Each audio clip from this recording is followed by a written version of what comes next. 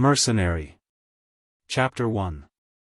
Joseph Mauser spotted the recruiting lineup from 2 or 3 blocks down the street, shortly after driving into Kingston. The local offices of vacuum tube transport, undoubtedly. Baron Hare would be doing his recruiting for the fracas with Continental hovercraft there if for no other reason than to save on rents. The Baron was watching pennies on this one, and that was bad. In fact, it was so bad that even as Joe Mauser let his sports hover car sink to a parking level and vaulted over its side, he was still questioning his decision to sign up with the vacuum tube outfit rather than with their opponents. Joe was an old pro, and old pros do not get to be old pros in the category military without developing an instinct to stay away from losing sides. Fine enough for low-lowers and mid-lowers to sign up with this outfit, as opposed to that, motivated by no other reasoning than the snappiness of the uniform and the stock shares offered. But an old pro considered carefully such matters as budget. Baron Hare was watching every expense, it was rumored, figuring on commanding himself and calling upon relatives and friends for his staff. Continental hovercraft, on the other hand, was heavy with variable capital and was in a position to hire Stonewall Cogswell himself for their tactician. However, the die was cast. You didn't run up a caste level, not to speak of 2 at once, by playing it careful. Joe had planned this out, for once, old pro or not, he was taking risks. Recruiting lineups were not for such as he. Not for many a year, many a fracas. He strode rapidly along this one, heading for the offices ahead, noting only in passing the quality of the men who were taking service with vacuum tube transport. These were the soldiers he'd be commanding in the immediate future, and the prospects looked grim. There were few veterans among them. Their stance, their demeanor, you could tell a veteran even though he be rank private. You could tell a veteran of even one fracas. It showed. He knew the situation. The word had gone out. Baron Malcolm Hare was due for a defeat. You weren't going to pick up any lush bonuses signing up with him, and you definitely weren't going to jump a caste. In short, no matter what Hare's past record, choose what was going to be the winning side: Continental hovercraft. Continental hovercraft and old Stonewall Cogswell, who had lost so few fracases that many a telly buff couldn't remember a single one. Individuals among these men showed promise, Joe Mauser estimated even as he walked, but promise means little if you don't live long enough to cash in on it. Take that small man up ahead. He'd obviously got himself into a hassle maintaining his place in line against 2 or 3 heftier would-be soldiers. The little fellow wasn't backing down a step in spite of the attempts of the other lowers to usurp his place. Joe Mauser liked to see such spirit. You could use it when you were in the dill.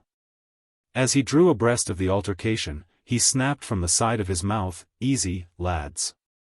You'll get all the scrapping you want with hovercraft. Wait until then." He'd expected his tone of authority to be enough, even though he was in mufti. He wasn't particularly interested in the situation, beyond giving the little man a hand. A veteran would have recognized him as an old-timer and probable officer, and heeded, automatically. These evidently weren't veterans. "Says who?" one of the lowers growled back at him.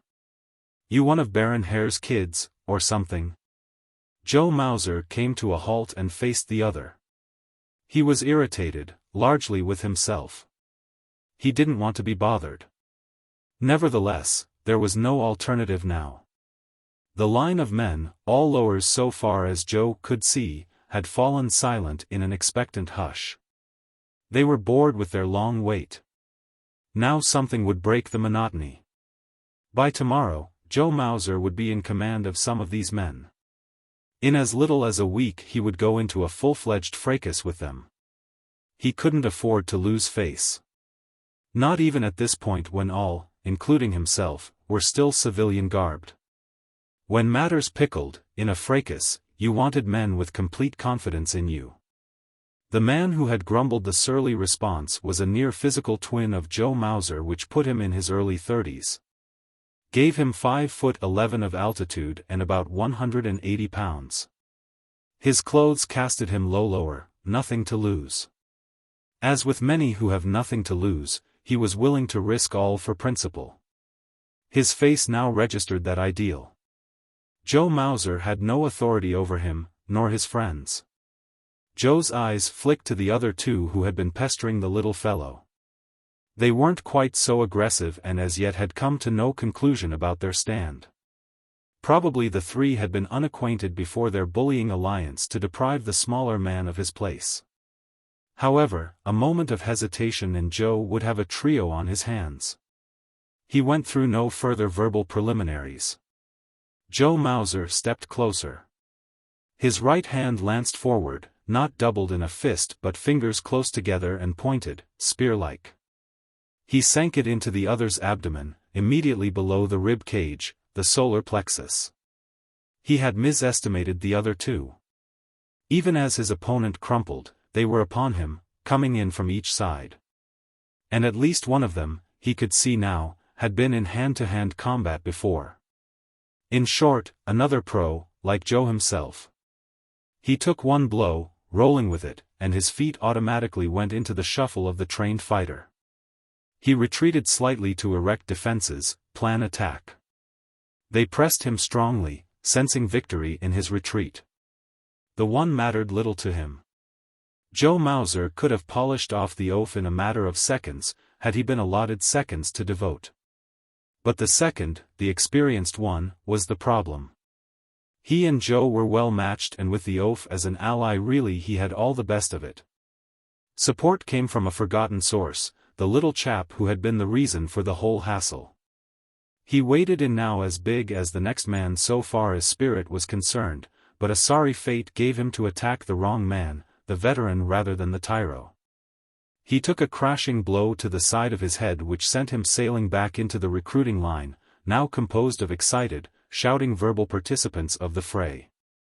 However, the extinction of Joe Mauser's small ally had taken a moment or two and time was what Joe needed most. For a double second he had the oaf alone on his hands and that was sufficient.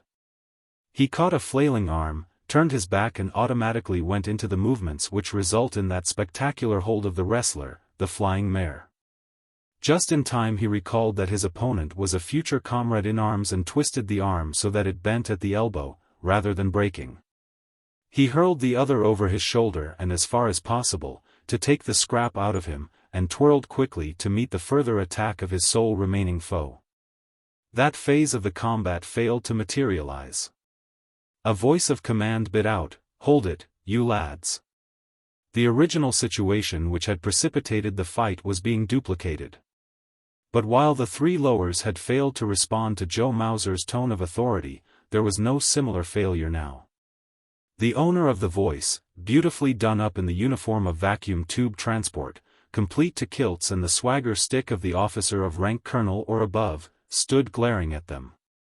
Age, Joe estimated, even as he came to attention, somewhere in the late 20s, an upper in caste. Born to command. His face holding that arrogant, contemptuous expression once common to the patricians of Rome, the Prussian Junkers, the British ruling class of the 19th century. Joe knew the expression well. How well he knew it. On more than one occasion, he had dreamt of it. Joe said, "Yes, sir." "What in Zen goes on here? Are you lads overt ranked?" "No, sir," Joe's veteran opponent grumbled, his eyes on the ground, a schoolboy before the principal. Joe said, evenly, "A private disagreement, sir." "Disagreement," the upper snorted. His eyes went to the three fallen combatants, who were in various stages of reviving. "I'd hate to see you lads in a real scrap." That brought a response from the non-combatants in the recruiting line.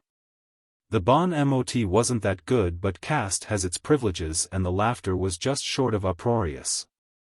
Which seemed to placate the kilted officer. He tapped his swagger stick against the side of his leg while he ran his eyes up and down Joe Mauser and the others, as though memorizing them for future reference. "All right," he said. "Get back into the line, and you troublemakers quiet down. We're processing as quickly as we can." And at that point he added insult to injury with an almost word-for-word repetition of what Joe had said a few moments earlier. "You'll get all the fighting you want from hovercraft, if you can wait until then." The 4 original participants of the rumpus resumed their places in various stages of sheepishness.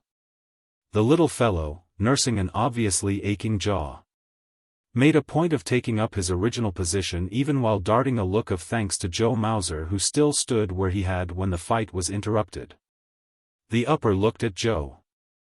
"Well, lad, are you interested in signing up with vacuum tube transport or not?"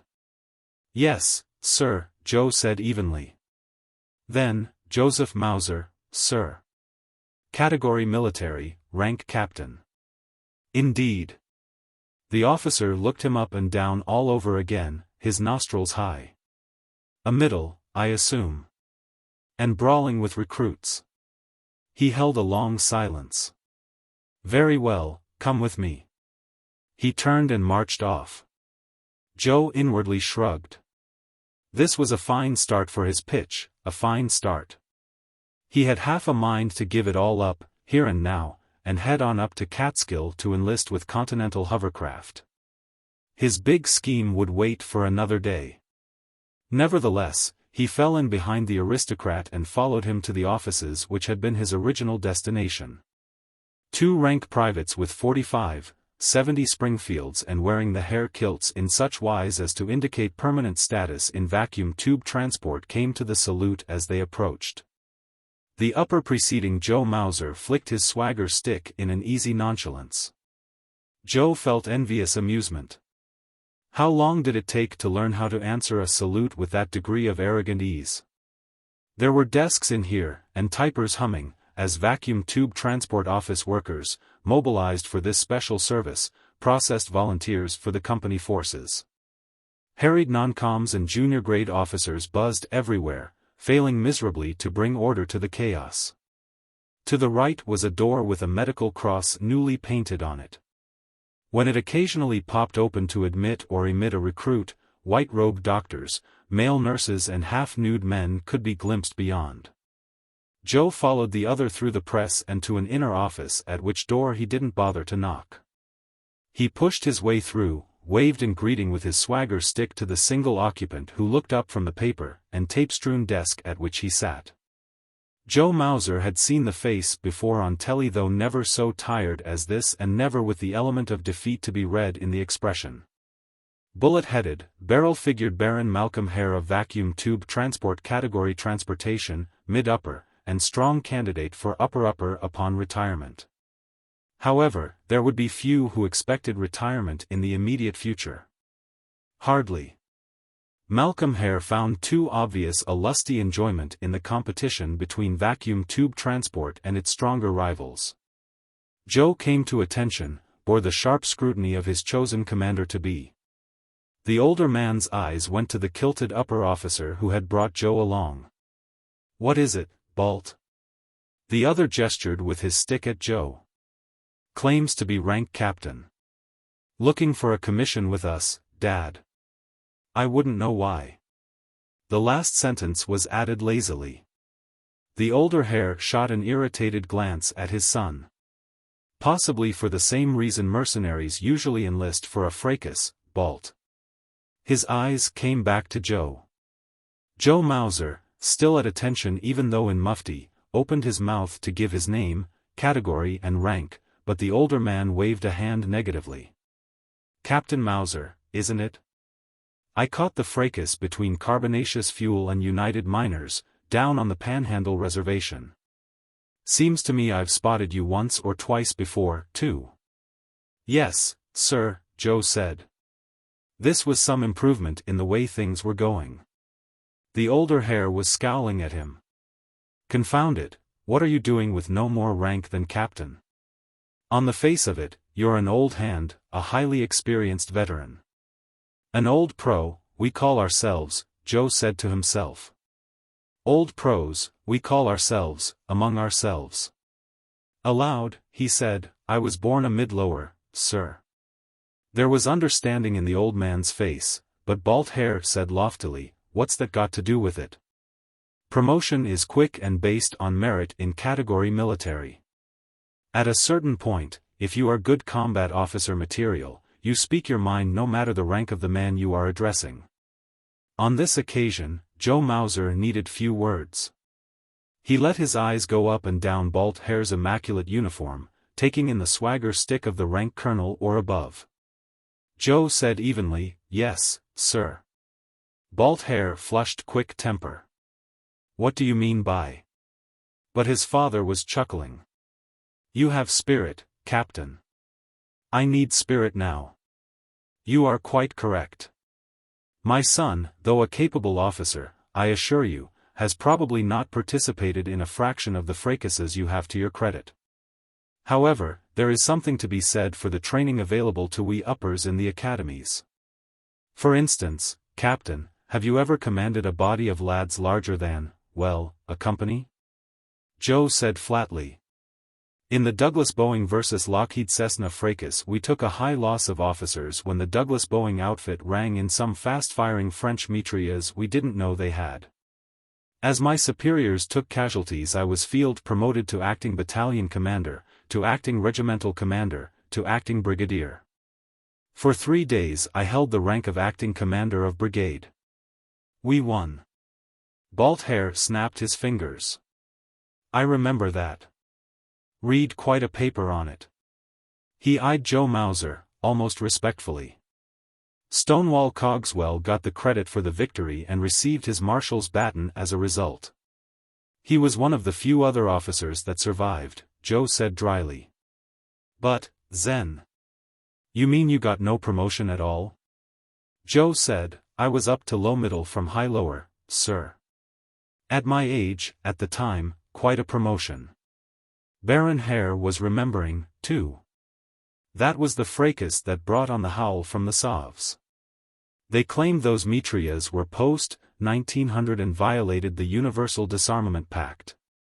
"Yes, I recall that. Douglas-Boeing was able to prove that the weapon was used by the French as far back as the Franco-Prussian War." He eyed Joe with new interest now. "Sit down, Captain. You too, Balt. Do you realize that Captain Mauser is the only recruit of officer rank we've had today?" "Yes," the younger Hare said dryly. "However, it's too late to call the fracas off now. Hovercraft wouldn't stand for it, and the category military department would back them. Our only alternative is unconditional surrender, and you know what that means. It means our family would probably be forced from control of the firm," the older man growled. "But nobody has suggested surrender on any terms. Nobody, thus far." He glared at his officer son who took it with an easy shrug and swung a leg over the edge of his father's desk in the way of a seat. Joe Mauser found a chair and lowered himself into it. Evidently, the foppish Balt Hare had no illusions about the spot his father had got the family corporation into. And the younger man was right, of course. But the Baron wasn't blind to reality any more than he was a coward. He dismissed Balt Hare's defeatism from his mind and came back to Joe Mauser. "As I say, you're the only officer recruit today." "Why?" Joe said evenly, "I wouldn't know, sir. Perhaps freelance category military men are occupied elsewhere. There's always a shortage of trained officers." Baron Hare was waggling a finger negatively. "That's not what I mean, Captain. You are an old hand. This is your category and you must know it well. Then why are you signing up with vacuum tube transport rather than hovercraft?" Joe Mauser looked at him for a moment without speaking. Come, Captain. I am an old hand too, in my category, and not a fool. I realize there is scarcely a soul in the Westworld that expects anything but disaster for my colors. Pay rates have been widely posted. I can offer only 5 common shares of vacuum tube for a rank captain, win or lose.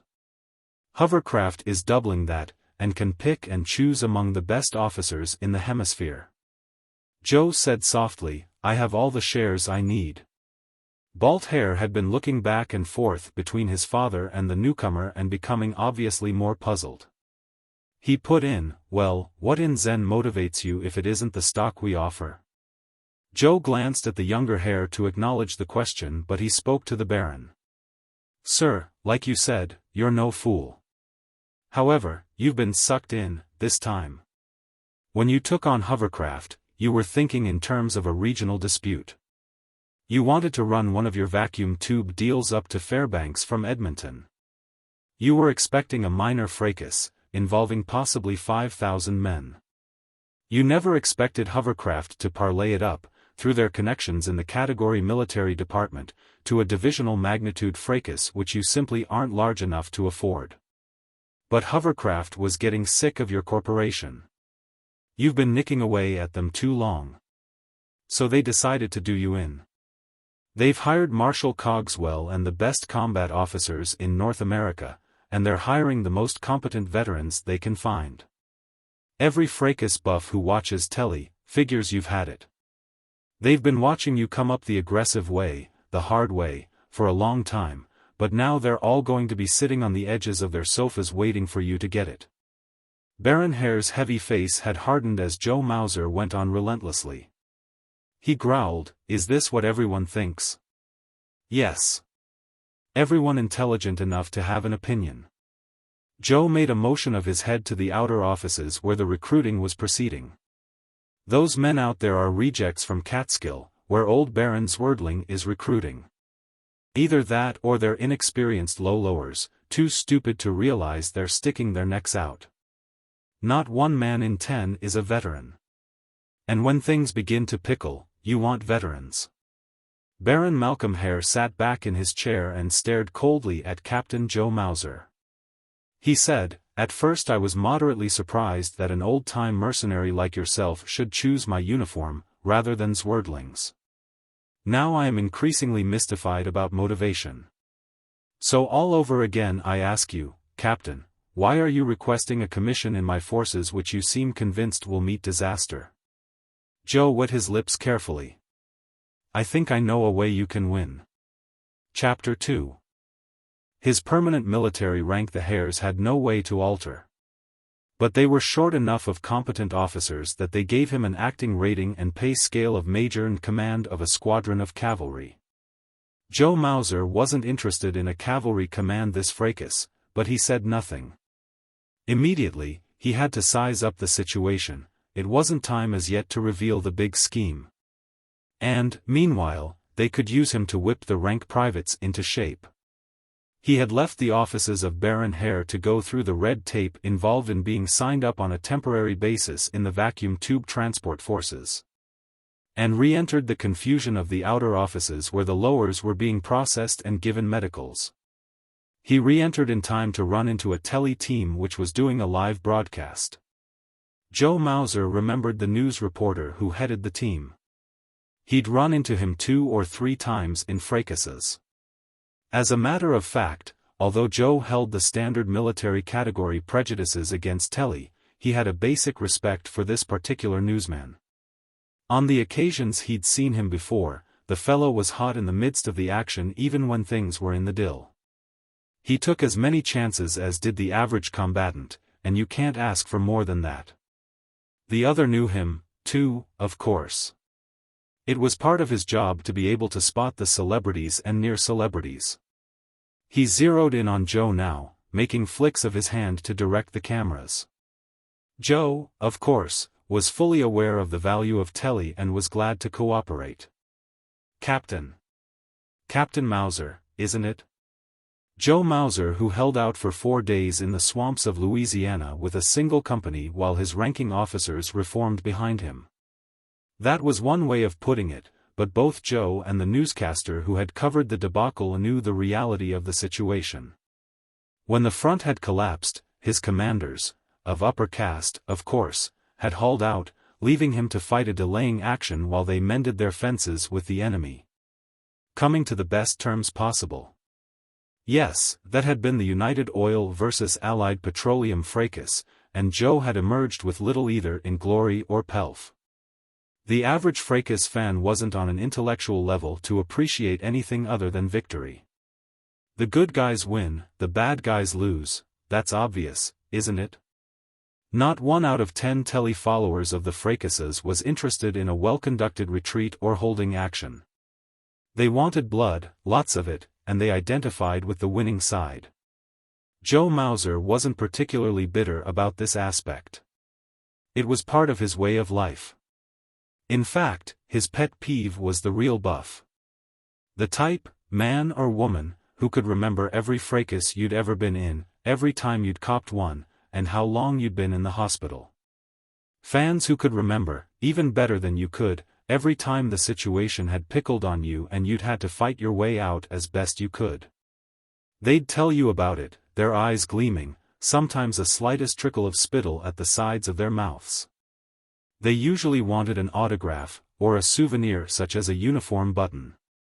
Now Joe said to the tele-reporter, "That's right, Captain Mauser.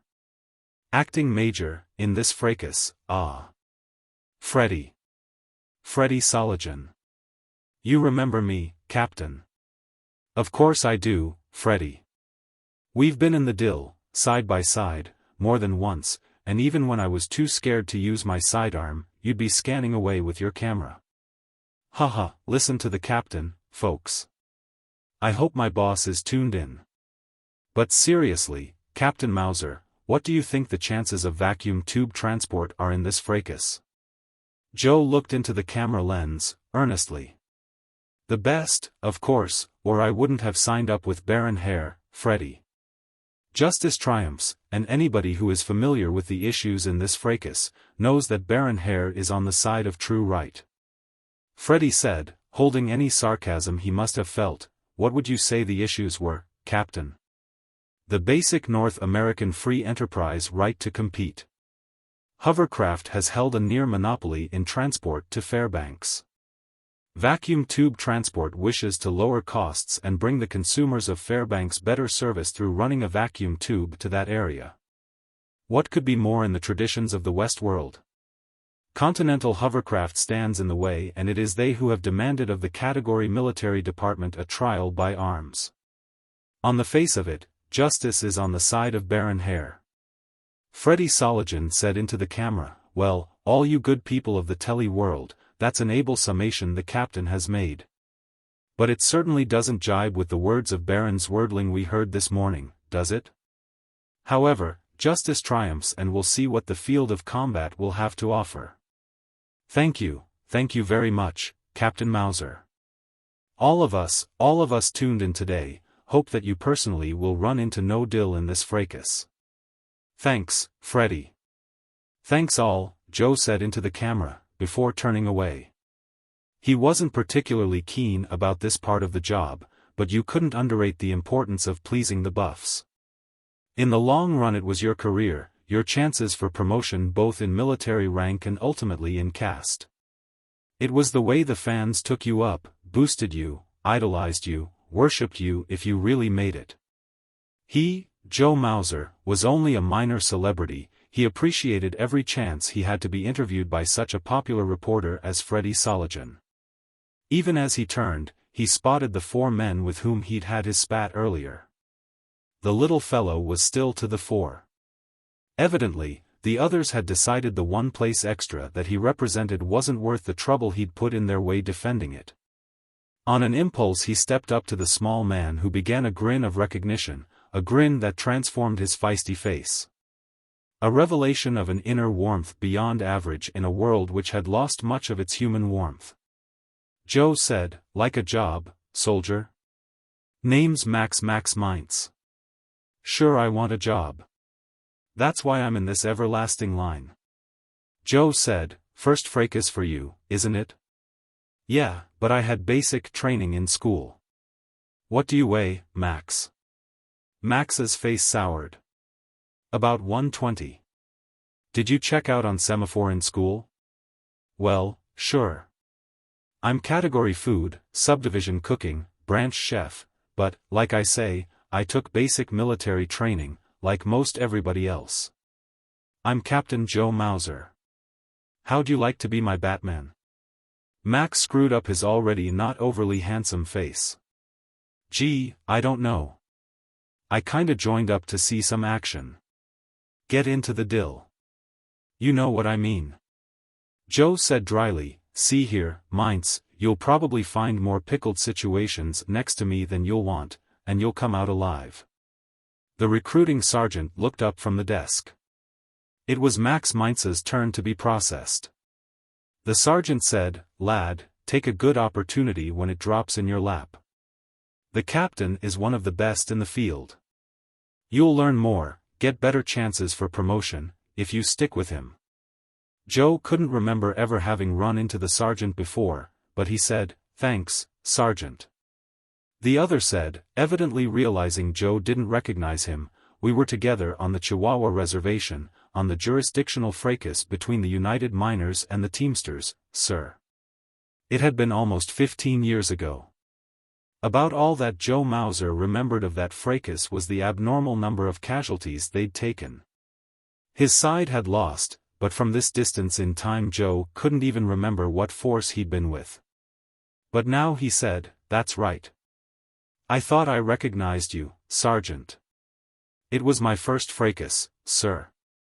The sergeant went businesslike. "If you want I should hustle this lad through, Captain." "Please do, Sergeant." Joe added to Max, "I'm not sure where my billet will be. When you're through all this, locate the officers' mess and wait there for me." "Well, okay," Max said doubtfully, still scowling but evidently a servant of an officer, if he wanted to be or not. "Sir," the sergeant added ominously. "If you've had basic, you know enough how to address an officer." "Well, yes sir," Max said hurriedly. Joe began to turn away, but then spotted the man immediately behind Max Mainz. He was one of the three with whom Joe had tangled earlier, the one who'd obviously had previous combat experience. He pointed the man out to the sergeant. "You'd better give this lad at least temporary rank of corporal. He's a veteran and we're short of veterans." The sergeant said, "Yes, sir. We sure are." Joe's former foe looked properly thankful. Joe Mauser finished off his own red tape and headed for the street to locate a military tailor who could do him up a set of the hair kilts and fill his other dress requirements. As he went, he wondered vaguely just how many different uniforms he had worn in his time. In a career as long as his own, from time to time you took semi-permanent positions in bodyguards, company police, or possibly the permanent combat troops of this corporation or that.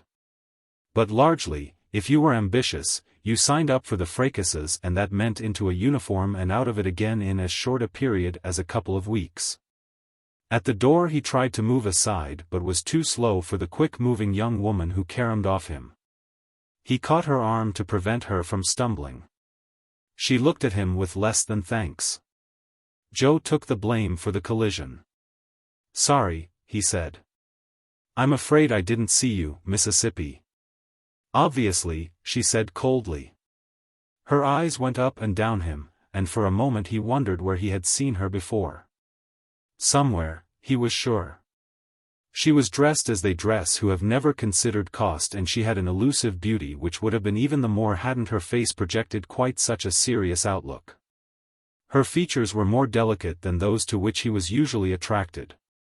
Her lips were less full, but still, he was reminded of the classic ideal of the British Romantic period, the women sung of by Byron and Keats, Shelley and more. She said, "Is there any particular reason why you should be staring at me, Mr. Captain Mauser?" Joe said hurriedly. "I'm afraid I've been rude, miss. Well, I thought I recognized you." She took in his civilian dress, typed it automatically, and came to an erroneous conclusion. She said, "Captain? You mean that with everyone else I know drawing down ranks from lieutenant colonel to brigadier general, you can't make anything better than captain?" Joe winced. He said carefully, "I came up from the ranks. Mississippi captain is quite an achievement, believe me." "Up from the ranks?" She took in his clothes again. "You mean you're a middle? You neither talk nor look like a middle, captain." She used the caste rating as though it was not quite a derogatory term. Not that she meant to be deliberately insulting, Joe knew, wearily. How well he knew. It was simply born in her. As once a well-educated aristocracy had, not necessarily unkindly, named their status inferiors niggers.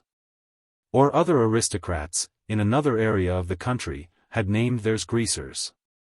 Yes, how well he knew. He said very evenly, mid-middle now, Mississippi. However, I was born in the lower castes. An eyebrow went up. Zen. You must have put in many an hour studying. You talk like an upper, Captain. She dropped all interest in him and turned to resume her journey. Just a moment, Joe said. You can't go in there, miss. Her eyebrows went up again. The name is Hare, she said. Why can't I go in here, Captain? Now it came to him why he had thought he recognized her. She had basic features similar to those of that overbred poppycock, bald hair. Sorry, Joe said. I suppose under the circumstances, you can. I was about to tell you that they're recruiting with lads running around half-clothed. Medical inspections, that sort of thing. She made a noise through her nose and said over her shoulder, even as she sailed on. Besides being a hare, I'm an MD, Captain. At the ludicrous sight of a man shuffling about in his shorts, I seldom blush. She was gone. Joe Mauser looked after her. I'll bet you don't, he muttered. Had she waited a few minutes he could have explained his upper accent and his unlikely education. When you'd copped one you had plenty of opportunity in hospital beds to read, to study, to contemplate, and to fester away in your own schemes of rebellion against fate. And Joe had copped many in his time. Chapter 3. By the time Joe Mauser called it a day and retired to his quarters he was exhausted to the point where his basic dissatisfaction with the trade he followed was heavily upon him. He had met his immediate senior officers, largely dilettante uppers with precious little field experience, and was unimpressed. And he'd met his own junior officers and was shocked. By the looks of things at this stage, Captain Mauser's squadron would be going into this fracas both undermanned with rank privates and with junior officers composed largely of temporarily promoted non-coms. If this was typical of Baron Hare's total force, then Balt Hare had been correct. Unconditional surrender was to be considered, no matter how disastrous to Hare family fortunes. Joe had been able to take immediate delivery of one kilted uniform. Now, inside his quarters, he began stripping out of his jacket. Somewhat to his surprise, the small man he had selected earlier in the day to be his Batman entered from an inner room, also resplendent in the Hare uniform and obviously happily so. He helped his superior out of the jacket with an ease that held no subservience but at the same time was correctly respectful. You'd have thought him a Batman specially trained. Joe grunted, Max, isn't it? I'd forgotten about you. Glad you found our billet all right. Max said, yes, sir. Would the captain like a drink? I picked up a bottle of Applejack. Applejack's the drink around here, sir. Makes a top-notch highball with ginger ale and a twist of lemon. Joe Mauser looked at him. Evidently his tapping this man for orderly had been sheer fortune. Well, Joe Mauser could use some good luck on this job. He hoped it didn't end with selecting a Batman. Joe said, an Applejack highball sounds wonderful. Max got ice? Of course, sir. Max left the small room. Joe Mauser and his officers were billeted in what had once been a motel on the old road between Kingston and Woodstock. There was a shower and a tiny kitchenette in each cottage. That was one advantage in a fracas held in an area where there were plenty of facilities. Such military reservations as that of the Little Big Horn in Montana and particularly some of those in the Southwest and Mexico, were another thing. Joe lowered himself into the room's easy chair and bent down to untie his laces. He kicked his shoes off. He could use that drink. He began wondering all over again if his scheme for winning this vacuum tube transport versus continental hovercraft fracas would come off. The more he saw of Baron Hare's inadequate forces, the more he wondered. He hadn't expected vacuum tube to be in this bad a shape. Baron Hare had been riding high for so long that one would have thought his reputation for victory would have lured many a veteran to his colors. Evidently they hadn't bitten. The word was out all right. Max Mainz returned with the drink. Joe said, "You had one yourself?" "No, sir." Joe said, "Well, Zen, go get yourself one and come on back and sit down. Let's get acquainted." "Well, yes sir." Max disappeared back into the kitchenette to return almost immediately. The little man slid into a chair, drink awkwardly in hand. His superior sized him up, all over again. Not much more than a kid, really. Surprisingly aggressive for a lower who must have been raised from childhood in a trank-bemused, telly-entertained household. The fact that he'd broken away from that environment at all was to his credit. It was considerably easier to conform. But then it is always easier to conform, to run with the herd, as Joe well knew. His own break hadn't been an easy one. "Relax," he said now. Max said, "Well, this is my first day." "I know. And you've been seeing telly shows all your life showing how an orderly conducts himself in the presence of his superior." Joe took another pull and yawned. "Well, forget about it. With any man who goes into a fracas with me, I like to be on close terms. When things pickle, I want him to be on my side, not nursing some peeve brought on by his officer trying to give him an inferiority complex." The little man was eyeing him in surprise. Joe finished his highball and came to his feet to get another one. He said, "On 2 occasions I've had an orderly save my life. I'm not taking any chances but that there might be a third opportunity." "Well, yes sir. Does the captain want me to get him?" "I'll get it," Joe said. When he'd returned to his chair, he said, "Why did you join up with Baron Hare, Max?" The other shrugged it off. "The usual. The excitement. The idea of all those fans watching me on telly. The share of common stock I'll get. And, you never know, maybe a promotion in caste. I wouldn't mind making upper-lower." Joe said sourly, "1 fracas and you'll be over that desire to have the buffs watching you on telly while they sit around in their front rooms sucking on tranks. And you'll probably be over the desire for the excitement, too. Of course, the share of stock is another thing. You aren't just counting down, Captain," Max said, an almost surly overtone in his voice. "You don't know what it's like being born with no more common stock shares than a mid-lower." Joe held his peace, sipping at his drink, taking this one more slowly. He let his eyebrows rise to encourage the other to go on. Max said doggedly, "Sure, they call it people's capitalism and everybody gets issued enough shares to ensure him a basic living all the way from the cradle to the grave, like they say.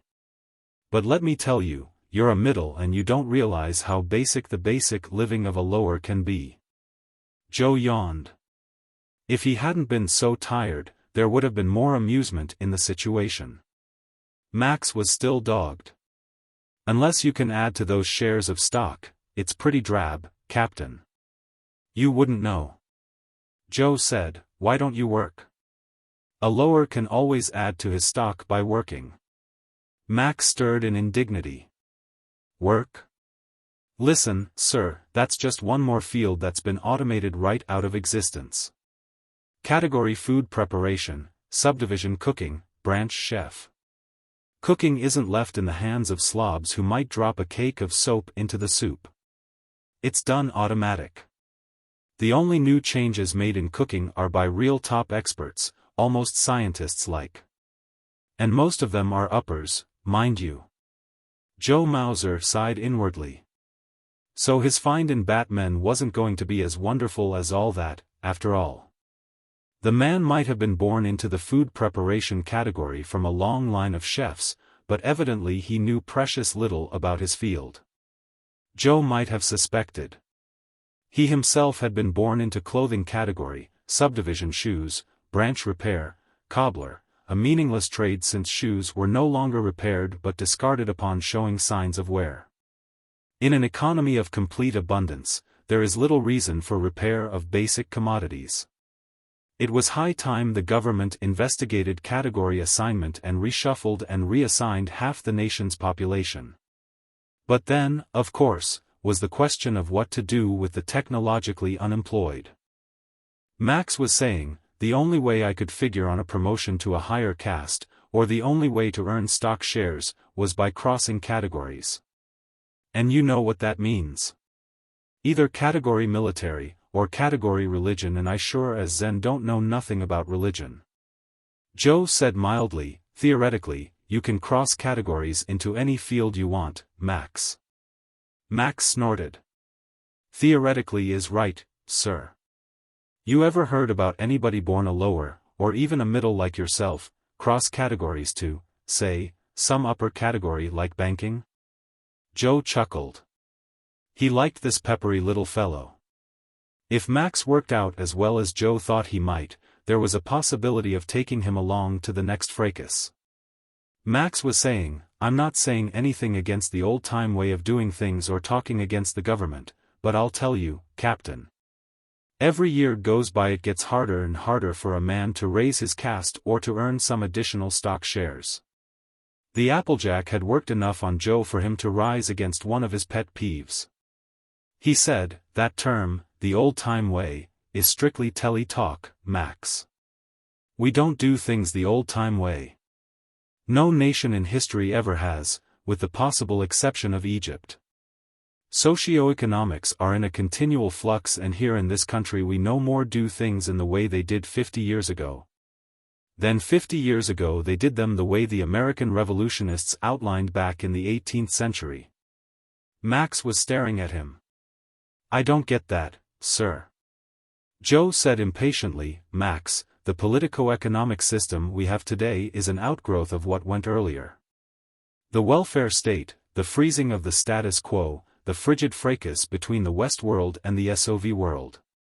Industrial automation until useful employment is all but needless, all these things were to be found in embryo more than 50 years ago. Well, maybe the captain's right, but you gotta admit, sir, that mostly we do things the old way.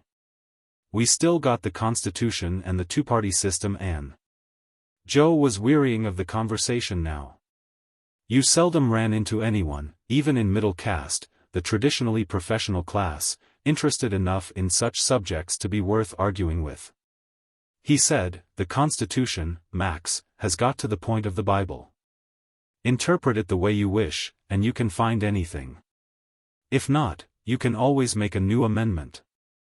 So far as the two-party system is concerned, what effect does it have when there are no differences between the two parties? That phase of pseudo-democracy was beginning as far back as the 1930s when they began passing state laws hindering the emerging of new political parties. By the time they were insured against a third party working its way through the maze of election laws, the two parties had become so similar that elections became almost as big a farce as over in the SOV world. A farce? Max ejaculated indignantly, forgetting his servant status. That means not so good, doesn't it? Far as I'm concerned, election day is tops. The one day a lower is just as good as an upper. The one day how many shares you got makes no difference. Everybody has everything. Sure, Joe sighed. The modern equivalent of the Roman Bacchanalia. Election day in the West world when no one, for just that one day, is freer than anyone else. Well, what's wrong with that? The other was all but belligerent. That's the trouble with you middles and uppers, you don't know how it is to be a lower and... Joe snapped suddenly, I was born a mid-lower myself, Max. Don't give me that nonsense. Max gaped at him, utterly unbelieving. Joe's irritation fell away. He held out his glass. Get us a couple of more drinks, Max, and I'll tell you a story. By the time the fresh drink came, Joe Mauser was sorry he'd made the offer. He thought back. He hadn't told anyone the Joe Mauser story in many a year. And, as he recalled, the last time had been when he was well into his cups, on an election day at that, and his listener had been a low-upper, a hereditary aristocrat. One of the 1% of the upper strata of the nation. Zen. How the man had laughed. He'd roared his amusement till the tears ran. However, Joe said, Max, I was born in the same caste you were, average father, mother, sisters, and brothers. They subsisted on the basic income guaranteed from birth, sat and watched telly for an unbelievable number of hours each day, took trank to keep themselves happy. And thought I was crazy because I didn't. Dad was the sort of man who'd take his belt off to a child of his who questioned such school-taught slogans as what was good enough for Daddy is good enough for me. They were all Fracas fans, of course. As far back as I can remember, the picture is there of them gathered around the telly, screaming excitement. Joe Mauser sneered, uncharacteristically. You don't sound much like you're in favor of your trade, Captain, Max said. Joe came to his feet, putting down his still half-full glass. I'll make this epic story short, Max. As you said, the two actually valid methods of rising above the level in which you were born are in the military and religious categories. Like you, even I couldn't stomach the latter. Joe Mauser hesitated, then finished it off. Max, there have been few societies that man has evolved that didn't allow in some manner for the competent or sly, the intelligent or the opportunist, the brave or the strong, to work his way to the top. I don't know which of these I personally fit into, but I rebel against remaining in the lower categories of a stratified society. Do I make myself clear? Well, no sir, not exactly. Joe said flatly, I'm going to fight my way to the top, and nothing is going to stand in the way. Is that clearer? Yes sir, Max said, taken aback. Chapter 4. After routine morning duties, Joe Mauser returned to his billet and mystified Max Mintz by not only changing into Mufti himself but having Max do the same. In fact, the new Batman protested faintly. He hadn't nearly, as yet, got over the glory of wearing his kilts and was looking forward to parading around town in them. He had a point, of course. The appointed time for the fracas was getting closer and buffs were beginning to stream into town to bask in the atmosphere of threatened death. Everybody knew what a military center, on the outskirts of a fracas reservation such as the Catskills, was like immediately preceding a clash between rival corporations. The high-strung gaiety, the drinking, the overt ranking, the relaxation of mores. Even a rank private had it made. Admiring civilians to buy drinks and hang on your every word, and more important still, sensuous-eyed women, their faces slack in thinly suppressed passion. It was a recognized phenomenon, even Max Mintz knew, this desire on the part of women telly fans to date a man, and then watch him later, killing or being killed. Time enough to wear your fancy uniform, Joe Mauser growled at him. In fact, tomorrow's a local election day. Parley that up on top of all the fracas fans gravitating into town and you'll have a wingding the likes of nothing you've seen before. Well yes sir, Max begrudged. Where are we going now, Captain? To the airport. Come along. Joe Mauser led the way to his sports hover car and as soon as the two were settled into the bucket seats, hit the lift lever with the butt of his left hand. Air cushion borne, he trod down on the accelerator. Max Mintz was impressed. You know, he said. I never been in one of these swanky sports jobs before. The kinda car you can afford on the income of a mid-lower's stock aren't. Knock it off, Joe said wearily.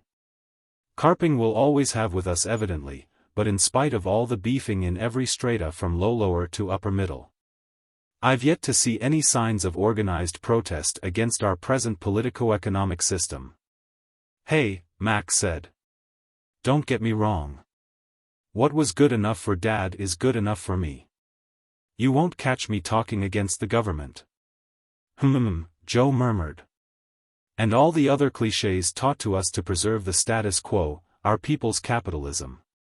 They were reaching the outskirts of town, crossing the Esopus. The airport lay only a mile or so beyond. It was obviously too deep for Max, and since he didn't understand, he assumed his superior didn't know what he was talking about. He said, tolerantly, well, what's wrong with people's capitalism? Everybody owns the corporations. Damn sight better than the Sovs have. Joe said sourly. We've got one optical illusion, they've got another, Max. Over there they claim the proletariat owns the means of production. Great. But the party members are the ones who control it, and, as a result, they manage to do all right for themselves.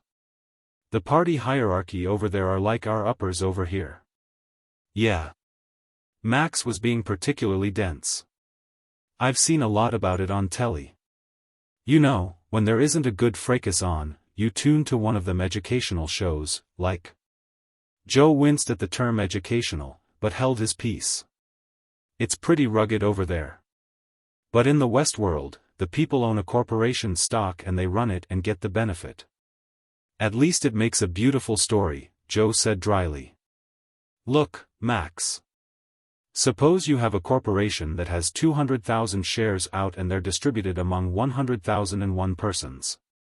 100,000 of these own one share apiece, but the remaining stockholder owns the other 100,000. I don't know what you're getting at, Max said. Joe Mauser was tired of the discussion. Briefly, he said, we have the illusion that this is a people's capitalism, with all stock in the hands of the people. Actually, as ever before, the stock is in the hands of the uppers, all except a mere dribble. They own the country and they run it for their own benefit. Max shot a less than military glance at him. Hey, you're not one of these Sovs yourself, are you? They were coming into the parking area near the administration building of the airport. No, Joe said so softly that Max could hardly hear his words. Only a mid-middle on the make. Followed by Max, he strode quickly to the administration building, presented his credit identification at the desk and requested a light aircraft for a period of 3 hours. The clerk, hardly looking up, began going through motions, speaking into telescreens. The clerk said finally, "You might have a small wait, sir. Quite a few of the officers involved in this fracas have been renting out taxi planes almost as fast as they're available." That didn't surprise Joe Mauser. Any competent officer made a point of an aerial survey of the battle reservation before going into a fracas. Aircraft, of course, couldn't be used during the fray, since they post-dated the turn of the century. And hence were relegated to the cemetery of military devices along with such items as nuclear weapons, tanks, and even gasoline-propelled vehicles of size to be useful. Use an aircraft in a fracas, or even build an aircraft for military usage and you'd have a howl go up from the military attaches from the SOV world that would be heard all the way to Budapest. Not a fracas went by but there were scores, if not hundreds, of military observers, keen-eyed to check whether or not any really modern tools of war were being illegally utilized. Joe Mauser sometimes wondered if the Westworld observers, over in the SOV world, were as hair-fine in their living up to the rules of the Universal Disarmament Pact. Probably. But, for that matter, they didn't have the same system of fighting fracases over there, as in the West. Joe took a chair while he waited and thumbed through a fan magazine. From time to time he found his own face in such publications. He was a third-rate celebrity, really. Luck hadn't been with him so far as the buffs were concerned. They wanted spectacular victories, murderous situations in which they could lose themselves in vicarious sadistic thrills. Joe had reached most of his peaks while in retreat, or commanding a holding action. His officers appreciated him and so did the ultra-knowledgeable fracas buffs, but he was all but an unknown to the average dimwit who spent most of his life glued to the telly set, watching men butcher each other. On the various occasions when matters had pickled and Joe had to fight his way out against difficult odds, using spectacular tactics in desperation, he was almost always off camera. Purely luck. On top of skill, determination, experience and courage, you had to have luck in the military category to get anywhere. This time Joe was going to manufacture his own. A voice said, "Ah, Captain Mauser." Joe looked up, then came to his feet quickly. In automatic reflex, he began to come to the salute but then caught himself. He said stiffly, "My compliments, Marshal Cogswell." The other was a smallish man, but strikingly strong of face and strongly built.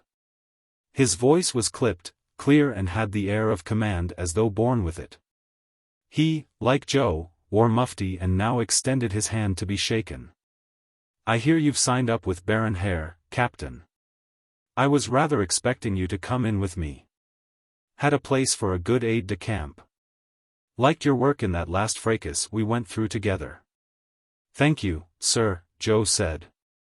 Stonewall Cogswell was as good a tactician as freelanced, and he was more than that. He was a judge of men and a stickler for detail. And right now, if Joe Mauser knew Marshal Stonewall Cogswell as well as he thought, Cogswell was smelling a rat. There was no reason why old pro Joe Mauser should sign up with a sure loser like Vacuum Tube when he could have earned more shares taking a commission with Hovercraft. He was looking at Joe brightly, the question in his eyes. 3 or 4 of his staff were behind a few paces, looking polite, but Cogswell didn't bring them into the conversation. Joe knew most by sight. Good men all. Old pros all. He felt another twinge of doubt. Joe had to cover. He said, "I was offered a particularly good contract, sir. Too good to resist." The other nodded, as though inwardly coming to a satisfactory conclusion. "Baron Hare's connections, eh? He's probably offered to back you for a bounce in cast. Is that it, Joe?" Joe Mauser flushed. Stonewall Cogswell knew what he was talking about. He'd been born into middle status himself and had become an upper the hard way. His path wasn't as long as Joe's was going to be, but long enough, and he knew how rocky the climb was. How very rocky. Joe said, stiffly, "I'm afraid I'm in no position to discuss my commander's military contracts, Marshal. We're in mufti, but after all." Cogswell's lean face registered one of his infrequent grimaces of humor. "I understand, Joe. Well, good luck, and I hope things don't pickle for you in the coming fracas. Possibly we'll find ourselves aligned together again at some future time."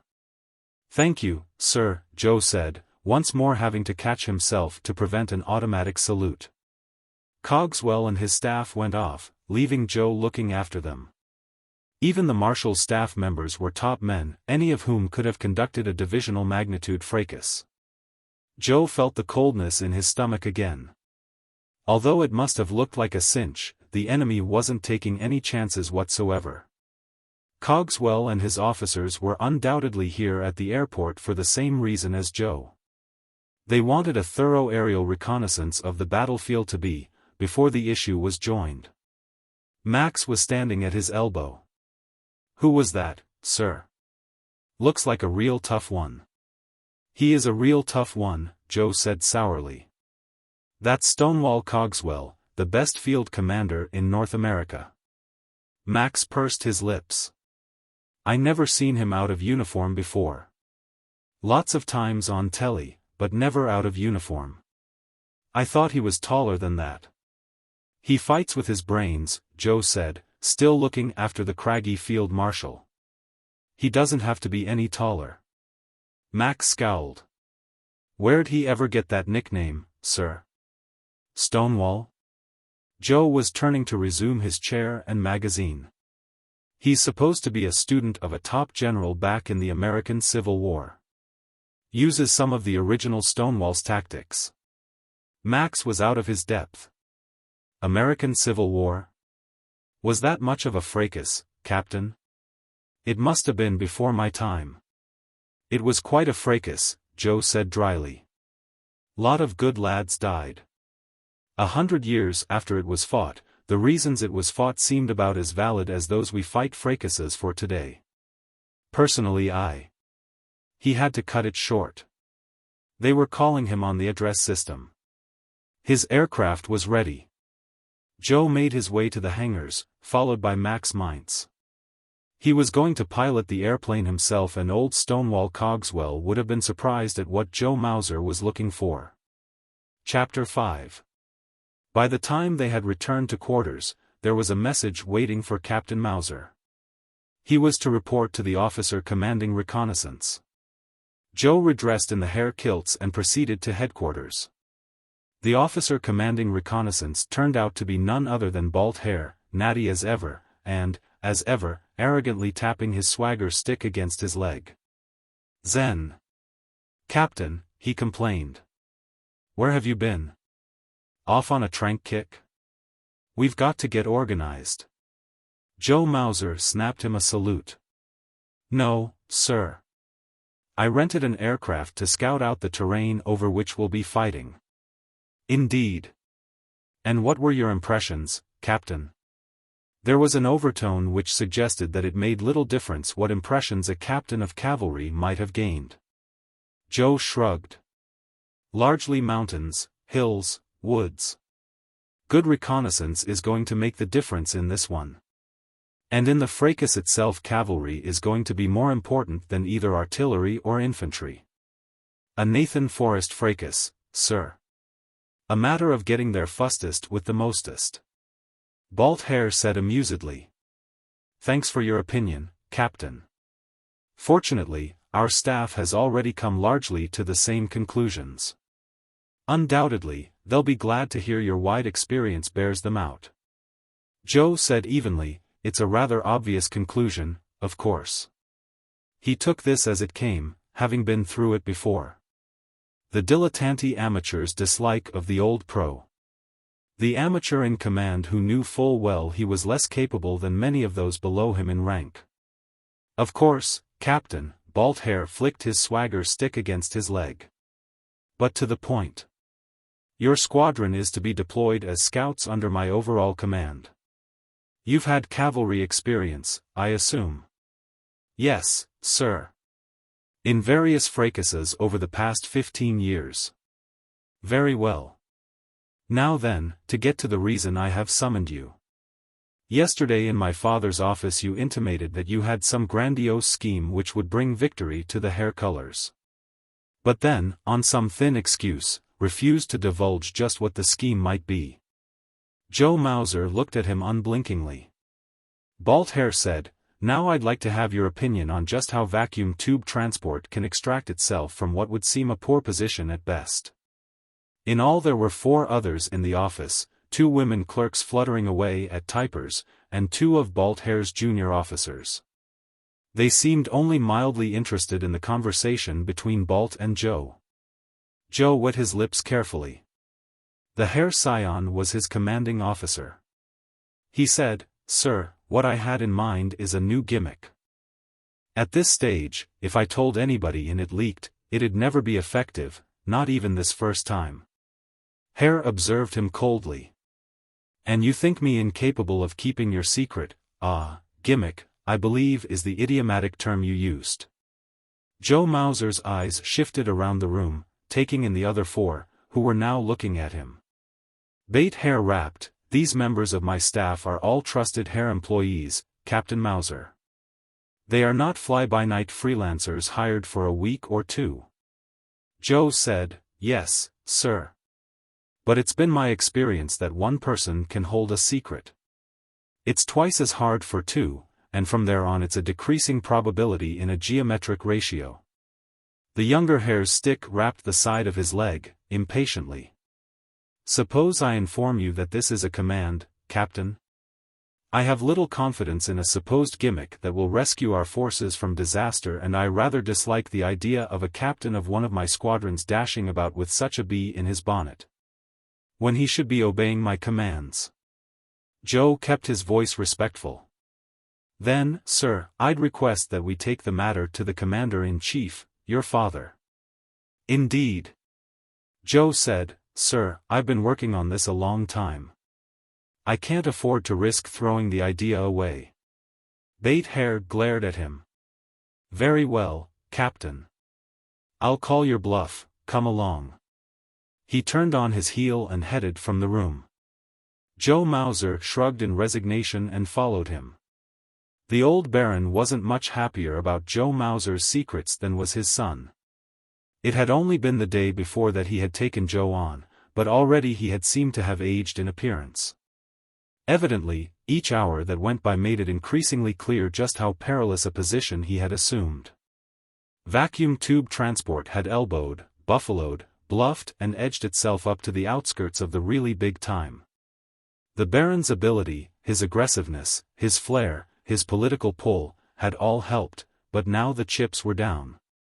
He was up against one of the biggies, and this particular biggie was tired of ambitious little vacuum tube transport. He listened to his son's words, listened to Joe's defense. He said, looking at Joe, "If I understand this, you have some scheme which you think will bring victory in spite of what seems a disastrous situation." "Yes, sir." The two hares looked at him, one impatiently, the other in weariness. Joe said, "I'm gambling everything on this, sir. I'm no rank private in his first fracas. I deserve to be given some leeway." Balt Hair snorted. "Gambling everything? What in Zen would you have to gamble, Captain? The whole Hare family fortunes are tied up. Hovercraft is out for blood. They won't be satisfied with a token victory and a negotiated compromise. They'll devastate us. Thousands of mercenaries killed, with all that means in indemnities. Millions upon million in expensive military equipment, most of which we've had to hire and will have to recompensate for. Can you imagine the value of our stock after Stonewall Cogswell has finished with us? Why, every 2x4 trucking outfit in North America will be challenging us, and we won't have the forces to meet a minor skirmish." Joe reached into an inner pocket and laid a sheaf of documents on the desk of Baron Malcolm Hare. The Baron scowled down at them. Joe said simply, "I've been accumulating stock since before I was 18 and I've taken good care of my portfolio in spite of taxes and the various other pitfalls which make the accumulation of capital practically impossible. Yesterday, I sold all of my portfolio I was legally allowed to sell and converted to vacuum tube transport." He added, dryly, "Getting it at an excellent rate, by the way." Balt Hair mulled through the papers, unbelievingly. "Zen," he ejaculated. "The fool really did it.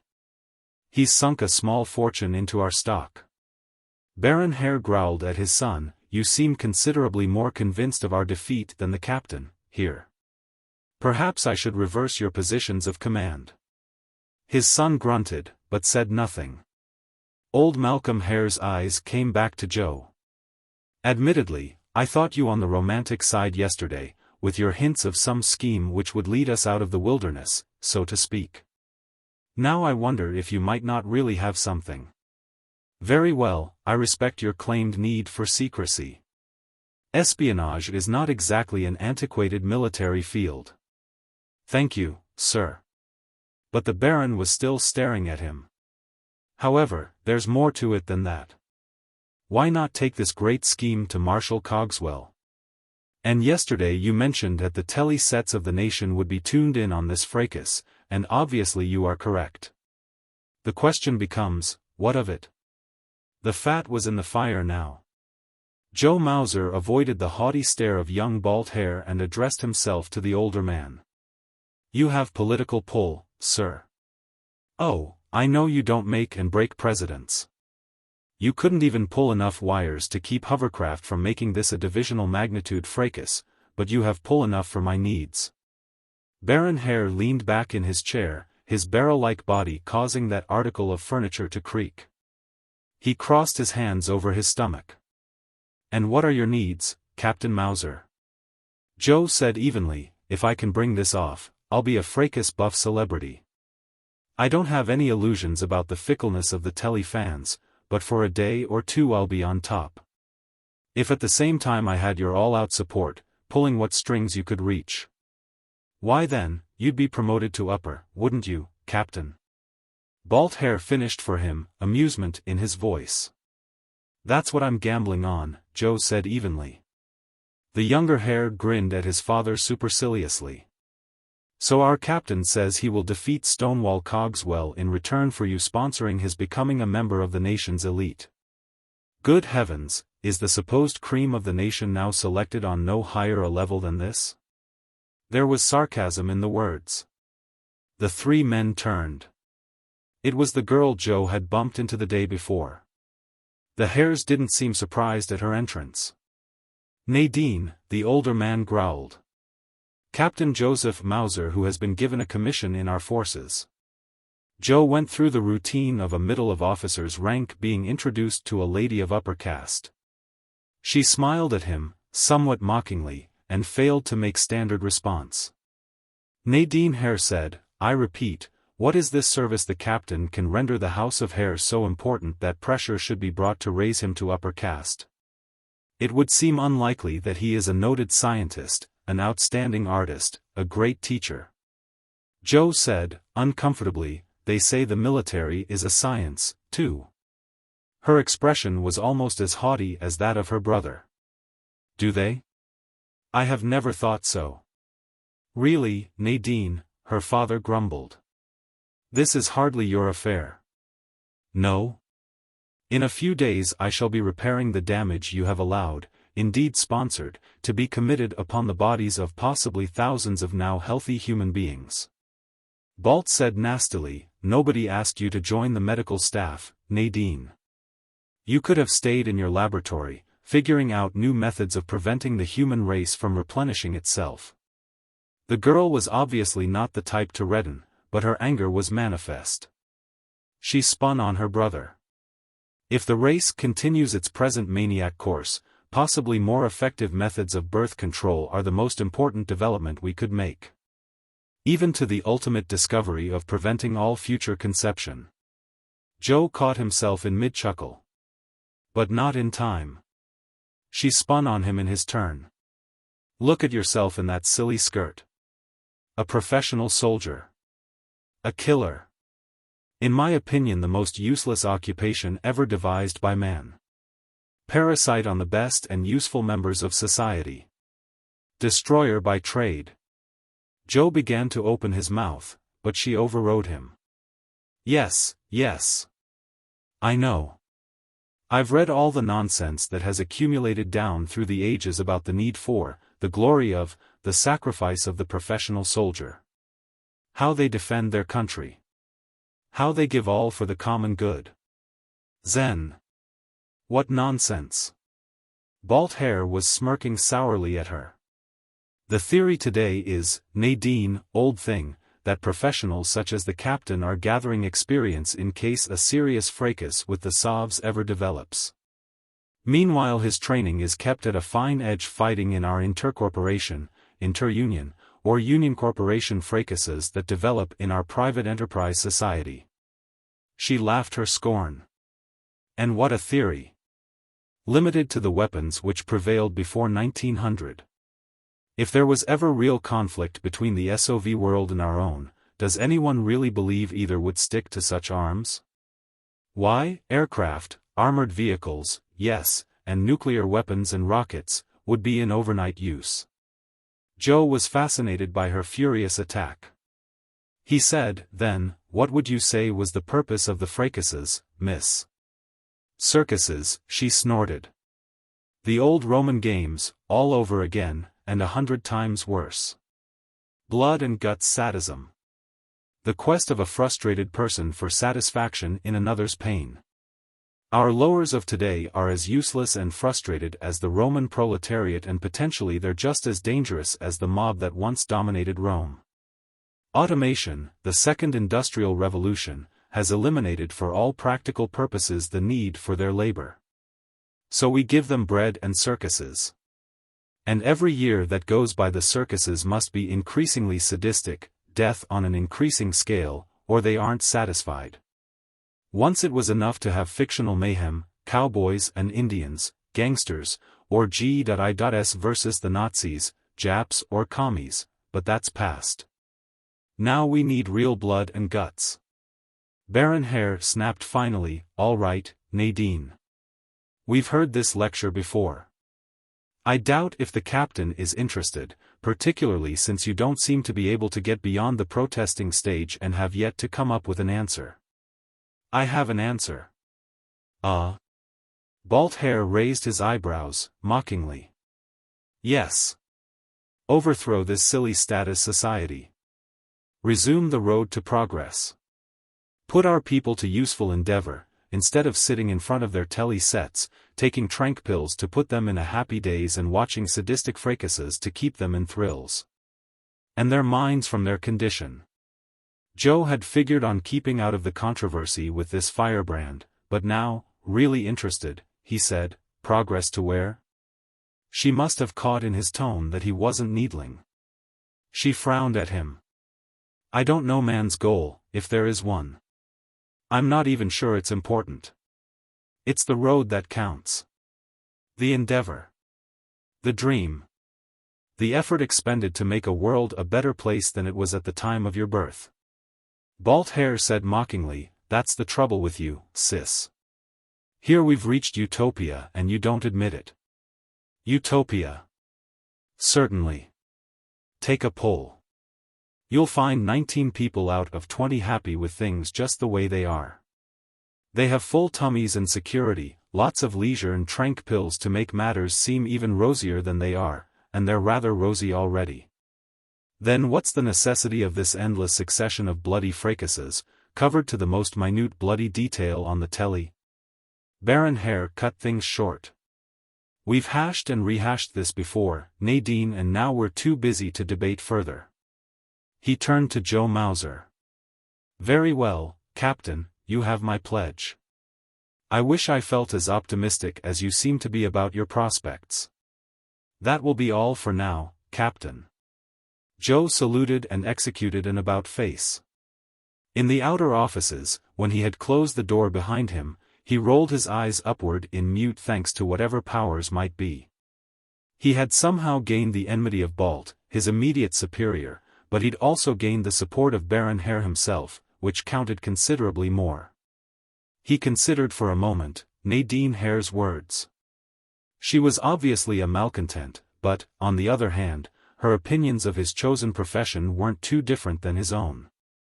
However, given this victory, this upgrading in caste, and Joe Mauser would be in a position to retire. The door opened and shut behind him and he half turned. Nadine Hare, evidently still caught up in the hot words between herself and her relatives, glared at him. All of which stressed the beauty he had noticed the day before. She was an almost unbelievably pretty girl, particularly when flushed with anger. It occurred to him with a blow-like suddenness that, if his caste was raised to upper, he would be in a position to woo such as Nadine Hare. He looked into her furious face and said, I was intrigued, Miss Hare, with what you had to say, and I'd like to discuss some of your points. I wonder if I could have the pleasure of your company at some nearby refreshment. My, how formal an invitation, Captain. I suppose you had in mind sitting and flipping back a few trank pills. Joe looked at her. I don't believe I've had a trank in the past 20 years, Miss Hare. Even as a boy, I didn't particularly take to having my senses dulled with drug-induced pleasure. Some of her fury was abating, but she was still critical of the professional mercenary. Her eyes went up and down his uniform in scorn. You seem to make pretenses of being cultivated, Captain. Then why your chosen profession? He'd had the answer to that for long years. He said now, simply, I told you I was born a lower. Given that, little counts until I fight my way out of it. Had I been born in a feudalist society, I would have attempted to batter myself into the nobility. Under classical capitalism, I would have done my utmost to accumulate a fortune, enough to reach an effective position in society. Now, under people's capitalism. She snorted, industrial feudalism would be the better term.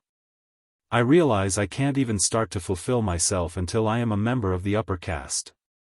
Her eyes had narrowed, and the anger was largely gone. But you chose the military field in which to better yourself? Government propaganda to the contrary, it is practically impossible to raise yourself in other fields. I didn't build this world, possibly I don't even approve of it, but since I'm in it I have no recourse but to follow its rules. Her eyebrows arched. Why not try to change the rules? Joe blinked at her. Nadine Hare said, let's look up that refreshment you were talking about. In fact, there's a small coffee bar around the corner where it'd be possible for one of Baron Hare's brood to have a cup with one of her father's officers of middle caste. Chapter 6. The following morning, hands on the pillow beneath his head, Joe Mauser stared up at the ceiling of his room and rehashed his session with Nadine Hare. It hadn't taken him 5 minutes to come to the conclusion that he was in love with the girl. But it had taken him the rest of the evening to keep himself under rein and not let the fact get through to her. He wanted to talk about the way her mouth tucked in at the corners, but she was hot on the evolution of society. He would have liked to have kissed that impossibly perfectly shaped ear of hers, but she was all for exploring the reasons why man had reached his present impasse. Joe was for holding hands, and staring into each other's eyes. She was for delving into the differences between the West world and the SOV world and the possibility of resolving them. Of course, to keep her company at all it had been necessary to suppress his own desires and to go along. It obviously had never occurred to her that a middle might have romantic ideas involving Nadine Hare. It had simply not occurred to her, no matter the radical teachings she advocated. Most of their world was predictable from what had gone before. In spite of popular fable to the contrary, the division between classes had become increasingly clear. Among other things, tax systems were such that it became all but impossible for a citizen born poor to accumulate a fortune. Through ability he might rise to the point of earning fabulous sums, and wind up in debt to the tax collector. A great inventor, a great artist, had little chance of breaking into the domain of what finally became the small percentage of the population now known as uppers. Then, too, the rising cost of a really good education became such that few other than those born into the middle or upper castes could afford the best of schools. Castes tended to perpetuate themselves. Politically, the nation had fallen increasingly deeper into the two-party system, both parties of which were tightly controlled by the same group of uppers. Elections had become a farce, a great national holiday in which stereotyped patriotic speeches, pretenses of unity between all castes, picnics, beer busts and trank binges predominated for one day. Economically, too, the augurs had been there. Production of the basics had become so profuse that poverty in the old sense of the word had become nonsensical. There was an abundance of the necessities of life for all. Social security, socialized medicine, unending unemployment insurance, old age pensions, pensions for veterans, for widows and children, for the unfit, pensions and doles for this, that and the other, had doubled, and doubled again, until everyone had security for life. The uppers, true enough, had opulence far beyond that known by the middles and lived like gods compared to the lowers. But all had security. They had agreed, thus far, Joe and Nadine. But then had come debate. Then why, Joe had asked her, haven't we achieved what your brother called it? Why isn't this utopia? Isn't it what man has been yearning for, down through the ages? Where did the wheel come off? What happened to the dream? Nadine had frowned at him, beautifully, he thought. It's not the first time man has found abundance in a society, though never to this degree. The Incas had it, for instance. I don't know much about them, Joe admitted. An early form of communism with a sort of military priesthood at the top. She had nodded, her face serious, as always. And for themselves, the Romans more or less had it, at the expense of the nations they conquered, of course. And, Joe prodded. And in these examples the same thing developed. Society ossified. Joe, she said, using his first name for the first time, and in a manner that set off a new countdown in his blood, a ruling caste and a socioeconomic system perpetuates itself. Just so long as it ever can. No matter what damage it may do to society as a whole, it perpetuates itself even to the point of complete destruction of everything. Remember Hitler? Adolf the Aryan and his 1,000-year Reich? When it became obvious he had failed, and the only thing that could result from continued resistance would be destruction of Germany's cities and millions of her people. Did he and his clique resign or surrender? Certainly not. They attempted to bring down the whole German structure in a Götterdämmerung. Nadine Hare was deep into her theme, her eyes flashing her conviction. A socioeconomic system reacts like a living organism. It attempts to live on, indefinitely, agonizingly, no matter how antiquated it might have become. The Roman politico-economic system continued for centuries after it should have been replaced. Such reformers as the Gracchus brothers were assassinated or thrust aside so that the entrenched elements could perpetuate themselves, and when Rome finally fell, darkness descended for 1,000 years on Western progress. Joe had never gone this far in his thoughts. He said now, somewhat uncomfortably, well, what would replace what we have now? If you took power from you uppers, who could direct the country? The lowers? That's not even funny. Take away their fracases and their trank pills and they'd go berserk. They don't want anything else. Her mouth worked.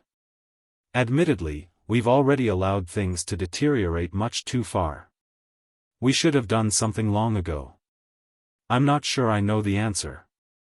All I know is that in order to maintain the status quo, we're not utilizing the efforts of more than a fraction of our people. 9 out of 10 of us spend our lives sitting before the telly, sucking tranks. Meanwhile, the motivation for continued progress seems to have withered away.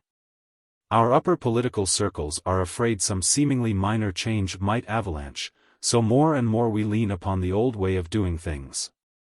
Joe had put up mild argument. I've heard the case made that the lowers are fools and the reason our present socioeconomic system makes it so difficult to rise from lower to upper is that you cannot make a fool understand he is. 1. You can only make him angry. If some, who are not fools, are allowed to advance from lower to upper, the vast mass who are fools will be angry because they are not allowed to.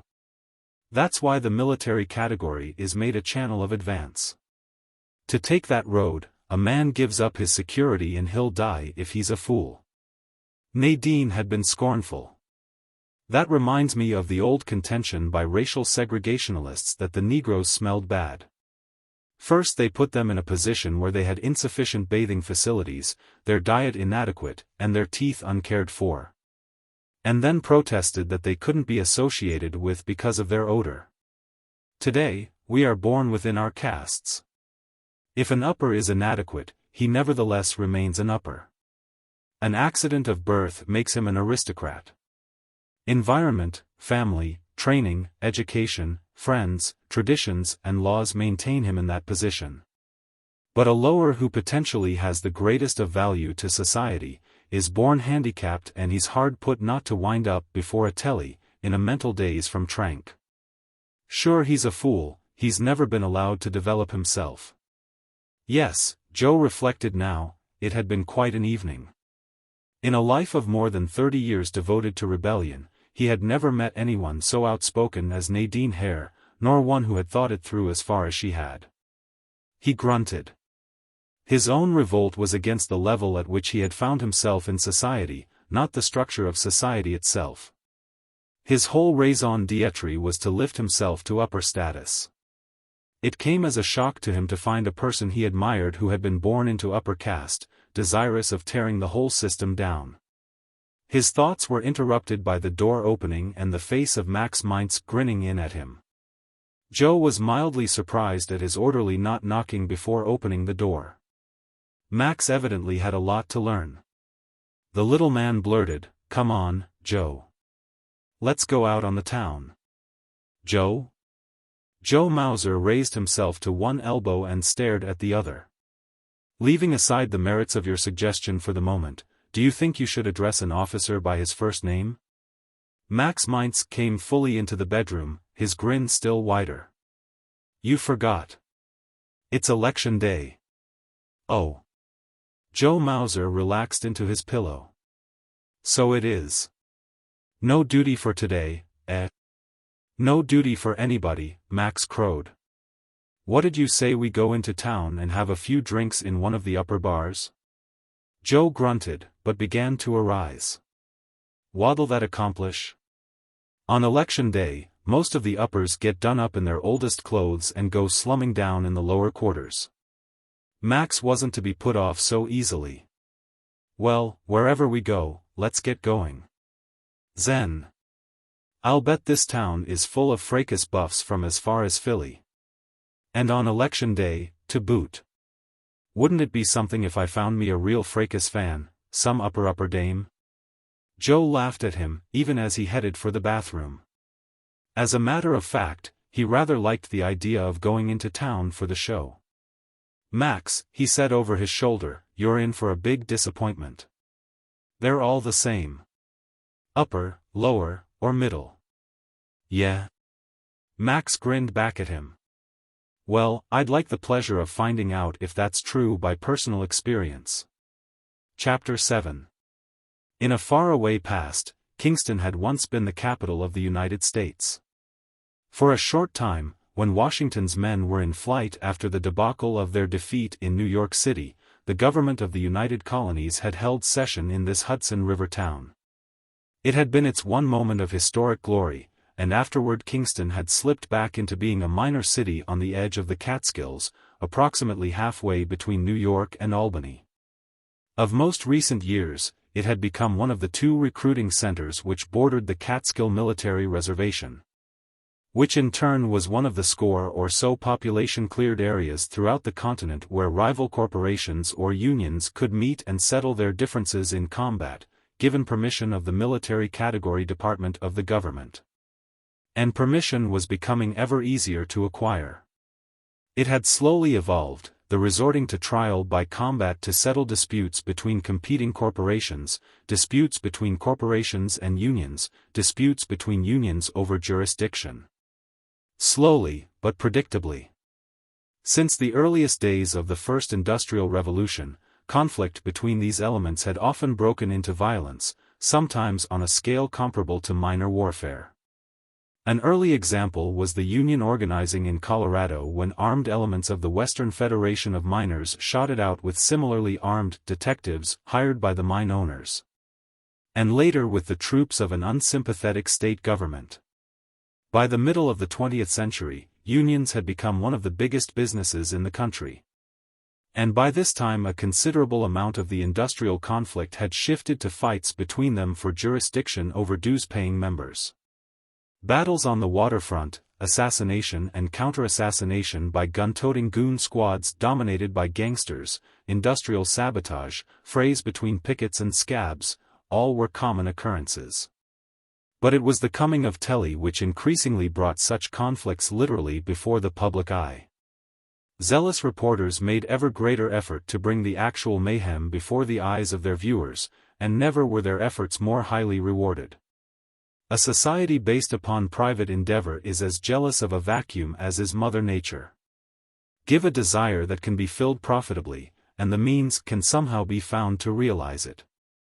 At one point in the nation's history, the railroad lords had dominated the economy, later it became the petroleum princes of Texas and elsewhere. But toward the end of the 20th century the communications industries slowly gained prominence. Nothing was more greatly in demand than feeding the insatiable maw of the Telly fan, nothing, ultimately, became more profitable. And increasingly, the Telly buff endorsed the more sadistic of the fictional and non-fictional programs presented him. Even in the earliest years of the industry, producers had found that murder and mayhem, war and frontier gunfights, took precedence over less gruesome subjects. Music was drowned out by gunfire, the dance replaced by the shuffle of cowboy and rustler advancing down a dusty street toward each other, their fingertips brushing the grips of their six-shooters. The comedian's banter fell away before the chatter of the gangster's Tommy gun. An increasing realism was demanded.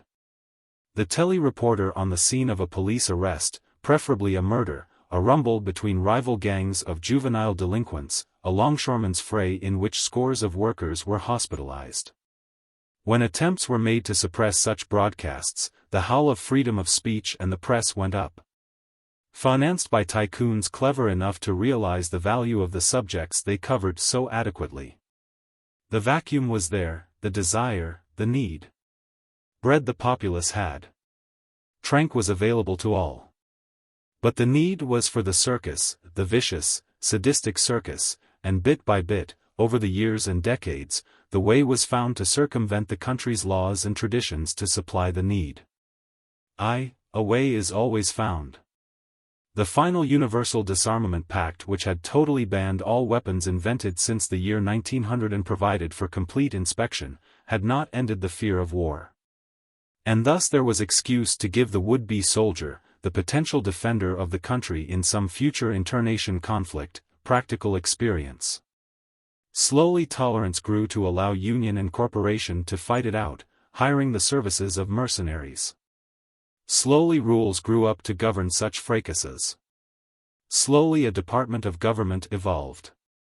The military category became as acceptable as the next, and the mercenary a valued, even idolized, member of society. And the field became practically the only one in which a status quo-orientated socioeconomic system allowed for advancement in caste. Joe Mauser and Max Reynolds strolled the streets of Kingston in an extreme of atmosphere seldom to be enjoyed. Not only was the advent of a divisional magnitude fracas only a short period away, but the freedom of an election day as well. The carnival, the Mardi Gras, the fete, the fiesta, of an election. Election day, when each aristocrat became only a man, and each man an aristocrat, free of all society's artificially conceived, caste-perpetuating rituals and taboos. Carnival. The day was young, but already the streets were thick with revelers, with dancers, with drunks. A score of bands played, youngsters in particular ran about attired in costume, there were barbecues and flowing beer kegs. On the outskirts of town were roller coasters and Ferris wheels, fun houses and drive-it-yourself miniature cars. Carnival. Max said happily, "You drink, Joe? Or maybe you like trank, better." Obviously, he loved to roll the other's first name over his tongue. Joe wondered in amusement how often the little man had found occasion to call a mid-middle by his first name. "No trank," he said. "Alcohol for me. Mankind's old faithful." Well, Max debated, get high on alcohol and bingo, a hangover in the morning. But trank? You wake up with a smile. And a desire for more trank to keep the mood going, Joe said wryly. Get smashed on alcohol and you suffer for it eventually. Well, that's one way of looking at it, Max argued happily. So let's start off with a couple of quick ones in this here upper joint.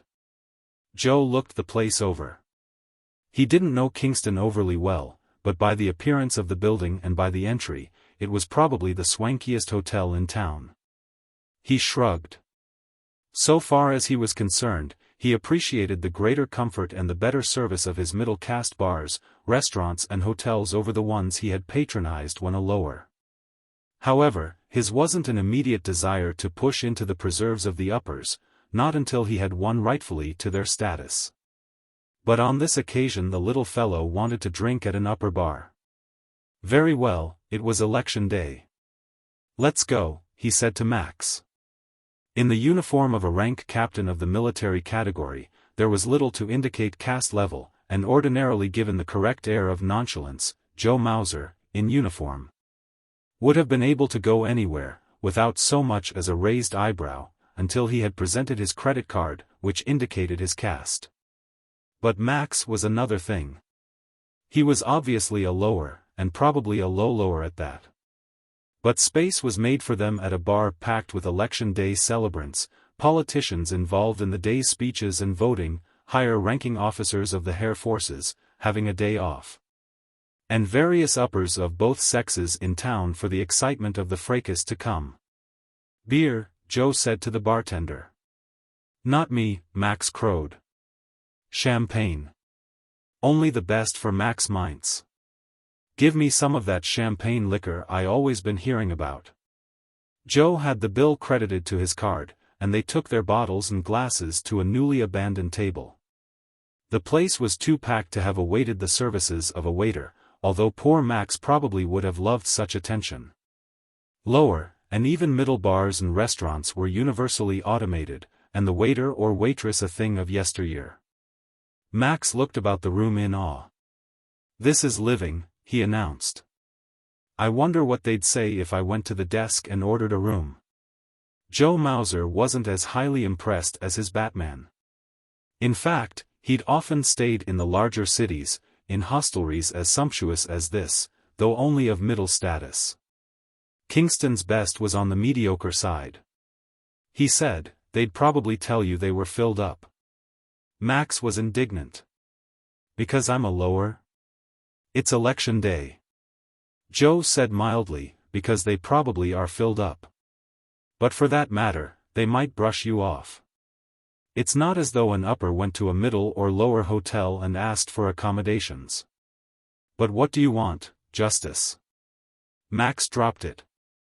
He looked down into his glass. "Hey," he complained, "what'd they give me? This stuff tastes like weak hard cider." Joe laughed. "What did you think it was going to taste like?" Max took another unhappy sip. "I thought it was supposed to be the best drink you could buy. You know, really strong. It's just bubbly wine." A voice said, dryly, "Your companion doesn't seem to be a connoisseur of the French vintages, Captain." Joe turned. Balt Hair and two others occupied the table next to them.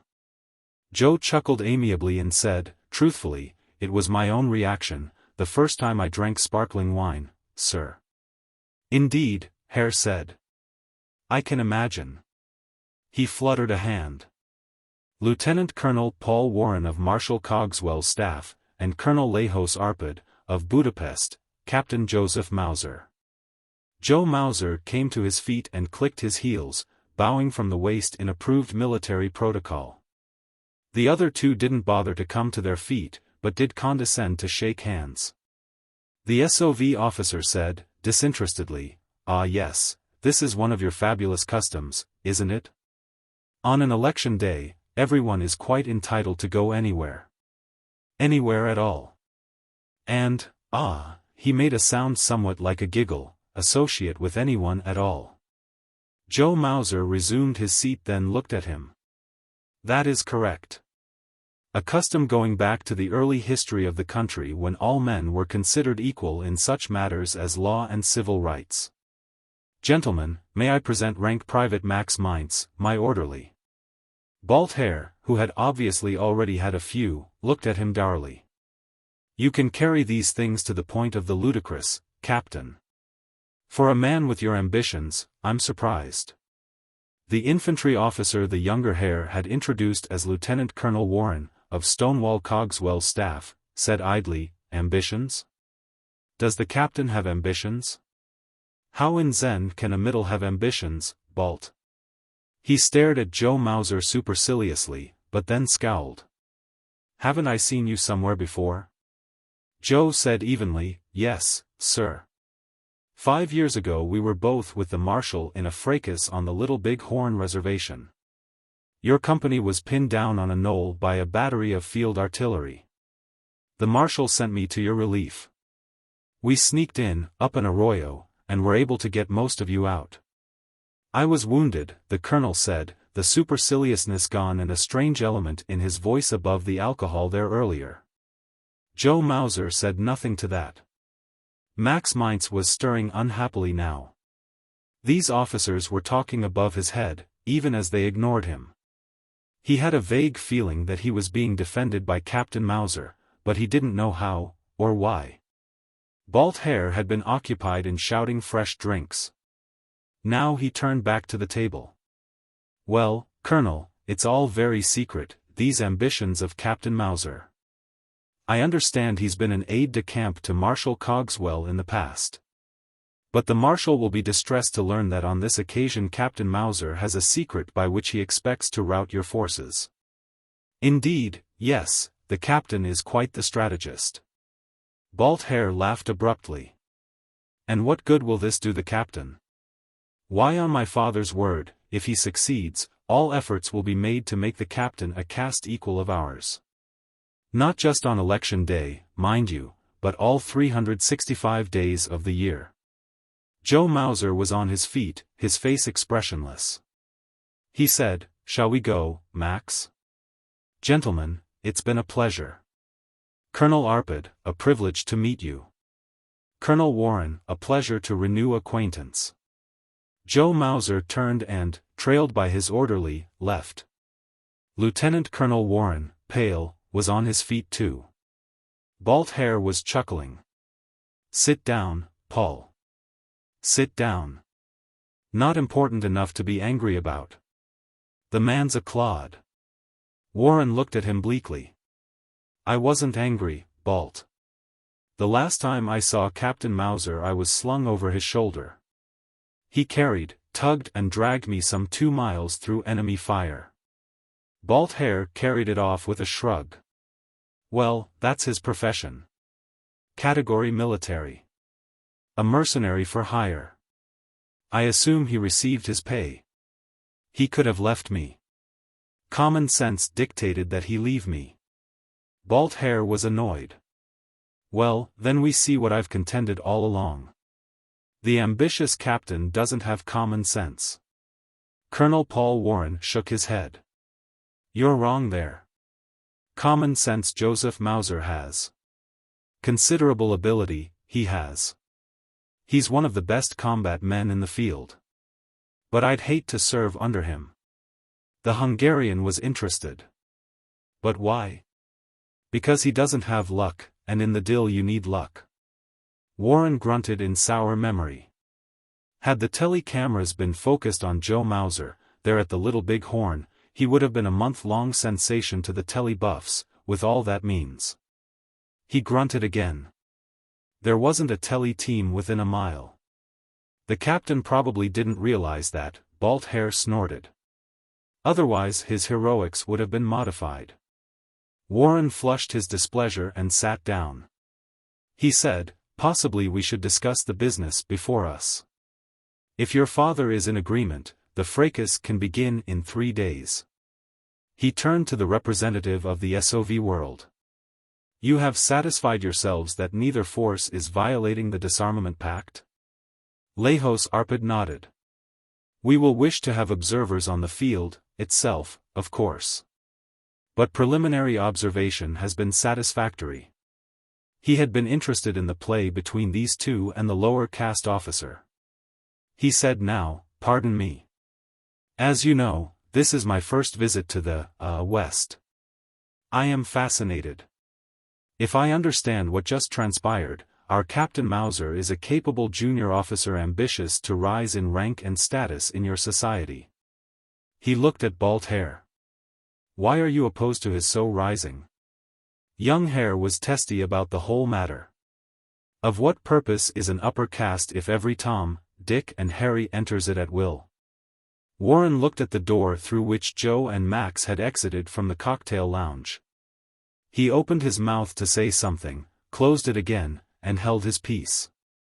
The Hungarian said, looking from one of them to the other, in the SOV world we seek out such ambitious persons and utilize their abilities. Lieutenant Colonel Warren laughed abruptly. So do we here theoretically. We are free, whatever that means. However, he added sarcastically, it does help to have good schooling, good connections, relatives in positions of prominence, abundant shares of good stocks, that sort of thing.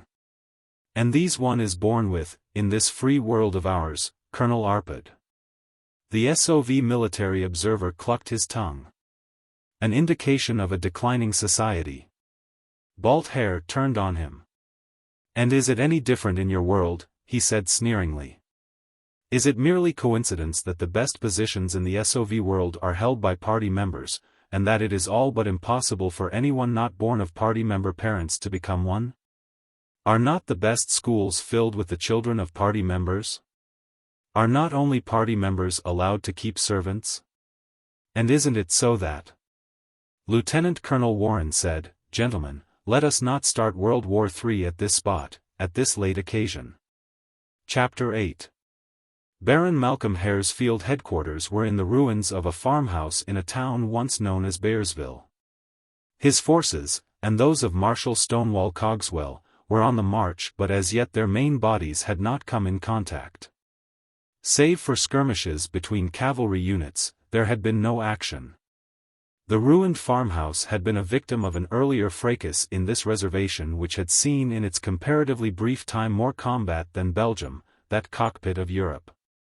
There was a sheen of oily moisture on the Baron's bullet-like head and his officers weren't particularly happy about it. Malcolm Hare characteristically went into a fracas with confidence, an aggressive confidence so strong that it often carried the day.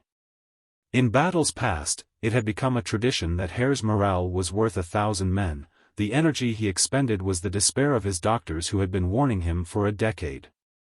But now, something was missing. A forefinger traced over the military chart before them. So far as we know, Marshal Cogswell has established his command here in Saugerties. Anybody have any suggestions as to why? A major grumbled, "It doesn't make much sense, sir. You know the Marshal. It's probably a fake. If we have any superiority at all, it's our artillery. And the old fox wouldn't want to join the issue on the plains, down near the river," a colonel added. "It's his game to keep up into the mountains with his cavalry and light infantry. He's got Jack Alshuller's cavalry. Most experienced veterans in the field." "I know who he's got," Hare growled in irritation. "Stop reminding me. Where in the devil is Balt?" "Coming up, sir," Balt Hare said. He had entered only moments ago, a sheaf of signals in his hand. Why didn't they make that date 1910, instead of 1900? With radio, we could speed up communications. His father interrupted testily. Better still, why not make it 1945? Then we could speed up to the point where we could polish ourselves off. "What have you got?" Balt Hare said, his face in sulk. "Some of my lads based in West Hurley report concentrations of Cogswell's infantry and artillery near Ashokan Reservoir." "Nonsense," somebody snapped. "We'd have him." The younger Hare slapped his swagger stick against his bare leg and kilt. "Possibly it's a feint," he admitted. "How much were they able to observe?" his father demanded. "Not much. They were driven off by a superior squadron. The hovercraft forces are screening everything they do with heavy cavalry units. I told you we needed more." "I don't need your advice at this point," his father snapped. The older Hare went back to the map, scowling still. "I don't see what he expects to do, working out of Saugerties." A voice behind them said, "Sir, may I have your permission?" Half of the assembled officers turned to look at the newcomer. Balt Hare snapped, "Captain Mauser. Why aren't you with your lads?" "Turned them over to my second in command, sir," Joe Mauser said. He was standing to attention, looking at Baron Hare. The Baron glowered at him. "What is the meaning of this cavalier intrusion, Captain?" "Certainly, you must have your orders. Are you under the illusion that you are part of my staff?" "No, sir," Joe Mauser clipped. "I came to report that I am ready to put into execution the great plan." Balt Hare ejaculated. He laughed brittlely. The second day of the fracas, and nobody really knows where old Cogswell is, or what he plans to do. And here comes the captain with his secret plan. Joe looked at him. He said, evenly, "Yes, sir." The Baron's face had gone dark, as much in anger at his son, as with the upstart cavalry captain. He began to growl ominously, "Captain Mauser, rejoin your command and obey your orders." Joe Mauser's facial expression indicated that he had expected this. He kept his voice level however, even under the chuckling scorn of his immediate superior, Balt Hare. He said, "Sir, I will be able to tell you where Marshal Cogswell is, and every troop at his command." For a moment there was silence, all but a stunned silence. Then the major who had suggested the Saugerties Field Command headquarters were a fake, blurted a curt laugh. "This is no time for levity, Captain," Balt Hare clipped. "Get to your command." A colonel said, "Just a moment, sir. I've fought with Joe Mauser before. He's a good man." "Not that good," someone else huffed. "Does he claim to be clairvoyant?" Joe Mauser said flatly. Have a semaphore man posted here this afternoon. I'll be back at that time. He spun on his heel and left them. Balt Hare rushed to the door after him, shouting, Captain. That's an order. Return. But the other was obviously gone. Enraged, the younger Hare began to shrill commands to a non-com in the way of organizing a pursuit. His father called wearily, That's enough, Balt. Mauser has evidently taken leave of his senses. We made the initial mistake of encouraging this idea he had, or thought he had. We, his son snapped in return. I had nothing to do with it. All right, all right. Let's tighten up, here. Now, what other information have your scouts come up with?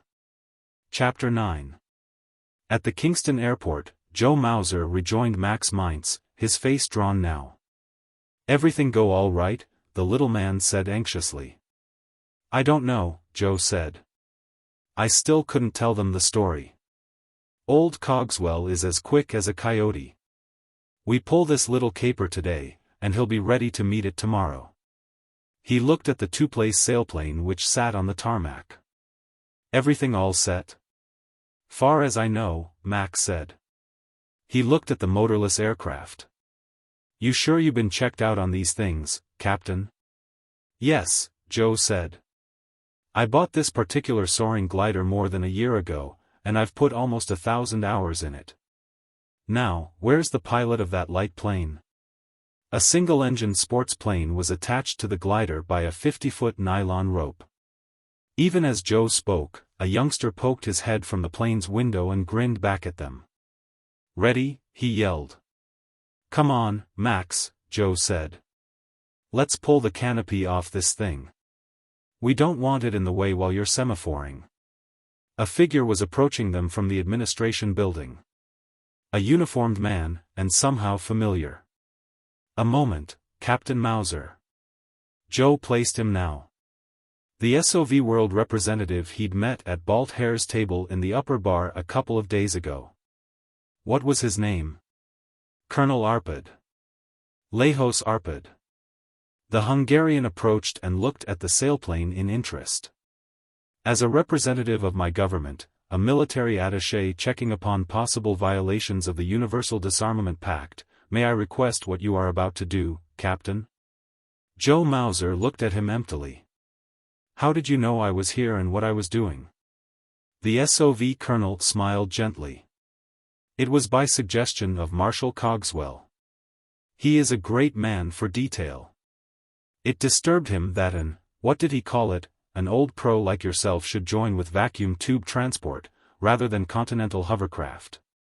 He didn't think it made sense and suggested that possibly you had in mind some scheme that would utilize weapons of a post-1900 period in your efforts to bring success to Baron Hare's forces. So I have investigated, Captain Mauser. And the Marshal knows about this sailplane? Joe Mauser's face was blank. I didn't say that. So far as I know, he doesn't. Then, Colonel Arpad, with your permission, I'll be taking off. The Hungarian said, with what end in mind, Captain? Using this glider as a reconnaissance aircraft. Captain, I warn you. Aircraft were not in use in warfare until. But Joe Mauser cut him off, equally briskly. Aircraft were first used in combat by Pancho Villa's forces a few years previous to World War I.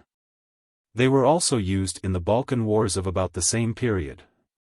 But those were powered craft. This is a glider, invented and in use before the year 1900 and hence open to utilization. The Hungarian clipped, but the Wright brothers didn't fly even gliders until. Joe looked him full in the face. But you of the SOV world do not admit that the Wrights were the first to fly, do you? The Hungarian closed his mouth, abruptly. Joe said evenly, but even if Ivan Ivanovich, or whatever you claim his name was, didn't invent flight of heavier than aircraft, the glider was flown variously before 1900. Including Otto Lilienthal in the 1890s, and was designed as far back as Leonardo da Vinci. The SOV World Colonel stared at him for a long moment, then gave an inane giggle. He stepped back and flicked Joe Mauser a salute. "Very well, Captain. As a matter of routine, I shall report this use of an aircraft for reconnaissance purposes, and undoubtedly a commission will meet to investigate the propriety of the departure. Meanwhile, good luck." Joe returned the salute and swung a leg over the cockpit side. Max was already in the front seat, his semaphore flags, maps and binoculars on his lap. He had been staring in dismay at the SOV officer, now was relieved that Joe had evidently pulled it off. Joe waved to the plane ahead. 2 mechanics had come up to steady the wings for the initial 10 or 15 feet of the motorless craft's passage over the ground behind the towing craft. Joe said to Max, "Did you explain to the pilot that under no circumstances was he to pass over the line of the military reservation, that we'd cut before we reached that point?" "Yes, sir," Max said nervously. He'd flown before, on the commercial lines, but he'd never been in a glider. They began lurching across the field, slowly, then gathering speed. And as the sailplane took speed, it took grace. After it had been pulled 100 feet or so, Joe eased back the stick and it slipped gently into the air, 4 or 5 feet off the ground. The towing airplane was still taxiing, but with its tow airborne it picked up speed quickly. Another 200 feet and it, too, was in the air and beginning to climb. The glider behind held it to a speed of 60 miles or so. At 10,000 feet, the plane leveled off and the pilot's head swiveled to look back at them. Joe Mauser waved to him and dropped the release lever which ejected the nylon rope from the glider's nose. The plane dove away, trailing the rope behind it. Joe knew that the plane pilot would later drop it over the airport where it could easily be retrieved. In the direction of Mount Overlook he could see cumulus clouds and the dark turbulence which meant strong updraft. He headed in that direction. Except for the whistling of wind, there is complete silence in a soaring glider. Max Mintz began to call back to his superior, was taken back by the volume, and dropped his voice. He said, "Look, Captain. What keeps it up?" Joe grinned. He liked the buoyance of glider flying, the nearest approach of man to the bird, and thus far everything was going well. He told Max, "An airplane plows through the air currents, a glider rides on top of them." "Yeah, but suppose the current is going down? Then we avoid it. This sailplane only has a gliding angle ratio of 1 to 25, but it's a workhorse with a payload of some 400 pounds.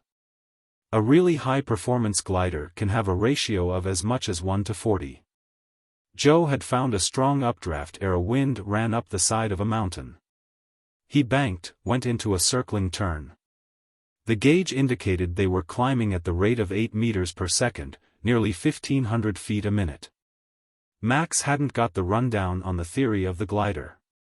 That was obvious in his expression. Joe Mauser, even while searching the ground below keenly, went into it further. A wind-up against a mountain will give an updraft, storm clouds will, even a newly plowed field in a bright sun. So you go from one of these to the next. Yeah, great, but when you're between, Max protested. Then, when you have a 1 to 25 ratio, you go 25 feet forward for each one you drop. If you started a mile high, you could go 25 miles before you touched ground. He cut himself off quickly. "Look, what's that, down there?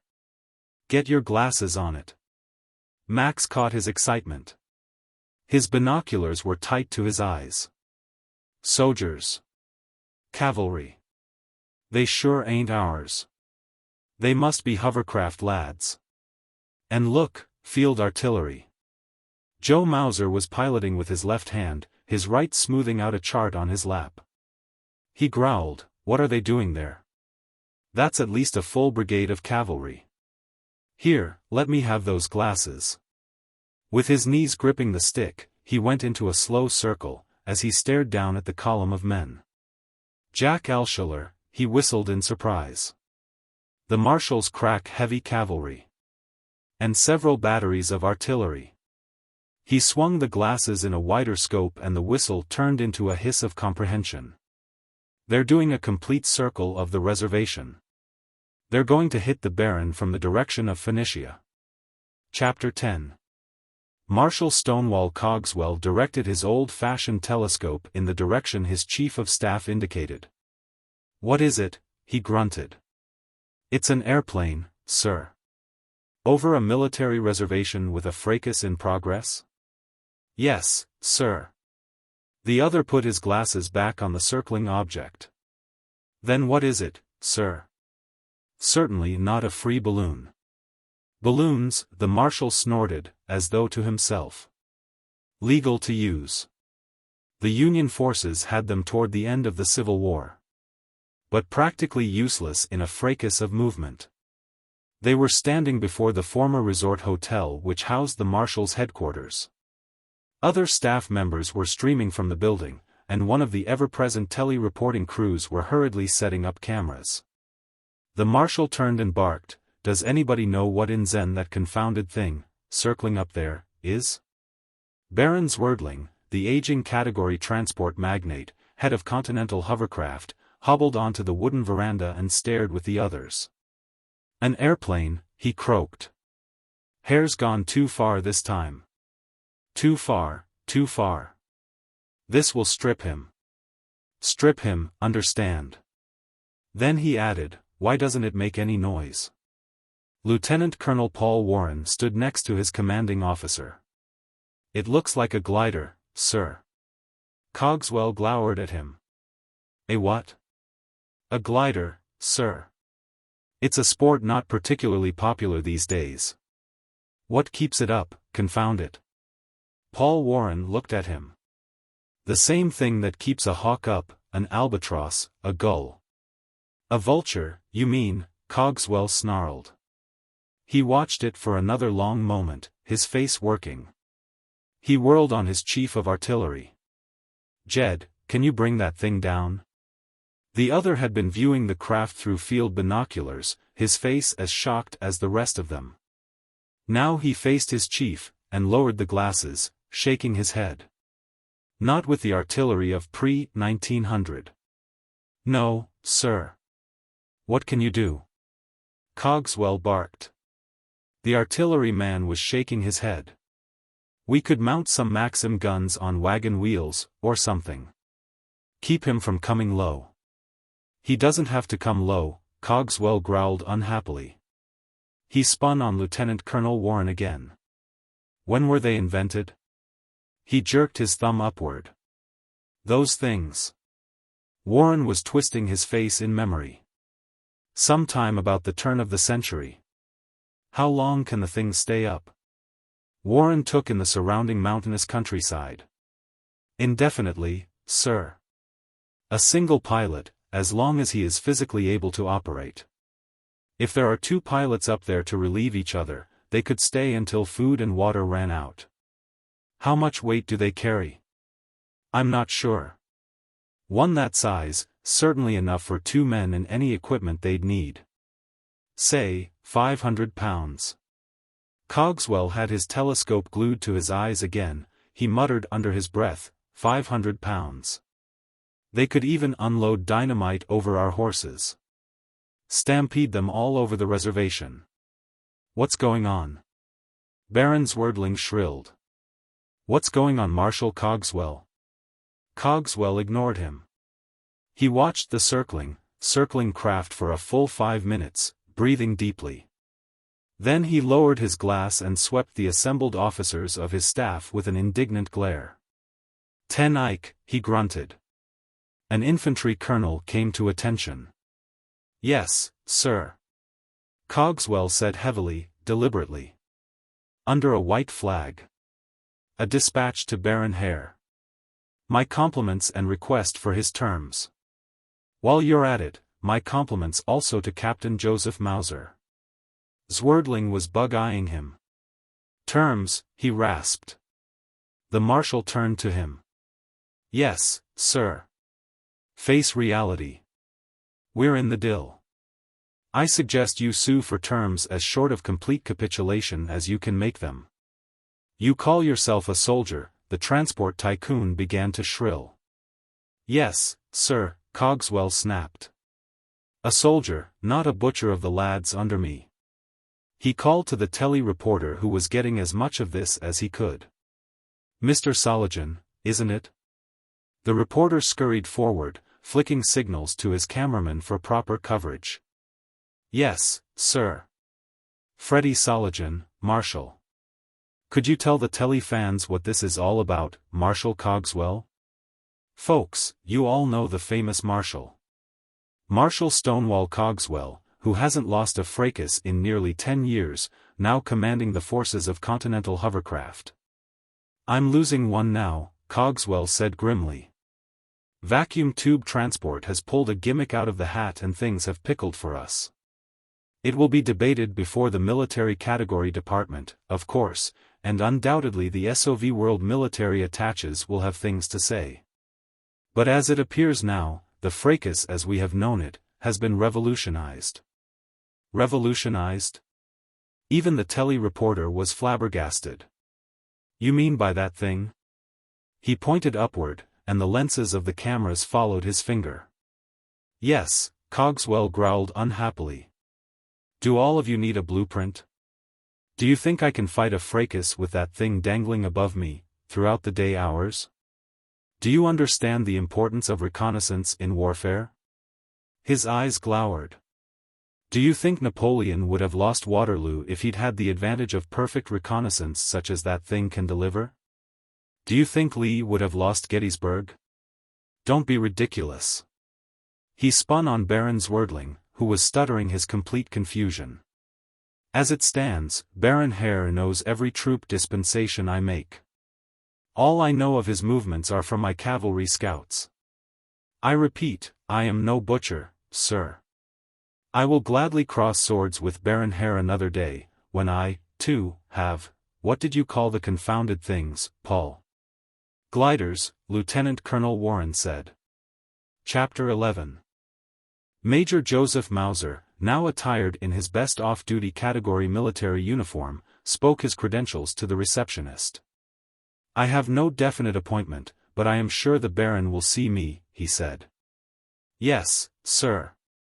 The receptionist did the things that receptionists do, then looked up at him again. Right through that door, Major. Joe Mauser gave the door a quick double rap and then entered before waiting an answer. Balt Hare, in mufti, was standing at a far window, a drink in his hand, rather than his customary swagger stick. Nadine Hare sat in an easy chair. The girl Joe Mauser loved had been crying. Joe Mauser, suppressing his frown, made with the usual amenities. Balt Hare, without answering them, finished his drink in a gulp and stared at the newcomer. The old stare, the aloof stare, an aristocrat looking at an underling as though wondering what made the fellow tick. He said, finally, I see you have been raised to rank major. Yes, sir, Joe said. We are obviously occupied, Major. What can either my sister or I possibly do for you? Joe kept his voice even. He said, I wanted to see the Baron. Nadine Hare looked up, a twinge of pain crossing her face. Indeed, Balt Hare said flatly. You are talking to the Baron, Major Mauser. Joe Mauser looked at him, then at his sister, who had taken to her handkerchief again. Consternation ebbed up and over him in a flood. He wanted to say something such as, oh no, but not even that could he utter. Hare was bitter. I assume I know why you are here, Major. You have come for your pound of flesh, undoubtedly. Even in these hours of our grief. I didn't know. Please believe. You are so constituted that your ambition has no decency. Well, Major Mauser, I can only say that your arrangement was with my father. Even if I thought it a reasonable one, I doubt if I would sponsor your ambitions myself. Nadine Hare looked up wearily. Oh, Balt, come off it, she said. The fact is, the Hare fortunes contracted a debt to you, Major. Unfortunately, it is a debt we cannot pay. She looked into his face. First, my father's governmental connections do not apply to us. Second, 6 months ago, my father, worried about his health and attempting to avoid certain death taxes, transferred the family stocks into Balt's name. And Balt saw fit, immediately before the fracas, to sell all vacuum tube transport stocks, and invest in hovercraft. That's enough, Nadine, her brother snapped nastily. I see, Joe said. He came to attention. Dr. Hare, my apologies for intruding upon you in your time of bereavement. He turned to the new Baron. Baron Hare, my apologies for your bereavement. Balt Hare glowered at him. Joe Mauser turned and marched for the door, which he opened then closed behind him. On the street, before the New York offices of Vacuum Tube Transport, he turned and for a moment looked up at the splendor of the building. Well, at least the common shares of the concern had skyrocketed following the victory. His rank had been up to major, and old Stonewall Cogswell had offered him a permanent position on his staff in command of aerial operations, no small matter of prestige. The difficulty was, he wasn't interested in the added money that would accrue to him, nor the higher rank, nor the prestige, for that matter. He turned to go to his hotel. An unbelievably beautiful girl came down the steps of the building. She said, Joe. He looked at her. Yes? She put a hand on his sleeve. Let's go somewhere and talk, Joe. About what? He was infinitely weary now. About goals, she said. As long as they exist, whether for individuals, or nations, or a whole species, life is still worth the living. Things are a bit bogged down right now, but at the risk of sounding very trite, there's tomorrow. Subversive. The young man with the brown paper bag said, Is Mrs. Cody in? I'm afraid she isn't. Is there anything I can do? You're Mr. Cody? I came about the soap. He held up the paper bag. Soap? Mr. Cody said blankly. He was the epitome of mid-aged husband complete to pipe, carpet slippers and office slump posture. That's right. I'm sure she told you about it. My name's Dickens. Warren Dickens. I sold her. Look here, you mean to tell me in this day and age you go around from door to door peddling soap? Great guns, boy, you'd do better on unemployment insurance. It's permanent now. Warren Dickens registered distress. Mr. Cody, could I come in and tell you about it? If I can make the first delivery to you instead of Mrs. Cody, shucks, it'll save me coming back. Cody led him back into the living room, motioned him to a chair and settled into what was obviously his own favorite, handily placed before the telly. Cody said tolerantly, Now then, what's this about selling soap? What kind of soap? What brand? Oh, it has no name, sir. That's the point. The other looked at him. That's why we can sell it for 3 cents a cake, instead of 25. Dickens opened the paper bag and fished out an ordinary enough-looking cake of soap and handed it to the older man. Mr. Cody took it, stared down at it, turned it over in his hands. He was still blank. Well, what's different about it? There's nothing different about it. It's the same as any other soap. I mean, how come you sell it for 3 cents a cake, and what's the fact it has no name got to do with it? Warren Dickens leaned forward and went into what was obviously a strictly routine pitch. Mr. Cody, have you ever considered what you're buying when they nick you 25 cents on your credit card for a bar of soap in an ultramarket? There was an edge of impatience in the older man's voice. I buy soap. No, sir. That's your mistake. What you buy is a telly show, in fact several of them, with all their expensive comedians, singers, musicians, dancers, news commentators, network vice presidents, and all the rest.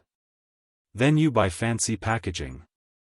You'll note, by the way, that our product hasn't even a piece of tissue paper wrapped around it. Fancy packaging designed by some of the most competent commercial artists and motivational research men in the country. Then you buy distribution. From the factory all the way to the retail ultramarket where your wife shops. And every time that bar of soap goes from one wholesaler or distributor to another, the price roughly doubles. You also buy a brain trust whose full-time project is to keep you using their soap and not letting their competitors talk you into switching brands. The brain trust, of course, also works on luring away the competitors' customers to their product. Shucks, Mr. Cody, practically none of that 25 cents you spend to buy a cake of soap goes for soap. So small a percentage that you might as well forget about it. Mr. Cody was obviously taken aback. Well, how do I know this nameless soap you're peddling is, well, any good? Warren Dickens sighed deeply, and in such wise that it was obvious that he had so sighed before.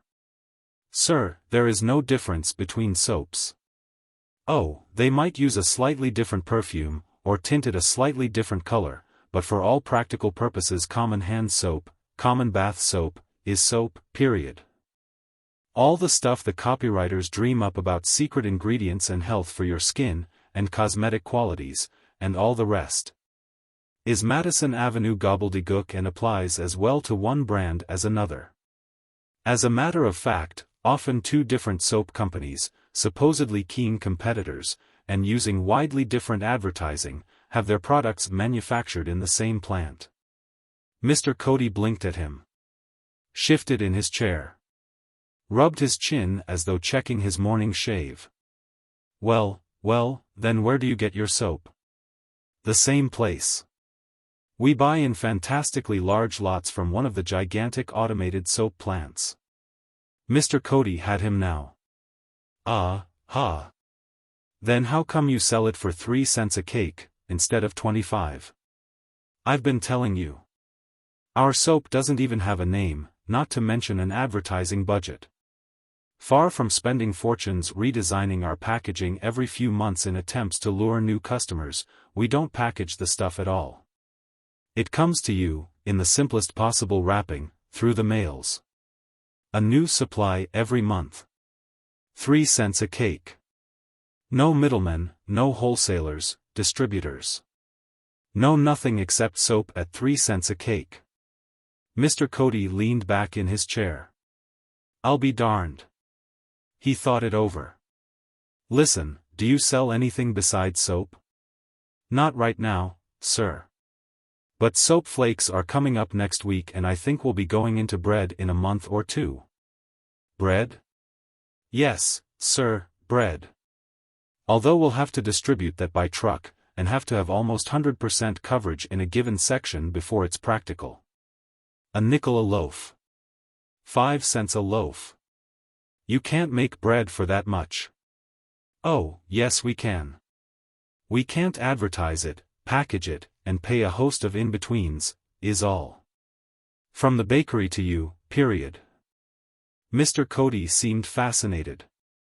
He said, see here, what's the address of your office? Warren Dickens shook his head. Sorry, sir. That's all part of it. We have no swanky offices with big, expensive staffs. We operate on the smallest of shoestrings. No brain trust. No complaint department. No public relations. No literature on how to beautify yourself. No nothing, except good soap at 3 cents a cake, plus postage. Now, if you'll sign this contract, we'll put you on our mailing list. 10 bars of soap a month, Mrs. Cody said. I brought this first supply so you could test it and see that the whole thing is bona fide. Mr. Cody had to test it, but then he had to admit he couldn't tell any difference between the nameless soap and the product to which he was used. Eventually, he signed, made the first payment, shook hands with young Dickens and saw him to the door. He said, in parting, I still wonder why you do this, rather than dragging down unemployment insurance like most young men fresh out of school. Warren Dickens screwed up his face. This was a question that wasn't routine. Well, I make approximately the same, if I stick to it and get enough contracts. And, shucks, they're not hard to get. And, well, I'm working, not just bumming on the rest of the country. I'm doing something useful. Cody pursed his lips and shrugged. It's been a long time since anybody cared about that. He looked after the young man as he walked down the walk. Then he turned and headed for the phone, and 10 years seemed to drop away from him. He lit the screen with a flick, dialed and said crisply, "That's him, Jerry. Going down the walk now. Don't let him out of your sight." Jerry's face was in the screen, but he was obviously peering down, from the heliojet, locating the subject. "Okay, Tracy, I make him. See you later." His face faded. The man who had called himself Mr. Cody dialed again, not bothering to light the screen. "All right," he said. "Thank Mrs. Cody and let her come home now."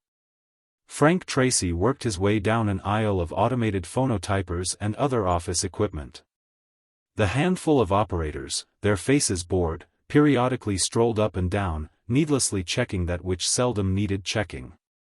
He entered the receptionist's office, flicked a hand at Laverne Sandal, one of the few employees it seemed impossible to automate out of her position, and said, "The chief is probably expecting me."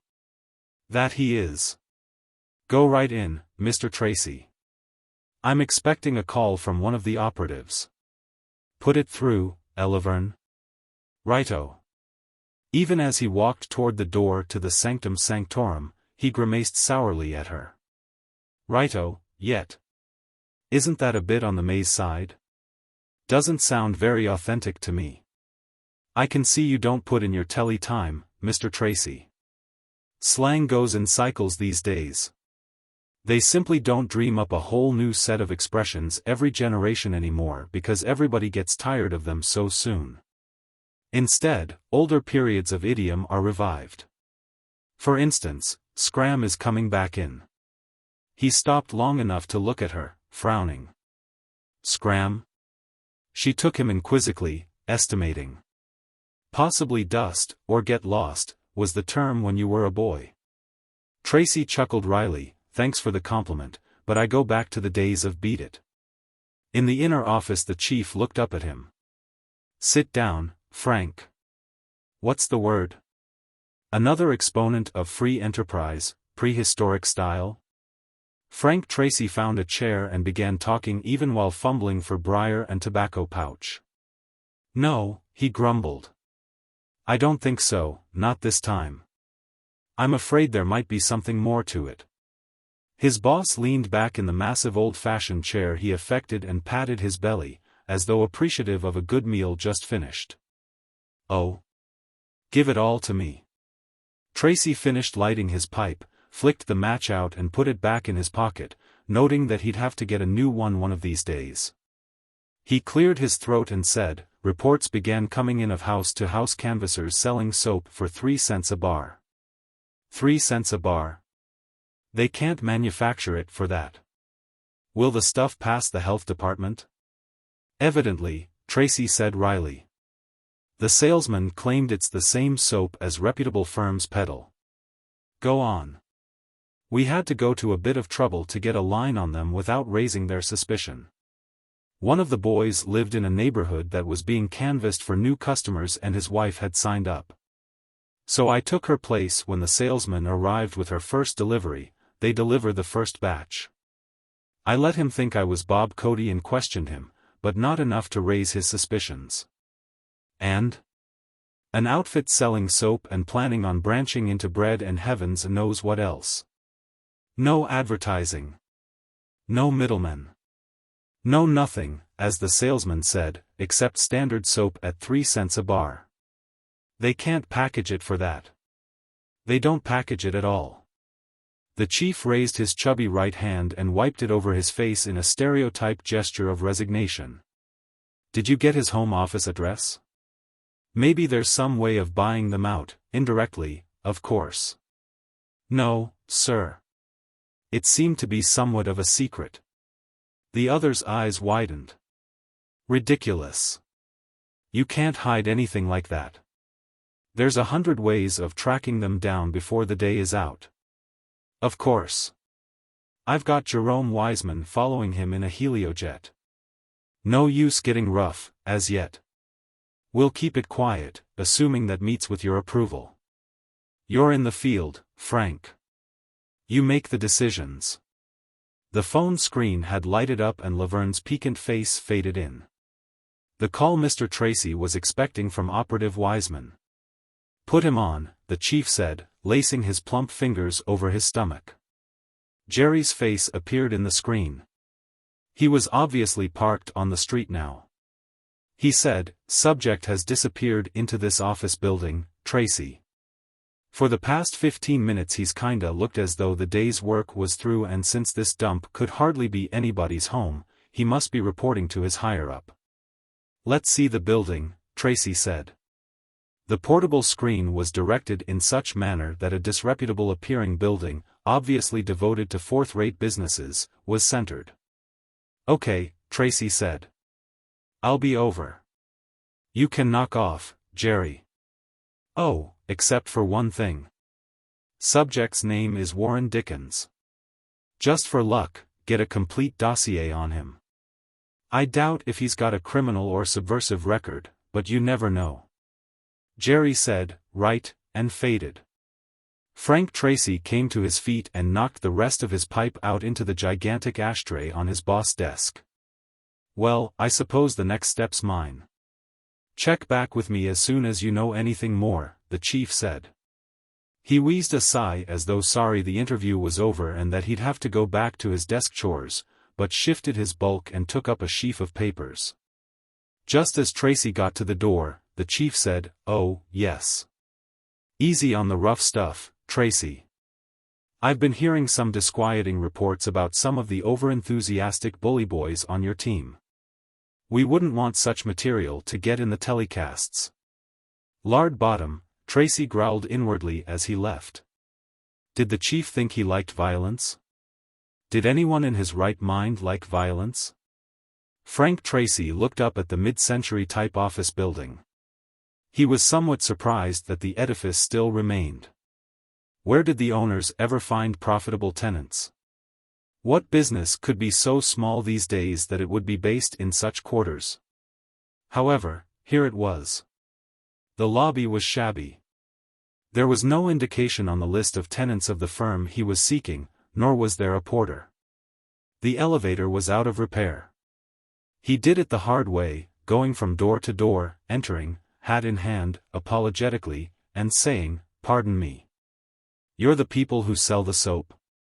They kept telling him no until he reached the third floor and a door to an office even smaller than usual. It was lettered Freer Enterprises, and even as he knocked and entered, the wording rang a bell. There was only one desk, but it was efficiently equipped with the latest in office gadgetry. The room was quite choked with files and even a mini IBM tri-unit. The man behind the desk was old-fashioned enough to wear glasses, but otherwise seemed the average aggressive executive type you expected to meet in these United States of the Americas. He was possibly in his mid-30s and one of those alert, overeager characters irritating to those who believe in taking matters less than urgently. He looked up and said snappily, "What can I do for you?"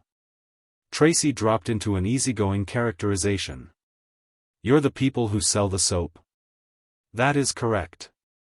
What can I do for you?" Tracy said easily, "Why, I'd like to ask you a few questions about the enterprise." "To what end, sir?" "You'd be surprised how busy a man I am." Tracy said, "Suppose I'm from the Greater New York News-Times looking for a story?" The other tapped a finger on his desk impatiently. "Pardon me, but in that case I would be inclined to think you a liar. The News-Times knows upon which side its bread is spread. Its advertisers include all the soap companies. It does not dispense free advertising through its news columns." Tracy chuckled wryly, "All right. Let's start again." He brought forth his wallet, flicked through various identification cards until he found the one he wanted and presented it. "Frank Tracy is the name," he said. "Department of Internal Revenue. There seems to be some question as to your corporation taxes." "Oh," the other said, obviously taken aback. "Please have a chair." He read the authentic-looking, but spurious credentials. Tracy took the proffered chair and then sat and looked at the other as though it was his turn. "My name is Flowers," the Freer Enterprises man told him, nervously. "Frederick Flowers. Frankly, this is my first month at the job and I'm not too well acquainted with all the ramifications of the business." He moistened his lips. "I hope there is nothing illegal," he let the sentence fade away. Tracy reclaimed his false identity papers and put them back into his wallet before saying easily, "I really couldn't say, as yet. Let's have a bit of questions and answers and I'll go further into the matter." Flowers regained his confidence. "No reason why not," he said quickly. "So far as I know, all is above board." Frank Tracy let his eyes go about the room. "Why are you established, almost secretly, you might say, in this business backwoods of the city?" "No secret about it," Flowers demurred. "Merely the cheapest rent we could find. We cut costs to the bone, and then shave the bone." I've spoken to one of your salesmen, a Warren Dickens, and I suppose he gave me the standard sales talk. I wonder if you could elaborate on your company's policies, its goals, that sort of thing." "Goals? You obviously expect to make money, somehow or other, though I don't see that peddling soap at 3 cents a bar has much of a future. There must be some further angle." Flowers said, "Admittedly, soap is just a beginning. Among other things, it's given us a mailing list of satisfied customers. Consumers who can then be approached for future purchases." Frank Tracy relaxed in his chair, reached for pipe and tobacco and let the other go on. But his eyes had narrowed, coldly. Flowers wrapped himself up in his subject. "Mr. Tracy, you probably have no idea of the extent to which the citizens of Greater America are being victimized. Let me use but one example." He came quickly to his feet, crossed to a small toilet which opened off the office and returned with a power-pack electric shaver which he handed to Tracy. Tracy looked at it, put it back on the desk and nodded. "It's the brand I have," he said agreeably. "Yes, and millions of others. What did you pay for it?" Frank Tracy allowed himself a slight smirk. "As a matter of fact, I got mine through a discount outfit, only $25. "Only $25, when the retail price is supposedly $35? Flowers was triumphant. "A great bargain, eh? Well, let me give you a rundown, Mr. Tracy." He took a quick breath. "True, they're advertised to retail at $35. And stores that sell them at that rate make a profit of 50%. The regional supply house, before them, knocks down from 40 to 60% on the wholesale price. Then the trade name distributor makes at least 50% on the sales to the regional supply houses." "Trade name distributor?" Tracy said, as though ignorant of what the other was talking about. "You mean the manufacturer?" "No, sir. That razor you just looked at bears a trade name of a company that owns no factory of its own. It buys the razors from a large electrical appliances manufacturing complex which turns out several other name-brand electric razors as well. The trade name company does nothing except market the product. Its budget, by the way, calls for an expenditure of $6 on every razor for national advertising." "Well, what are you getting at?" Tracy said impatiently. Frederick Flowers had reached his punch line. "All right, we've traced the razor all the way back to the manufacturing complex which made it. Mr. Tracy, that razor you bought at a discount bargain for $25 cost 38 cents to produce." Tracy pretended to be dumbfounded. "I don't believe it." "It can be proven." Frank Tracy thought about it for a while. "Well, even if true, so what? It's a crime, that's so what," Flowers blurted indignantly. "And that's where Freer Enterprises comes in. Very shortly, we're going to enter the market with an electric razor retailing for exactly $1. No name brand, no advertising, no nothing except a razor just as good as those selling for from $25 to $50. Tracy scoffed his disbelief. That's where you're wrong.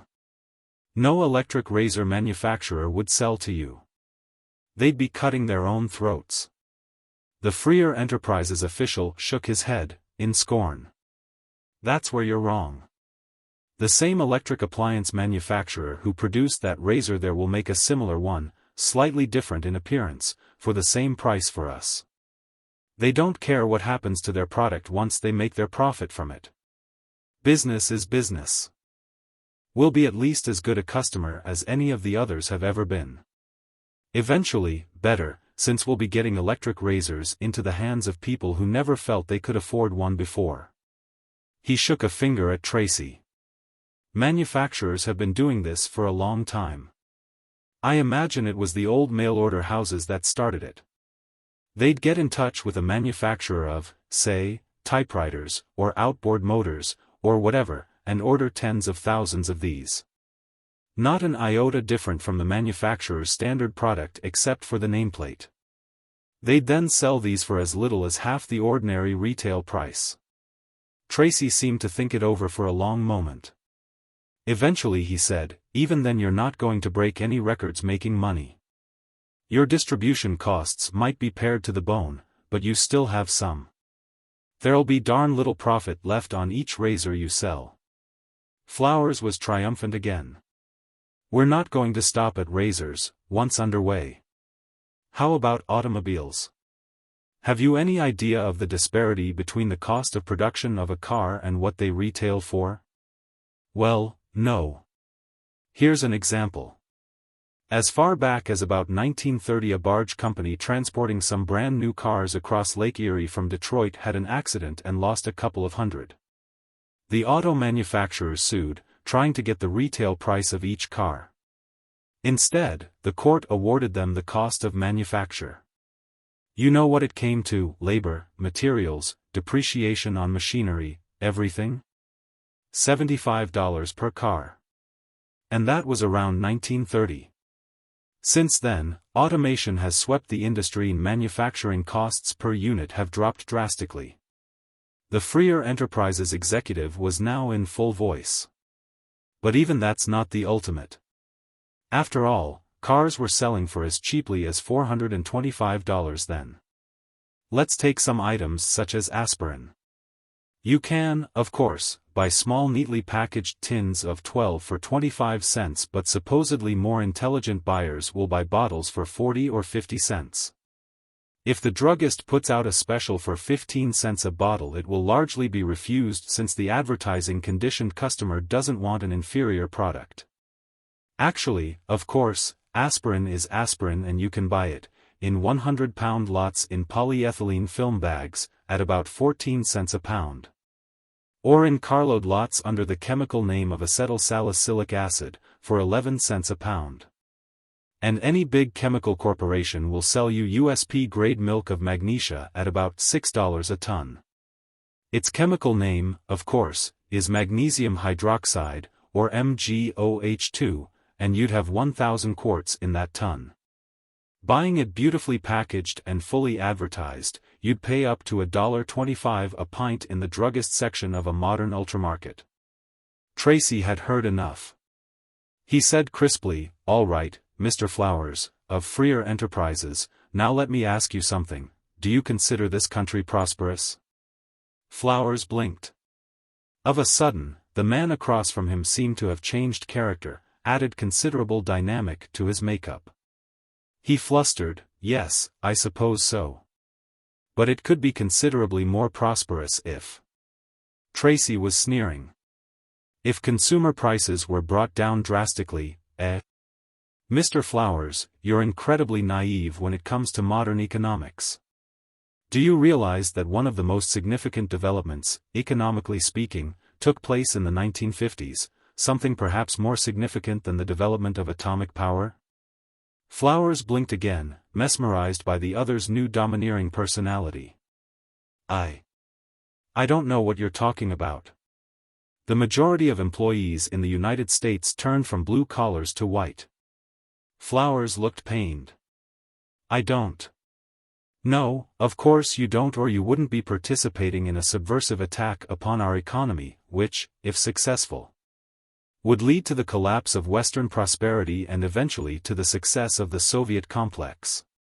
Mr. Flowers gobbled a bit, then gulped. "I'll spell it out for you," Tracy pursued. In the early days of capitalism, back when Marx and Engels were writing such works as Capital, the overwhelming majority of the working class were employed directly in production. For a long time it was quite accurate when the political cartoonists depicted a working man as wearing overalls and carrying a hammer or wrench. In short, employees who got their hands dirty outnumbered those who didn't. But with the coming of increased mechanization and eventually automation and the Second Industrial Revolution, more and more employees went into sales, the so-called service industries. Advertising and entertainment, which has become largely a branch of advertising, distribution, and, above all, government, which in this bureaucratic age is largely a matter of regulation of business and property relationships. As automation continued, fewer and fewer of our people were needed to produce all the commodities that the country could assimilate under our present socioeconomic system. And I need only point out that the average American still enjoys more material things than any other nation, though admittedly the European countries, and I don't exclude the Soviet complex, are coming up fast. Flowers said indignantly, "But what's this charge that I'm participating in a subversive?" "Mr. Flowers," Tracy overrode him, "let's not descend to pure maze in our denials of the obvious. If this outfit of yours, Freer Enterprises, was successful in its fondest dreams, what would happen? Why, the consumers would be able to buy commodities at a fraction of the present cost." Tracy half came to his feet and pounded the table with fierce emphasis. "What would they buy them with? They'd all be out of jobs." Frederick Flowers bug-eyed him. Tracy sat down again and seemingly regained control of himself. His voice was softer now. "Our social system may have its strains and tensions, Mr. Flowers, but it works and we don't want anybody throwing wrenches in its admittedly delicate machinery. Advertising is currently one of the biggest industries of the country. The entertainment industry, admittedly now based on advertising, is gigantic. Our magazines and newspapers, employing hundreds of thousands of employees from editors right on down to newsstand operators, are able to exist only through advertising revenue. Above all, millions of our population are employed in the service industries, and in distribution, in the stock market, in the commodity markets. In all the other branches of distribution which you Freer Enterprises people want to pull down. A third of our working force is now unemployed, but given your way, it would be at least 2/3. Flowers, suddenly suspicious, said, "What has all this to do with the Department of Internal Revenue, Mr. Tracy?" Tracy came to his feet and smiled ruefully, albeit a bit grimly. "Nothing," he admitted. "I have nothing at all to do with that department. Here is my real card, Mr. Flowers." The Freer Enterprises man must have felt a twinge of premonition even as he took it up, but the effect was still enough to startle him. "Bureau of Economic Subversion," he said. "Now then," Tracy snapped. "I want the names of your higher-ups, and the address of your central office, Flowers. Frankly, you're in the soup. As you possibly know, our hush-hush department has unlimited emergency powers, being answerable only to the president." I've never even heard of it." Flowers stuttered. "But..." Tracy held up a contemptuous hand. "Many people haven't," he said curtly. Frank Tracy hurried through the outer office into Laverne Sandal's domain, and bid out to her, "El the Chief, I'm here. Crisis. And immediately get my team together, all 8 of them. Heavy equipment. Have a jet readied. Chicago. The team will rendezvous at the airport." Laverne was just as crisp. "Yes, sir." She began doing things with buttons and switches. Tracy hurried into the chief's office and didn't bother with the usual amenities. He snapped, "Worse than I thought, sir. This outfit is possibly openly subversive. Deliberately undermining the economy." His superior put down the report he was perusing and shifted his bulk backward. You're sure? We seldom run into such extremes. I know, but this could be it. Possibly a deliberate program. I've taken the initiative to have Miss Sandal summon my team. Now, see here, Frank, the bureau head looked at him anxiously. Tracy said, impatience there, Chief, you're going to have to let your field men use their discretion. I tell you, this thing is a potential snowball. I'll play it cool. Arrange things so that there'll be no scandal for the telereporters. But we've got to chill this one quickly, or it'll be on a coast-to-coast basis before the year is out. They're even talking about going into automobiles. The chief winced, then said unhappily, all right, Tracy. However, mind what I said. Curb those roughnecks of yours. It proved considerably easier than Frank Tracy had hoped for. Adam Moncurry's national headquarters turned out to be in a sparsely settled area not far from Woodstock, Illinois. The house, in the passé ranch style, must have once been a millionaire's baby, what with an artificial fishing lake in the back, a kidney-shaped swimming pool, extensive gardens and an imposing approach up a corridor of trees. Right up to the front door, Tracy growled to the operative driving the first hover car of their two-vehicle expedition. The quicker we move, the better. He turned his head to the men in the rear seat. We five will go in together.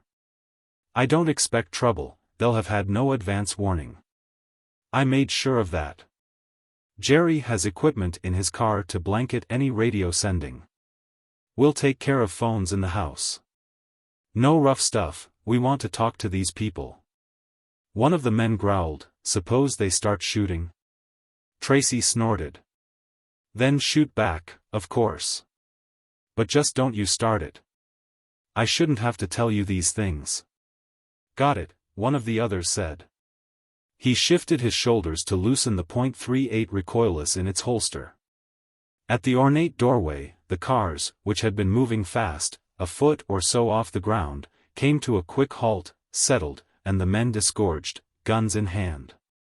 Tracy called to the occupants of the other vehicle, on the double. Surround the house. Don't let anybody leave. Come on, boys. They scurried down the flagstone walk, banged on the door. It was opened by a houseman who stared at them uncomprehendingly. The occupants of this establishment are under arrest, Tracy snapped. He flashed a gold badge. Take me to Adam Moncurry. He turned to his men and gestured with his head. Take over, boys. Jerry, you come with me. The houseman was terrified, but not to the point of being unable to lead them to a gigantic former living room, now converted to offices. There was an older man, and 4 assistants. All in shirt sleeves in concession to the Midwestern summer, none armed from all Tracy could see. They looked up in surprise, rather than dismay. The older man snapped, "What is the meaning of this intrusion?" Jerry chuckled sourly. Frank Tracy said, "You're all under arrest." Jerry, herd these clerks, or whatever they are, into some other room. Get any other occupants of the house together, too. And watch them carefully, confound it. Don't underestimate these people. And make a search for secret rooms, cellars, that sort of thing. Right, Jerry growled. The older of the 5 Freer Enterprises men was on his feet now. He was a thin, angry-faced type, gray of hair and somewhere in his 60s. I want to know the meaning of this, he roared. Adam Moncurry? Tracy said crisply. That is correct. And to what do I owe this cavalier intrusion into my home and place of business? Jerry, at pistol point, was herding the 4 assistants from the room, taking the houseman along with them. Tracy looked at Moncurry, speculatively, then dipped into his pockets for pipe and tobacco. He gestured to a chair with his head. Sit down, Mr. Moncurry. The jig is up. The jig? The other blurted in a fine rage. I insist. Okay, you'll get your explanation. Tracy sat down on a couch himself and sized up the older man. even as he lit his pipe. McCord, still breathing heavily in his indignation, took control of himself well enough to be seated. "Well, sir," he bit out. Tracy said curtly, "Frank Tracy, Bureau of Economic Subversion." "Bureau of Economic Subversion," McCord said indignantly. "What in the name of all that's holy is the Bureau of Economic Subversion?" Tracy pointed at him with the pipe stem. "I'll ask a few questions first, please. How many branches of your nefarious outfit are presently under operation?" The other glared at him, but Tracy merely returned the pipe to his mouth and glowered back. Finally McCord snapped, "There is no purpose in hiding any of our affairs. We have opened preliminary offices only in Chicago and New York. Freer Enterprises is but in its infancy." "Praise Allah for that," Tracy muttered sarcastically. "And thus far we have dealt only in soap. However, as our organization gets underway we plan to branch out into a score, and ultimately hundreds of products." Tracy said, "You can forget about that, McCord. Freer Enterprises comes to a halt as of today. Do you realize that your business tactics would lead to a complete collapse of gainful employment and eventually to a depression such as this nation has never seen before?" "Exactly," McCord snapped in return. It was Tracy's turn to react. His eyes widened, then narrowed. "Do you mean that you are deliberately attempting to undermine the economy of the United States of the Americas? Remember, Mr. McCord, you are under arrest and anything you say may be held against you." "Undermine it," McCord said heatedly. "Bring it crashing to the ground is the better term. There has never been such an abortion developed in the history of political economy." He came to his feet again and began storming up and down the room. "A full 3/4 of our employed working at nothing jobs, gobbledygook jobs, non-producing jobs, make-work jobs, red-tape bureaucracy jobs. At a time when the nation is supposedly in a breakneck economic competition with the Soviet complex, we put our best brains into advertising, entertainment and sales, while they put theirs into science and industry." He stopped long enough to shake an indignant finger at the surprised Tracy. "But that isn't the worst of it. Have you ever heard of planned obsolescence?" Tracy acted as though on the defensive. "Well, sure. In the Soviet complex, and, for that matter, in common Europe and other economic competitors of ours. They simply don't believe in planned obsolescence and all its related nonsense. Razor blades, everywhere except in this country, don't go dull after 2 or 3 shaves. Cars don't fall apart after 2 or 3 years, or even become so out of style that the owner feels that he's losing status by being seen in it. The owners expect to keep them half a lifetime. Automobile batteries don't go to pieces after 18 months, they last for a decade." And on and on. The old boy was really unwinding now. "Nor is even that the nadir of this socioeconomic hodgepodge we've allowed to develop, this economy of production for sale, rather than production for use." He stabbed with his finger. "I think one of the best examples of what was to come was to be witnessed way back at the end of the Second War. The idea of the ball-bearing pen was in the air. The first one to hurry into production gave his pen a tremendous build-up. It had ink enough to last 3 years, it would make many carbon copies, you could use it underwater. And so on and so forth. It cost $15, and there was only one difficulty with it. It wouldn't write. Not that that made any difference because it sold like hotcakes what with all the promotion. He wasn't interested in whether or not it would write, but only in whether or not it would sell." McCord threw up his hands dramatically. "I ask you, can such an economic system be taken seriously?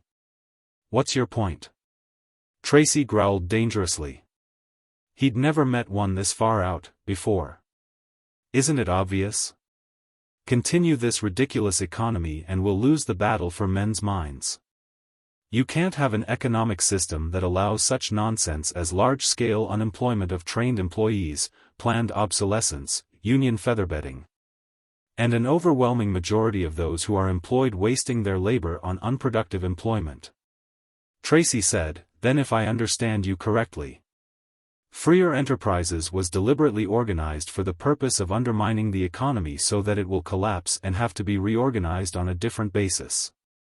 That is exactly correct, McCord said defiantly. I am devoting my whole fortune to this cause.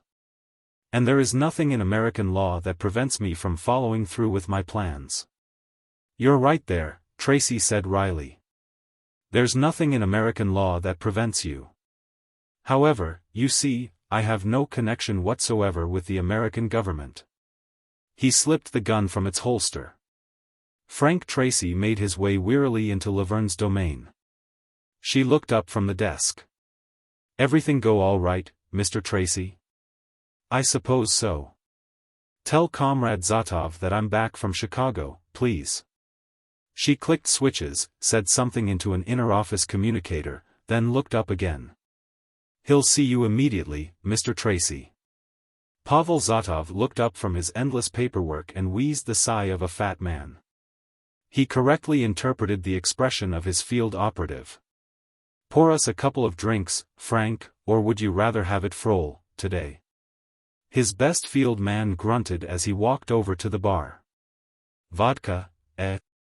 Chort vezmiet, how tired one can become of this everlasting bourbon.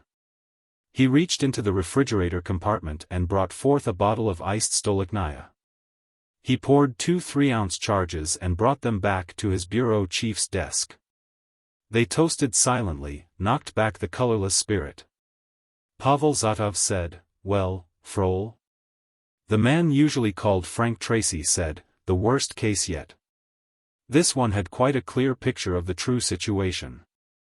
He saw the necessity, given their viewpoint, of course, of getting out of the fantastic rut their economy has fallen into. He ran his hand over his mouth in a gesture of weariness. Chief, do you have any idea of how long it would take us to catch up to them, if we ever did, if they really turned this economy on full blast, as an alternative to their present foul-up? That's why we're here, the chief said heavily. What did you do? The man sometimes called Tracy told him. Zatov winced. I thought I ordered you. You did, the man called Tracy told him curtly, but what alternative was there? The fire will completely destroy the records. I have the names and addresses of all the others connected with freer enterprises. We'll have to arrange car accidents, that sort of thing. The fat man's lips worked. We can't get by with this indefinitely, Frol. With such blatant tactics, sooner or later their CIA or FBI is going to get wind of us. Tracy came to his feet angrily. What alternative have we? We've been sent over here to do a job. We're doing it. If we're caught, who knows better than we that we're expendable? If you don't mind, I'm going on home.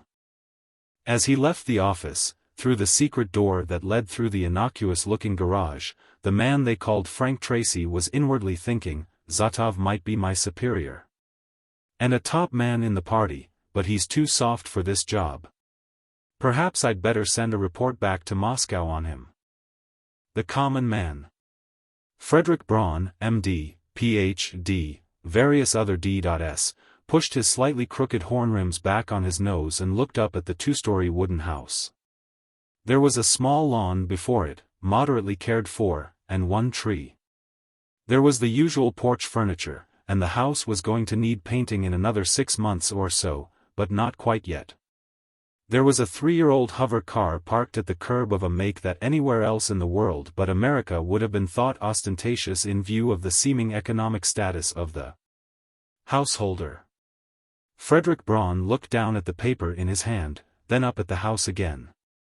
He said to his 2 companions, by Caesar, I will admit it is the most average-looking dwelling I have ever seen. Patricia O'Gara said impatiently, well, do we or don't we? Her hair should have been in a ponytail, or bouncing on her shoulders, or at least in the new Etruscan revival style, not drawn back in its efficient bun. Ross Woolley was unhappy. He scratched his fingers back through his reddish crew cut. This is going to sound silly. Patricia said testily, "We've been through all that, Rossi, good heavens." "Nothing ventured, nothing." Braun let the sentence dribble away as he stuffed the paper into a coat pocket, which had obviously been used as a waste receptacle for many a year. And led the way up the cement walk, his younger companions immediately behind. He put his finger on the doorbell and cocked his head to one side. There was no sound from the depths of the house. Dr. Braun muttered, "Bell out of order." "It would be," Ross chuckled sourly. "Remember? Average. Here, let me." He rapped briskly on the wooden door jamb. They stood for a moment, then he knocked again, louder, saying almost as though hopefully, "Maybe there's nobody home." All right, take it easy," a voice growled even as the door opened. He was somewhere in his 30s, easygoing of face, brownish of hair, bluish of eye and moderately good-looking. His posture wasn't the best and he had a slight tummy, but he was a goodish masculine specimen by Midwestern standards. He stared out at them, defensive now that it was obvious they were strangers. Were they selling something, or in what other manner were they attempting to intrude on his well-being? His eyes went from the older man's thin face, to the football hero heft of the younger, then to Patricia O'Gara. His eyes went up and down her figure and became approving in spite of the straight business suit she affected. He said, "What could I do for you?" "Mr. Crowley?" Ross said. "That's right. I'm Ross Woolley and my friends are Patricia O'Gara and Dr. Frederick Braun. We'd like to talk to you." "There's nobody sick here." Patricia said impatiently, "Of course not. Gar. Braun isn't a practicing medical doctor. We are research biochemists." "We're scientists," Ross told him, putting it on what he assumed was the man's level. "There's something on which you could help us." Crowley took his eyes from the girl and scowled at Ross. "Me? Scientists? I'm just a country boy, I don't know anything about science." There was a grudging self-deprecation in his tone. Patricia took over, a miracle smile overwhelming her air of briskness. "We'd appreciate the opportunity to discuss it with you." "Dar." Braun added the clincher. "And it might be remunerative." Crowley opened the door wider. "Well, just so it don't cost me nothing." He stepped back for them. "Don't mind the place. Kind of mussed up. Fact is, the wife left me about a week ago and I haven't got around to getting somebody to come in and kind of clean things up." He wasn't exaggerating. Patricia O'Gara had no pretensions to the housewife's art herself, but she sniffed when she saw the condition of the living room. There was a dirty shirt drooped over the sofa back and beside the chair which faced the TV set were half a dozen empty beer cans. The ashtrays hadn't been emptied for at least days and the floor had obviously not been swept since the domestic tragedy which had sent Mrs. Crowley packing. Now that the three strangers were within his castle, Crowley's instincts for hospitality asserted themselves. He said, "Make yourself comfortable. Here, wait till I get these things out of the way. Anybody like a drink? I got some beer in the box," or, he smirked at Patricia, "I got some port wine you might like, not this bellywash you buy by the gallon." They declined the refreshments, it wasn't quite noon. Crowley wrestled the chair which had been before the TV set around so that he could sit facing them, and then sat himself down. He didn't get this and his face showed it. Frederick Braun came to the point. "Mr. Crowley," he said, "did it ever occur to you that somewhere amidst our nearly 100 million American males there is the average man?" Crowley looked at him. Braun cleared his throat and with his thumb and forefinger pushed his glasses more firmly on the bridge of his nose. "I suppose that isn't exactly the technical way in which to put it."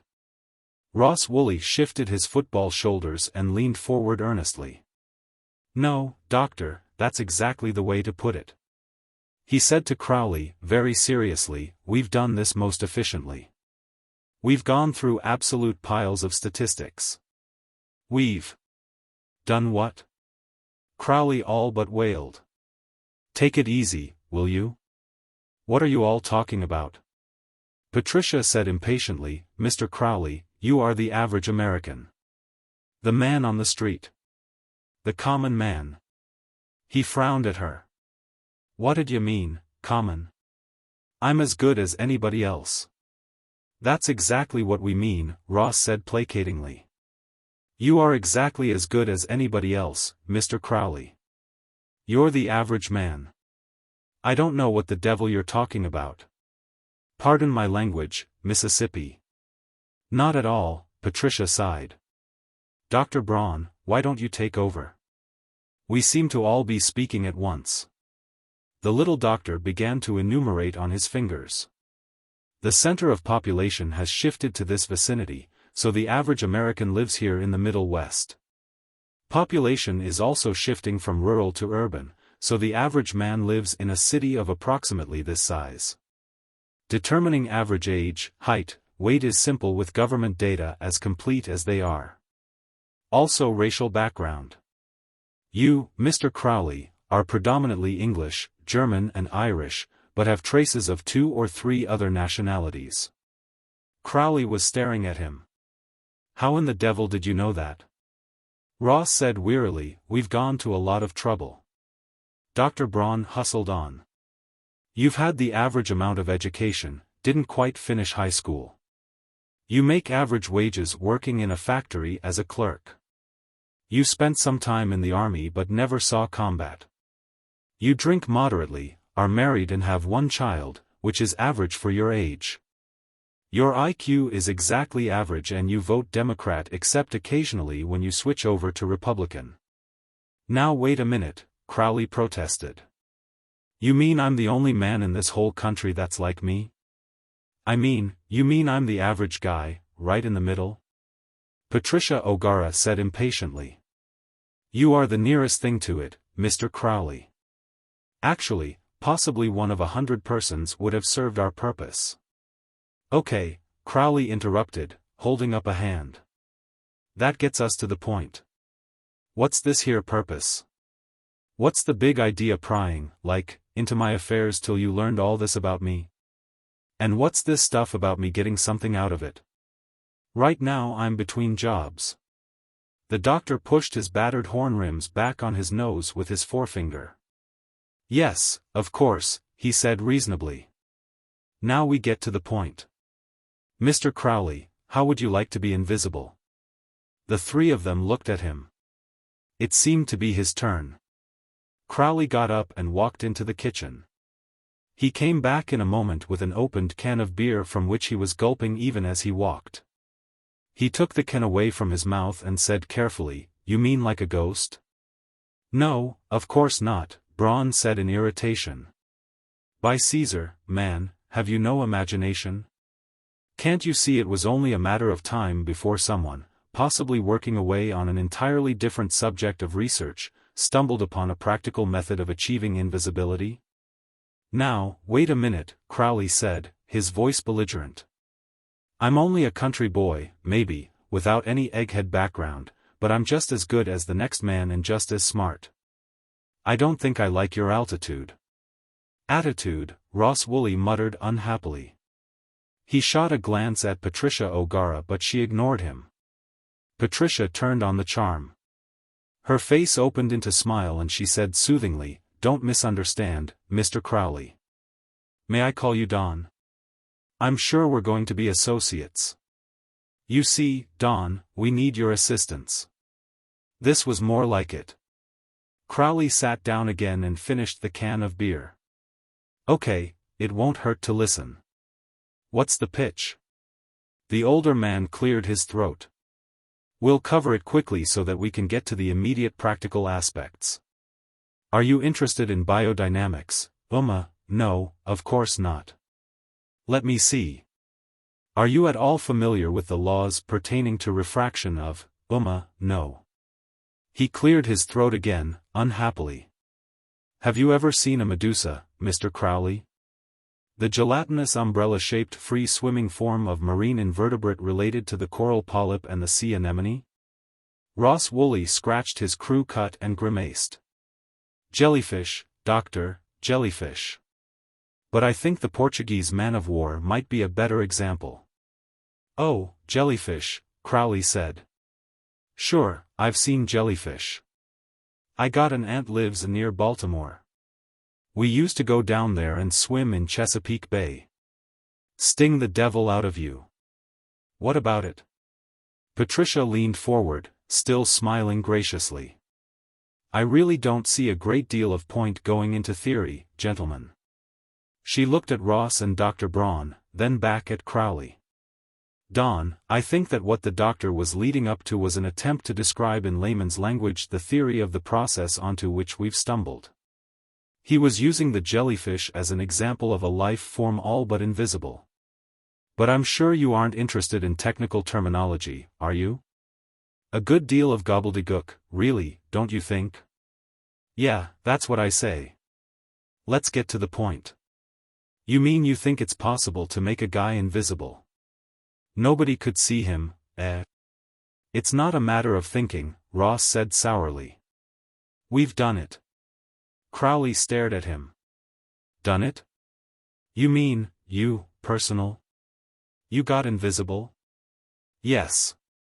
All three of us. Once each. And you come back all right, eh? So anybody can see you again.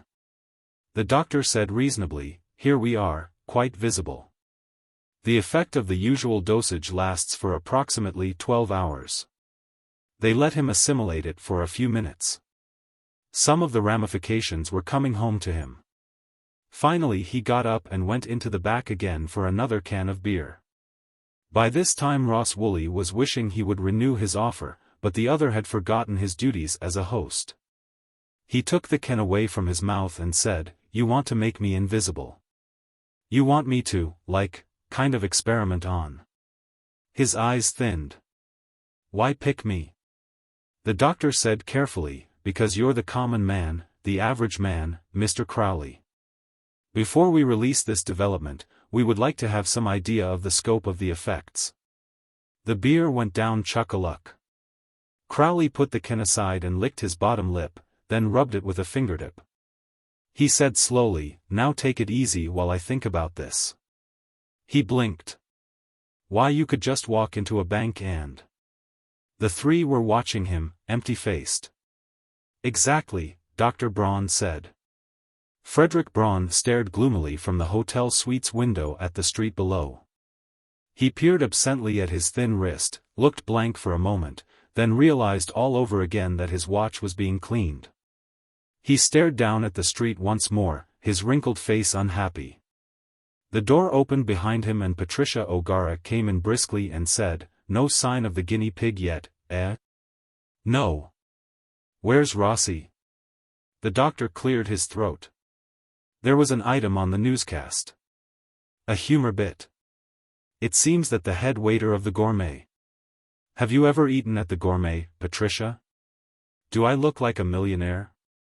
At any rate, a half-pound of the best Caspian caviar disappeared, spoonful at a time, right before his eyes.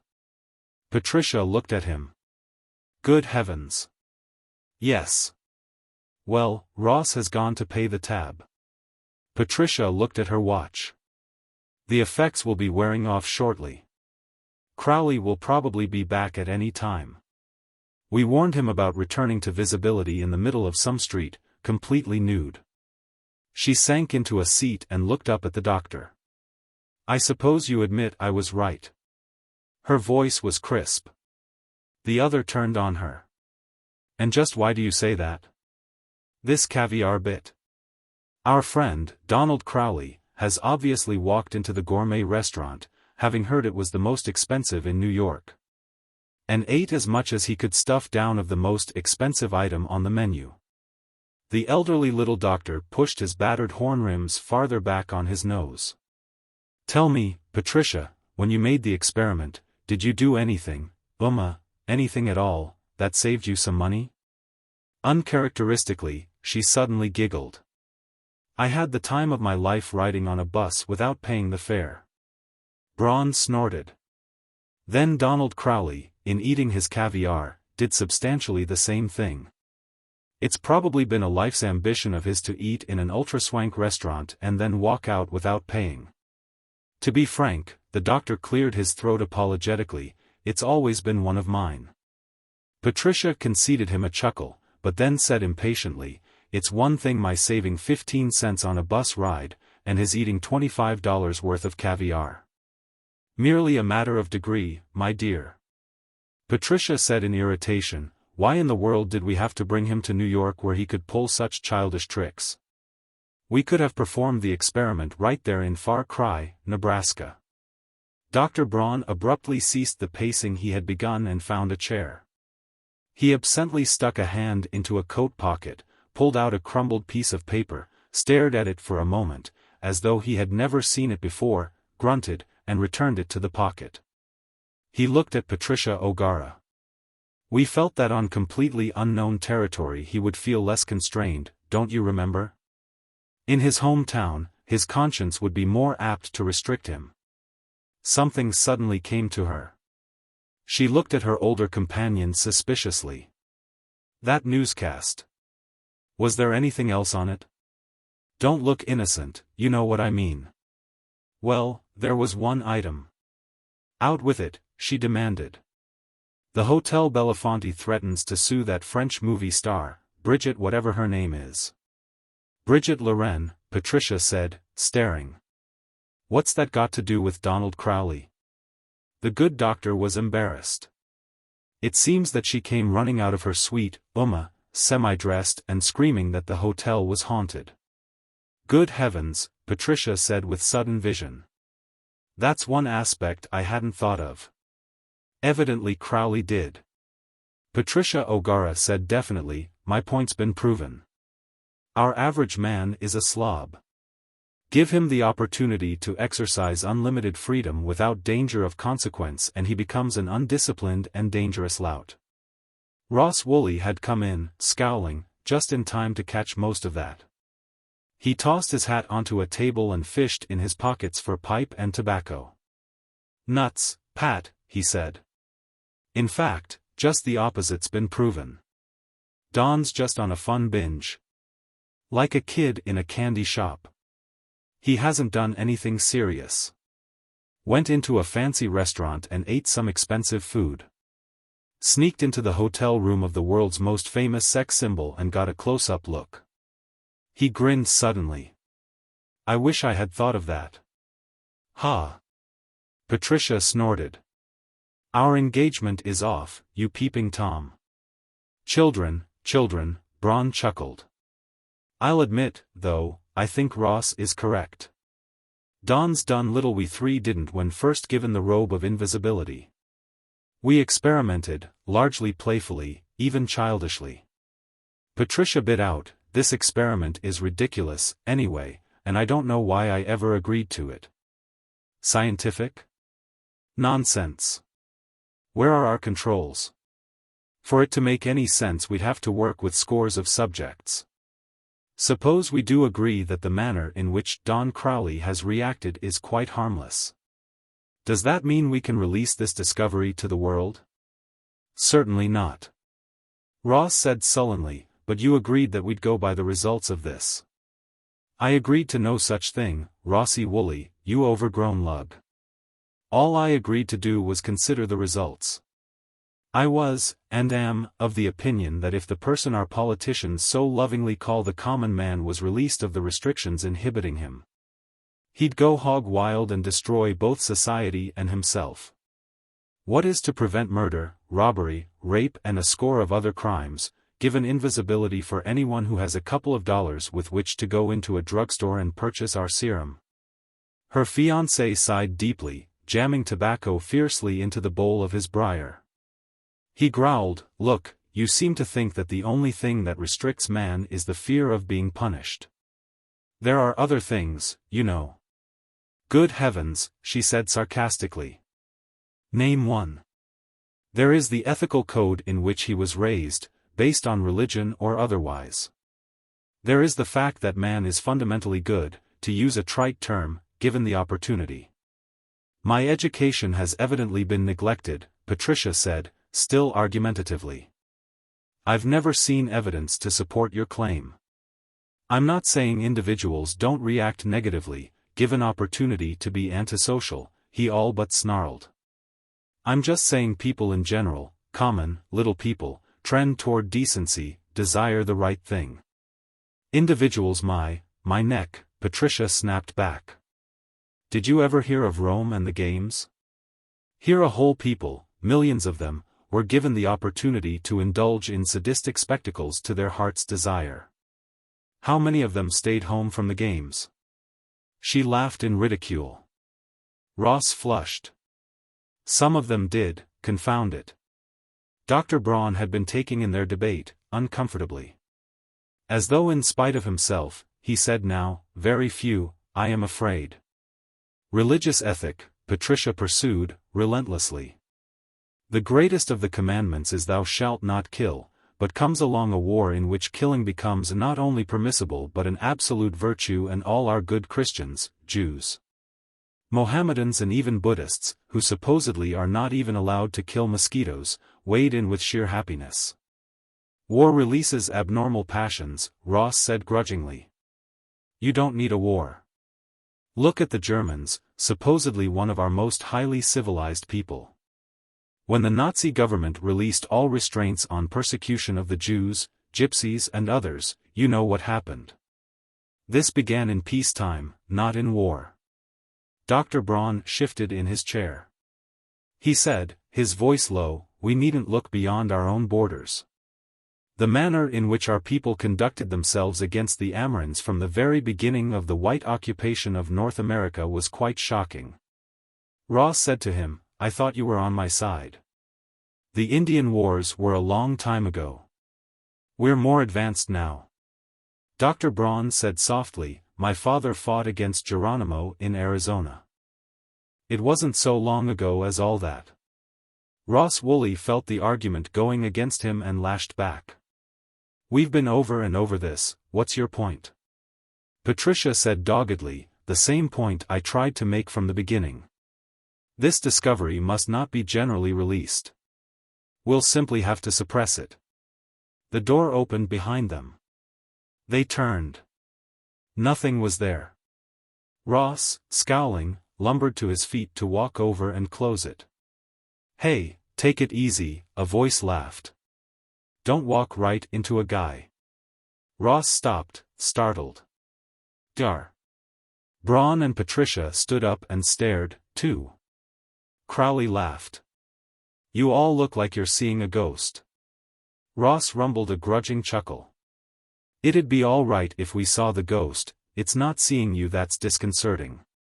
The air began to shimmer, somewhat like heat on the desert's face. Crowley said, hey, the stuff's wearing off. Where are my clothes? Where you left them? They're in that bedroom, Ross said. We'll wait for you. He went back and rejoined his associates. The door to the bedroom opened, there was a shimmering, more obvious now, and then the door closed behind it. He rejoined us just in time, Dr. Braun murmured. Another 10 minutes and he would have, materialized down on the street. Ross hadn't finished the discussion. He said, his face in all but pout, what you don't realize, Pat, is the world has gone beyond the point where scientific discoveries can be suppressed. If we try to keep the lid on this today, the Russians, or Chinese, or somebody, will hit on it tomorrow. Patricia said impatiently, good heavens, let's don't bring the Cold War into it. Ross opened his mouth to snap something back at her, closed it again and shrugged his bulky shoulders angrily. In a matter of less than 10 minutes the bedroom door reopened and this time a grinning Crowley emerged, fully dressed. He said, man, that was a devil of an experience. They saw him to a chair and had him talk it all through. He was candid enough, bubbling over with it all. In the some 11.5 hours he'd been on his own, he had covered quite an area of Manhattan. Evidently the first hour had been spent in becoming used to the startling situation. He couldn't even see himself, which, to his surprise, affected walking and even use of his hands. You had to get used to it. Then there was the fact that he was nude and felt nude and hence uncomfortable walking about in mixed pedestrian traffic. But that phase passed. Early in the game he found that there was small percentage in getting into crowds. It led to all sorts of complications, including the starting of minor rows, one person thinking another was pushing when it was simply a matter of Crowley trying to get out from underfoot. Then he went through a period of the wonder of it all. Being able to walk anywhere and observe people who had no suspicion that they were being observed. It was during that phase that he had sought out the hotel in which he had read the chesty French movie actress Brigitte Lorraine was in residence. Evidently, he'd hit the nail right on the head. Brigitte was at her toilette when he arrived on scene. In telling about this, Crowley leered amusedly at Patricia from the side of his eyes. She ignored him. Then he'd gone through a period when the full realization of his immunity had hit him. At this point he turned to Braun. "Hey, Doc, you ever eaten any caviar? You know, that Russian stuff. Supposed to be the most expensive food in the world." The doctor cleared his throat. "Small amounts in hors d'oeuvres at cocktail parties. Well, maybe I'm just a country boy but the stuff tastes like fish eggs to me. Anyway, to get back to the story. He'd gone into Tiffany's and into some of the other swank shops. And then into a bank or two, and stared at the treasures of Manhattan. At this point he looked at Ross. You know, just being invisible don't mean all that. How you going to pick up a wad of $1,000 bills and just walk out the front door with them?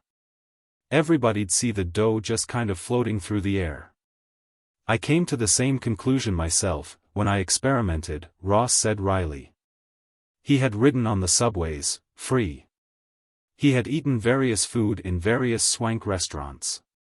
He had even had drinks in name bars, sampling everything from Metaxa to vintage champagne. He was of the opinion that even though he remained invisible for the rest of his years, he'd still stick to bourbon and beer. He had gone down to Wall Street and into the offices of the top brokerage firms and into the sanctum sanctorums of the wealthiest of mucky mucks but had been too impatient to stick around long enough to possibly hear something that might be profitable. He admitted, grudgingly, that he wouldn't have known what to listen for anyway. Frustrated there.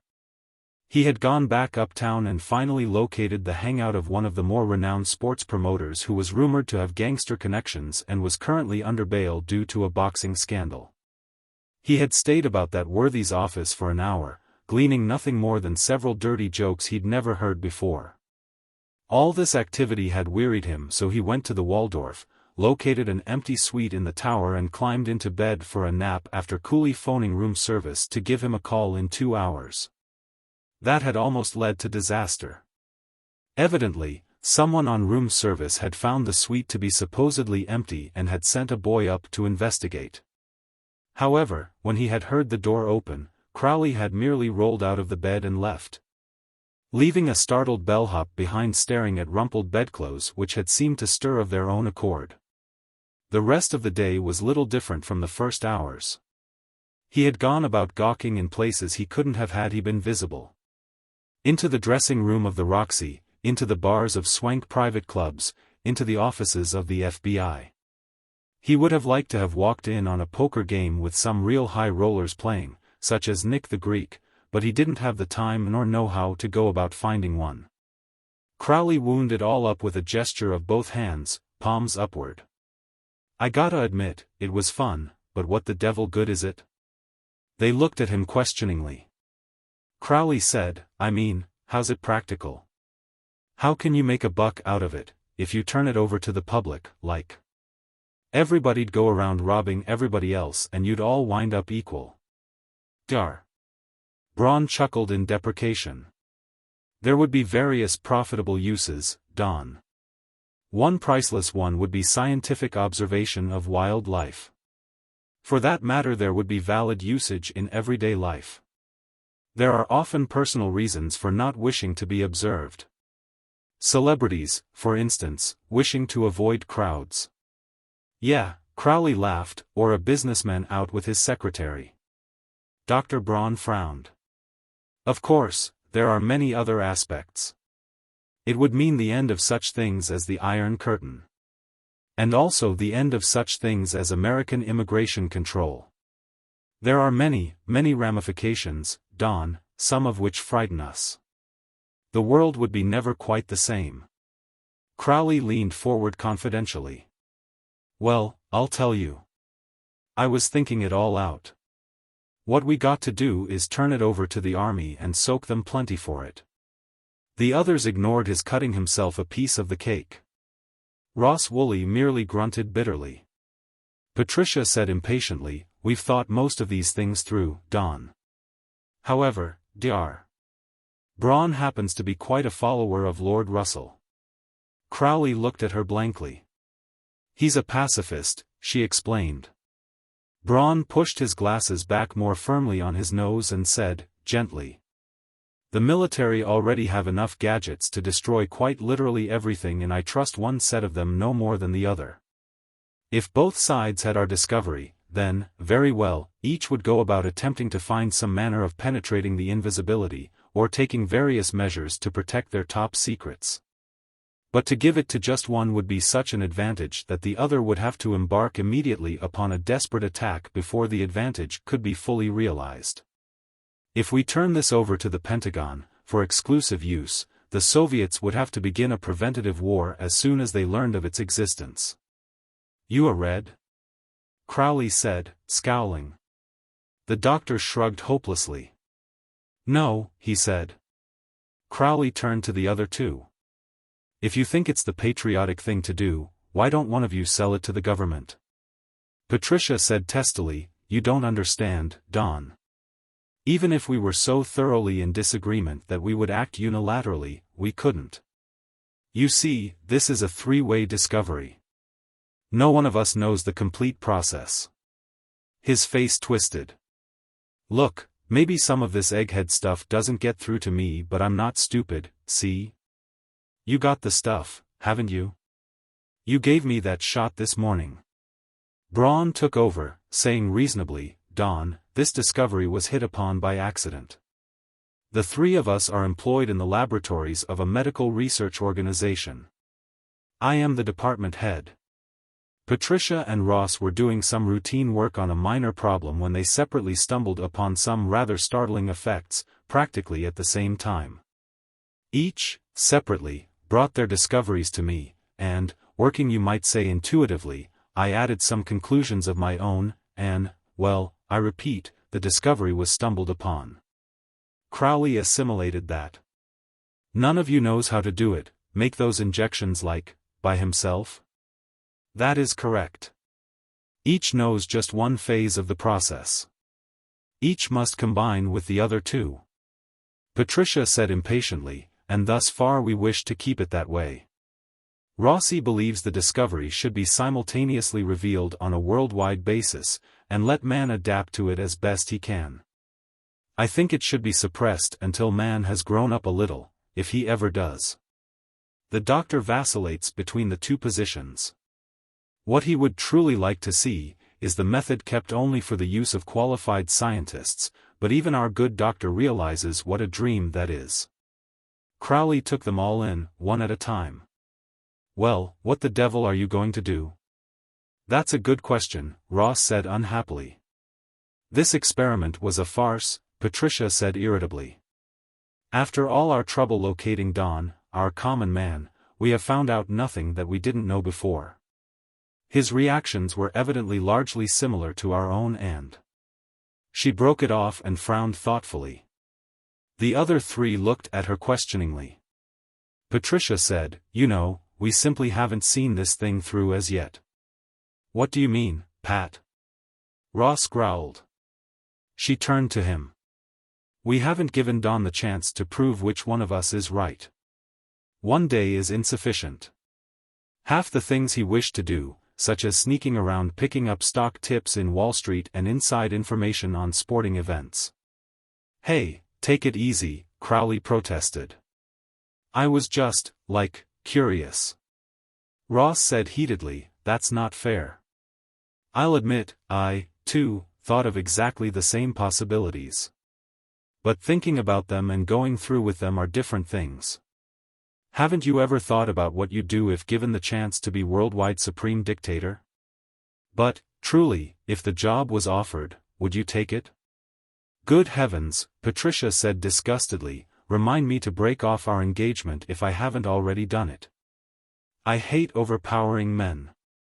All I'm saying is that we'll have to give Don at least a week. One day isn't enough. Dar. Braun cocked his head to one side and said uncomfortably, I'm not sure but that in a week's time our friend Don might be able. See here, Don, do you mind going on down to the hotel's bar while we three talk this through? Crowley obviously took umbrage at that, but there was nothing to be done. Frowning peevishly, he left. The doctor looked from one to the other of his associates. By Caesar, do you realize the damage friend Don could accomplish in a week's time?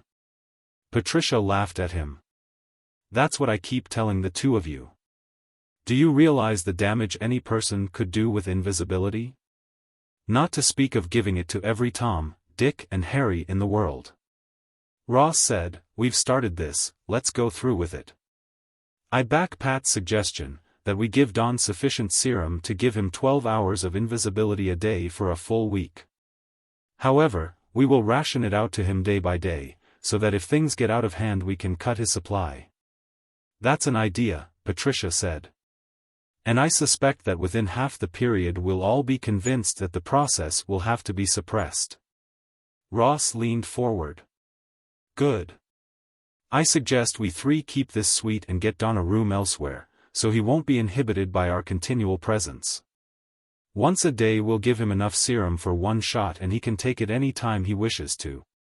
He ran his beefy hand back through his red crew cut in a gesture of satisfaction. If he seems to get out of hand, we'll call it all off. Dr. Braun cleared his throat unhappily. I have premonitions of disaster, but I suppose if we've come this far we should see the experiment through. Patricia said ungraciously, at least the lout will be limited in his accomplishments by his lack of imagination. Imagine going into that French girl's dressing room. Yeah, Ross said ludicrously, trying to make his big open face look dreamy. You wretch, Patricia laughed. The wedding is off. But Crowley was no lout. He was full of the folk wisdom of his people. God helps those who help themselves. It's each man for himself and the devil take the hindmost. Not to speak of. Never give a sucker an even break. If I didn't do it, somebody else would.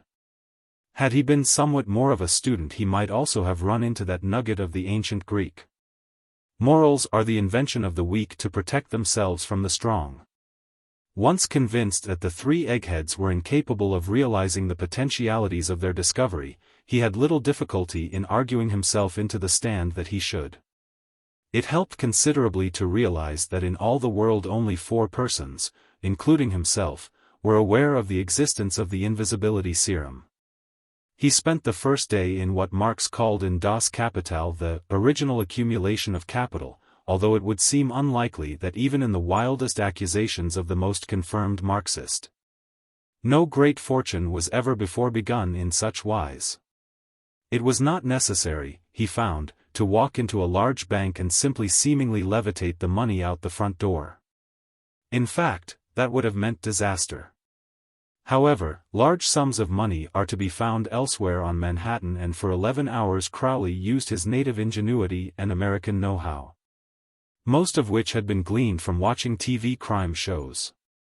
By the end of the day he had managed to accumulate in the neighborhood of $100,000 and was reasonably sure that the news would not get back to his sponsors. The fact was, he had cleaned out the treasuries of several numbers rackets and those of 2 bookies.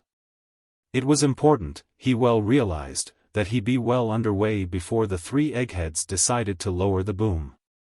The second day he spent making his preliminary contacts, an operation that was helped by his activities of the day before. He was beginning already to get the feel of the underworld element with which he had decided he was going to have to work, at least in the early stages of his operations. Any leader, be he military, political or financial, knows that true greatness lies in the ability to choose assistants. Be you a Napoleon with his marshals, a Roosevelt with his brain trust, A.J. P. Morgan with his partners, the truism applies. No great leader has ever stood alone.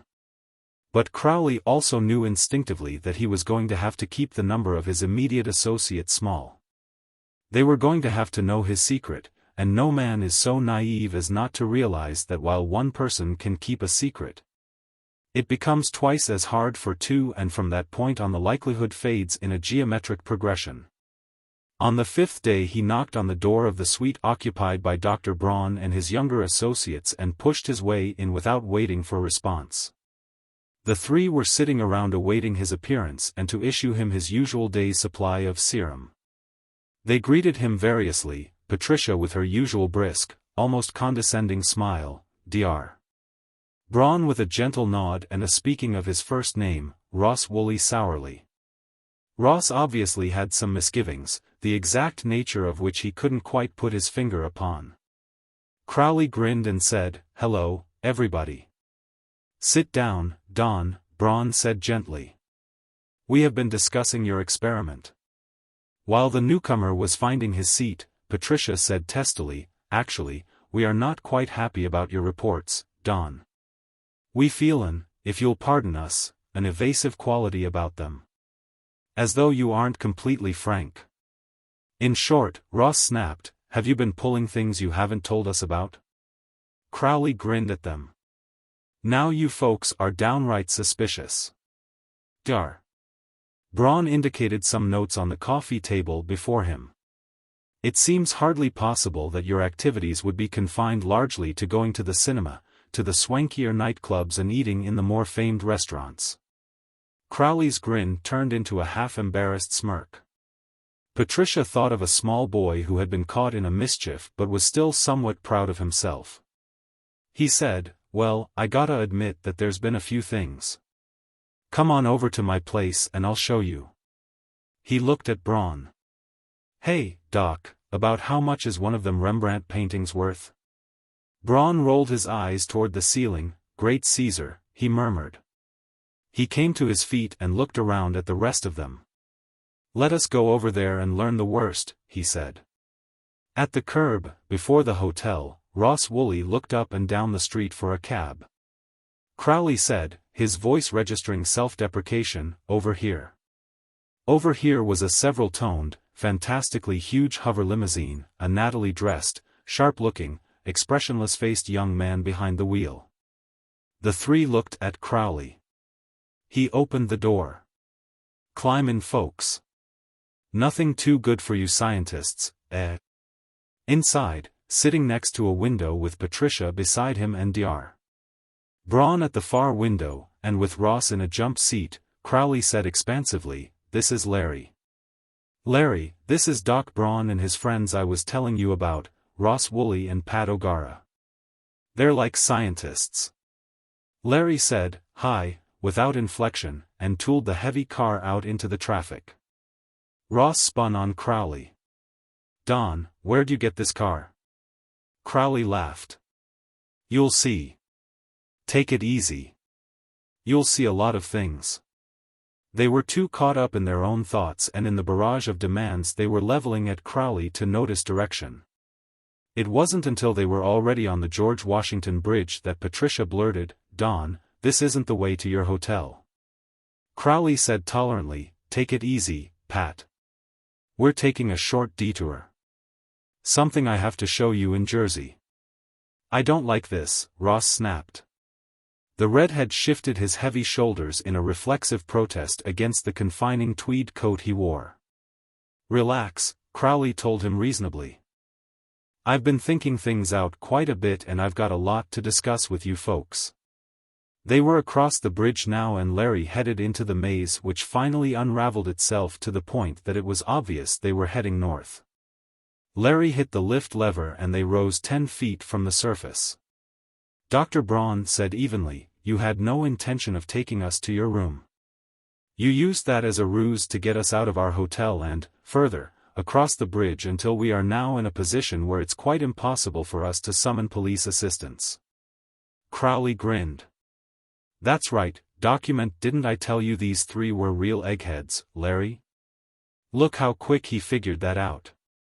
Larry grunted in what might have been amusement. Ross, growling low in his throat, turned suddenly in his jump seat and grabbed Crowley by the coat front. "What's going on here?" Crowley snapped, "Larry." From seemingly nowhere, the chauffeur had produced a thin black automatic and was now lazily pointing it, not so much at Ross Woolley as at Dr. Braun and Patricia. He said evenly, softly, "Easy, friend." Ross released his grip. "Put that thing away," he blurted. "Sure, Larry said, his voice all but disinterested. The gun disappeared. Crowley, only slightly ruffled, said, "Now, take it easy, Ross. Nothing's going to happen to you. I'm going to need you folks and I'm going to treat you right." "Where are we going?" Ross growled. "I had the boys rent me a big estate like up in the Catskills. Big place, nice and quiet. In fact, the last tenants used it for one of these rest sanitariums.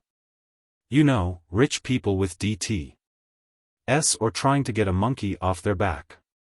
"The boys?" Patricia said softly. He looked at her and grinned again. Crowley was obviously enjoying himself. "I got a few people working for me," he explained. Dr. Braun blurted, "You fool. You mean you've revealed the existence of the process Pat, Ross and I worked out to a group of ignoramuses?" Crowley said angrily, "Now look, Doc, let's don't get on that bit. Maybe I'm just a country boy but I'm as smart as the next man. Just because some of you eggheads spend half your life in college don't mean you've got any monopoly on good common sense. I went to the school of hard knocks, understand, and I got plenty of diplomas to prove it. Take it easy on that ignoramus talk." Patricia said suddenly, "Don's right, Dr. Braun. I think you've badly underestimated him." Ross snorted sourly at that remark. "We've all underestimated him. Well, I think you'll agree that our friend Don will get no more injections of the invisibility serum." Crowley chuckled. They looked at him. 3 sinkings of stomach taking place simultaneously. "Now, you know I thought that might be your altitude." "Attitude," Ross muttered. "So I went to the trouble of coming up to your suite last night and sort of confiscating the supply. By the looks of it, I'd say there was enough for another 10 shots or so." "See," Patricia said to Ross. "You're not as smart as you thought you were. Don's one up on you." The estate which the boys had secured for Crowley was 2 or 3 miles out of Tannersville on a mountainside and quite remote. He took considerable pride in showing them about, although it was obvious that he had been here before only once himself. He was obviously enjoying the situation thoroughly and had planned it out in some detail. Besides the empty-faced Larry, who had driven the car, they were introduced to 2 more of Crowley's confederates, neither of whom gave any indication that the 3 were present under duress. The first was a heavy-set, moist-palmed Southerner with a false air of the jovial. He shook hands heartily, said nothing with a good many words for a few minutes and then excused himself. The third confidant was an older man of sad mien who would have passed easily in the swankest of Washington, New York or London private clubs. He was introduced simply as Mr. Whiteley, greeted them pleasantly as though all were fellow guests, had a word to say about the weather then and passed on. Patricia was frowning. "Your Southern friend, Paul Teeter, it seems to me I've heard his name before." Crowley grinned. "Oh, Paul's been in the news from time to time." Ross was looking after Mr. Whiteley who had disappeared into the main building. They were standing on the lawn, as part of the guided tour Crowley was giving them. He growled, "I suppose the 2 of them are experienced confidence men, or something." "Take it easy with those cracks, Ross," Crowley said. "Whiteley used to have a seat on the stock exchange. A real big shot. But that was before they disbarred him, or whatever they call it." "See here," Dr. Braun said urgently. "We've had enough of all this, Don. I propose we go somewhere where it will be possible for us to bring you to your senses, and save you from disaster. Kind of a powwow, eh?" "Okay, Doc, come on in here." He led them to the entrance, conducted them inside and into a library that led off the main entrada. He said, "By the way, Larry has a few of his boys up here just kind of like estate watchmen. Some of them aren't much used to being out of the city and they get nervous. So." Ross growled, all right, don't try to make like a third-rate villain in a B-movie. You have guards about and it would be dangerous to try to leave without your permission. How about that?" Crowley exclaimed as though amazed. "Man, you eggheads catch on quick. Nothing like a college education." He waved them to chairs. "I'm going to have to leave for a while. Whiteley's got some big deal brewing and we got to work it out." He grinned suddenly. "And Larry's got a different kind of deal. One he's been planning for years but hasn't been able to swing one or two details. It's a caution how many details a little man who wasn't there can handle in one of these king-size capers." He had used the pseudo-criminal term, caper, with considerable satisfaction. Crowley was obviously having the time of his life. "Very well," Braun said, "we'll wait." When the other had left the room, leaving the door open behind him, the doctor turned to his two younger associates. "What children we've been." Ross Woolley growled unhappily, "Brother, we couldn't have picked a worse so-called common man, if we'd tried. That character is as nutty as a stuffed date. Do you realize what he's in a position to do?" Patricia twisted her mouth thoughtfully. "I wonder if any of us really realize. I am afraid even with all our speculation, we never truly thought this out." Dr. Braun pushed his glasses back on his nose with a forefinger. He shook his head. "You make a mistake, Ross. We didn't make a bad choice in our selection of Don Crowley for our typical common man." Ross looked at him and snorted. Braun said doggedly, "Remember, we attempted to find the average man, the common man, the little man, the man in the street. Well, it becomes obvious to me that we did just that." Patricia said thoughtfully, "I don't know. I'm inclined to think that from the beginning you two have underestimated Don. He has certainly shown considerable ingenuity. Do you realize that he's done all this in a matter of less than a week?" "Done all what?" Ross said sarcastically. She gestured. "Look at this establishment. He's obviously acquired considerable money, and he already has an organization, or at least the beginnings of one." "That is beside the point," Braun said ruefully. "I say that he is reacting as would be expected. As the average man in the street would react given the opportunity to seize almost unlimited power, and with small chance of reprisal." Patricia shrugged as though in disagreement. Braun looked at Ross Woolley. "Close the door, Ross. Lord knows when we'll have another chance to confer. Obviously, something must be done." Ross came quickly to his feet, crossed to the door, looked up and down the hallway which was empty and then closed the door behind him. He came back to the others and drew his chair in closer so that they could communicate in low voices. Braun said, "One thing is definite. We must not allow him to secure further serum. For all we know, he might be planning to inject some of those gangsters he's affiliated himself with." Patricia shook her head thoughtfully. "I still think you underestimate Don. He must realize he can't trust them. At this stage, he has had to confide in at least 2 or 3, fully to utilize his invisibility. But in the long run it isn't to his advantage to have anybody know about it. If the authorities, such as the FBI, began looking for an invisible man, sooner or later they would penetrate the field of invisibility." "You mean you think Crowley will use these men for a time and then destroy them?" "He'll have to, or sooner or later the secret will be out." Braun said in soft logic, "If he can't allow anyone to know about it, then we, too, must be destroyed." Ross growled, "Then we've got to finish him first." Patricia said, "Now, I don't know. Don is showing considerably more sense than you two evidently give him credit for. I think in many ways what he's done is quite admirable. He's seen his chance, and has grasped it. Why, I wouldn't be surprised that Don will be the most powerful man in the country within months. The two men were staring at her. Ross sputtered, "Have you gone completely around the bend? Are you defending this?" A voice chuckled, "Mind your language, Buster. Just take it easy or you'll wind up with some missing teeth." Ross jumped to his feet as though couched with an electric prod.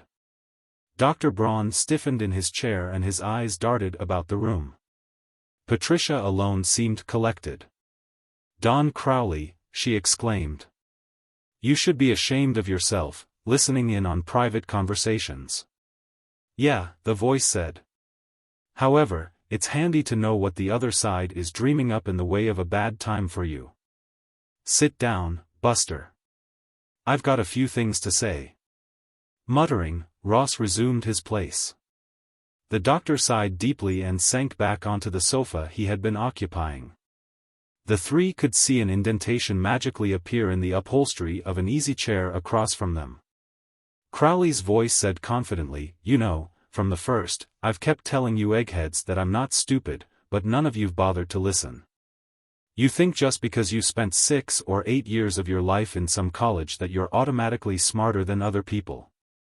But I got a theory, that it doesn't make any difference if you spent your whole life going to college, you still wouldn't wind up smart if you didn't start that way." Ross began to mutter something, but Crowley snapped, "Shut up for a minute, I'm talking." He resumed his condescending tone. "Just for example, take a couple of guys who got to the top. Edison in science and Khrushchev in politics. For all practical purposes, neither of them went to school at all. Khrushchev didn't even learn to read until he was 28 years old. Then take Dr. Braun here. He spent half his life in school, and where's it got him? He'd make more dough if he owned the local garage and dealer franchise for one of the automobile companies in some jerkwater town. And look at Ross. He'd probably make more money playing pro football than he does messing around with all those test tubes and Bunsen burners and everything. What good has all the school done either?" "Dar." Braun said gently, "Could we get to the point? Take it easy, document. I'm in charge here. You just sit and listen. The point is, you three with your smart aleck egghead education started off thinking Mr. Common Man, like you call me, is stupid. Well, it just so happens I'm not. Take Pat there. She's smarter than you too, but she had the same idea. That this here country boy isn't as smart as she is. She's going to fox him, see? As soon as she saw the way the cards were falling, she started buttering up to me. She even figured out that I was probably right in this room listening to you planning how to trip me up. So she pretended to take sides against you." "Why, Don?" Patricia protested. "Come off it, kid. You probably hate my guts worse than the others. You were the one who thought this particular average man was a slob. That all common people were slobs." Patricia's face went expressionless, but Ross, knowing her well, could sense her dismay. Crowley was right. She had been trying to play a careful game, but their supposedly average man had seen through her. Crowley's voice went thoughtful. "I've been doing a lot of thinking this week. A lot of it. And you want to know something? You know what I decided? I decided that everybody talks a lot about the common man, but actually he's never had a chance to, express himself. He's never been able to put over the things he's always wanted. Haven't you ever heard of democracy?" Ross said sourly. "Who do you think elects our officials?" "Shut up, I told you. I'm talking now. Sure, every 4 years the lousy politicians come around and they stick coonskin caps on their heads or Indian bonnets and start saying ain't when they make their speeches. Showing they're just folks, see?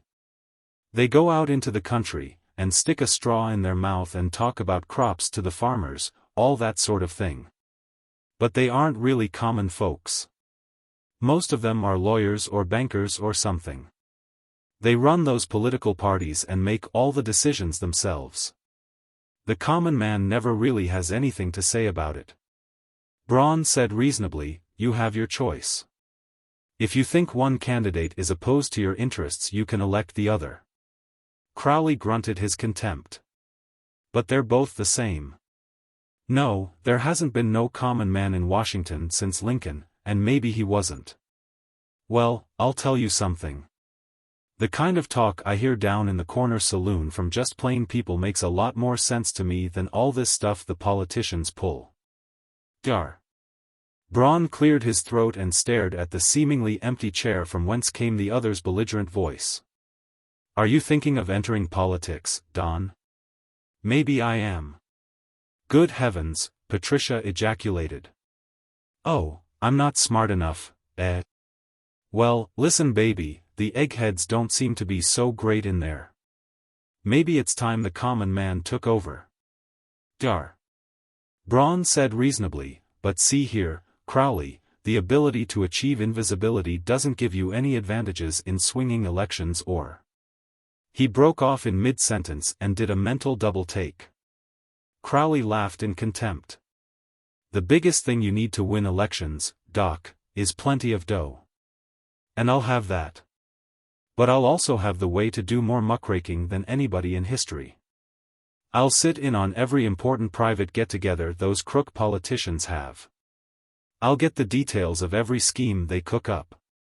I'll get into any safe or safe deposit box. I'll have the common people, you sneer so much about, screaming for their blood. Ross rumbled, what do you expect to accomplish in office, Crowley? The voice became expansive. Lots of things. Take this Cold War. If you drop into any neighborhood bar, you'll hear what the common man thinks about it. The three of them stared at the seemingly empty chair. Drop the bomb first. Crowley snapped. Finish those Reds off before they start it. In fact, I'm not even sure they've got the bomb. They're not smart enough to. There was Sputnik, you know, Ross interrupted sourly. Yeah, but built by those captured German scientists. We're way ahead of those Ruskies in everything. Hit M now.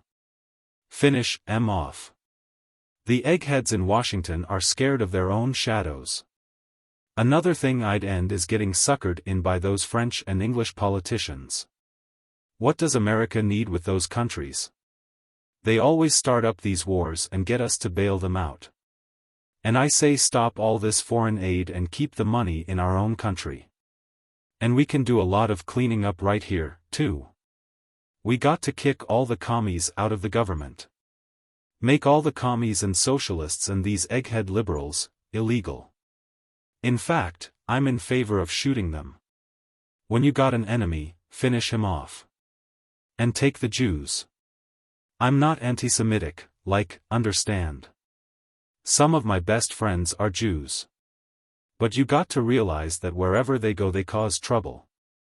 They stick together and take over the best businesses and all. Okay, you know what I say? I say kick them out of the country. And they all came over here poor and made their money here. So let them leave the way they came. We'll, confiscate all their property except personal things. Patricia had closed her eyes in pain long before this. She said, softly, I imagine somewhere along in here we'll get to the Negroes. I'm not against them. Just so they stay in their place. But this integration stuff is bunk. You got to face facts. Negroes aren't as smart as white people, neither are Chinks or Mexicans or Puerto Ricans. So, okay, give them their own schools, up to high school is all they need, and let them have jobs like waiters and janitors and like that. They shouldn't take a white man's job and they shouldn't be allowed to marry white people. It deteriorates the race, Crowley was really becoming wound up now. Wound up and expansive. There's a lot of things I'd change, see. Take freedom of speech and press and like that. Sure, I believe in that, I'm 100% American. But you can't allow people to talk against the government. Freedom of speech is okay, but you can't let a guy jump up in the middle of a theater and yell fire. Why not? Ross growled. Freedom of speech is more important than a few movie houses full of people. Besides, if one man is allowed to jump up and yell fire, then somebody else can yell out, "You're a liar, there is no fire." "You're not funny," Crowley said ominously. "I wasn't trying to be," Ross muttered, and then blurred into sudden action. He shot to his feet and then, arms extended, dashed toward the source of the voice. He hit the chair without slowing, grappled crazily. "I've got him." He wrestled awkwardly, fantastically, seemingly in an insane tumbling without opponent. Patricia was on her feet. She grasped an antique bronze candle holder and darted toward the now fallen chair and to where Ross was wrestling desperately on the floor. Crowley was attempting to shout, but was largely smothered. Patricia held the candlestick at the ready, trying to find an opening, trying to locate the invisible Crowley's head. Frederick Braun staggered to his own feet, bewildered, shaking. A voice from the door said flatly, "Okay, that's it." Then, sharper, I said, "Cut it out." "You all right, Mr. Crowley?" It was Larry. His thin black automatic was held almost negligently in his right hand. He ran his eyes up and down Patricia, taking in the candlestick weapon. His ordinarily empty face registered a flicker of amused approval. Patricia gasped, "Oh, no," dropped her bludgeon and sank into a chair, her head in her hands. Ross, his face in dismay, came slowly to his feet. The redhead stared at the gunman, momentarily considering further attack. Larry, ignoring both Braun and Patricia, swung the gun to cover him exclusively. "I wouldn't," he said emptily. Of a sudden, Ross' head jerked backward. His nose flattened, crushingly, and then spurted blood. He reeled back, his head flinging this way and that, bruises and cuts appeared magically. Crowley's voice raged, "You asked for it, wise guy. How do you like these apples?" The saturnine Larry chuckled sourly. "Hey, take it easy, Chief. You'll kill the guy." Ross had crumpled to the floor. There were still sounds of blows. Crowley raged, "You're lucky I'm not wearing shoes, I'd break every rib in your body." Patricia was staring in hopeless horror. She said sharply, "Don, remember you need Ross. You need all of us. Without all of us there can be no more serum." The blows stopped. "There will be no more serum anyway," Braun said shakily. The thin little man still stood before his chair, having moved not at all since the action began. Crowley's heavy breathing could be heard, but he managed a snarl. "That's what you think, document." Braun said, "By Caesar, I absolutely refuse to." Crowley interrupted ominously. "You know, Doc, that's where this particular common man has it all over you eggheads. You spend so much time reading, you don't take in the action shows on TV. Now what you're thinking is that even if we were going to twist your arm a little, you'd stick to your guns. But suppose, like, it was Pat we was working on, while you had to sit and watch." The elderly man's brave front collapsed and his thin shoulders slumped. Crowley barked a laugh. Patricia by now, was bent over the unconscious Ross, crying even as she tried to help him. Crowley said to the silent, all but disinterested Larry, "Have these three put in separate rooms in that section they used for the violent wing when the place was a nut house. Have a good guard and see they don't talk back and forth." "You're the boss," Larry said languidly. Crowley was thorough. For that they had to give him credit. They were kept divided, each in a different room cell and with at least 2 burly, efficient guards on constant watch. They were fed on army-type trays and their utensils checked carefully. There was no communication allowed, even with the guard. The second day, Crowley took measures to see their disappearance raised no alarm at either their place of employment or at their residences. This raised few problems since all were single and all had already taken off both from the job and from their homes in order to carry out their experiment. Crowley forced them to write further notes and letters finding excuses for extending their supposed vacations. He also had Larry return to the hotel suite, pay their bill, pack their things and bring them to the Catskill estate which had become their prison. He had them make up lists of materials and equipment they would need for further manufacture of the serum upon which they had stumbled, and sent off men to acquire the things. And on 3 occasions during the following weeks he had them brought from their cells and spent an hour or so with them at lunch or dinner. Crowley evidently needed an audience beyond that of his henchmen. The release of his basic character, formerly repressed, was progressing geometrically, and there seemed to be an urgency to crow, to brag, to boast. On the 3rd of these occasions he was already seated at the table when they were ushered into the dining room. Crowley dismissed the guards with a wave of his hand as though they were liveried servants.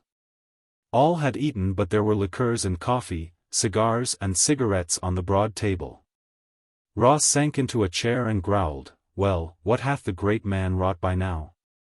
Crowley grinned at him, poured coffee and then a dollop of Napoleon brandy into it. He gestured with a hand. "Help yourselves, folks. How you feeling? You been getting all the books you wanted? You look kind of peaked, Pat." "Miss O'Gara to you, you ape with delusions of grandeur," she snapped. "When are you going to let us out of those prison cells?" Crowley wasn't provoked.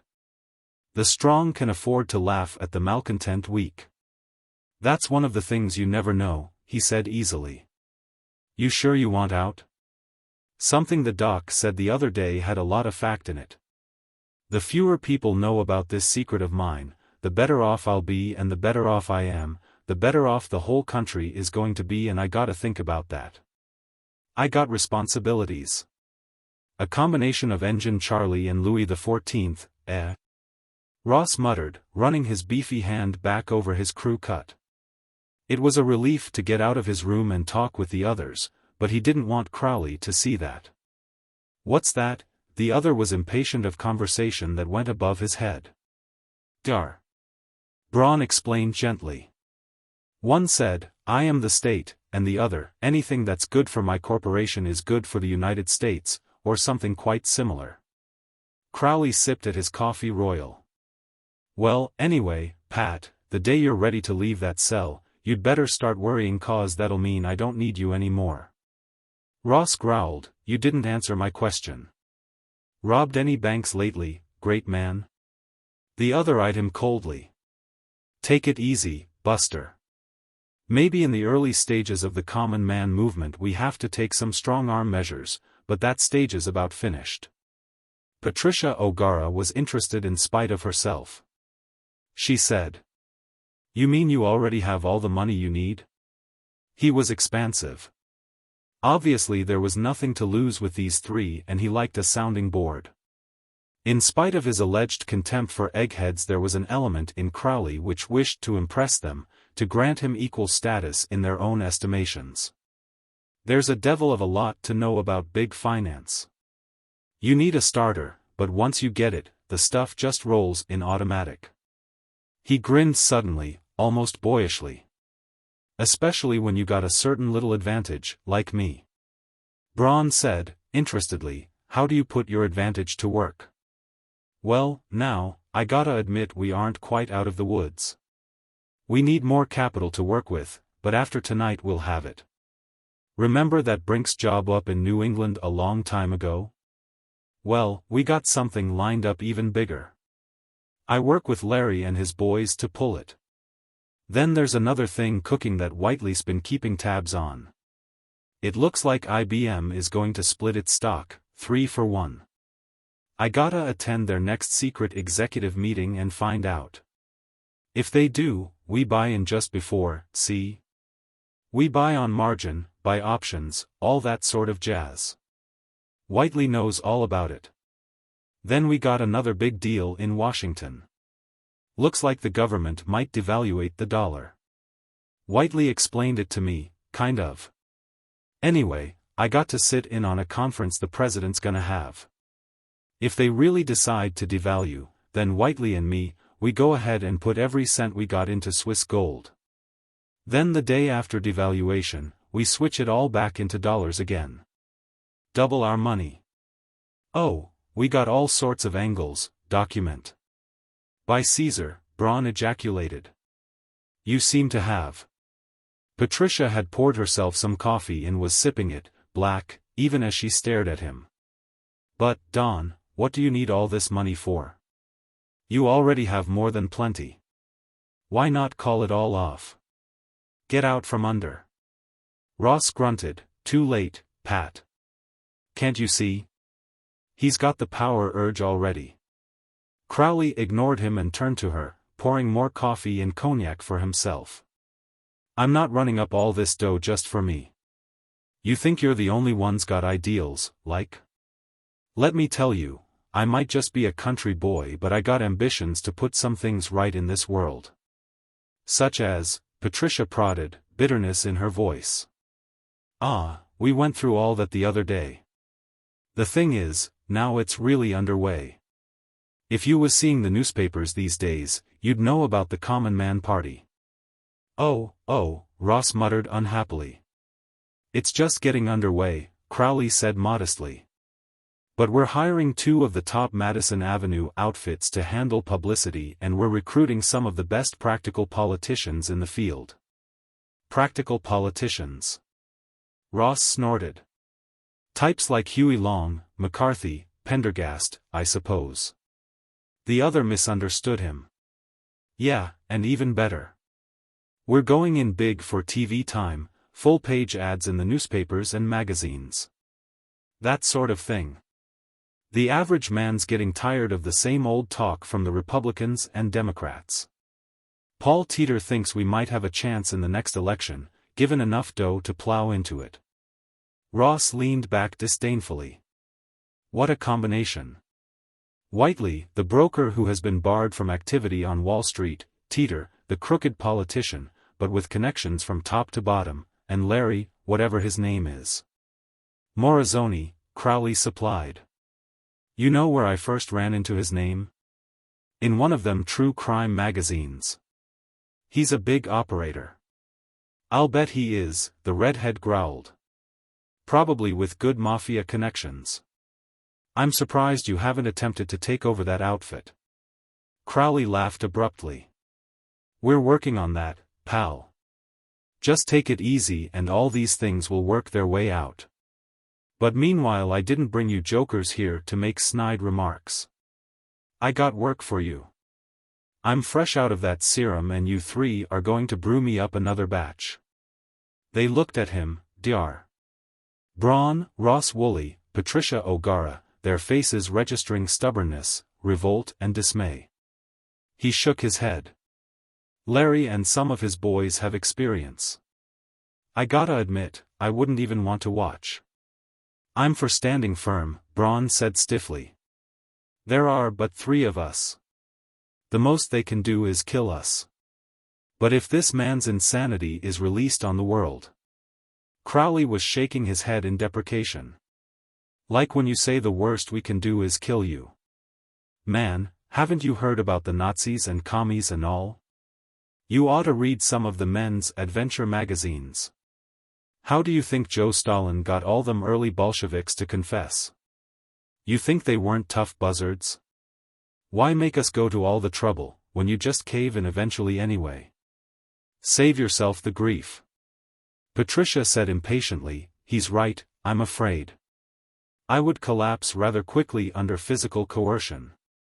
You might last a bit longer, Ross possibly longer still.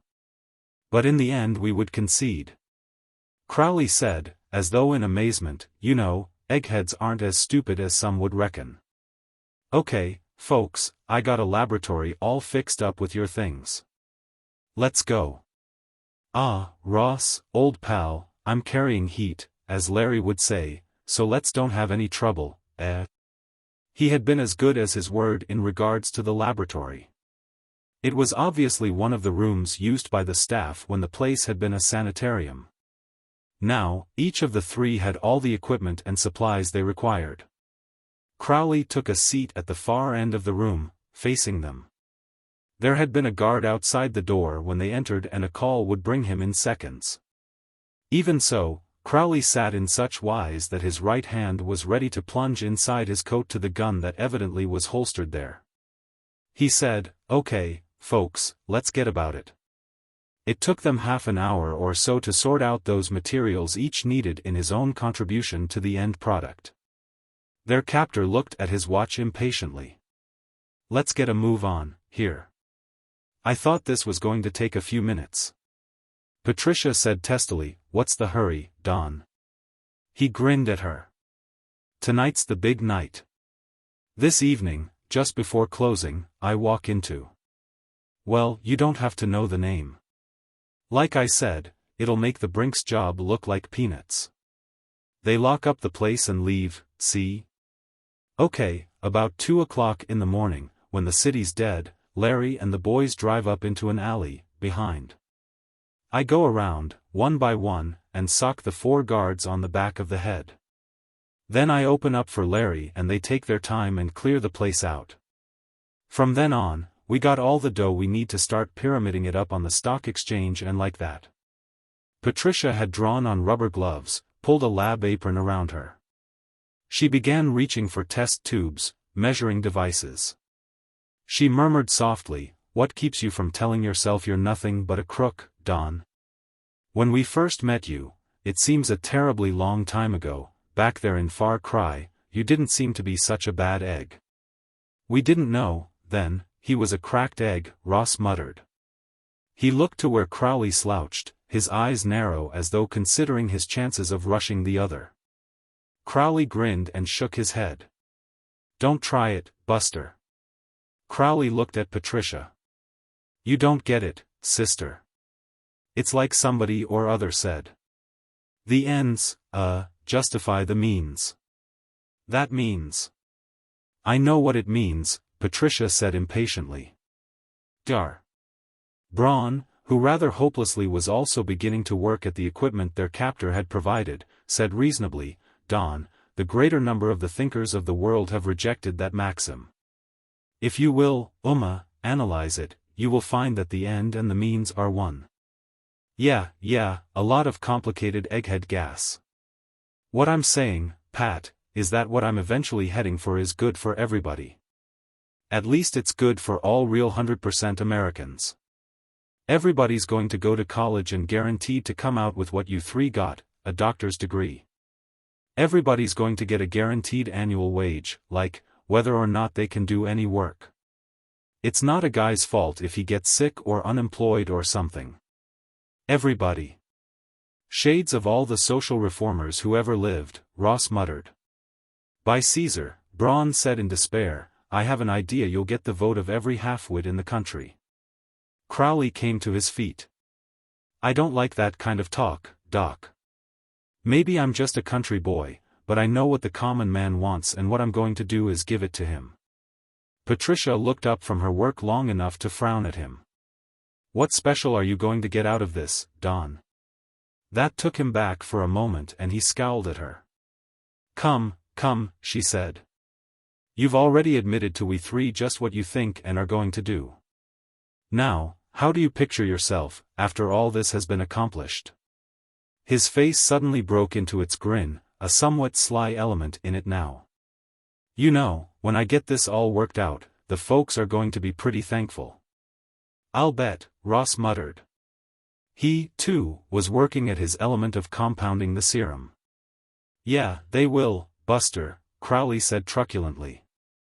And they're going to want to show it. You ever seen one of those movies like Ben-Hur back in Roman days? Can you imagine everybody in the whole country thinking you were the best guy ever lived? You know, like an emperor. Like Caligula, Dr. Braun said softly. I don't know any of their names, but they really had it made. Snap your fingers and there's a big banquet with the best floor show in the world. Snap your fingers and here comes the sexiest dames in Hollywood. Snap your fingers and some big entertainment like a chariot race, or something. Once I put this over, the common man party, that's the way people are going to feel about me and want to treat me. And if they don't, you'll make them? Ross said sarcastically. You're too smart for your own britches, egghead, Crowley snarled. He looked at his watch. Let's get this rolling. I got to get on down to the city and start this caper going. Ross handed a test tube to Dr. Braun and began stripping the gloves from his hands. "That's my contribution," he said. Patricia had already delivered hers. Dar.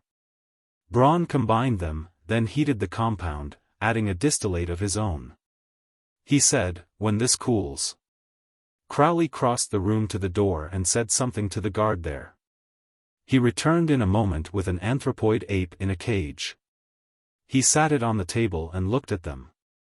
"Okay," he said to Braun, his voice dangerous. "Let's see you inject the monk with this new batch of serum." Braun raised his eyebrows. The other watched him narrowly, saying nothing further. Dar. Braun shrugged, located a hypodermic needle and prepared it. In a matter of moments, the animal was injected. Ross Woolley said sourly, "Don't you trust your fellow man, Don?" "No, I don't, and stop calling me Don. It's Dan. Daniel Crowley." The three of them looked at him in bewilderment. The ape was beginning to shimmer as though he was being seen through a window wet with driving rain. "Don's my goody-goody brother. Used to live in the same house with me, but ever since we were kids and I got picked up on a juvenile delinquent rap for swiping a car, he's been snotty. Anyway, now he's moved out to Frisco." Patricia blurted, but you let us believe you were Donald." He brushed it off with a flick of his hand. "You said you had some deal where I could make me some money." "Okay, I was between jobs." The ape was invisible now. Crowley peered in at him. "Seems to work, all right." Dr. Braun sighed. "I am not a Borgia, Daniel Crowley." "You're not a what?" "Never mind. I wouldn't poison even you, if that is what you feared." Daniel Crowley took up the new container of serum and put a lid on it. He said, "I got to get going. The guy out in front will get you back to your rooms. No tricks with him, Buster." He was talking directly to Ross. "He's already beat a couple of homicide raps." Back in their cell rooms, they found that there was but one guard. Evidently, the all-out robbery attempt to be held this night involved practically all of Larry Morrizone's forces. Beyond that, this guard did not seem particularly interested in keeping them from talking back and forth to each other through the peepholes that centered their doors. After a couple of hours during which time they largely held silence, immersed in their own thoughts, Dr. Braun called out, "Patricia, Ross, I should tender my apologies. It was my less than brilliant idea to find the average man and use him as a guinea pig." "No apology necessary," Patricia said impatiently. "We all went into it with open eyes." "But you were correct, Pat," the doctor said unhappily. "Our common man turned out to be a Frankenstein monster." Ross growled, "That's the trouble. It turned out he wasn't our common man but his brother, whose petty criminal record evidently goes back to juvenile days." "Even that doesn't matter," Patricia said testily. "I've about come to the conclusion that it wouldn't have made any difference who we'd put in Don's. I mean Daniel Crowley's position. Man is too near the animal, as yet at least, to be trusted with such power. Any man." "Why, Pat," Dr. Braun said doggedly, "I don't quite believe you correct. For instance, do you feel the same about me? Would I have reacted like our friend Dan?" He chuckled in deprecation. "That's my point," she said. "I think you would, ultimately. Once again look at the Caesars, they held godlike power. You're thinking of such as Tiberius, Caligula, Nero, Commodus. I'm also thinking of such as Claudius, the scholar who was practically forced to take the imperial mantle. And Marcus Aurelius, the philosopher who although bound up in learning himself allowed his family free rein in their vices and finally turned the empire over to his son Commodus. One of the most vicious men of all time. But take Caligula and Nero if you will. Both of them stepped into power comparatively clean and with the best of prospects. Well approved, well loved. What happened to them when given power without restraint?" Ross grumbled, "I admit I missed the boat, but not for the reasons Pat presents. In a sane society, our serum would be a valuable contribution. But in a dog-eat-dog world, where it's each man for himself, then it becomes a criminal tool. Patricia said sarcastically, and can you point out a sane society? Ross grunted. No, he said. After a moment he added, you know, in a way Crowley was right. We three eggheads didn't do so well up against what he called his common sense. I tried to slug him, with negative results. Dr. Braun, you tried sweet reason on him. Forgive me if I laugh. Pat, you tried your womanly wiles, but he saw through that, too. The chickens have not all come home to roost, Patricia said mysteriously. What time is it? Ross told her. She called to the guard, see here, you. Shut up. You ain't supposed to be talking at all. Go to sleep. I want to speak to Mr. Morrison. It's very important and you are going to be dreadfully sorry if you don't bring him. Larry can't be bothered. He's getting ready to go on down to the city. I know what he's doing, but if he doesn't listen to me, he's going to be very unhappy and probably full of bullet holes. The guard came over to her door and stared at her for a long moment. He checked the lock on her door and then those of Dr. Braun and Ross Woolley. We'll see who's going to be sorry, he grunted. He turned and left.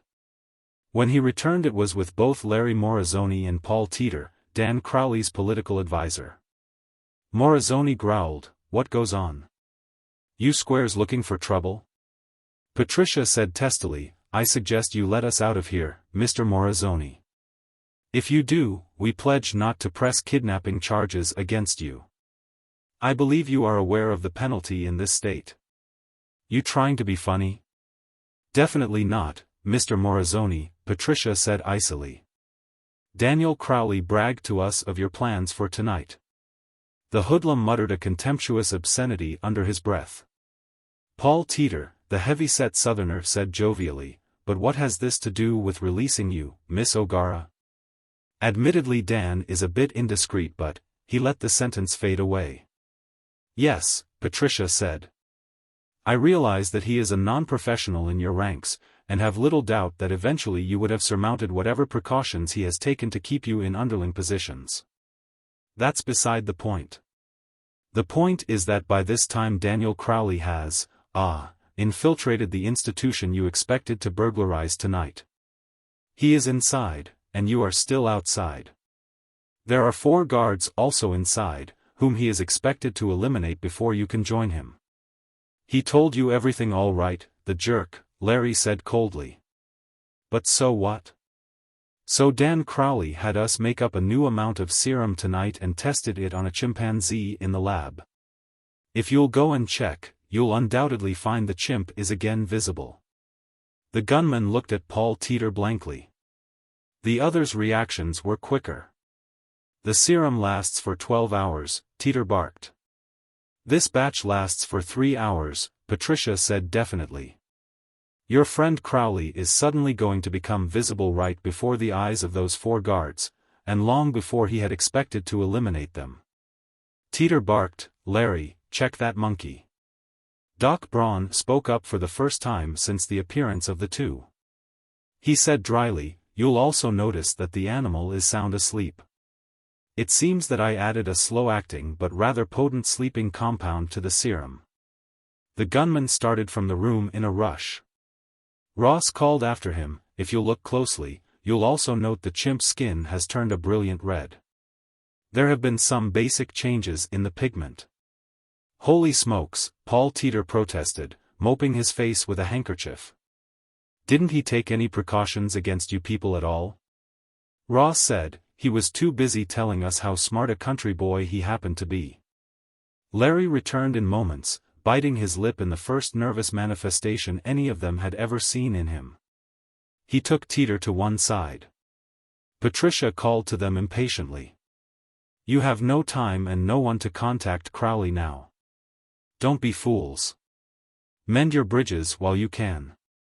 Let us out of here, and we'll prefer no charges. Larry was a man of quick decisions. He snapped to the blank-faced guard who had assimilated only a fraction of all this, "Go on back to the boys and tell them to start packing to get out of here. Tell them the fix has chilled.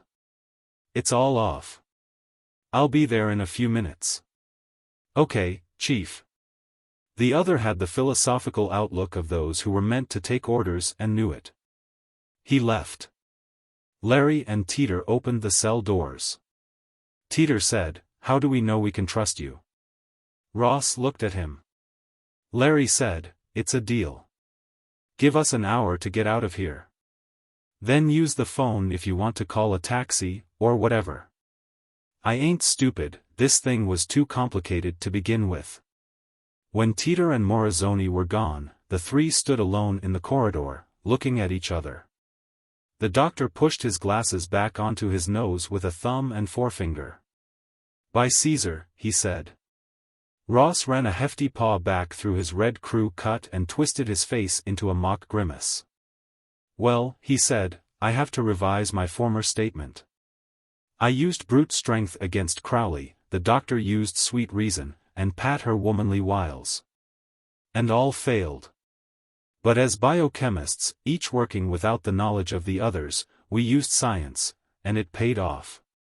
I suppose the thing to do now is buy 3 jet tickets for California." Braun and Patricia looked at him blankly. Ross explained. "Didn't you hear what Crowley said? His brother, Donald, has moved out to San Francisco. He's our real common man, we'll have to start the experiment all over again." Dr. Braun snorted.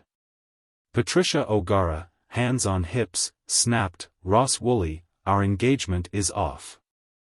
Frigid Fracas. Chapter 1. In other eras he might have been described as swacked, stewed, stoned, smashed, crocked, cockeyed, soused, shellacked, polluted, potted, tanked, lit, stinko, pie-eyed, 3 sheets in the wind. Or simply drunk. In his own time, Major Joseph Mauser, category military, mid-middle caste, was drenched. Or at least rapidly getting there. He wasn't happy about it.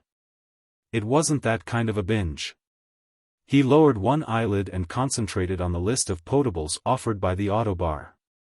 He'd decided earlier in the game that it would be a physical impossibility to get through the whole list, but he was making a strong attempt on a representative of each subdivision. He'd had a cocktail, a highball, a sour, a flip, a punch and a julep. He wagged forth a finger to dial a fizz, a slow gin fizz. Joe Mauser occupied a small table in a corner of the middle caste category military club in Greater Washington. His current fame, transient though it might be, would have made him welcome as a guest in the upper caste club, located in the swank Baltimore section of town. Old pros in the category military had comparatively small sufferance for caste lines among themselves. Rarefied class distinctions meant little when you were in the dill, and you didn't become an old pro without having been in spots where matters had pickled. Joe would have been welcome on the strength of his performance in the most recent fracas in which he had participated as a mercenary, that between vacuum tube transport and continental hovercraft. But he didn't want it that way. You didn't devote the greater part of your life to pulling your way up, pushing your way up, fighting your way up. The ladder of status to be satisfied to associate with your social superiors on the basis of being a 9-day wonder. An oddity to be met at cocktail parties and spoken to for a few democratic moments. No, Joe Mauser would stick to his own position in the scheme of things until through his own efforts he won through to that rarefied altitude in society which his ambition demanded. A sour voice said, celebrating, "Captain?" "Oops, Major, I mean. So you did get something out of the Catskill Reservation fracas. I'm surprised." A scowl, Joe decided, would be the best. Various others, in the course of the evening, had attempted to join him. 3 or 4 comrades in arms, one journalist from some fracas buff magazine, some woman he'd never met before, and Zen knew how she'd ever got herself into the club. A snarl had driven some away, or a growl or sneer. This one, he decided, called for an angered scowl, particularly in view of the tone of voice which only brought home doubly how his planning of a full 2 years had come a cropper. He looked up, beginning his grimace of discouragement. "Go away," he muttered nastily. The other's identity came through slowly. One of the telly news reporters who'd covered the fracas. For the moment he couldn't recall the name. Joe Mauser held the common prejudices of the category military for telly and all its ramifications. Not only for the drooling multitudes who sat before their sets and vicariously participated in the sadism of combat while their trank-bemused brains refused contemplation of the reality of their way of life, but also for category communications, and particularly its subdivision telly, branch fracas news, and all connected with it. His views, perhaps, were akin to those of the matador facing the moment of truth. The crowd screaming in the arena seats for him to go in and the promoters and managers watching from the barrera and possibly wondering if he were gored if next week's gate would improve. The telly cameras which watched you as, crouched almost double, you scurried into the fire area of a mitrailleuse or perhaps a Maxim. The telly cameras which swung in your direction speedily, avidly, when a blast of fire threw you back and to the ground. The telly cameras with their zoom lenses which focused full into your face as life leaked away. The Spanish aficionados never had it so good. The close-up expression of the dying matador had been denied them. The other, undeterred, sank into the chair opposite, his face twisted cynically. Joe placed him now. Freddie Soligen. Give the man his due, he and his team were right in there when the going got hot. More than once, in the past 15 years, Joe had seen the little man lugging his cameras into the center of the fracas, taking chances expected only of combatants. Vaguely, he wondered why. He demanded, why? Soligen said. Major, by the looks of you, you're going to have a beaut, comes morning. Why don't you stick to trank? 'Cause I'm not a slob, Joe sneered. Why? Why, what? Listen, you want me to help you on home? Got no home. Live in hotels. Military clubs. In barracks. Got nothing but my rank and caste. He sneered again. Such as they are. Soligen said, mid-middle, aren't you? And a major. Zen, most would say you haven't much to complain about. Joe grunted contempt, but dropped that angle of it. However, he could have mentioned that he was well into his 30s, that he had copped many a one in his day and that now time was borrowed. When you had been in the dill as often as had Joe Mauser, the days you lived were borrowed. Borrowed from some lad who hadn't used up all that nature had originally allotted him. He was well into the 30s and his life's goal was still tantalizingly far before him, and he living on borrowed time. He said, why you, exception? How come you get right into the middle of it, like that time on the Panhandle Reservation? You coulda copped one there. Soligen chuckled abruptly, and as though in self-deprecation. I did cop one there. Hospitalized 3 months. Didn't read any of the publicity I got? No, I guess you didn't, it was mostly in the category communications trade press. Anyway, I got bounced not only in rank on the job, but up to low middle in caste. There was the faintest edge of the surly in his voice as he added, I was born a lower, major. Joe snorted. So was I. You didn't answer my question, Soligen. Why stick your neck out? Most of you telly reporters, stick it out in some concrete pillbox with lots of telescopic equipment. He added bitterly, and usually away from what's really going on. The telly reporter looked at him oddly. Stick my neck out, he said with deliberation. Possibly for the same reason you do, Major. In fact, it's kinda the reason I looked you up. Trouble is, you're probably too drenched, right now, to listen to my fling. Joe Mauser's voice attempted cold dignity. He said, in the category military, Soligen, you never get so drenched you can't operate. The other's cynical grunt conveyed nothing, but he reached out and dialed the auto bar. He growled, "Okay, a sober up for you, an ale for me." "I don't want to sober up. I'm being bitter and enjoying it." "Yes, you do," the little man said.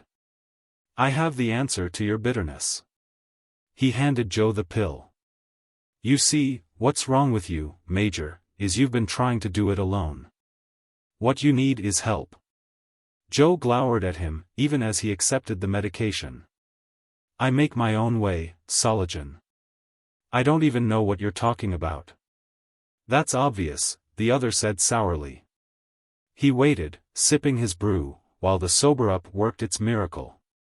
He was compassionate enough to shudder, having been through, in his time, the speeding up of a hangover so that full agony was compressed into mere minutes rather than dispensed over a period of hours. Joe groaned, "It better be good, whatever you want to say."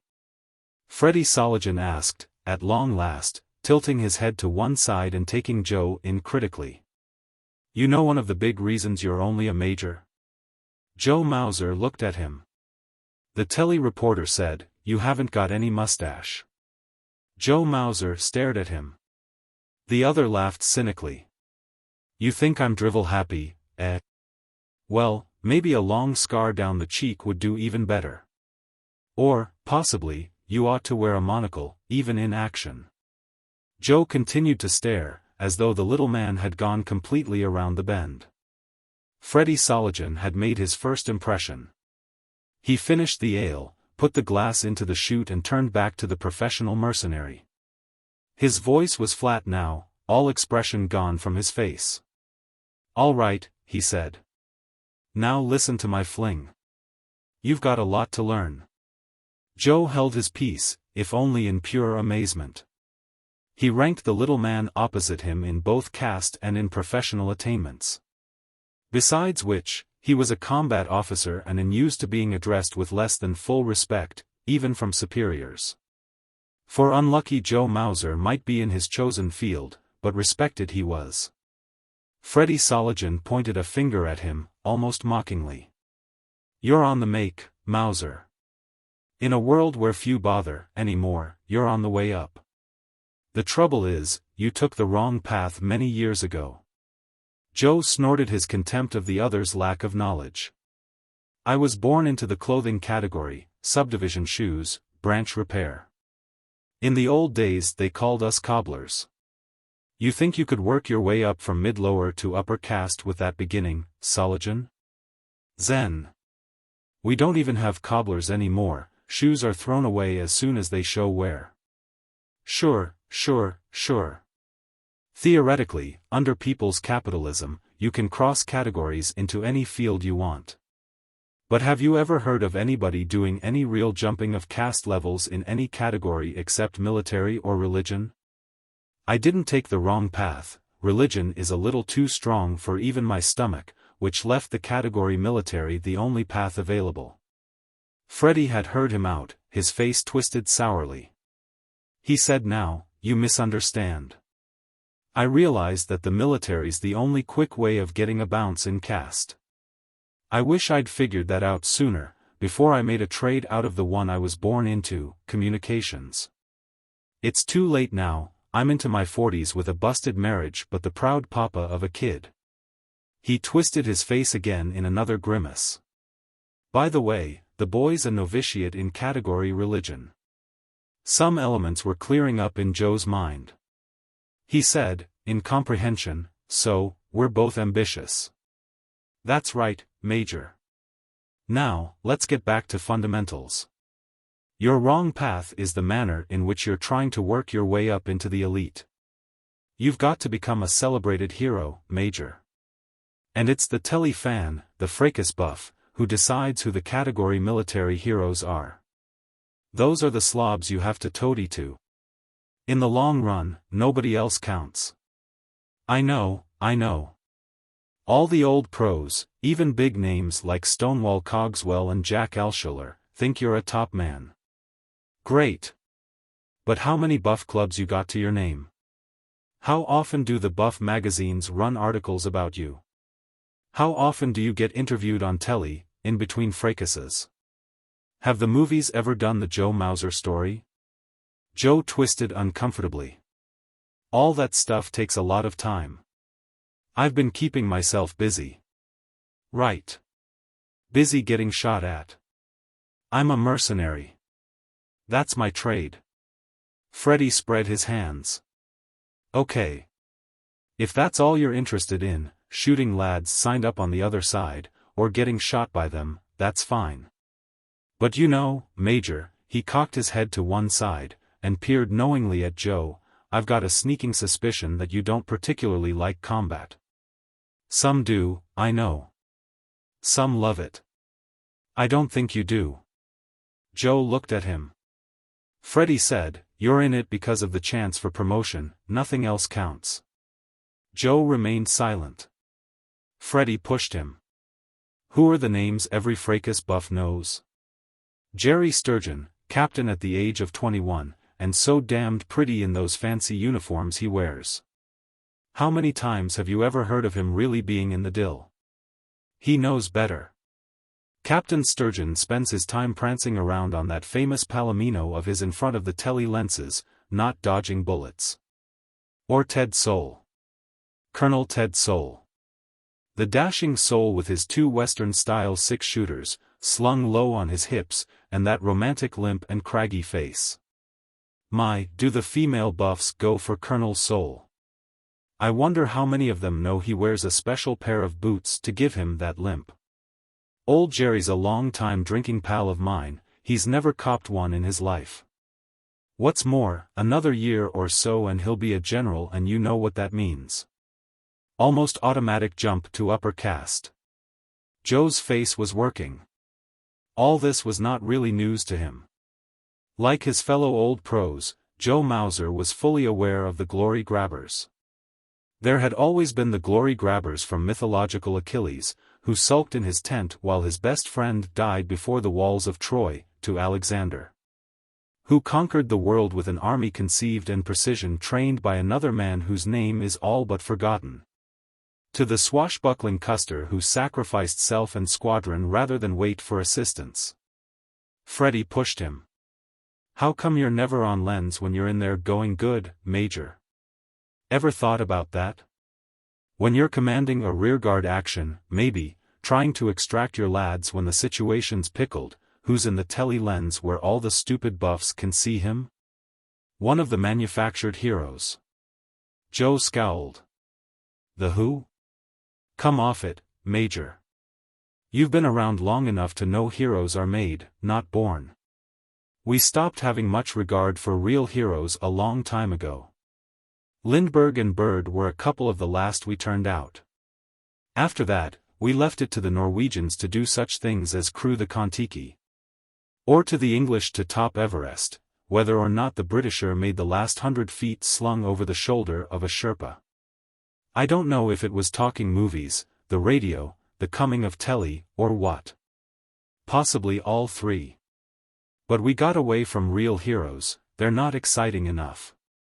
Telly actors can do it better. Real heroes are apt to be on the dull side, they're men who do things rather than being showmen. Actually, most adventure can be on the monotonous side, 9/10 of the time. When a Stanley goes to find a Livingston, he doesn't spend 24 hours a day killing rogue elephants or fighting off tribesmen. Most of the time he's plodding along in the swamps, getting bitten by mosquitoes, or through the bush getting bitten by tsetse flies. So, as a people, we turned it over to the movies, and telly, where they can do it better. Joe Mauser's mind was working now, but he held silence. Freddie Sologen went on, your typical fracas buff, glued to his telly set, wants two things. First, lots of gore, lots of blood, lots of sadistic thrill. And the lower lads, who are silly enough to get into the military category for the sake of glory or the few shares of common stock they might secure, provide that gore. Second, your telly fan wants some good guys whose first requirement is to be easily recognized. Some heroes, easily identified with. Anybody can tell a telly hero when he sees one. Handsome, dashing, distinctively uniformed, preferably tall, and preferably blonde and blue-eyed, though we'll eliminate those requirements in your case, if you'll grow a mustache. He cocked his head to one side. Yes, sir. A very dashing mustache. Joe said sourly, you think that's all I need to hit the big time? A dashing mustache, eh? No, Freddie Soligen said, very slowly and evenly. We're also going to need every bit of stock you've accumulated, Major. We're going to have to buy your way into the columns of the Fracas Buff magazine. We're going to have to bribe my colleagues, the tele-camera crews, to keep you on lens when you're looking good, and, more important still, off it when you're not. We're going to have to spend every credit you've got. I see, Joe said. And when it's all been accomplished, what do you get out of this, Freddie?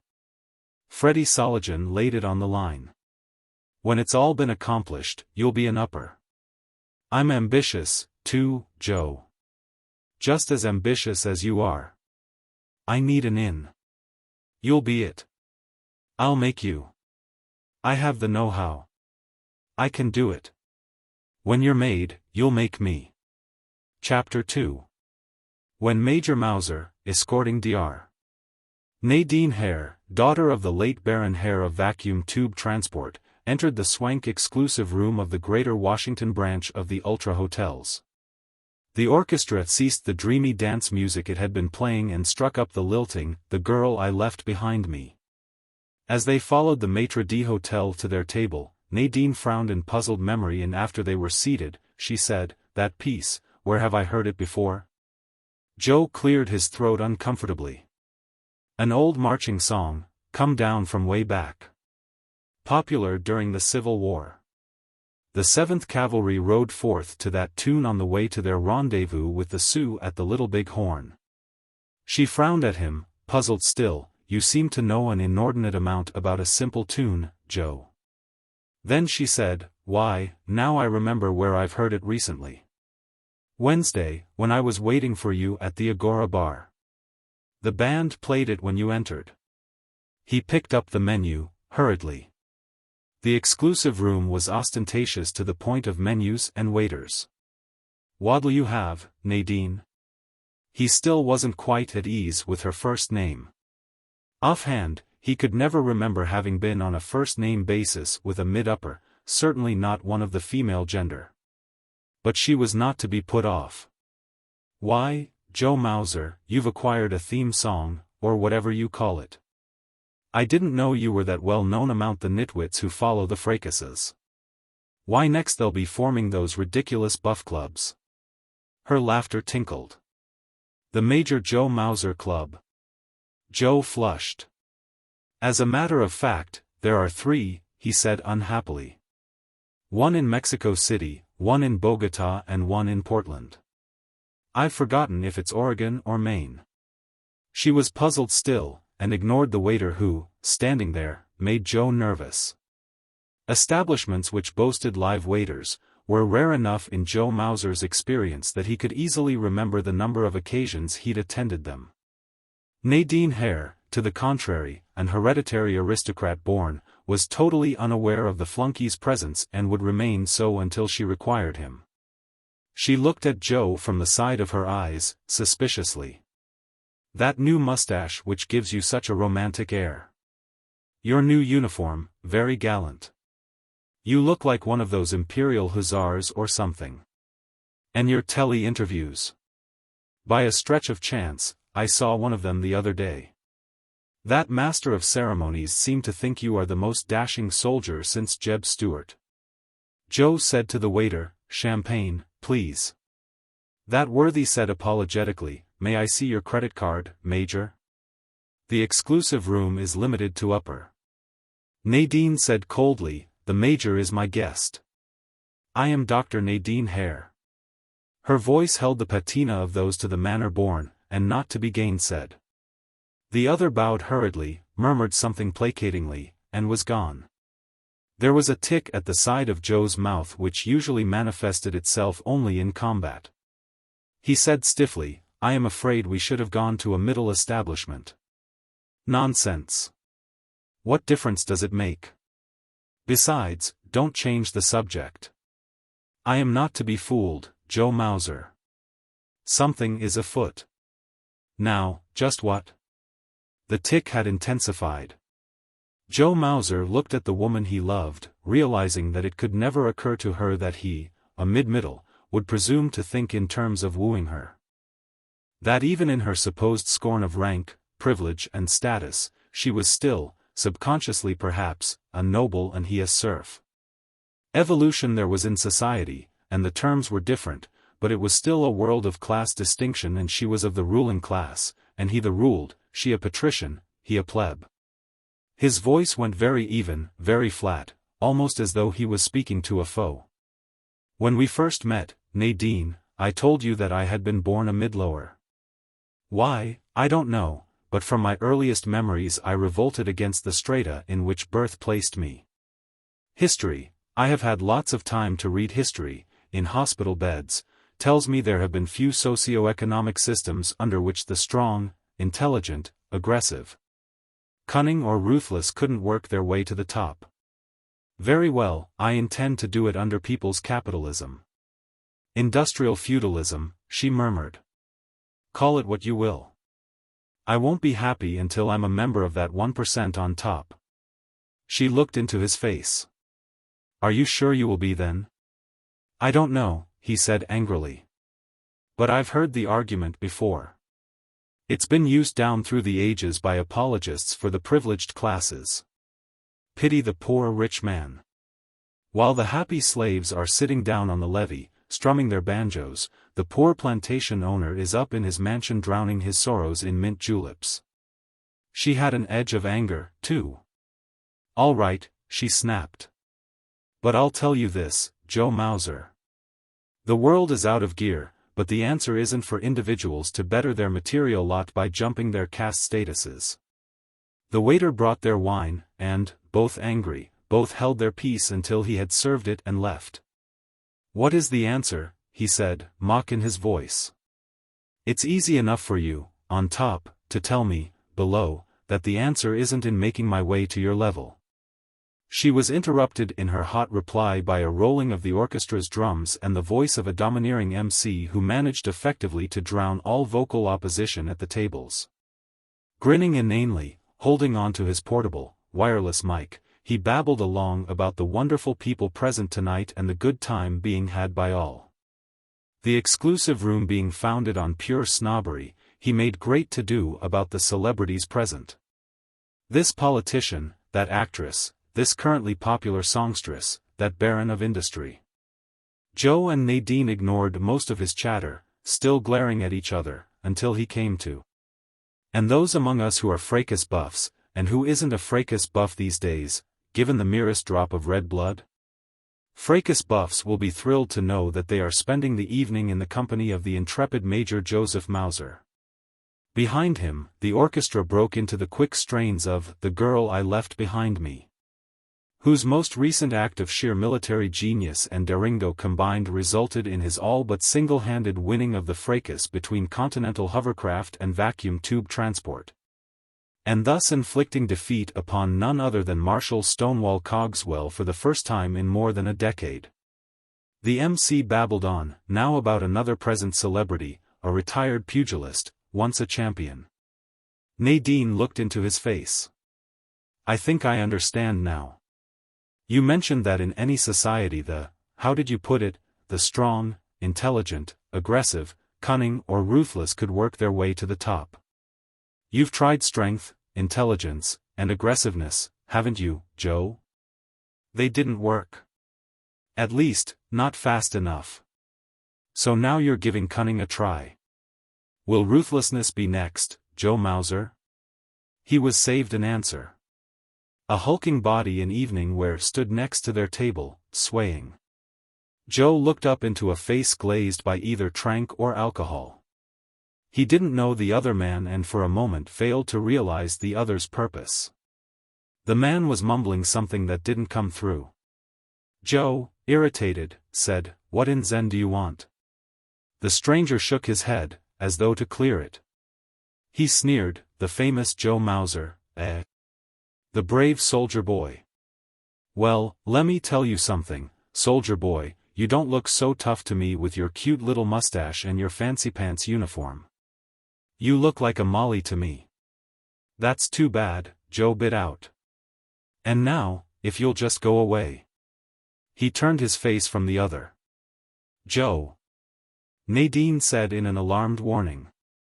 The other's contemptuous cuff, unsuspected, nearly bowled Joe completely from his chair.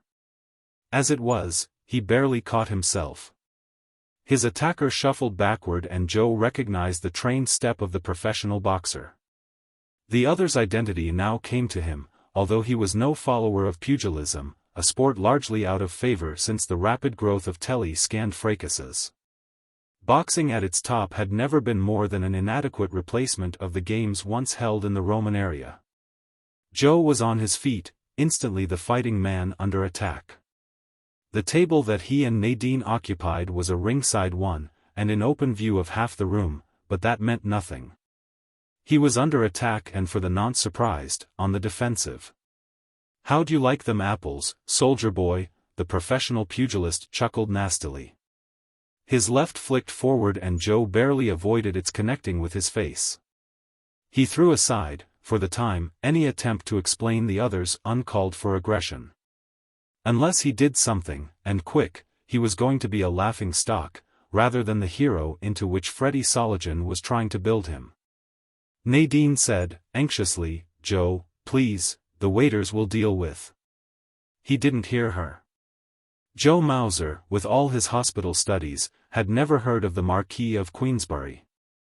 But even if he had, it would never have occurred to him to be bound by that arbiter of fisticuffs. In fact, he had no intention even of being restricted to the use of his hands as fists. The Japanese, long centuries before, had proven the fist less than the most effective manner in which to pursue hand-to-hand combat. Joe Mauser, working coolly, fast and ruthlessly, now, a trained combat man exercising his profession, moved in for the kill, his shoulders hunched slightly forward. His hands forward and to the sides, choppers rather than sledges. Joe stepped closer, as quick as a jungle cat.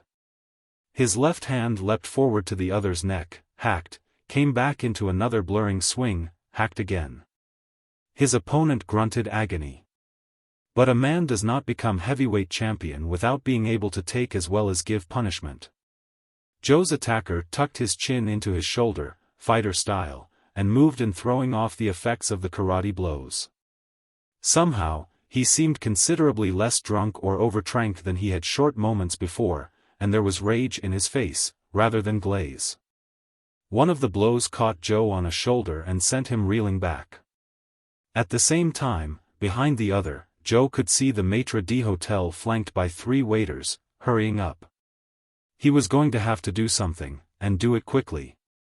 Or be branded a boorish middle who had intruded into a domain of the uppers only to participate in a brawl and have to be expelled by the establishment servants. The former champ, his eyes narrowed in confidence of victory, came boring in, on his toes, quick for all of his bulk. Joe turned sideways, his movements lithe. He lashed out with his right foot, at this angle getting double the leverage he would have otherwise, and caught the other on the kneecap. The pugilist bent forward in agony, his mouth opening as though in protest. Joe stepped forward, quickly, efficiently. His hands were now knitted together in a huge double fist. He brought them upward, crushingly, into his opponent's face, with all the force he could achieve, and felt bone and cartilage crush. Before even waiting for the other to fall, he turned, righted his chair, and resumed his seat facing Nadine, his breath coming only inconsiderably faster than before. Her eyes were wide, but she hadn't organized herself as yet to the point of either protest or praise. The maitre d' was at their table. "Sir," he began. Joe said curtly, "This barroom brawler attacked me. I'm surprised you allow your patrons to get into the shape he is. Please bring our bill." The head waiter stuttered, his eyes going about in despair, even as his assistants were lifting the fallen champion to his feet and hustling him away. An occupant of one of the nearby tables spoke up, corroborating Joe's words. The action had been fast, though brief, and had won the fascinated attention of that half of the patrons of the exclusive room near enough to see. somebody else called out, too. And it came to Joe cynically, that a brawl in an establishment exclusive to uppers, differed little from one of middle or even lower caste. But it was impossible that they remain. He had looked forward to this evening with Nadine Hare, had planned to lay the foundations for a future campaign, when, as a newly created upper, he would be in the position to mention marriage. He fumed, inwardly, even as he helped her with her wrap, preparatory to leaving. Nadine, now that she had recovered composure, said coldly, "I suppose you realize you broke that man's nose and injured his eye to an extent I'd have to examine him to evaluate?" Behind her, he rolled his eyes upward in mute protest. He said, "What was I supposed to do, hand him a rose from our table bouquet? Violence is the resort of the incompetent. You must tell that, sometime, to a jungle animal being attacked by a lion." "Oh, you're impossible." Chapter 3. When Freddie Soligen entered his living room, he automatically switched off the telescreen, which was the entire north wall. The room's lights automatically went brighter. His perpetual air of sour cynicism was absent as he chuckled to the room's sole inhabitant. "What? A son of mine gawking at telly? Next I'll be finding tranks by the bowl full, sitting on the tea table." His son grinned at him. Already, at the ago of 16, Samuel Soligen was a good 3 inches taller than his father, at least 10 pounds heavier. The boy was bright of eye, toothy of smile, gawky as only a teenager can be gawky, and obviously the proverbial apple of his father's eye. Sam said, the faintest note of apology in his tone, "Just finished my assignments, Papa. Thought I'd see if there was anything worthwhile on the air." An incurable optimist, Freddie chuckled. "You take after your mother. Believe me, Sam. There's never anything worthwhile on telly. Not even when you're casting. Especially when I'm casting, boy. What've you been getting at the temple school these days?" "Zen. I've been so busy on a special project I've been working on, I haven't had time to keep check on whether or not you're even still living here." The boy shrugged, picked up an apple from the sideboard and began to munch. His voice was disinterested. "Ah, comparative religion, mostly. We gotta go way back and study about the Greeks and the triple goddess, and then the Olympians, and all that curd. Hey, watch your language, Sam. Remember, you're going to wind up a priest." "Yeah," the boy grumbled, "that'll be the day. You ever heard of a lower becoming a full priest? I'll be lucky if I ever get to monk." Freddie Soligen sat down suddenly, across from his son, and his voice lost its edge of good-natured humor and became deadly serious. "Listen, son. You were born a high lower, just like your father. Unfortunately, I wasn't jumped to low middle until after your birth. But you're not going to stay a high lower, any more than I'm going to stay a low middle." The boy shrugged, his expression almost surly, now. "Ah, what difference does it make? High lower isn't too bad. It's sure better than low lower. I got enough stock issued me for anything I'll ever need. Or, if not, I can work a while, just like you've done, and earn a few more shares." Freddie Soligen's face worked, in alarm. "Hey, Sam, listen here.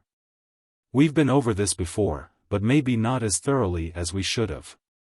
Sure, this is people's capitalism, and on top of that the welfare state. They got all sorts of fancy names to call it. You've got cradle to the grave security. Instead of waiting for old age, or 30 years of service, or something, to get your pension, it starts at birth. At long last, the jerks have inherited the earth." The boy said plaintively, as though in objection to his father's sneering words. "You aren't talking against the government, or the old-time way of doing things, are you, Papa? What's wrong with what we got? Everybody's got it made. Nobody asta." His father was impatiently waving a hand at him in negation. "No, everybody doesn't have it made. Almost everybody's bogged down. That's the trouble, Sam. The guts have been taken out of us. And 99 people out of 100 don't care. They've got bread and butter security. They've got trank to keep them happy. And they've got the fracases to watch, the sadistic, gory death of others to keep them amused, and their minds off what's really being done to them. We're not part of that 99 out of 100, Sam.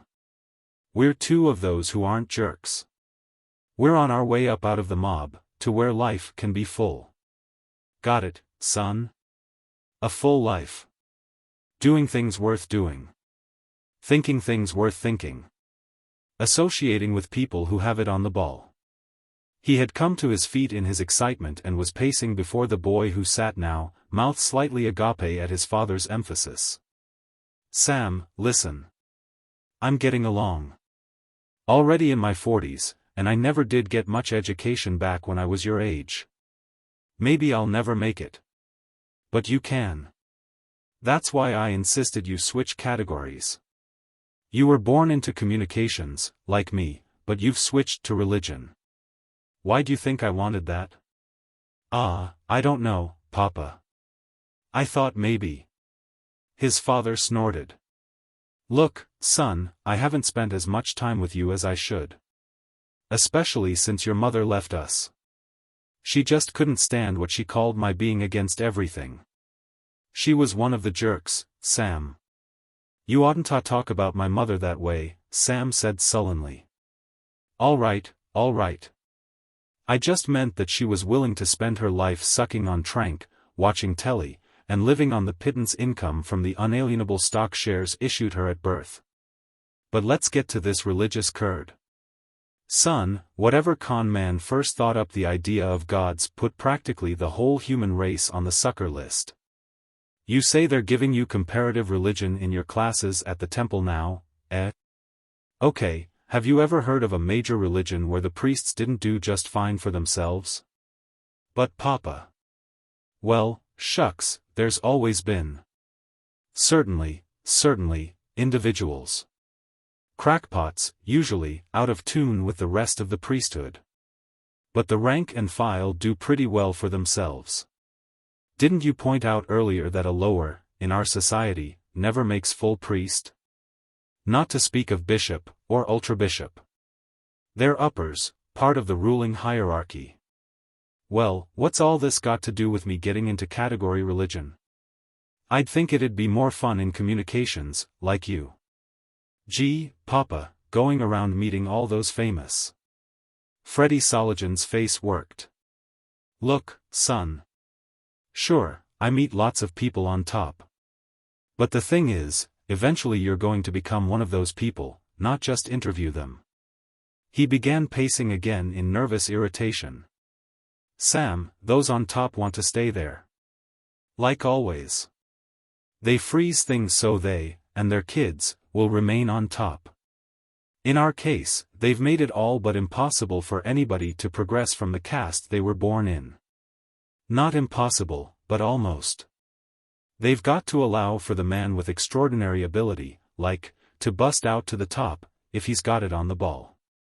Otherwise, there'd be an explosion. That's not the way they say in school. It sure isn't. The story is that anybody can make upper if he has the ability. But the thing is, Sam, you can't make a jerk realize he's a jerk. If he sees somebody else rise in caste, he can't see why he shouldn't.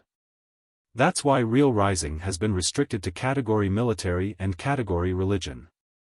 In the military, a man gives up his security, obviously, and if he's a jerk he dies. In category religion they've got another way to sort out the jerks and make sure they never get further than monk and beyond the caste of high-lower.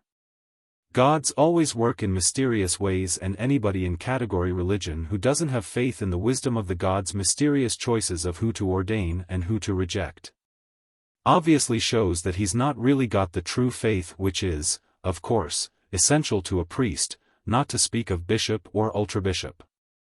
So obviously, the gods were wise in rejecting him.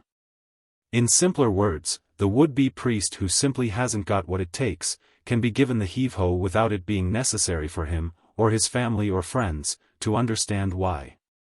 It's all very simple. He lacked the humility essential in a priest of the gods, as proven by his rebellious reaction. Sam said, unhappily, I don't get all this. Freddie Soligen came to a pause before the boy, sat down again abruptly and patted his son's knee. You're young, Sam. Too young to understand some of it. Trust your father. Stick to your studies now. You have to get the basic gobbledygook. But you're on your way up the ladder, son. I've got a deal cooking that's going to give us an in. Can't tell you about it now, but it's going to mean an important break for us. It was then that the door announced, Major Joseph Mauser, calling on Frederick Soligen. Chapter 4. Joe Mauser shook hands with the telly reporter in an abrupt, impatient manner. Freddie said, Major, I'd like to introduce my son, Samuel. Sam, this is Major Joe Mauser. You don't follow the fracases, but the Major's one of the best mercenaries in the field. Sam scrambled to his feet and shook hands. Gee, Joe Mauser. Joe looked at him questioningly. I thought you didn't follow the fracases. Sam grinned awkwardly. Well, gee, you can't miss picking up some stuff about the fighting. All the other guys are buffs. Joe said to Freddie, could I speak to you alone? Certainly, certainly. Sam, run along, the Major and I have business. When the boy was gone, Joe sank into a chair and looked up at the telly reporter accusingly. He said, this fancy uniform, I stood still for. That idea of picking a song to identify me with and bribing the orchestra leaders to swing into it whenever I enter some restaurant or nightclub, might have its advantages. Getting me all sorts of telly interviews, between fracases, and all those write-ups in the fracas buff magazines, I can see the need for, in spite of what it's costing. But what in Zen, his voice went dangerous, was the idea of sticking that punch-drunk prizefighter on me in the most respectable nightclub in Greater Washington. Freddie grinned ruefully. Oh, you figured that out, eh? Did you think I was stupid? Freddie rubbed his hands together, happily. He used to be world champion, and you flattened him. It was in every gossip column in the country, every news reporter played it up. And hell, all it cost us was 5 shares of your vacuum tube transport stock. 5 shares. Why not? He used to be champ. Now, he's so broke he's got to live on stock he isn't allowed to sell. His basic government issue at birth. He was willing to take a dive cheap, if you ask me. Joe growled at him unhappily. I've got news for you, Freddie. Your hired brawler started off as per instructions, evidently, but after a couple of blows had been exchanged his slap-happy brain lost the message and he tried to take me. We're lucky he didn't splatter me all over the dance floor of the exclusive club. He didn't take a dive. I had to scuttle him.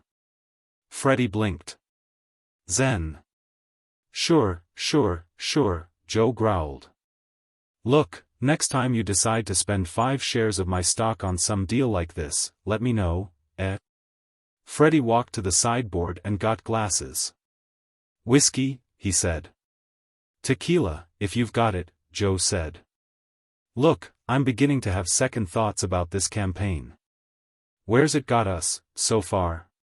Freddie brought the fiery Mexican drink and handed it to him, and took a place in the chair opposite. His voice went persuasive.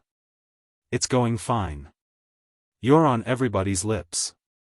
First thing you know, some of the armaments firms will be having you endorse their guns, swords, cannon, or whatever. Oh, great, Joe growled. Already my friends are ribbing me about this fancy uniform and all the plugs I've been getting.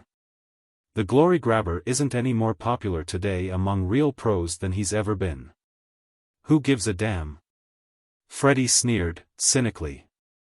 We're not in this to please your lame-brain mercenary pals with their soldier of fortune codes of behavior. We're in this for number 1, Joe Mauser, and number 2, Freddie Soligen.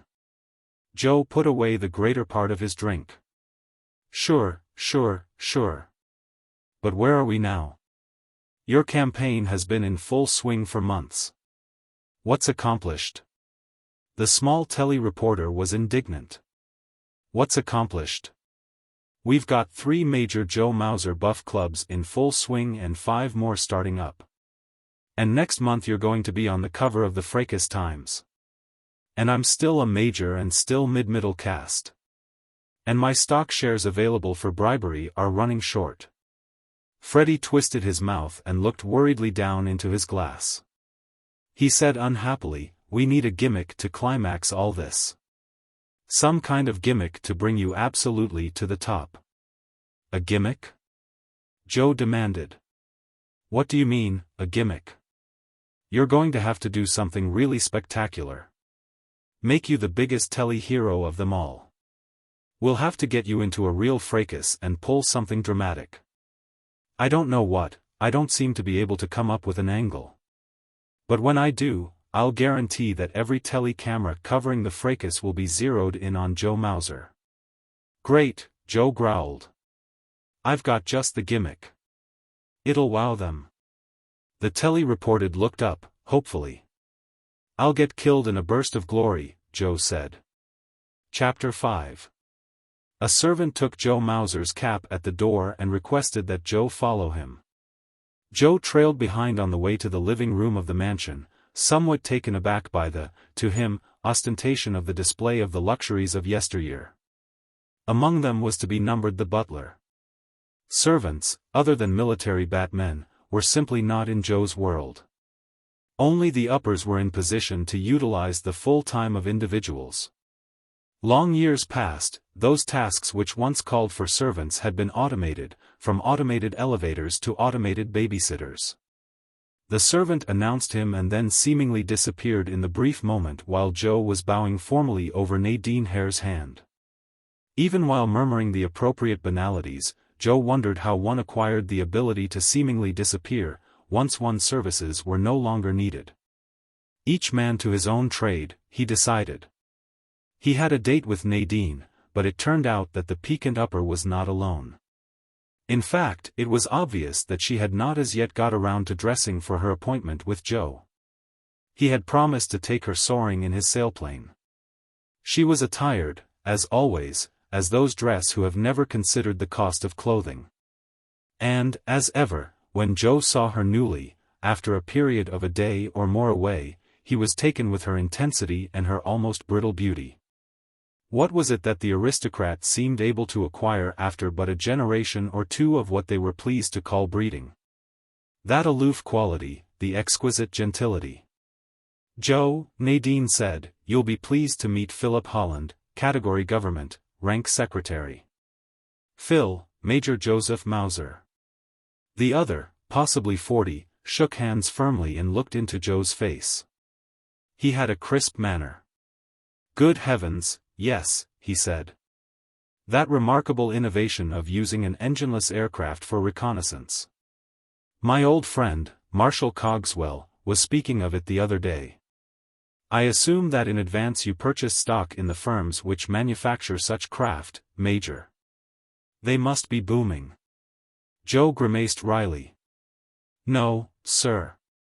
I wasn't smart enough to think of that. Professional soldiers are traditionally stupid. What was the old expression? They can take their shirts off without unbuttoning their collars. Philip Holland cocked his head, even as he chuckled. I detect a note of bitterness, Major. Nadine said airily, Joe is ambitious, thinking the answer to all his problems lies in jumping his caste to upper. Joe looked at her impatiently to where she sat on a mid-20th century type sofa. Philip Holland said, possibly he's right, my dear. Each of us have different needs to achieve such happiness as is possible to man. To Joe, he sounded just vaguely on the stuffy side, even through the crispness. By nature nervous and quick-moving, Holland seemed to try and project an air of calm which didn't quite come off. Joe wondered what his relationship to Nadine could be, a twinge of jealousy there. But that was ridiculous. Nadine must be in the vicinity of 30. Obviously, she knew, and had known, many men as attracted to her as was Joe Mauser, and men in her own caste, at that. Somehow, though, he felt Holland was no upper. The other simply didn't have the air. Joe said to him, Nadine doesn't get my point. I contend that in a straight divided society, it's hard to realize yourself fully until you're a member of the upper caste. Admittedly, perhaps you won't even if you are such a member, but at least you haven't the obstacles with which the lower class or classes are beset. Interestingly stated, Holland said briskly. He returned to his chair from which he had arisen to shake hands with Joe, and looked at Nadine. You said, on introducing us, that Joe would be glad to meet me, my dear. Why, especially? Nadine laughed. Because I have been practicing your arguments upon him. Both of the men frowned at her. Nadine looked at Joe. Phil Holland's the most interesting man I know, I do believe. He's secretary to Marlowe Mannerheim, the Minister of Foreign Affairs, and simply couldn't be more privy to the inner workings of government. It was Phil who convinced me that something is wrong with our socioeconomic system. Oh? Joe said. He wasn't really interested. Let society solve its problems. He had his own. And they were sufficient unto themselves as well as the day thereof. However, conversation was to be kept moving. He needled the other. I've heard it contended that any type of government is good given capable, intelligent personnel to run it, or bad if not so managed. What was the example I read somewhere? Both heaven and hell are despotisms. Phil Holland shrugged. An interesting observation. However, institutions, including socio-political ones, can become outdated. When they do, no matter how intelligent, capable and honest the governmental heads, that socio-political system can be a hell. If, at such time there are capable, intelligent persons available, they will take such measures as are necessary to change the institutions. Nadine had come to her feet. The subject is my favorite, but I must change.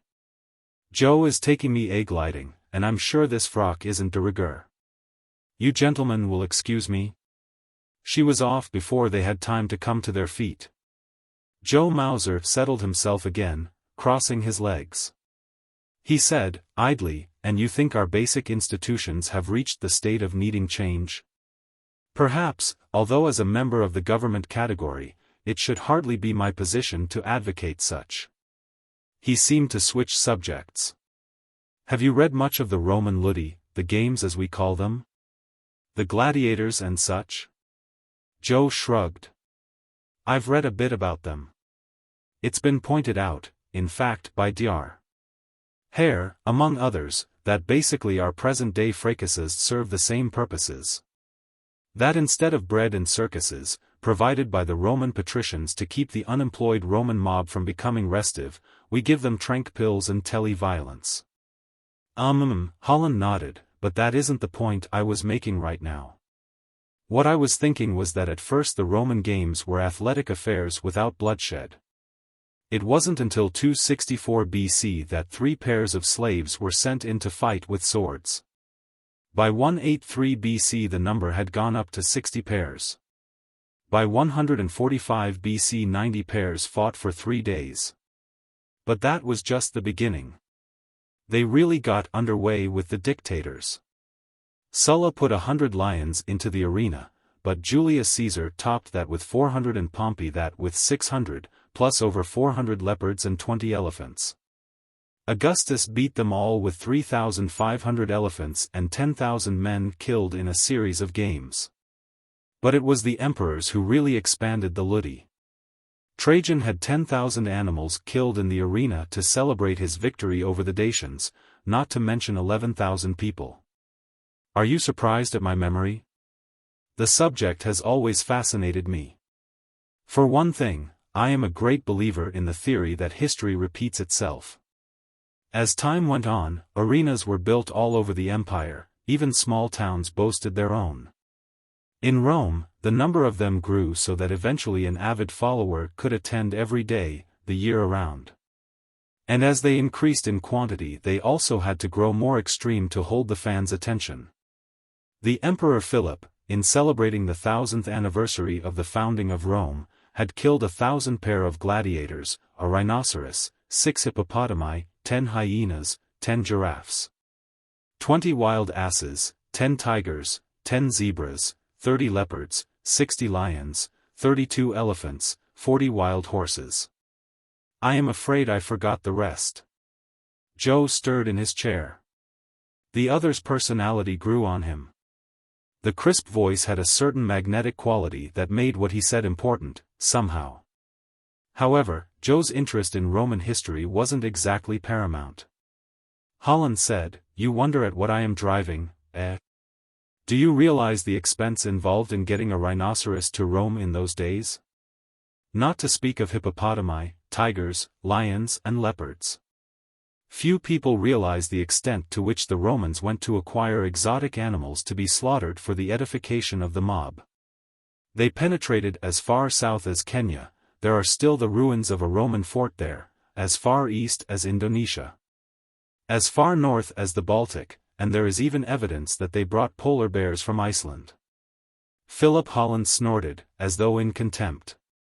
But the mob wearied of even such spectacle as giraffes being killed by pygmies from the Ytterby forest. The games had started as fights between skilled swordsmen, being observed by knowledgeable combat soldiers of a warrior people. But as the Romans lost their warlike ardor and became a worthless mob performing no useful act for either themselves or the state, they no longer appreciated a drawn-out duel between equals. They wanted quick blood, and lots of it, and turned to mass slaughter of Christians, runaway slaves, criminals and whoever else they could find to throw to the lions, crocodiles or whatever. Even this became old hat, and they turned increasingly to more extreme sadism. Children were hung up by their heels and animals turned loose to pull them down.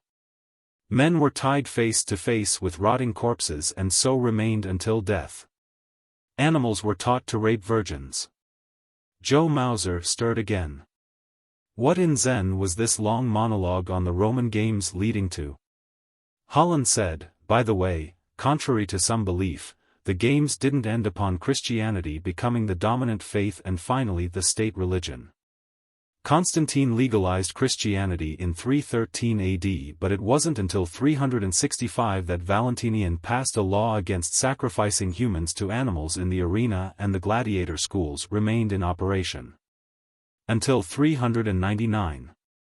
The arenas were finally closed in 404 AD, but by that time the Roman Empire was a mockery. In all they last more than half a millennium, but things move faster these days." The tone of voice changed abruptly and Holland snapped a question at Joe. "By your age, I would imagine you've participated in the present-day fracases for some 15 years. How have they changed in that time?" Joe was taken aback. "Why," he said, hesitated as he got the other's point, then went on, nodding. "Yes. They used to be company size, a few hundred lads involved. After a while, a battalion-size fracas became fairly commonplace. Then about 10 years ago a corporation of any size had to be able to put at least a regiment into the field and the biggies had brigades." "And now?" Holland urged. "Now a divisional-size fracas is the thing. Yes, and if a corporation isn't among the top dozen or so, a single defeat can mean bankruptcy." Joe nodded. He had known of such cases. Holland leaned back in his chair, as though all his points had been made. He said, his voice less brisk, "Our people's capitalism, our welfare state, took the road of bringing the equivalent of the Roman ludi to keep our people in a state of stupefied acceptance of the status quo. And as in the case of Rome, the games are bankrupting it. Our present-day patrician class, our uppers, have a tiger by the tail, Joseph Mauser, and can't let go. We need those capable and intelligent people of whom you spoke earlier, to make some basic changes. Where are they? Nadine said that your great driving ambition is to be jumped to upper in caste. But even though you make it, what will you have on your hands but these problems that the uppers seem unable to solve?" Joe said, impatiently, "Possibly you're right. What you say about the fracases becoming bigger and more expensive is true. They're also becoming more bloody. In the old days, a corporation or union going into a fracas was conscious of having a high casualty list among the mercenaries. Highly trained soldiers cost money. Insurance, indemnity, pensions, all the rest of it. Consequently, you'd fight a battle of movement, maneuver, brainwork on the part of the officer commanding, so that practically nobody was hurt on either side. One force or the other would surrender after being caught in an impossible situation. Not anymore. These days, they want blood. Plenty of blood. And they want the tele-cameras to focus right into the middle of it. Joe shook his head. But it's not my problem to solve. I've got my goal. I'll worry about other ones when I've achieved it. A voice behind him said superciliously, I do believe it's the status-hungry captain, that is, Major these days. To what do I owe this unexpected visit, Major Mauser? Joe came to his feet and faced the newcomer, Philip Holland doing the same, somewhat more leisurely. Baron Bald Hair, wearing a colonel's uniform and flicking his swagger stick along his booted leg, stood in the doorway. His voice was lazily arrogant. And Mr. Holland, I must say, the middle caste seems to have taken over the house. Well, Major Mauser?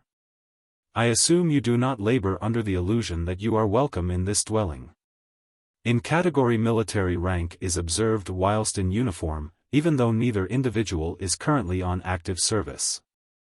Joe had automatically come to attention. He said, stiffly, Sir, I am calling upon your sister, Dr. Hare. Indeed, Baron Hare said, his nostrils high in that attitude once perfected by grandees of medieval Spain, landed gentry of England, Prussian Junkers.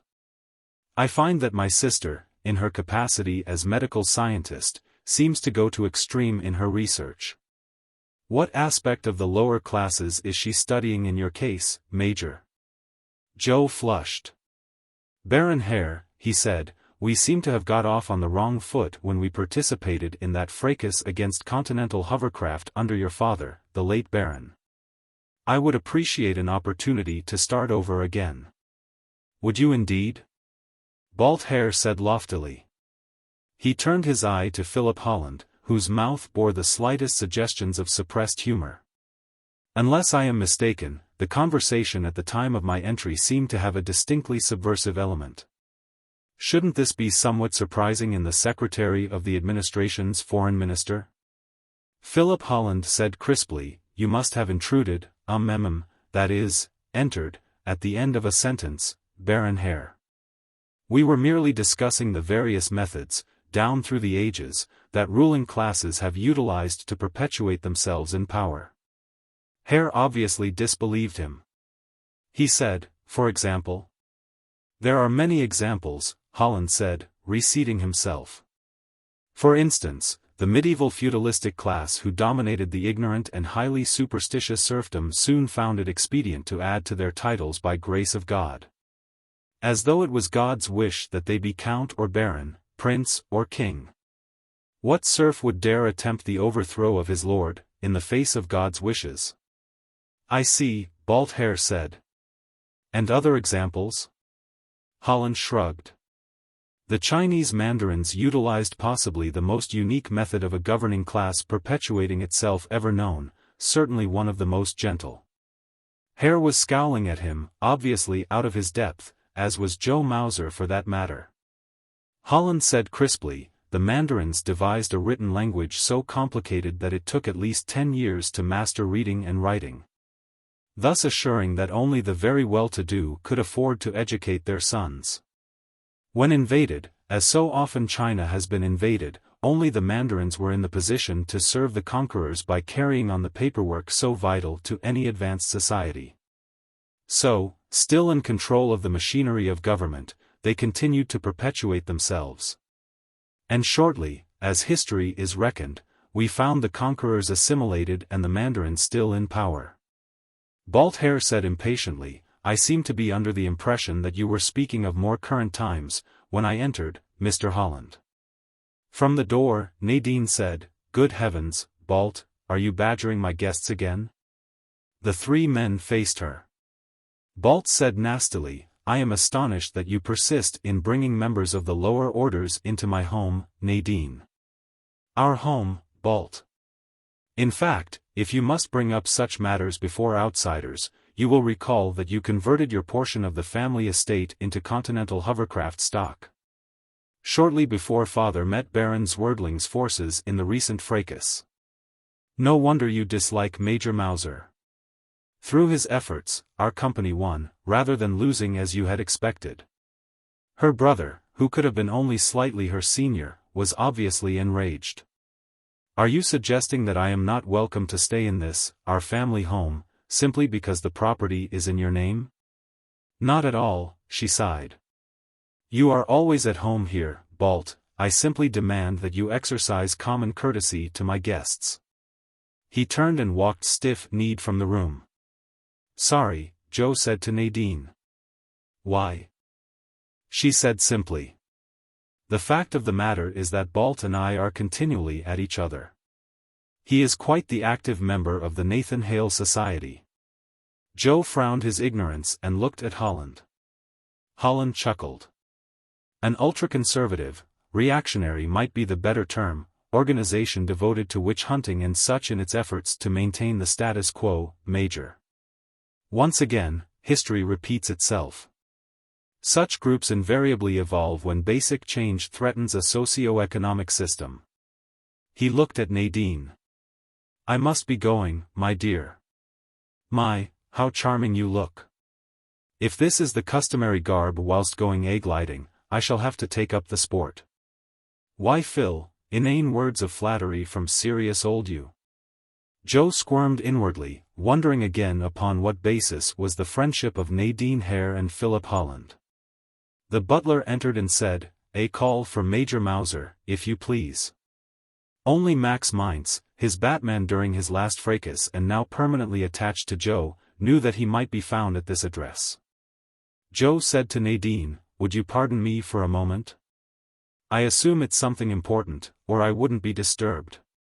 She said, demurely, undoubtedly one of the feminine members of a Joe Mauser buff club. He snorted amusement and followed the butler to the library and the telescreen. Max Mainz's face loomed in the viewing screen. As soon as Joe appeared, he said, Major, sir, the marshal's been trying to get hold of you ever since you left the hotel. The marshal? Joe scowled. Marshal Cogswell. That one they call Stonewall Cogswell. And when he wants somebody, he really wants them, and I got a feeling it's a good idea to come on the double. Joe laughed. Stonewall Cogswell's a tough one all right, Max. You ain't just a countin' down, Major, sir. He says when I get hold of you to come on over to his headquarters soonest. All right, Max, thanks. Joe flicked the set off. Actually, Max was right. You didn't ignore a summons from Marshal Cogswell. Not if you were in the category military and ambitious. The date with Nadine was off. And just when he was beginning to detect signs of her meeting him on his own level. Chapter 6. It was the common practice among category military mercenaries of highest rank to maintain skeleton staffs between those periods when they were under hire by corporations or unions. That of Marshal Stonewall Cogswell was one of the most complete, he habitually keeping upward of 100 officers in his private uniform. It paid off, for with such a skeleton force of highly skilled professionals as a cadre, the marshal could enlist veterans for his rank and file and whip together a trained fighting force in a fantastically short period. And nothing was so of the essence as time, in the present category military. For when two corporations sued for permission to meet on a military reservation for trial by combat to settle their commercial differences, the sums involved were staggering. Joe Mauser had been correct in saying that the fracas had grown, even in his memory, from skirmishes involving a company or two of men to full-fledged battles with a division or even more on either side, 40,000 men at each other's throats. So a commanding officer became noted not only for his abilities in the field, but also those of cutting financial corners, recruiting his force of mercenaries, whipping them into a unit and getting them into the action. In fact, corporations, these days, invariably stated the period of time to be involved when they petitioned the category military department. Perhaps a month, 3 weeks of which would be used for recruiting and drill, the last week for the fracas itself. Nobody could excel Marshal Cogswell in using the 3 weeks to best advantage. Major Joe Mauser came to attention before the desk of the lieutenant colonel of Marshal Cogswell's staff, who was acting as receptionist before the sanctum sanctorum of the field genius. He saluted and snapped, "Joseph Mauser, sir. Category military, rank major. On request to see the marshal." Lieutenant Colonel Paul Warren answered the salute, but then came to his feet and grinned while extending his hand to be shaken. He said, "Good to see you again, Mauser. Hope you're in this one with us." His grin turned rueful. "That trick of yours with the glider cost me a pretty penny. I'd made the mistake of wagering heavily on hovercraft. But the marshal is waiting. Right through that door, Major. See you later." Evidently, Joe decided, the marshal was recruiting for another fracas. Which was why Joe had been summoned, although when a field officer of Cogswell's stature was gathering officers to command a force, he seldom called upon them. They clamored for permission to serve with him. You weren't apt to find yourself in the dill, under Cogswell, and you practically never failed to collect your victory bonus. Victory was a habit. Marshal Cogswell looked up from the desk at which he sat scowling at a military chart stretched before him. The scowl disappeared and his strong face lit with pleasure. The craggy marshal was a small man but strongly built, clipped of voice and with a tone that would suggest he had been born to command, had always commanded. Joe snapped to the salute which the marshal acknowledged with a flick of his baton, then stood to shake hands. "Ah, Major Mauser. Bit of trouble locating you." His eyes narrowed momentarily. "Trust you are not at present affiliated with any company colors." He took in Joe's uniform and scowled vaguely, not placing it. Joe said in self-deprecation, "This is my own devising, sir. I thought if I was going to have to present myself to be killed, for a living, that I might as well show up before the screens as distinctively as possible. I've been told that ultimately the fracas buffs make or break you, in our category." The marshal frowned, as though unhappy and possibly surprised at Joe's words. However, he sat down again and repeated his question by merely looking at the other. "No, sir, I'm free," Joe said. "However, frankly, I wasn't looking for a commission right at this time." Cogswell stared at him. Mauser was a good junior officer and they'd been through half a dozen fracases together over the years, not always on the same side. "Why not?" Cogswell barked. "Are you convalescing, Major? Surely you didn't manage to cop one in that last farce?" "Personal reasons, sir." "Very well," Cogswell growled.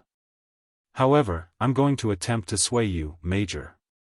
Would seem that I am up against it, if I don't, and, in a manner it's your fault." Joe was bewildered. "My fault, sir?" The older man's voice went brisk. "This is the situation. I have been approached by the United Miners to command their forces in their trial by combat with carbonaceous fuel. Same old issues, of course. Contract between the union and corporation is usually for only 2 years. Each time it comes up again, the union officials try to get a larger cut of the pie and the hereditary heads of carbonaceous fuel resist. Automatically, the category military department issues a permit. The fracases they've been fighting prove so popular that there'd be riots if the permit was refused. Frankly, I'm no great admirer of the group in control of United Miners, but..." Joe was surprised enough to say, "Why not, sir?" Old pro-mercenaries seldom concern themselves as to the issues or principles involved in a fracas. They chose their side by more mundane considerations. Marshal Cogswell looked at him testily. "Sit down, Joe. You're not on my staff, as yet, at least. Then take the formality." When Joe had accepted the chair, he growled again. Suppose you didn't know I was born into category mining? No, sir. Well, I was. But even as a boy, this new industrial revolution was cutting the number of employees involved in the category each year that went by. That's happened in every field, sir. Including my original one. Joe Mauser was thinking, so what? Of course, Cogswell rapped. My objection is what happened to the union. Unions were originally founded as an instinctive gathering together of employees to achieve as high a pay as they could get from the employer, with the strike as their weapon. But whatever the original purpose, and its virtue or lack of it, the union grew into something entirely different by the early and middle 20th century.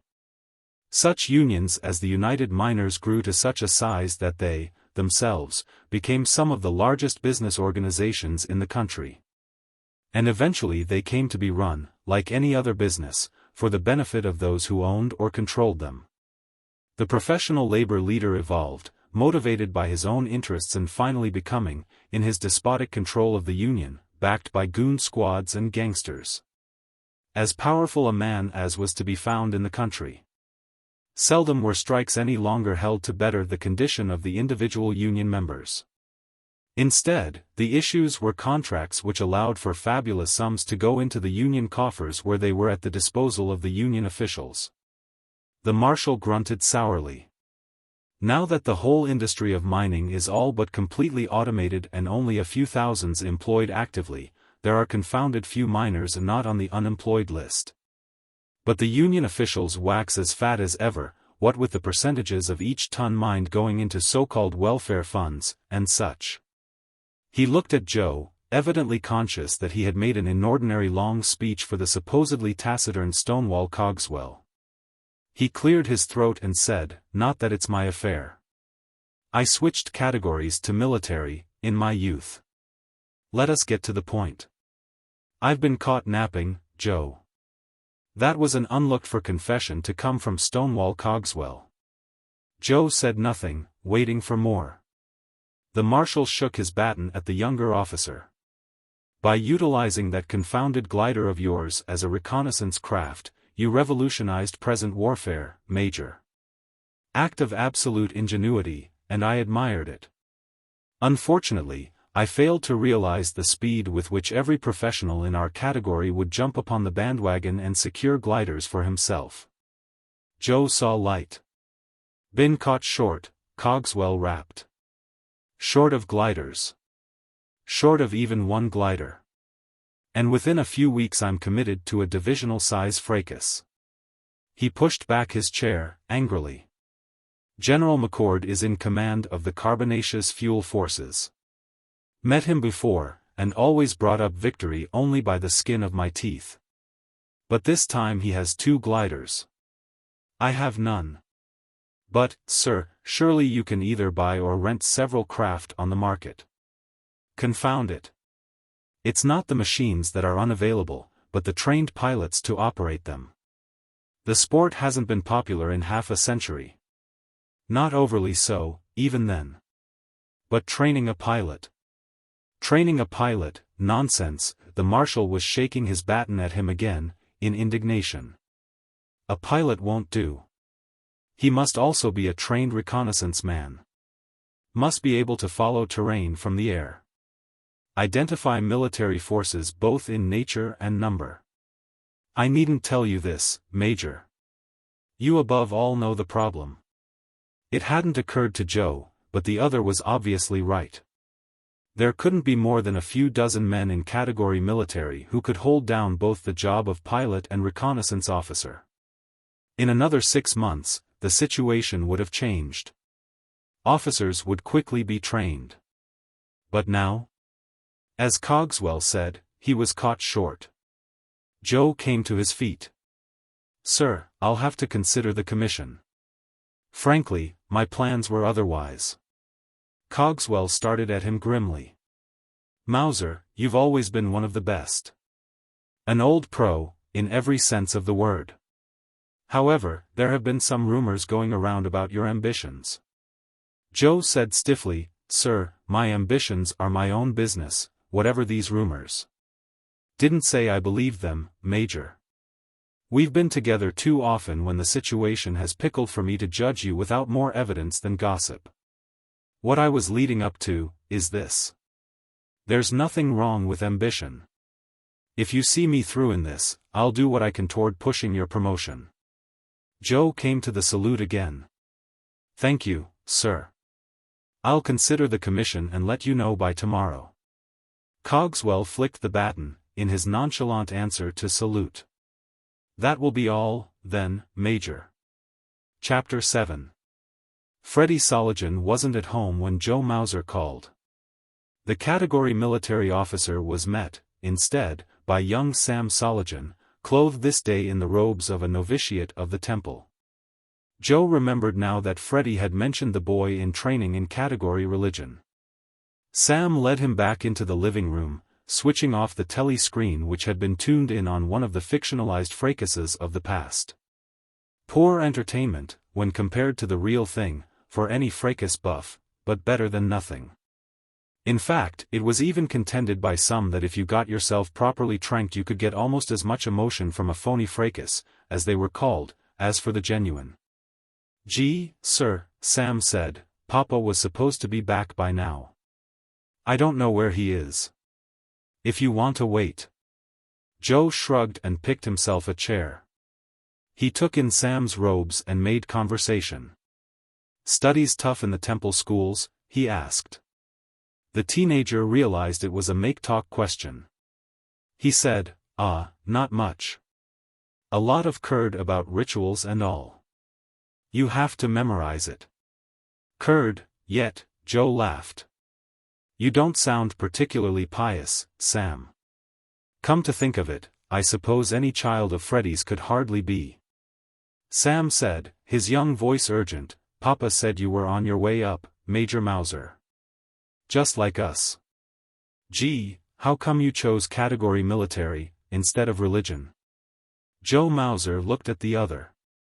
It was his policy to treat young people either as children or adults. If he was to deal with a teenager as an adult, he didn't believe in pulling punches any more than had he been dealing with a person of 60. He said, flatly, I've never had much regard for those categories in which a man makes his living battening on human sorrow or fear, Sam.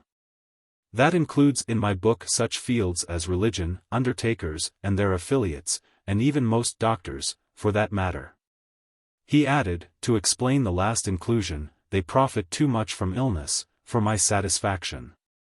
Major Mauser was enough of a current celebrity for practically anything he said to be impressive to young Sam Soligen. That youngster blinked. He said, well, gee, don't you believe in any gods at all? If you believe in any god at all, you gotta have a religious category, and that means priests. Why? Joe said. Inwardly, he was amused at himself for getting into a debate with this youngster and even a trifle ashamed of needling the boy about his chosen field. But he said, if there are gods, I doubt if they'd entrust a priesthood to threaten their created humanity with hellfire. Sam was taken aback. Well, why not? Gods couldn't be bothered with such triviality. In fact, I'd think it unlikely they could be bothered with priests. If I was a god, certainly I couldn't. The boy's face was intent, its youthfulness somewhat ludicrous in view of the dark robes he wore. He leaned forward, yeah, you talk about priests and undertakers and all battening on human sorrow, but how about you? How about the category military? How many men you killed, Major? Joe winced. Too many, he said abruptly. The tick was at the side of his mouth, unbeknownst to him. He added, but mercenaries have deliberately chosen their path. They know what they're going into and they do it willingly, they haven't been drafted. He thought a moment, and Phil Holland's talk about the Roman Ludi came back to him. He said, it's like the difference between throwing a bunch of Christians to some wild bulls in a Roman arena, to being a torero in Spain. A matador who has chosen his profession and enters the bullring to make money. Then the boy said something that gave him greater depth than Joe had expected. Yeah, he said, but maybe the torero was forced into becoming a bullfighter on account of how bad he needed the money. In the heat of the discussion, he was emboldened to add, and these new rank privates that go into a fracas, not knowing what it's all about, just filled with all the stuff we see on telly and all. How much of a chance does one of them have if he runs into an old-timer like Joe Mauser, out there in no man's land? Touché, Joe thought. There was the action that sometimes came back to him in his dreams. He had been a sergeant then, but already the veteran of 5 years or more standing, and a double score of fracases. The force of which he was a member had been in full retreat, and Joe's squad was part of the rear guard. The terrain had been mountainous, the High Sierra Military Reservation. 4 of his men had copped 1-2 so badly that they had to be left behind, incapable of being moved. Joe, under the pressure of long hours of retreat under fire, had finally sent the others on back, and found himself a crevice, near the top of a sierra, which was all but impregnable. His rifle had been a .45, 70 Springfield, with its ultra-heavy slug, but slow muzzle velocity. And Joe had a telescope mounted upon it. An innovation that barely made the requirement of predating the year 1900 and thus subscribing to the Universal Disarmament Pact between the SOV world and the West world. It had taken the enemy forces a long time to even locate him, a long time and half a dozen casualties that Joe had coolly inflicted. The way to get to him, the only way, involved exposure. Joe could see the enemy officers, through his scope, at a distance just out of his range. They knew the situation, being old pros. He found considerable satisfaction in the rage he knew they were feeling. He was dominating a considerable section of the front, due to the terrain, and there was but one way to root him out, direct frontal attack. They had sent in rank privates. Low-lowers, most of them in their first fracas. Low-lowers, the dregs of society, seldom employed and then at the rapidly disappearing, all but extinct, unskilled labor jobs. Low-lowers, most of them probably in this fracas in hopes of the unlikelihood of so distinguishing themselves that they would be jumped a caste. Or at least acquire an extra share or 2 of common stock to better the basic living guaranteed by the state. Rank privates, most in their first fracas, unknowledgeable about taking cover and not even in the physical condition this sort of combat demanded. They came in time and again, surprisingly courageous, Joe had to admit, and time and again he decimated them. One by one, coolly, seldom wasting a shot. Not that he had to watch his ammunition, he had the squad's full supply. He estimated that before it was through he had inflicted approximately 30 casualties. Hits in the head, in the torso, the arms, legs. He had inflicted enough casualties to fill a field hospital. And it had all ended, finally, when a senior officer below had arrived on the scene, took in the irritating situation, and sent a dozen non-coms and junior officers, experienced men, to dig Joe out. Joe had remained only long enough for a few final shots, none of them effective, at long range, and had then hauled out and followed after his squad. He might possibly have got 2 or 3 more of his opponents, but only at his own risk. Besides, already the irritation and hate that he had built up while on the run, and while his squad mates were copping wounds, had left him, and there was nausea in his belly at the slaughter he had perpetrated. Or that time on the Louisiana reservation in the fracas between Allied Petroleum and United Oil. Joe had been a lieutenant then but he rejected this trend of thought and brought his attention back to Sam Soligen. Perhaps you're right, he admitted. Some low-lower jerk, impressed by what he considers high pay and adventure, doesn't stand much of a chance against an old pro.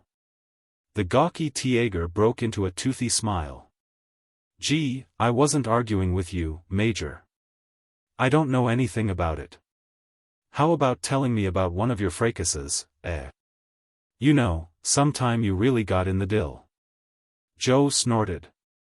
He seldom met someone not of category military who didn't want a special detailed description of some gory action in which Joe had participated. And like all veterans of combat, there was nothing he liked less to do. Combat was something which, when done, you wished to leave behind you. Were brainwashing really practicable, it was this you would wish to wash away. But Joe, like others before him, down through the ages, had found a way out. He had a store of a dozen or so humorous episodes with which he could regale listeners. That time his horse's cinch had loosened when he was on a scouting mission and he had galloped around and around amidst a large company of enemy skirmishers. Most of them running after him and trying to drag him from the horse's back, while he hung on for dear life. But it occurred to him that the boy might better appreciate a tale which involved his father, the telly reporter. And some act of daring the small man had performed the better to serve his fracas buff audience. He was well launched into the tale, boosting Freddie Soligen's part beyond reality, but not impossibly so, when that worthy entered the room, breaking it off. While Freddie was shaking hands with his visitor, Sam said, "Hey, Papa, you never told me about that time you were surrounded by all the field artillery. And only you and Major Mauser and 3 other men got out." Freddie grinned fondly at the boy and then looked his reproach at Joe. "What are you trying to do, make the life of a telly reporter sound romantic to the kid? Stick to the priesthood, son, there's more chicken dinners involved." He saw Joe was impatient to talk to him. "How about leaving us alone for a while, Sam? We've got some business." "Sure, Papa. I've got to memorize some Greek chants, anyway. How come they don't have all these rituals and all in some language everybody can understand?" "Then everybody might understand them," Freddie said sourly. "Then what'd happen?" His son said, "Major, maybe you can finish that story some other time, huh?" Joe said, Sure. It winds up with your father the hero and they bump him up to upper and make him head of category communications." On the trank again, Freddie grumbled, but Joe sensed he wasn't particularly amused. When the boy was gone, Joe Mauser told the telly reporter of his interview with Stonewall Cogswell. Freddie shook his head. "He wants you to fly that sailplane thing of yours again, huh?" "No. That won't do it. We need some gimmick, Joe." "Something." Joe said impatiently, "You keep saying that. But, look, I'm a mercenary. A fighting man can't drop out of participation in the fracases if he expects the buffs to continue interest in him." The little man tried to explain. "I'm not saying you're going to drop out of the fracases. But we need something where we can make you shine. Somewhere where you can be on every lens for a mile around." Joe's face was still impatient. Freddie said sourly, "Listen, you tried to handle all this by yourself, last time. You dreamed up that fancy glider gimmick and sold it to old Baron Hare. But did you do yourself any good with the buffs? Like Zen you did. All you did was louse up a perfectly promising fracas so far as they were concerned. Hardly a drop of blood was shed. Stonewall Cogswell just resigned when he saw what he was up against. Oh, sure, you won the battle for vacuum tube transport, practically all by yourself, but that's not what the buff wants. He wants blood, he wants action, spectacular action. And you can't give it to him way up there in the air." "Hey!" Joe looked at him, scowling questioningly. Freddie said, slowly, "Why not?" Joe Mauser growled, "What did you mean, why not?" Freddie said slowly, "Why can't you have some blood and guts combat, right up there in that glider? Have you gone drivel happy?" But the little man was on his feet, pacing the floor quickly, irritably, but still happily. "A dogfight. A natural. Listen, you ever heard about dogfights, Major? You mean pit dogs, like in Wales, in the old days?" No. In the First War. All those early fighters. Baron von Richthofen, the German, Albert Ball, the Englishman, René Fonck, the Frenchman. And all the rest. Werner Voss and Ernst Udet, and Rickenbacker and Luke Short." Joe nodded at last. "I remember now. They'd have a Vickers or Spandau mounted so as to fire between the propeller blades. As I recall, that German, Richthofen, had some 80 victories to his credit. Okay. They called them dogfights. One aircraft against another. You're going to reintroduce the whole thing. Joe was staring at him. Once again the telly-reporter sounded completely around the bend. Freddie was impatiently patient. We'll mount a gun on your sailplane and you'll attack those two gliders Cogswell says General McCord has. Joe said, the SOV World observers would never stand still for it. In fact, there's a good chance that using gliders at all will be forbidden when the International Disarmament Commission convenes next month. If the SOV World delegates vote against use of gliders as reconnaissance craft, the NUT World will vote with them. Those NUT World delegates vote against everything. Joe grunted. It's true enough gliders were flown before the year 1900, but not the kind of advanced sailplanes you have to utilize for them to be practical. Certainly there were no gliders in use capable of carrying a machine gun. Freddie demanded, look, what was the smallest machine gun in use in 1900? Joe considered. Probably the little French chot-chot gun. It was portable by one man, the rounds were carried in a flat, circular pan. I think it goes back that far. They used them in the First War. Right. Okay, you had gliders. You had 8 portable machine guns. All we're doing is combining them. It'll be spectacular. You'll be the most famous mercenary in category military and it'll be impossible for the department not to bounce you to colonel and low upper. Especially with me and every telly-reporter and Fracas Buff magazine we've bribed yelling for it. Joe's mouth manifested its tick, but he was shaking his head. It wouldn't go, anyway. Suppose I caught one, or both, of those other gliders, busy at their reconnaissance and shot their tails off. So what? The fans still wouldn't have their blood and gore. We'd be so high they couldn't see the action. All they would be able to see would be the other glider falling. Freddie stopped dramatically and pointed a finger at him in triumph. That's where you're wrong. I'll be in the back seat of your sailplane with a portable camera. Get it? And every reporter on the ground will have the word, and his most powerful telescopic lens at the ready. Man, it'll be the most televised bit of fracas of this half of the century. Chapter 8. When Major Joe Mauser entered the Swank Agora bar, the little afternoon dance band broke into a few bars of that tune which was beginning to pall on him. I knew her heart was breaking. And to my heart in anguish pressed the girl I left behind me. Nadine looked up from the little table she occupied and caught the wry expression on his face and laughed. What price glory, she said. He took the chair across from her and chuckled ruefully. All right, he said, I surrender. However, if you think a theme song is bad, you'll be relieved at some of the other ideas my, publicity agent had which I turned down. She said, oh, did he want you to dash into some burning building and save some old lady's canary, or something? Not exactly. However, he had a nightclub singer with a list of 9 or 10 victories behind her. Victories? Husbands. And I was to be seen escorting the singer around the nightclub circuit. A fate worse than death? But, truly, why did you turn him down? I wanted to spend the time with you. She made a moue. So as to carry on our never-ending argument over the value of status? No. Her eyes dropped and there was a slight frown on her forehead.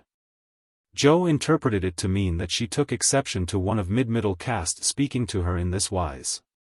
He said, flatly, at least the tune is somewhat applicable tonight. She looked up quickly, having immediately caught the meaning of his words. Oh, Joe, you haven't taken another commission? Why not? I'm a mercenary by trade, Nadine.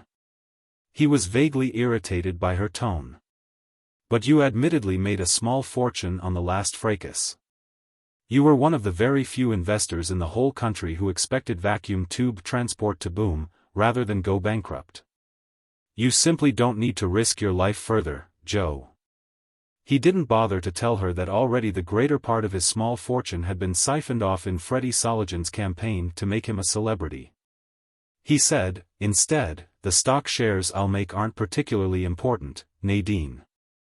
But Stonewall Cogswell has pledged that if I'll fly for him in the carbonaceous fuel, United Miners Fracas, he'll press my ambitions for promotion. She said, her voice low, promotion in rank, or caste, Joe? You know the answer to that.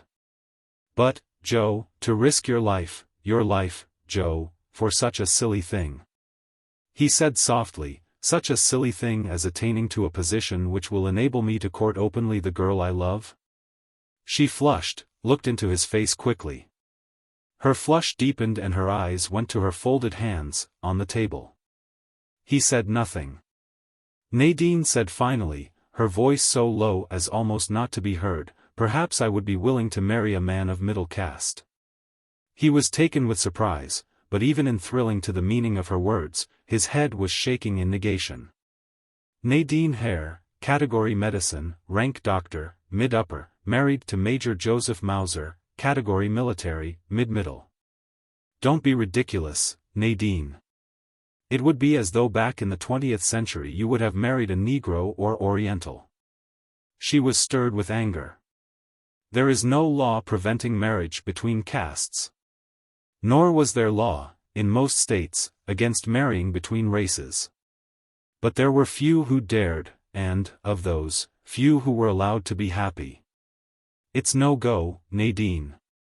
Remember in the exclusive room the other night when the waiter questioned my presence in an upper establishment and you had to tell him I was your guest? I don't desire to be your guest the rest of my life, Nadine. The anger welled higher in her. And do you think that in the remote case you do jump your caste to upper? That I would marry you and then realize the rest of my life that our marriage was only possible due to your participation in mass slaughter for the sake of the slobbering multitudes of telefans? Joe said, I wasn't going to bring the matter up until I had made low upper caste. Well, sir, the matter is up. And I reject you in advance. Oh, Joe, if you have to persist in this status-hungry ambition of yours, drop the category military and get into something else. You have enough of a fortune to branch into various fields where your abilities would lead to advancement. Again he didn't tell her that his fortune was all but dissipated. Instead, he said bitterly, those who have, get. The rich get richer, the poor get poorer. Things are rigged, these days, so that it's impossible to work your way to the top except in military and religion. The uppers take care of their own, and at the same time make every effort to keep us of the lower orders from joining their sacred circle. I might make it in the military, Nadine, but my chances in another field are so remote as to be laughable. She stood and looked down at him emptily. No, she said, don't get up. I'm leaving, Major Mauser. He began to rise, to protest, but she said, her voice curt, I have seen only one fracas on telly in my entire life, and was so repelled that I vowed never to watch again. However, I am going to make an exception. I am going to follow this one, and if, as a result of your actions, even a single person meets death, I wish never to see you again. Do I make myself completely clear, Major Mauser? Chapter 9. Marshal Stonewall Cogswell looked impudently around at this staff officers gathered about the chart table.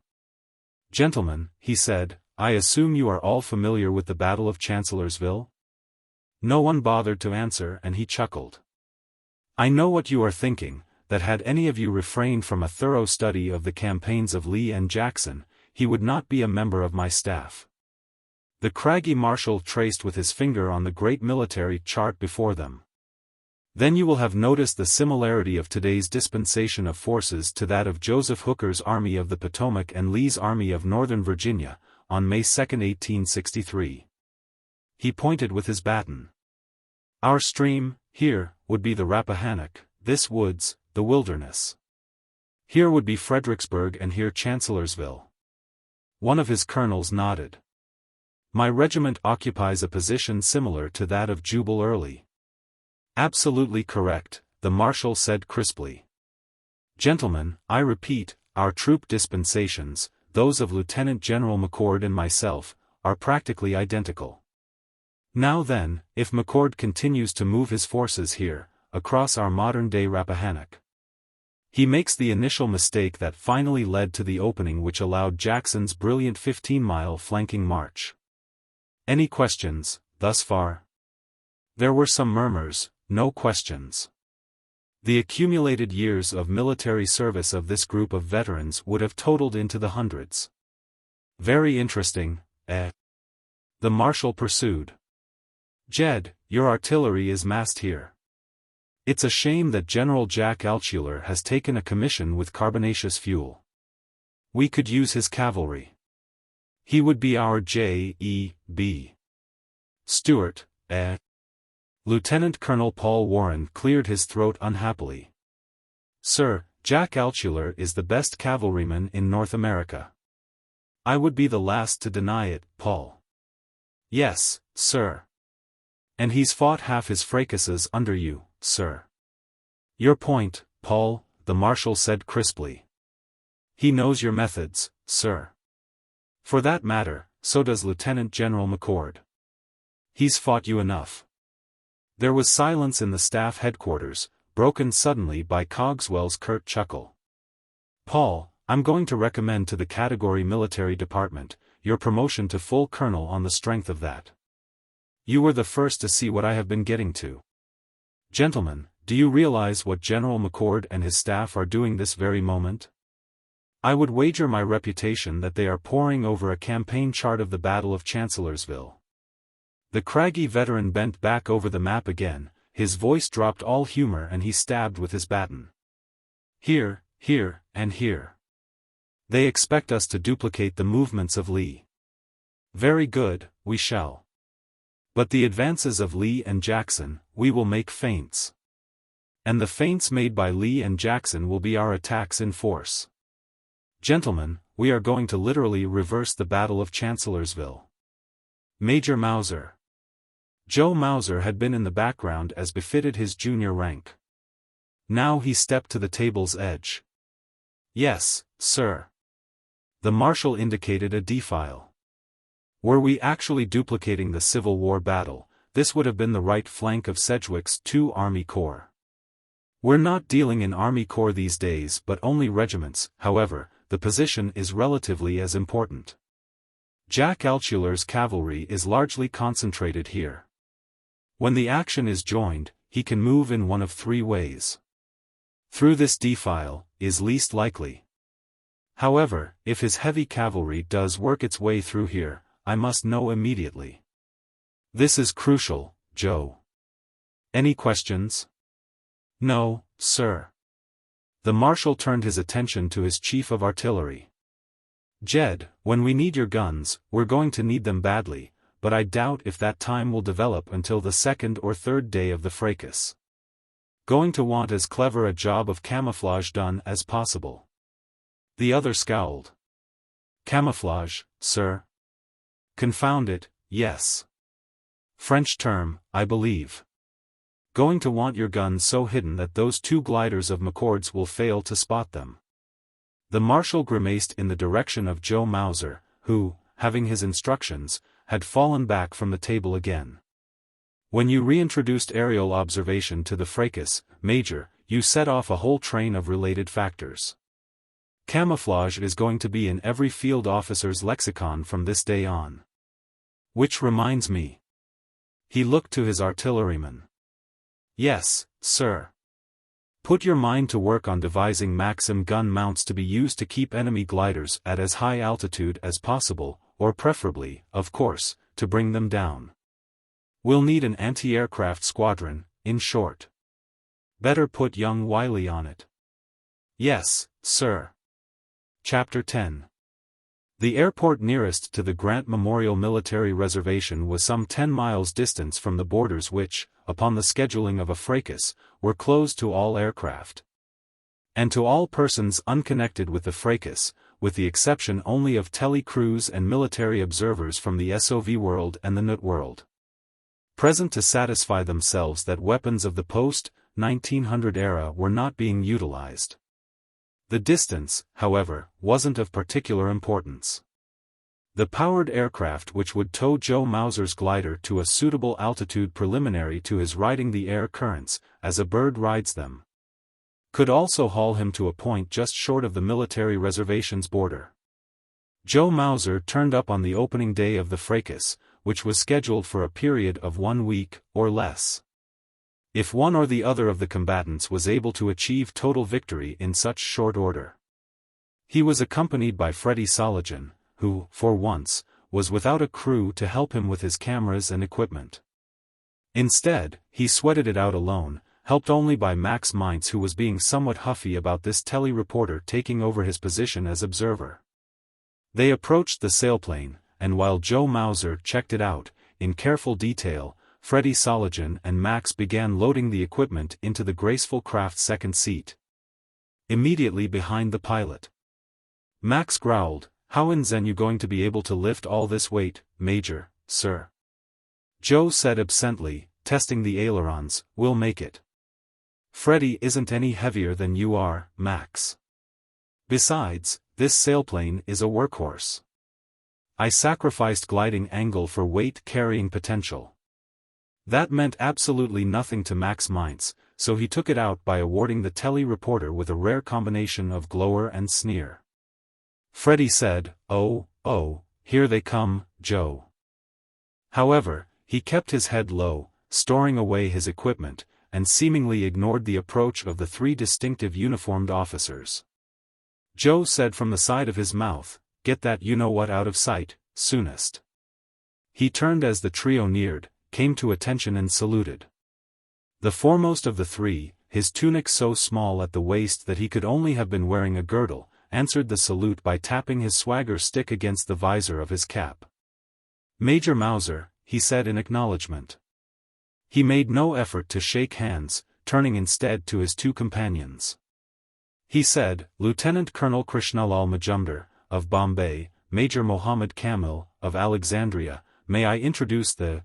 There was all but a giggle in his tone, "celebrated Major Joseph Mauser, who has possibly reintroduced aircraft to warfare." Joe saluted and bowed in proper protocol. "Gentlemen, a pleasure." The 2 neutrals responded correctly, then stepped forward to shake his hand. Colonel Lajos Arpad added, gently, "Or possibly he has not." Joe looked at him. The Hungarian seemed to make a practice of turning up every time Joe Mauser was about to take off. The SOV World representative said airily, "It will be up to the International Disarmament Commission to decide upon that when it convenes shortly, will it not?" The Arab major was staring in fascination at the sailplane. He said to Joe, "Major Mauser, you are sure such craft were in existence before 1900? It would seem."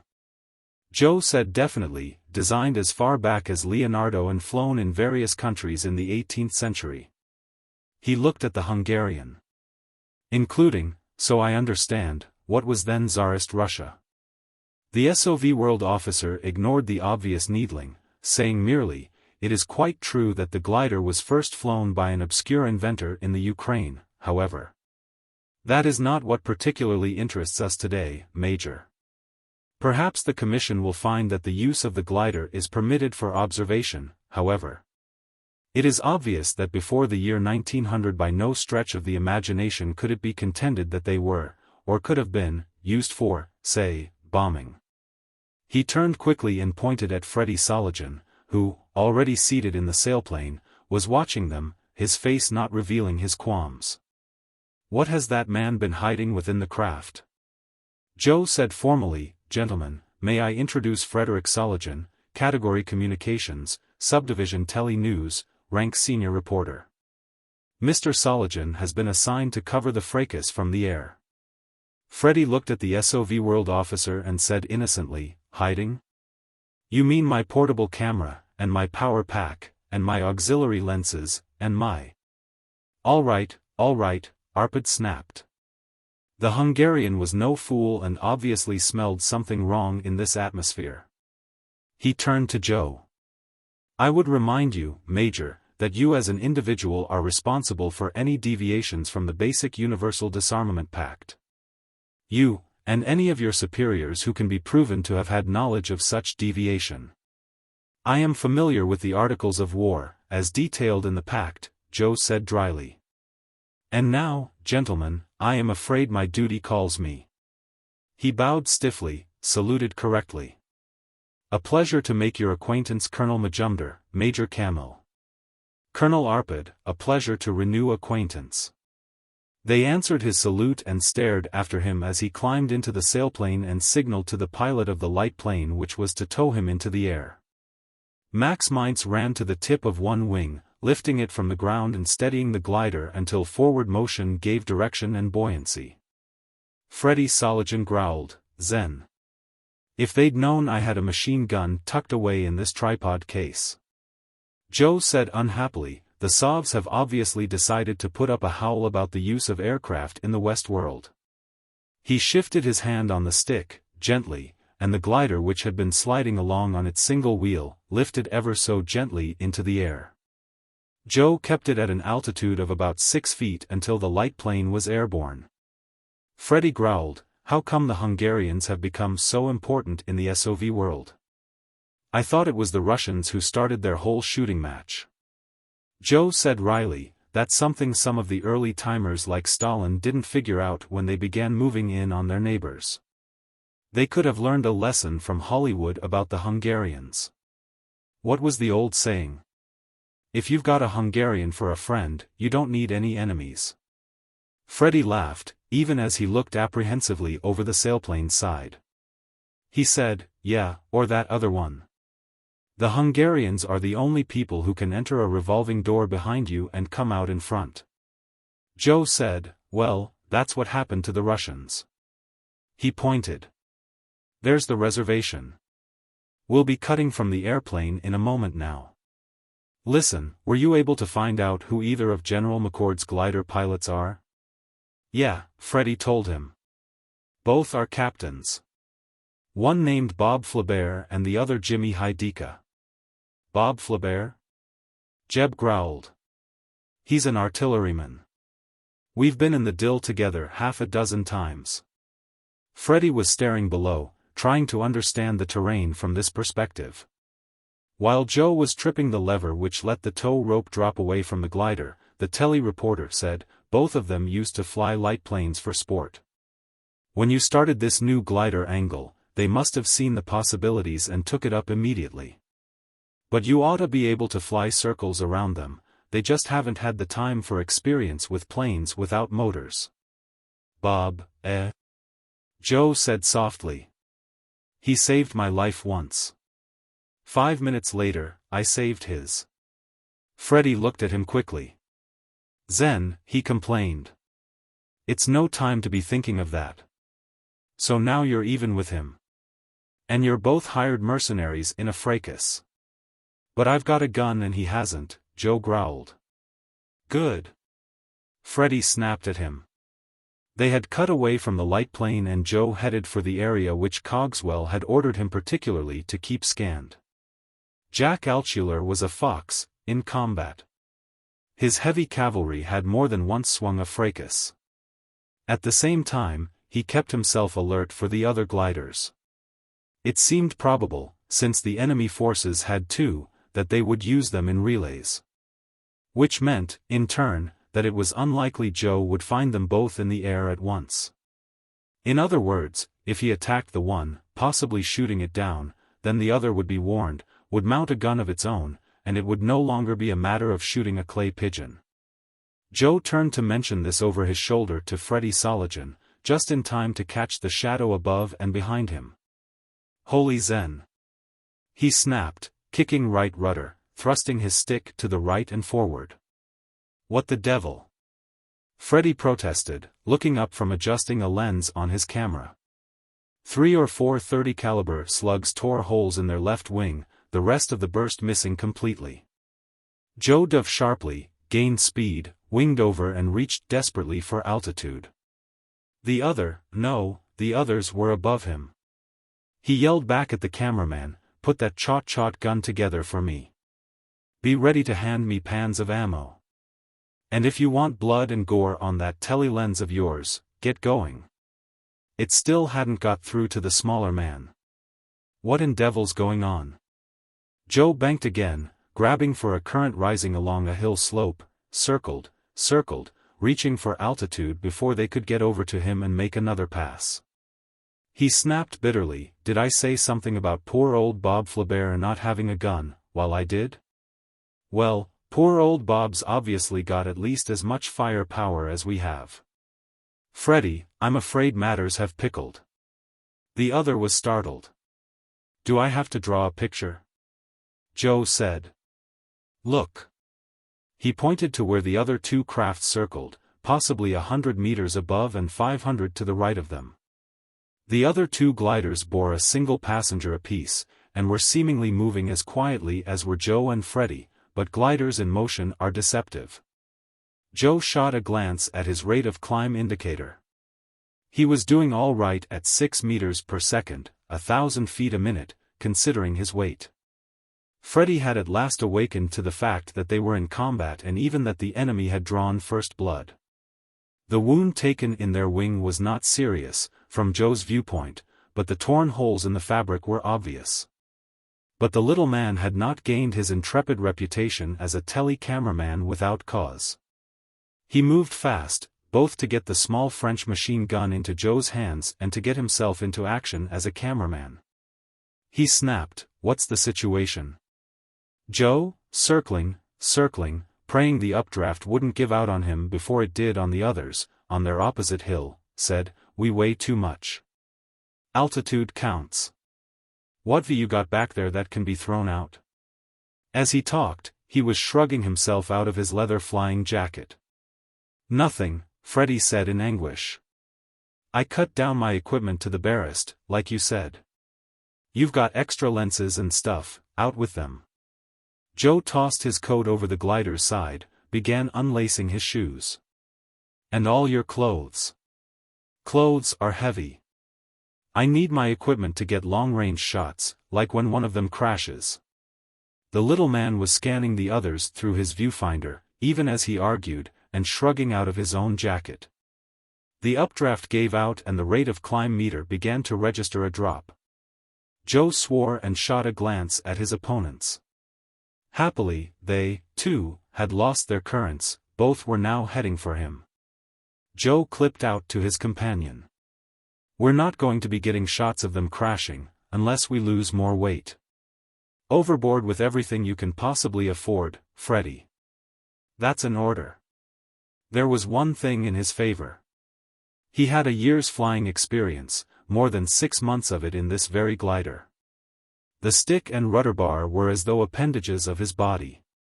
One flies by the seat of his pants, in a soaring glider, and Joe flew his as though born in it. The others, obviously, were as yet not thoroughly used to engineless craft.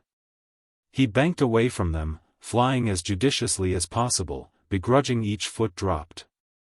He could feel the craft jump lightly each time the cursing tele-reporter jettisoned another article of equipment, his pants or his shoes. The others evidently had their guns fix-mounted, to fire straight ahead. Joe wondered, even as he slid away from them, how they managed to escape detection from the SOV World and Nut World field observers. Well, that could be worried about later. One of them fired at him at too great a range, and then both, realizing that they were dropping altitude too quickly and that soon Joe would be on their level, turned away and sought a new updraft. As they banked, their faces were clearly discernible. One raised a hand in mocking salute. "Look at that curd-loving Bob," Joe laughed grudgingly. "Here, let me have that gun." He steadied the small mitrailleuse on the edge of the cockpit, holding the craft's stick between his knees, and squeezed off a burst which rattled through the other's fuselage without apparent damage. The faux glider slid away quickly, losing precious altitude in the maneuver. "Ah, ha," Joe said wolfishly. "So now they know we've got a stinger too." "I got that," Freddie crowed. "I got it perfectly. Listen, we're too high for the boys down below. Get lower so they can get you on lens, Joe. The other tele-teams. Every fracas buff in North America is watching this." Joe snorted his disgust. I hope every fracas buff in North America chokes on his trank pills, he snarled. We're in the dill, Freddy. Understand? We're too heavy, and there's two of them and one of us. On top of that, those are Maxim guns they've got mounted, not pea-shooters like this chot-chot. That's your side of it, Freddy said, not unhappily.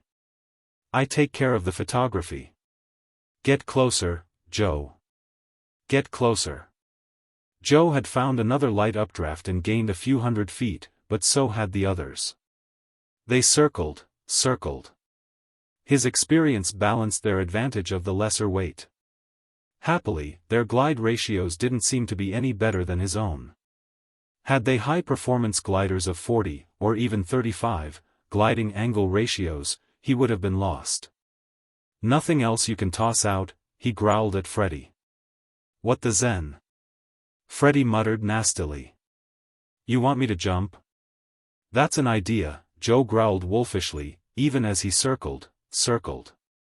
I should have realized when you were giving me your fling about reintroducing aerial warfare, that it wasn't an idea that others couldn't have. It was just as easy for Bob to mount a gun as it was for us. Now we're both being kept from doing reconnaissance by the other Ann. Joe Mauser broke it off in mid-sentence and his face blanched. He shot a quick look downward.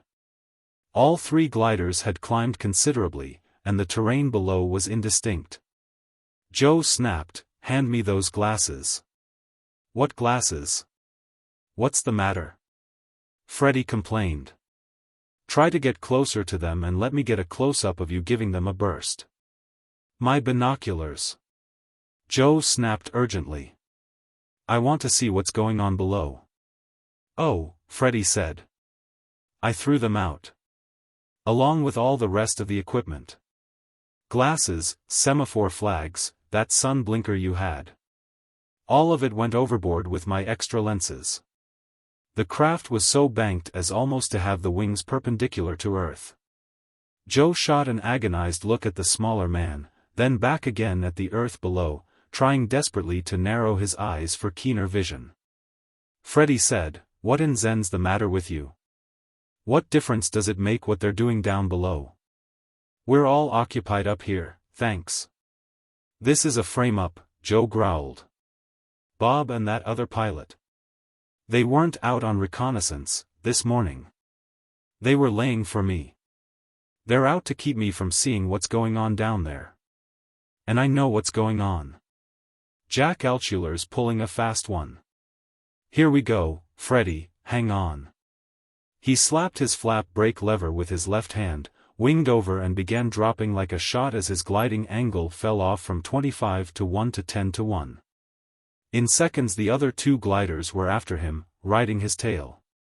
Freddy Soligen, his eyes bugging, shot a look of fear at the two trailing craft, both of which, periodically, showed brilliant cherries at their prows. Maxim guns, emitting their blessings. The tele-reporter turned desperately back to Joe Mauser, pounding him on the shoulder. His physical fear was secondary to another. Joe. You're on lens with every tele team down there, and you're running. Cut that out, Joe rapped. Duck your head. Let me train this gun over you. I've got to keep those jokers from shooting off our tail before I can get to the marshal. The marshal? Freddy yelled. You can't get to him anyway. I told you I threw away your semaphore flags, your blinker, everything. This country's hilly. You can't get your message to him anyway. Listen, Joe, you've still got time. You can stunt these things better than those two can. Duck. Joe snarled. He let loose a burst at the pursuing gliders over the smaller man's head, and just missing his own tail section. They sped down almost to tree level at fantastic speed for a glider. The two enemy craft were hot after them, their guns flacking in continuous excitement, trying to catch Joe in sights, as he kicked rudder, right, left, right, in evasive maneuver. His guess had been correct.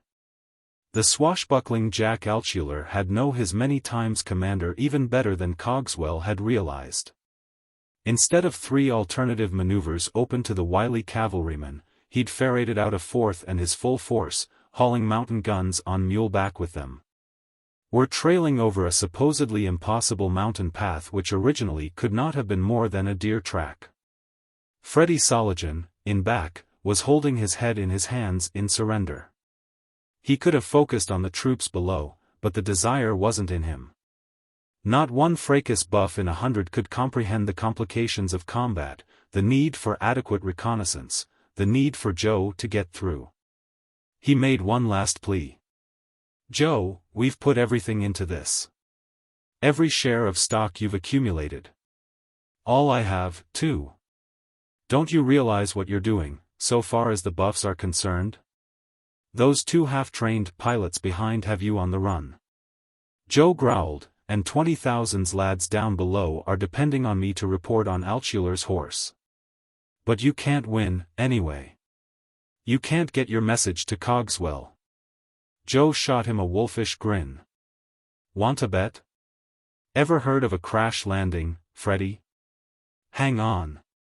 Chapter 11. Stretched out on the convalescent bed in the Category Military Rest Home, Joe grinned up at his visitor and said ruefully, "I'd salute, sir, but my arms seem to be out of commission. And, come to think of it, I'm out of uniform." Cogswell looked down at him, unamused. "You've heard the news?" Joe caught the other's tone and his face straightened. "You mean the Disarmament Commission?" Cogswell said brittlely, "They found against the use of aircraft, other than free balloons, in any military action. They threw the book, Mauser. The court ruled that you, Robert Flaubert and James Hideka be stripped of rank and forbidden the category military. You have also been fined all stock shares in your possession other than those unalienably yours as a Westworld citizen." Joe's face went empty. It was only then that he realized that the other was attired in the uniform of a brigadier general. The direction of his eyes was obvious. Cogswell shrugged bitterly. "My upper caste status helped me. I could pull just enough strings that the category military department, in conjunction with the rulings of the International Disarmament Commission, merely reduced me in rank and belted me with a stiff fine.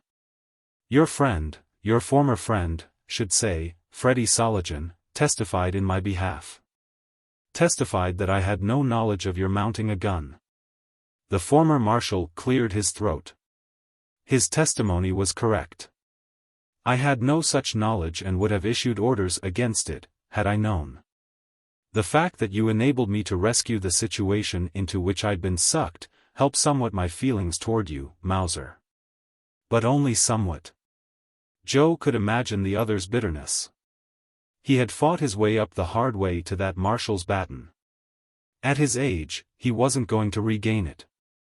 Brigadier General Stonewall Cogswell hesitated for a moment, then said, "One other thing. United Miners has repudiated your actions even to the point of refusing the cost of your hospitalization. I told the category medicine authorities to put your bill on my account." Joe said quite stiffly, "That won't be necessary, sir." "I'm afraid you'll find it is, Mauser." The former marshal allowed himself a grimace. "Besides, I owe you something for that spectacular scene when you came skimming over the treetops, the 2 enemy gliders right behind you. Then stalling your craft and crashing into that tree not 30 feet from my open-air headquarters. Admittedly, in 40 years of fracases, I've never seen anything so confoundedly dramatic." "Thank you, sir." The old soldier grunted, turned and marched from the room. Chapter 12. Freddie Soligen had been miraculously saved from the physical beating taken by Joe Mauser in the crash. The pilot, sitting so close before him, cushioned with his own body that of the tele-reporter. For that matter, he had been saved the financial disaster as well, save for that amount he had contributed to the campaign to increase Mauser's stature in the eyes of the buffs. His category communications superiors had not even charged him for the cost of the equipment he had jettisoned from the glider during the flight, nor that which had been destroyed in the crash. If anything, his reputation with his higher-ups was probably better than ever. He'd been in there pitching, as a tele-reporter, right up until the end when the situation had completely pickled. All that he had lost was his dream. It had been so close to the grasping. He could almost have tasted the sweetness of victory. Joe Mauser, at the ultimate top of the hero heap. Joe Mauser accepting bounces in both rank and caste. And then, Joe Mauser being properly thankful and helpful to Freddie and Sam Soligen, in their turn. So near the realization of the dream. He entered his house wearily, finally free of all the ridiculous questioning of the commission and the courts-martial of Mauser and Cogswell, and Flaubert, Heideka and their commander, General McCord. All had been found guilty, though in different degrees. Using weapons of warfare which post-dated 1900. Than which there was no greater crime between nations. He tossed the briefcase he had carried to a table, and made his way to the living room, heading for the autobar and some straight spirits. A voice said, "Hi, Papa." He looked up, not immediately recognizing the category military, rank private, before him. Then he said weakly, "Sam." His legs gave way, and he sat down abruptly on the couch which faced the wall which was the telly-screen. The boy said, awkwardly, "Surprise, Papa." His father said, very slowly, "What, in Zen, are you doing, in that outfit?" Sam grinned ruefully, albeit proudly. "Ah, it would have taken a century for me to make full priest, Papa. The only way to do is like Major Mauser. You didn't know this, but I've been following the fracases all along. Especially when you were the reporter. I've watched every fracas you've covered for years. I guess you know I'm pretty proud of you." "Sam. What are you doing in that uniform? Answer me." The boy flushed. "I'm old enough, Papa. I switched categories. I've signed up with Chrysler Ford in their fracas with hover car sports. They're taking me on as infantryman." "Infantryman?"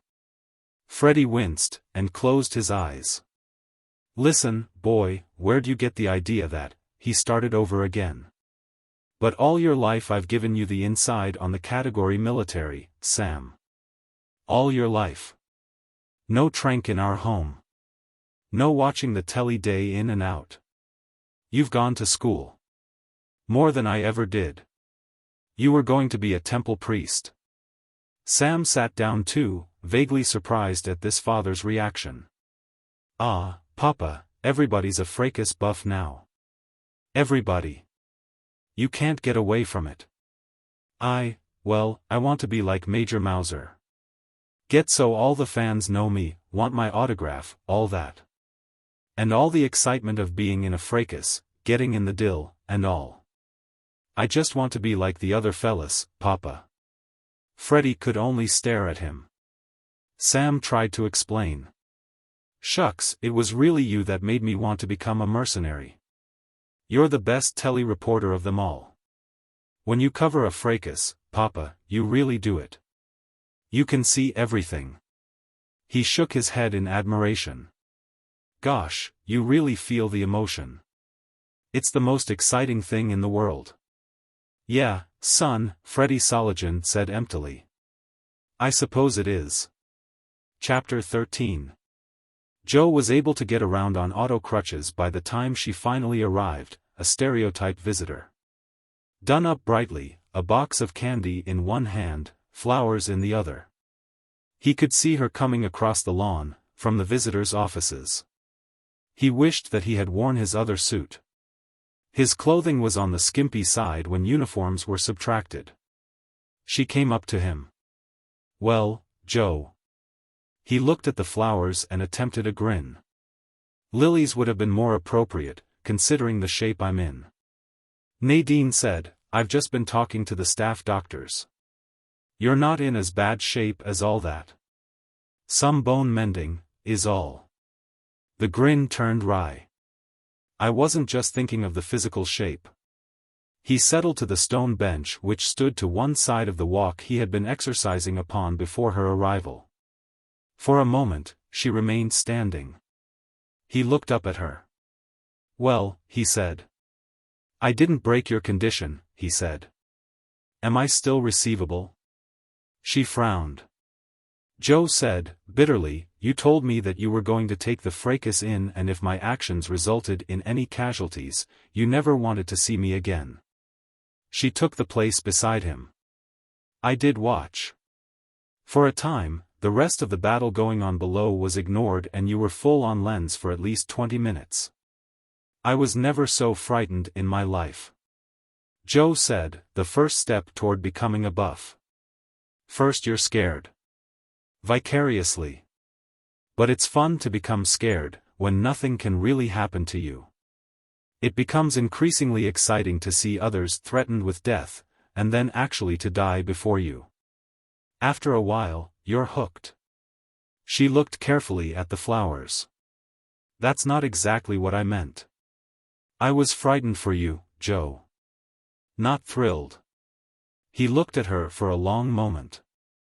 Finally he breathed deeply and said, well, you'll never have to go through that again. I'm no longer in the category military, I suppose you know. It was on the news, Joe.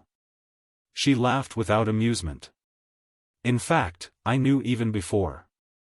Balt was tried, too. Balt? Your brother? She nodded. You first used your glider in that fracas for father and vacuum tube transport. Now that the commission has ruled against gliders, Balt, now head of the family, has been both fined and expelled from category military for life. It hasn't exactly improved his liking for you. Joe hadn't heard of it, however, he had little sympathy for Balt hair, nor interest in him. He said, why did you take so long to come? I was thinking, Joe.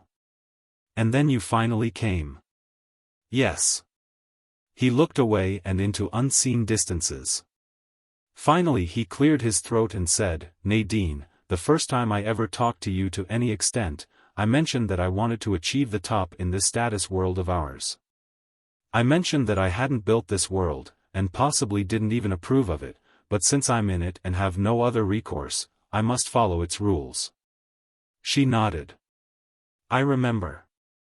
And I said, why not try and change the rules? Joe nodded. He moistened his lips carefully. Okay. Now I'm willing to listen. How do we go about changing the rules? Chapter 14. Dar. Nadine Hare, category medicine, mid-upper caste, was driving and with considerable enjoyment resultant not only from her destination, long desired, now to be realized, but also from the sheer exuberance of handling the vehicle. Since prehistory, man's pleasure in the physical control of a speedy vehicle has been superlative, particularly when that vehicle is known by the driver to be unique in its class. The Hittite charioteer, bowling across the landscape of Anatolia, a sterling Moss carefully tooling his automobile around the multi-curves of the upper cornice on the Riviera. Or a Nadine Hare delicately trimming the controls of a sports model hover car. She shot a quick glance at Joe Mauser, formerly of category military, formerly rank major, now an unemployed mid-middle who slouched in the bucket seat next to her. He noticed neither speed nor direction. Nadine called, above the wind, Zen, Joe. Where did you ever acquire such a car? It must have been built entirely by hand, and by Swiss watchmakers. Joe stirred and shrugged. Newly from the hospital, he was still deep in the gloom of his recent loss of the dream, the defeat of his lifelong ambitions. He said, a buff gave it to me. She slowed down, the better to frown at him in amazement. Gave it to you? Why, the thing is priceless. Joe sighed and told her the salient details. Quite a few mercenaries managed to acquire a private fracas buff. He defined the term for her. He makes a hobby of your career. Winds up knowing more about it than you, yourself can possibly remember. He follows every fracas you get into. Knows every time you cop one, how serious it was, how long you were in hospital. He glories each time you get a promotion, is in gloom each time your side loses a fracas. He's got pictures of you in various poses taken from the Fracas Buff magazines, and files away all articles in which your name appears. Zen. Nadine laughed in deprecation. That's just the beginning. After a while he starts writing you fan letters, wanting autographed portraits, wanting a souvenir, sometimes nothing more exciting than a button off your uniform. More often they want a gun, sword or combat knife, particularly one they saw you using in some fracas or other. They usually offer to pay for such, sometimes quite fabulous amounts. Other times they want a bit of bloody uniform, your own true blood from a time when you were in the dill and managed to cop one. Nadine was astonished. Antagonistic as she was, herself, to the fracases, she wasn't particularly knowledgeable about all their ramifications. She said, repelled, but doesn't such morbidity disgust you? This fawning, this slobbering. Joe grunted. All part of the game. A mercenary without buffs to boost him, to form fracas buff clubs and such, hasn't much chance of promotion. So far as disgust is concerned, you'd have to see one of the really far-out ones. The gleam in an ordinarily fish-like eye when he recounts the time you killed 3 men in hand-to-hand combat, equipped only with an entrenching tool, when they came at you with bayonets. The trace of spittle, running down from the side of his mouth. And this buff of yours. Why did he give you this perfectly marvelous car? It was a she, not a he, Joe said. Nadine's voice changed infinitesimally. You mean you accepted a gift of this value from a woman? Joe looked at her and grinned sourly. I wasn't in much of a position to refuse. The gift was in her will. She was well into her 90s when she died. She was an upper, by the way, and the most knowledgeable fracas buff I ever met. She knew the intimate details of every fracas since Tiglath-Pileser and his Assyrians captured Babylon. She could argue for an hour on whether Parmenion or Alexander the Great should have been given the credit for the victory over the Persians at Issus. Joe grunted. I suppose there should be a moral somewhere about this kindly old lady who was the outstanding fracas buff of them all. Nadine Hare was in the process of hitting the drop lever with her left hand as they slowed and headed for the entrance to a parking area. She said brittlely, the moral is that you can have slobs at any level in society. Being an upper doesn't guarantee anything. Joe sighed, here we go again. He looked about him, scowling. Which brings to mind. Where are we going? These are governmental buildings, aren't they? They were sinking quickly, below street level, now in the power of the autoparker. Nadine turned off the engine and released the controls. She said, cryptogrammically, we are going to see about doing something with your abilities other than shooting at people, or being shot at. When the car was parked, she led the way to an elevator. Joe said wryly, oh, great. I love mysteries. When do we find out who killed the victim? Nadine looked at him from the side of her eyes. I killed the victim, she said. Major Mauser, mercenary by trade, is now no more. There was bitterness in him and he found no ability to respond to what was meant as humor in her words. He followed her silently and his puzzlement grew with him. The office building through which they moved was as well done as any he could ever remember having observed, even on the telly. Surely they couldn't be in the Octagon or the new White House. But, if so, why? Nadine said. Here we are, and indicated a door which opened at their approach. There was a receptionist in the small office beyond, a bit of ostentation Joe Mauser seldom met with in the modern world. What in the name of Zen could anyone need with other than an auto-receptionist? Didn't efficiency mean anything here? The receptionist said, Good afternoon, Dr. Hare. Mr. Holland is expecting you. It came to Joe now, Philip Holland, secretary to Harlow Mannerheim, the Minister of Foreign Affairs. He had met the man a few months ago at Nadine's home in that swank section of Greater Washington once known as Baltimore. But he had no idea what Nadine had in mind bringing him here. Evidently, she was well enough into the graces of the bureaucrat to barge into his office during working hours. Surprising in itself, since, although she was an upper-born, still governmental servants can't be at the beck of every hereditary aristocrat in the land. Holland stood up briefly at their entrance and shook hands quickly, almost abruptly, held a chair for Nadine, motioned to another one for Joe. He sat down again and said into an inter-office telemic, "Miss Mikhail, the dossier on Joseph Mauser, and would you request Frank Hodgson to drop in?" What was obviously the dossier slid from the desk chute and Holland leafed through it, as though disinterested. He said, "Joseph Mauser, born mid-lower, clothing category, subdivision shoes, branch repair." Holland looked up. A somewhat plebeian beginning, let us admit. A tic manifested itself at the side of Joe Mauser's mouth, but he said nothing. If long years of the military had taught him anything, it was patience.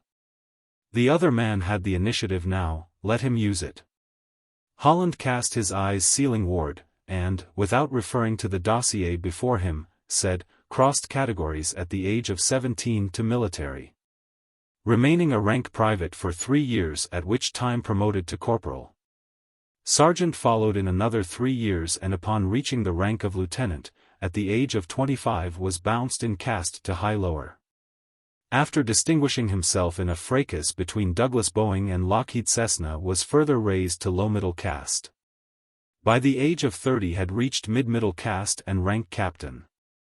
By 33, the present, had been promoted to major, and had been under consideration for upper-middle caste. That last, Joe had not know about, however, he said now, also at present, expelled from participation in future fracases on any level of rank. And find his complete resources beyond the basic common stock issued him as a mid-middle. His voice was bitter. Philip Holland said briskly, "The risks run by the ambitious." The office door opened and a tall stranger entered. He had a strange gait, one shoulder held considerably lower than the other, to the point that Joe would have thought it the result of a wound hadn't the other obviously never been a soldier. The newcomer, office pallor heavily upon him, but his air of languor obviously assumed and artificial, darted his eyes around the room, to Holland, Nadine. And then to Joe where they rested for a moment. He murmured some banality to Nadine, indicative of a long acquaintance, and then approached Joe, who had automatically come to his feet, and extended a hand to be shaken. "I'm Frank Hodgson." "You're Joe Mauser." "I'm not fracas buff, but I know enough about current developments to know that." "Welcome aboard, Joe." Joe shook the hand offered, in some surprise. "Welcome aboard," he said. Hodgson looked to Philip Holland, his eyebrows raised in question. Holland said crisply, "You're premature, Frank. Dr. Hare and Mauser have just arrived." "Oh." The newcomer found himself a chair, crossed his legs and fumbled in his pocket for a pipe, leaving it to the others to resume the conversation he had interrupted. Philip Holland said to Joe, "Frank is assistant to Wallace Pepper." He looked at Hodgson and frowned. "I don't believe you have any other title, do you, Frank?" "I don't think so," Frank yawned. "Can't think of any." Joe Mauser looked from one to the other, confusion adding to confusion within him. Wallace Pepper was the long-time head of the North American Bureau of Investigation, having held that position under at least 4 administrations. Nadine said dryly, "Which goes to show you, Joe, just how much titles mean. Commissioner Pepper has been all but senile for the past 5 years. Frank, here, is the true head of the Bureau." Frank Hodgson said mildly, "Why, Nadine, that's a rather strong statement." Joe blurted, "Head of the Bureau of Investigation. I had gathered the impression I was being taken to meet some members of an underground, organized for the purpose of, as it was put, changing the present rules of government." Frank Hodgson grinned at Nadine and laughed softly, "That's a gentle way of describing revolution." Holland looked at Joe Mauser and said briskly, "I'll try to take you off the hook as quickly as possible, Joe. Tell me, when you hear the word revolution, what comes first to your mind?" Joe, flustered, said, "Why, I don't know." Fighting, riots, people running around in the streets with banners. That sort of thing. Holland nodded, the common conception. However, a social revolution isn't, by definition, necessarily bloody. Picture a gigantic wheel, Joe. We'll call it the wheel of history. From time to time it makes a turn, forward, we hope, but sometimes backward. Such a turn is a revolution. Whether or not there is anybody under the wheel at the time of turning, is beside the point. The revolution takes place whether or not there is bloodshed. He thought a moment. Or you might compare it to childbirth. The fact that there is pain in childbirth, or, if through modern medical science, the pain is eliminated, is beside the point. Childbirth consists of a new baby coming into the world. The mother might even die, but childbirth has taken place. She might feel no pain whatsoever, under anesthetic, but childbirth has taken place. Joe said carefully, I'm no authority, but it seems to me that usually if changes take place in a socioeconomic system without bloodshed, we call it evolution. Revolution is when they take place with conflict. Holland shook his head. No. Poor definitions. Among other things, don't confuse revolts, civil wars, and such with revolution. They aren't the same thing. You can have civil war, military revolts and various civil disturbances without having a socio-economic revolution. Let's use this for an example. Take a fertile egg. Inside of it a chick is slowly developing, slowly evolving. But it is still an egg. The chick finally grows tiny wings, a beak, even little feathers. Fine. But so far it's just evolution, within the shell of the egg. But one day that chick cannot develop further without breaking the shell and freeing itself of what was once its factor of defense but now threatens its very life. The shell must go. When that culminating action takes place, you have a revolutionary change and we are no longer dealing with an egg, but a chicken. Joe, one by one, looked at the three of them. He said, finally, to Nadine, rather than to the men, what's this got to do with me? She leaned forward in her earnestness. All your life you've revolted against the status quo, Joe. You've beaten your head against the situation that confronted you, against a society you felt didn't allow you to develop your potentialities. But now you admit you've been wrong. What is needed is to, she shot a defiant glance at Frank Hodgson, to his amusement, change the rules if the race is to get back onto the road to progress. She shrugged. Very well. You can't expect it to be done single-handed. You need an organization. Others who feel the same way you do.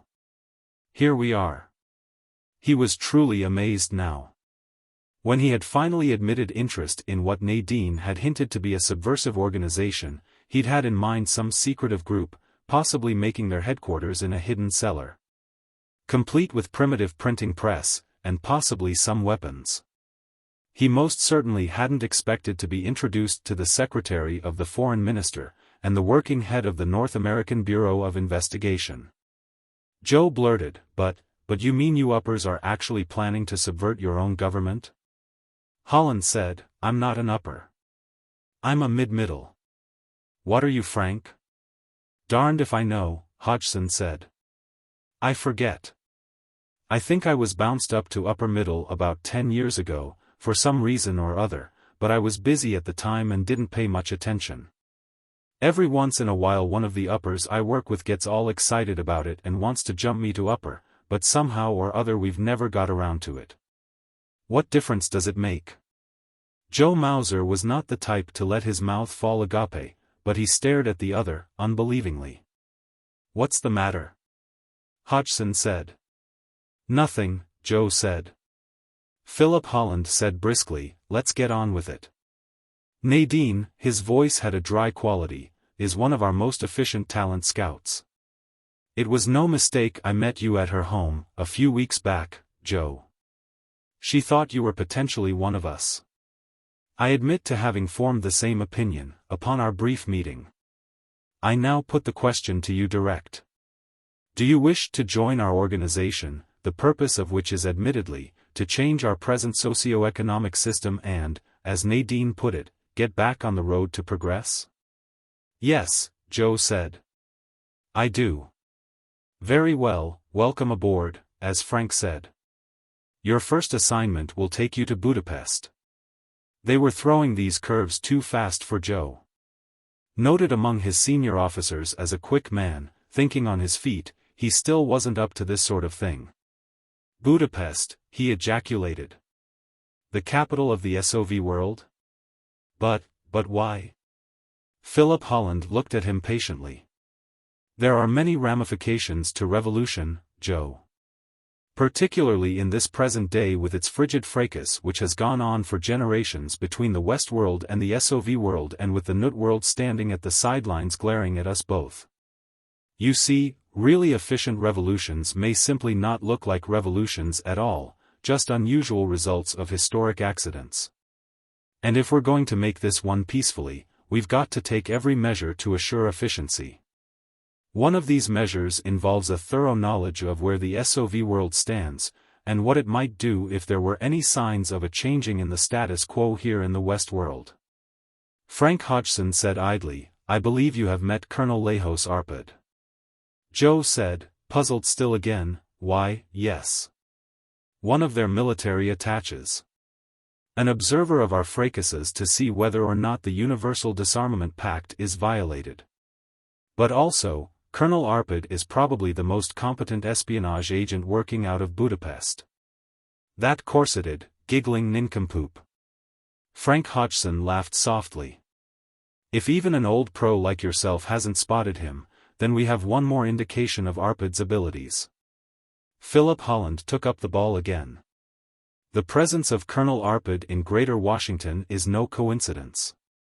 He is here for something, we're not sure what.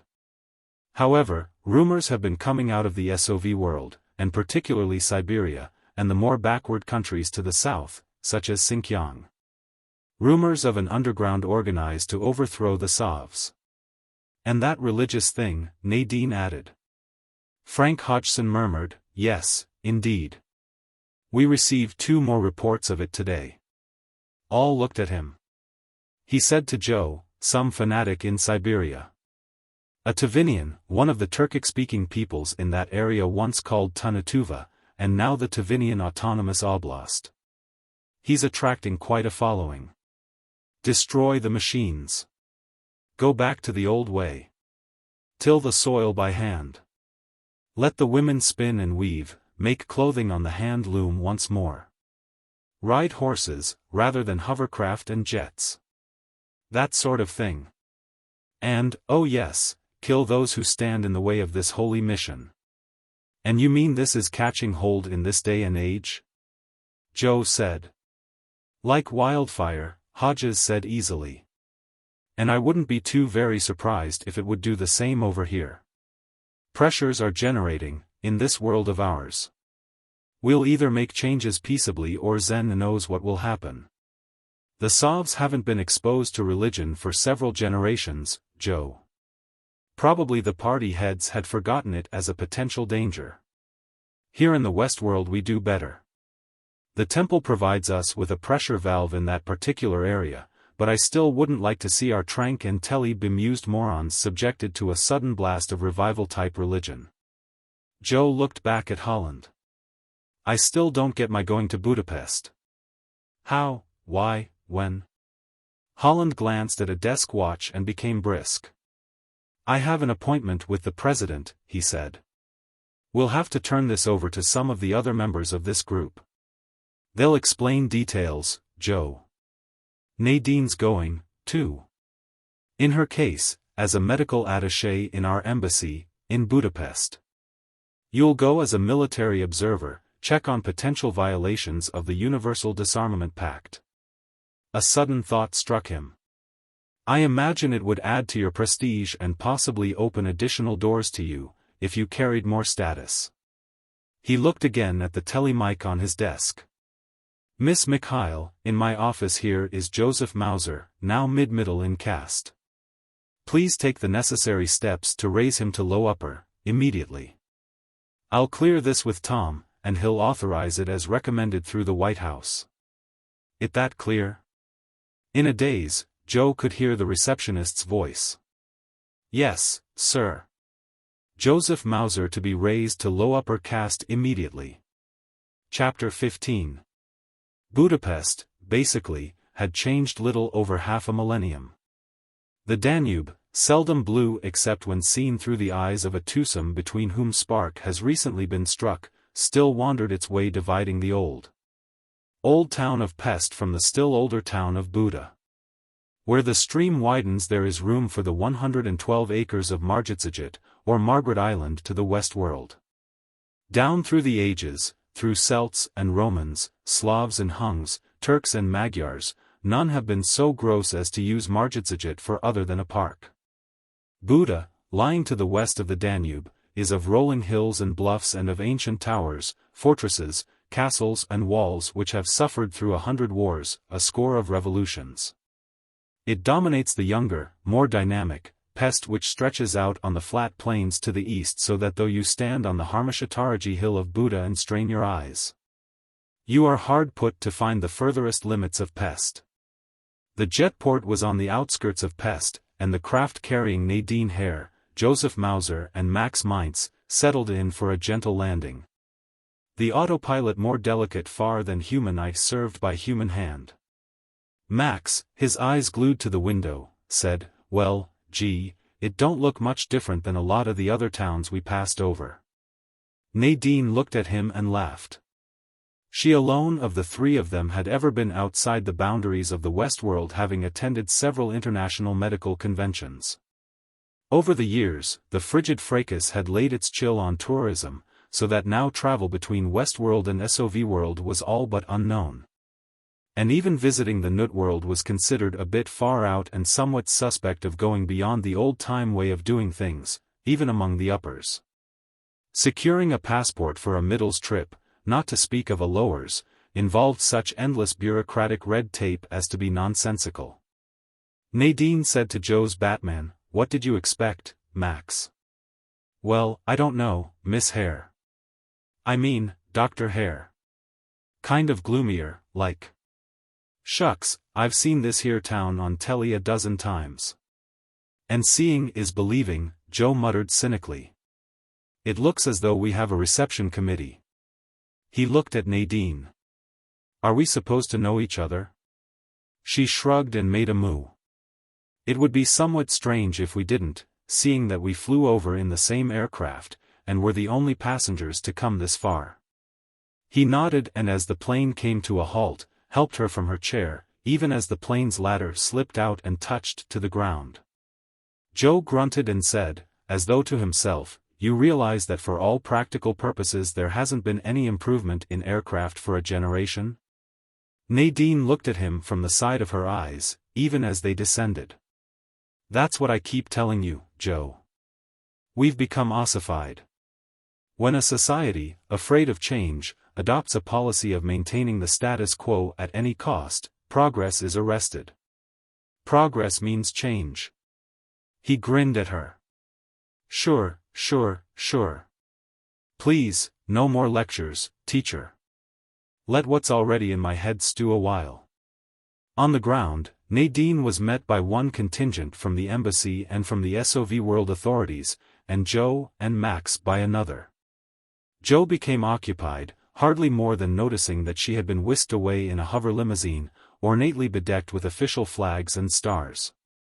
Joe, no longer holding military rank, in spite of his mission, was in mufti, and restrained himself from returning the salute when greeted by two fresh young lieutenants from the embassy and a bemedaled lieutenant colonel in SOV world uniform, whose tight-waisted tunic reminded Joe of that worn by Colonel Lejos Arpad, the military attaché Joe had come across twice in Westworld fracases, and who Frank Hodgson had branded an espionage agent.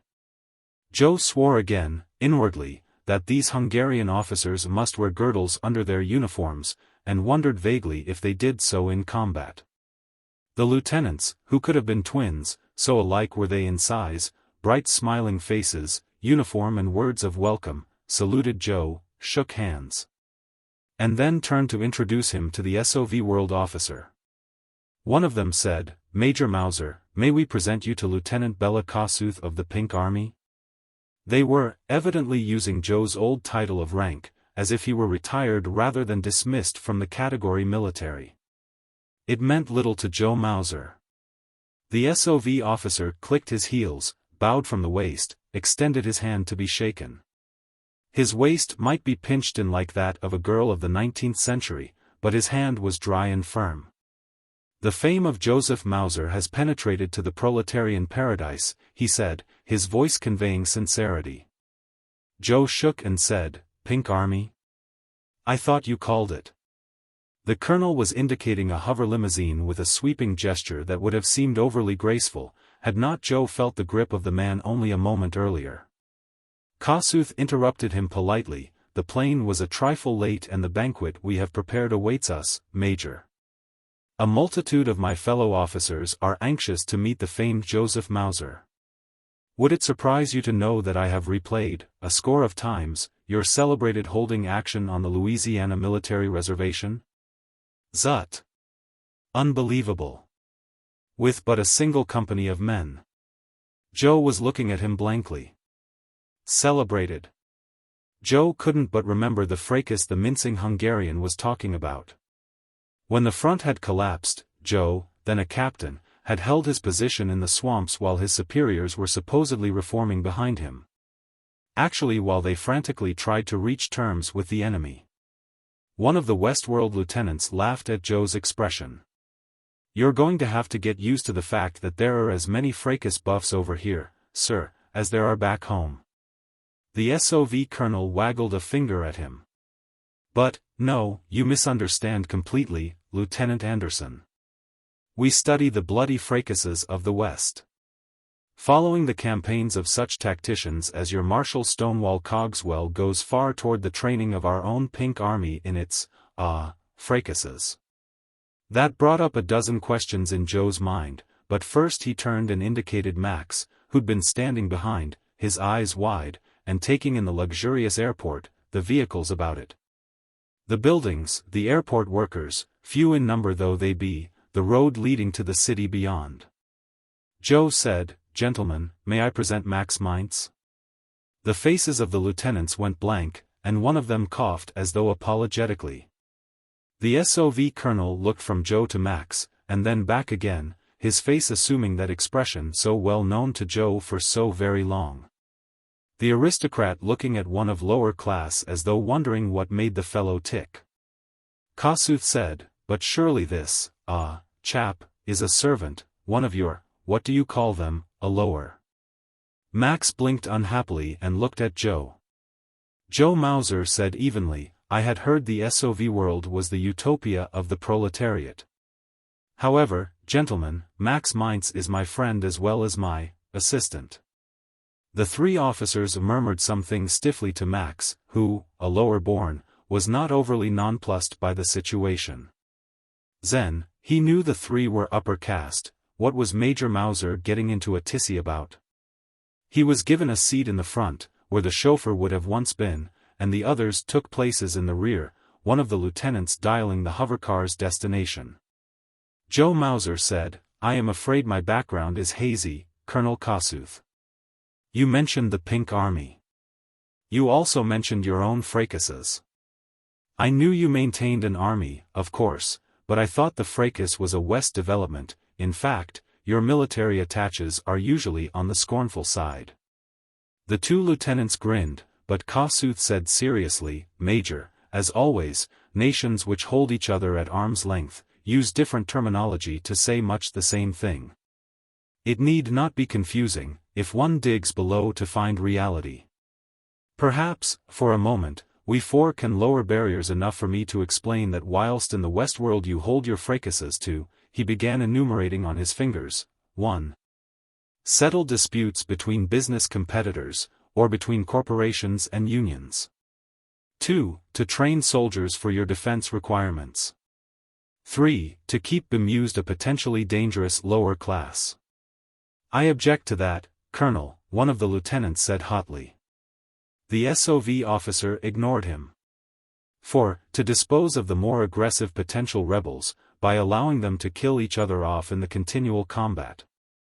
That, sir, is simply not true, the lieutenant blurted. Joe couldn't remember if he was Anderson or Dixon, even their names were similar. Joe said, evenly, and your alternative? The Hungarian shrugged. The proletarian paradise maintains two armies, Major. One of veterans, for defense against potential foreign foes, and named the glorious invincible Red Army. Or, the Red Army, for short, one of the lieutenants murmured dryly. And the other composed of less experienced proletarians and their techno-intellectual, and sometimes even party, officers. This is our Pink Army. Wait a moment, Joe said. What's a proletarian? The lieutenant who had protested the SOV officer's summation of the reasons for the Westworld fracases, laughed dryly. Kossuth stared at Joe. You are poorly founded in the background of the SOV world, Major. Joe said, deliberately, Colonel Kossuth. When I learned of my assignment, I deliberately avoided cramming unsifted information. I decided it would be more desirable to get my information at the source, uncontaminated by our own Westworld propaganda. One of the stiff-necked twins, both of whom Joe was beginning to find a bit too stereotyped Westworld adherents, said, Sir, I must protest. The West does not utilize propaganda. Of course not, Kossuth said, taking his turn at a dry tone. He said to Joe, I admire your decision. Obviously, a correct one. Major, a proletarian is, well, you could say, a lower, Anderson or Dixon said. Not exactly, the SOV protested. Let us put it this way. Marx once wrote that when true socialism had arrived, the formula would be from each according to his abilities and to each according to his needs. Unhappily, due to the fact that the proletarian paradise is surrounded by potential enemies, we have not as yet established this formula. Instead, it is now from each according to his abilities and to each according to his contribution. Consequently, the most useful members of our society are drawn into the ranks of the party, and, contributing the most, are most highly rewarded. The party consists of somewhat less than 1% of the population. And is for all practical purposes, hereditary, Anderson or Dixon said. Kossuth, in indignation, parroted, unknowingly, the lieutenant's earlier words. That, sir, is simply not true. Joe said, soothing over the ruffled waters, and the, what did you call them, techno-intellectuals. They are the second most useful members of society. Our technicians, scientists, although many of these are members of the party, of course, teachers, artists, Pink and Red Army officers, and so forth. Max looked around from the front seat. Well, gee, that sounds just about like uppers, middles and lowers to me. Joe Mauser cleared his throat and said to the Hungarian who was glaring at Max, and the Pink Army? But Kossuth bit out to Max, don't be silly, my man. There are no classes in the proletarian paradise. Yeah, Max said, and back in the Westworld we got people's capitalism and the people own the corporations. Yeah. That'll be all, Max, Joe said, getting in before the two lieutenants could snap something at the feisty little man. Joe had already decided that the lieutenants were both uppers, and was somewhat surprised at their lowly rank. Kossuth brought his attention back to Joe. We're almost to our destination, Major Mauser. However, briefly, some of the more recent additions to the SOV world, particularly in the more backward areas of southern Asia, have not quite adjusted to the glories of the proletarian paradise. Both of the lieutenants chuckled softly. Kossuth said, so it is found necessary to dispatch punitive expeditions against them. A current such expedition is in the Kunlun Mountains in that area once known as Xinjiang to the north, Tibet to the south. Kyrgyz and Kazakhs nomads in the region persist in rejecting the party and its program. The Pink Army is in the process of eliminating these reactionary elements. Joe was puzzled. He said, you mean, in all these years you haven't been able to clean up such small elements of enemies? Kossuth said stuffily, "My dear Major, please recall that we are limited to the use of weapons pre-1900 in accord with the Universal Disarmament Pact. To be blunt, it is quite evident that foreign elements smuggle weapons into Tibet and other points where rebellion flares. So that on some occasions our Pink Army is confronted with enemies better armed than themselves. These bandits, of course, are not under the jurisdiction of the International Commission, and while we are limited, they are not. Besides, one of the lieutenants said, they don't want to clean them up. If they did, the SOV equivalent of the fracas buff wouldn't be able to spend his time at the telly watching the progress of the glorious Pink Army against the reactionary foe." Joe, under his breath, parroted the words of the SOV officer. "That, sir, is simply not true." Max, who had largely been staring bug-eyed out the window at the passing scene, said, "Hey, the car's stopping. Is this it?" Chapter 16. Although in actuality working on a private mission for Philip Holland, Frank Hodgson and the others high in government responsibility who were planning fundamental changes in the West world. Joseph Mauser was ostensibly a military attaché connected with the Westworld Embassy to Budapest. As such, he spent several days meeting embassy personnel, his immediate superiors and his immediate inferiors in rank. He was, as a newcomer from home, wined, dined, evaluated, found an apartment, assigned a hover car, and in general assimilated into the community. Not ordinarily prone to the social life, Joe was able to find interest in this due to its newness. The citizen of the West world, when exiled by duty to a foreign land, evidently did his utmost to take his native soil with him. Even house furnishings had been brought from North America. SOV food and drink were superlative, particularly for those of party rank, but for all practical purposes all such supplies were flown in from the West. Hungarian potables, not to mention the products of a dozen other SOV political divisions including Russia, were of the best, but the denizens of the Westworld Embassy drank bourbon and scotch.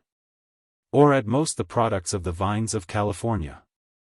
The styles of Budapest rivaled those of Paris and Rome, New York and Hollywood, but a feminine employee of the embassy wouldn't have been caught dead in local fashions. It was a home away from home, an oasis of the West in the SOV world. Joe, figuring that in view of the double role, unknown even to the higher-ranking officers of the embassy, he could best secure protective coloring by conforming and would have slipped into embassy routine without more than ordinary notice. But that wasn't Nadine's style. From the first, she gloried in porkholt, the veal stew with paprika sauce, in rostellios, the round steak potted in a still hotter paprika sauce, in halasel. The fish soup which is Hungary's challenge to French bouillabaisse, and threatened her lithe figure with her consumption of Riedis, the Magyar strudel. All these washed down with Szamorodni or a Hungarian Riesling, the despair of 100 generations of connoisseurs due to its inability to travel. When liqueurs were called for, Barak, the highly distilled apricot brandy which was still the national tipple, was her choice, if not Tokay Asu, the sweet nectar wine.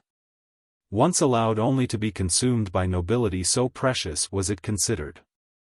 Her apartment became adorned with Hungarian, Bulgarian and Czech antiques, somewhat to the surprise even of the few Sovs with whom she and Joe associated. It had been long years since antiques were in vogue. She dressed in the latest styles from the dressing centers of Prague, Leningrad or from the local houses, ignoring the raised eyebrows of her embassy associates. Joe, with an inner sigh, followed along in the swath she cut, Nadine being Nadine, and the woman he loved, to boot. His being raised in caste to upper through the easy efforts of Philip Holland, had made no observable difference in his relationship with Nadine. Of course, she was mid-upper, he told himself, while he was low-upper. Still it was far from unknown for romances to cross such comparatively little boundary. He couldn't quite figure out why she seemed to hold him at arm's length. Months had passed since she had told him, that day, she would marry him even though he be a middle. But now, when he tried to get her off by herself, for a moment of intimacy between them, she avoided the situation. When he brought their personal relationship into the conversation, she switched subjects. Joe, wedded for too long to his grim profession, inexperienced in the world of the lover, was out of his element. His upper caste rating also made little impression on the other embassy personnel, largely because it was the prevalent rank. In dealing with the Sovs, they came into contact almost exclusively with party members, and policy was that Westworld officials never be put in the position to have to work with Sovs who ranked them. Only routine office workers were drawn from middle caste, and largely they kept to themselves except during working hours. Joe's immediate superior turned out to be a General George Armstrong, with whom Joe had once served some years earlier when the general had commanded a fracas between two labor unions fighting out a jurisdictional squabble. Although Joe hadn't particularly distinguished himself in that fray, the general remembered him well enough. Joe, recognized as the old pro he was taken in with open arms, somewhat to the surprise of older embassy military attaches who ranked him in caste or seniority. At the first, getting organized in apartment and office, getting his feeling of Budapest, its transportation system, its geographical layout, its offerings in entertainment. He came little in contact with either the Hungarians or the other officials of the SOV world, who teamed the city. In a way it was confusion upon confusion, since Budapest was the center of Savism and the languages of Indochina, Outer Mongolia, Latvia, Bulgaria, Karelia, or Albania were as apt to be heard on street or in restaurant, as was Hungarian. But Joe Mauser was in no hurry. His instructions were to take the long view. To take his time. To feel his way. Somewhere along the line, a door would open and he would find that for which he sought. In a way, Max Mainz seemed to acclimate himself faster than either Nadine or Joe. The little man, completely without language other than Anglo-American, the lingua franca of the West, whilst Joe had both French and Spanish, and Nadine French and German, was still of such persistent social aggressiveness that in a week's time he knew every Hungarian of proletarian rank within a wide neighborhood of where they lived or worked. Within a month he had managed to acquire present tense, almost verbless, jargon with which he was able to conduct all necessary transactions pertaining to his household duties. And to get into surprisingly complicated arguments as well. Joe had to give up attempting to persuade him that discretion was called for in discussing the relative merits of Westworld and SOV world. In fact, it was through Max that Joe Mauser made his breakthrough in his assignment to learn the inner workings of the SOV world. Chapter 17. It was a free evening for Joe, but one that Nadine had found necessary to devote to her medical duties. Max had been gushing about a cabaret in Buda, a place named the Bexikapu where the wine flowed as wine can flow only in the Balkans and where the gypsy music was as only gypsy music can be. Max had developed a tolerance for wine after only 2 or 3 attempts at what they locally called sot and which he didn't consider exactly beer. Joe said, only half interested, for proletarians, party members, or what? Max said, well, gee, I guess it's most proletarians, but in these little places, like, you can see almost anybody. Couple of nights ago when I took off I even seen a Rusky field marshal there. And was he drenched? Joe was at loose ends. Besides, this was a facet of Budapest life he had yet to investigate. The intimate night spots, frequented by all strata of SOV society. He came to a quick decision. Okay, Max. Let's give it a look. Possibly it'll turn out to be a place I can take Nadine. She's a bit weary of the overgrown glamour spots they have here. They're more ostentatious than anything you find even in Greater Washington. Max said, in his feisty belligerence, does that mean better? Joe grunted amusement at the little man, even as he took up his jacket. No, it doesn't, he said, and take the chip off your shoulder. When you were back home you were continually beefing about what a rugged go you had being a mid-lower in the West world. Now that you're over here the merest suggestion that all is not peaches at home and you're ready to fight. Max said, his ugly face twisted in a grimace, even as he helped Joe with the jacket. Well, all these characters over here are up to their tonsils incurred about the West. They think everybody's starving over there because they're unemployed.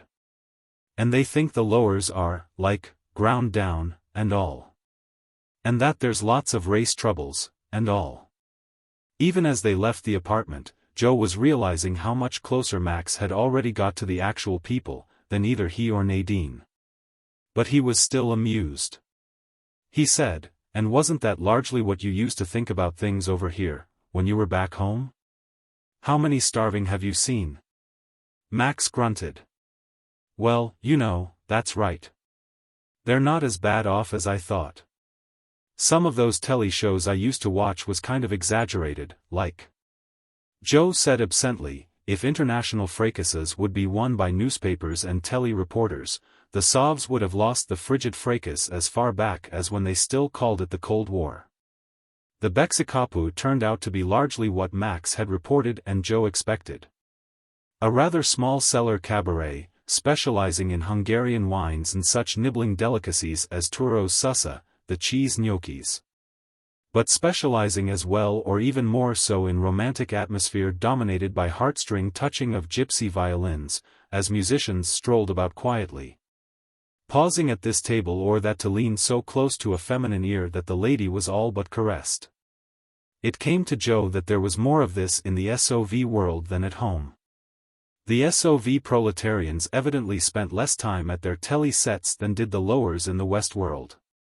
They found a table, crowded though the night spot was, and ordered a bottle of chilled Fidiasca.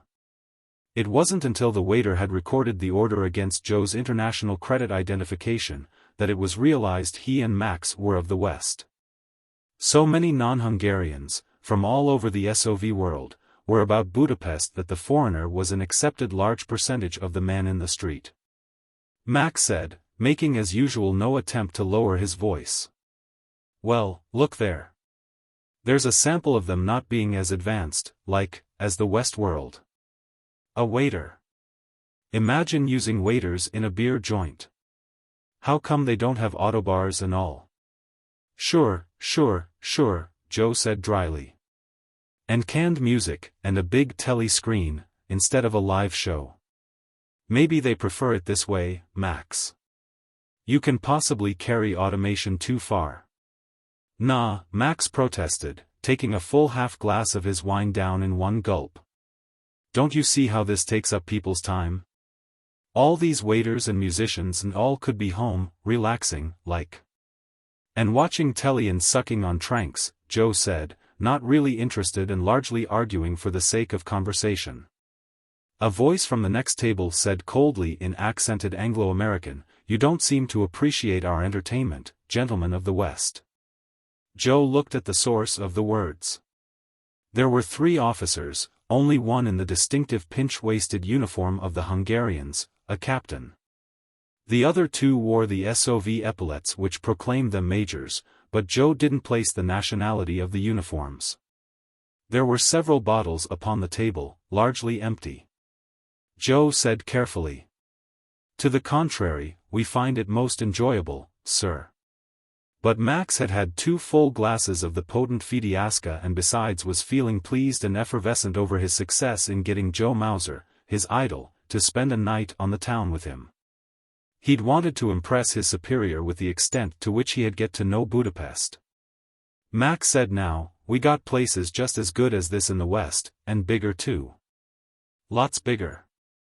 This joint wouldn't hold more than 50 people." The one who had spoken, one of the majors who wore the boots of the cavalryman, said, nastily, "Indeed? I recognize now that when I addressed you both as gentlemen, I failed to realize that in the West gentlemen are not selective of their company and allow themselves to wallow in the gutter with the dregs of their society." The Hungarian captain said lazily, "Are you sure, Frol, that either of them are gentlemen? There seems to be a distinctive odor about the lower classes whether in the West world or our own." Joe came to his feet quietly.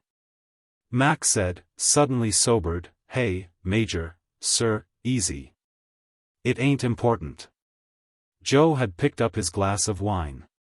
With a gesture so easy as almost to be slow motion, he tossed it into the face of the foppish officer.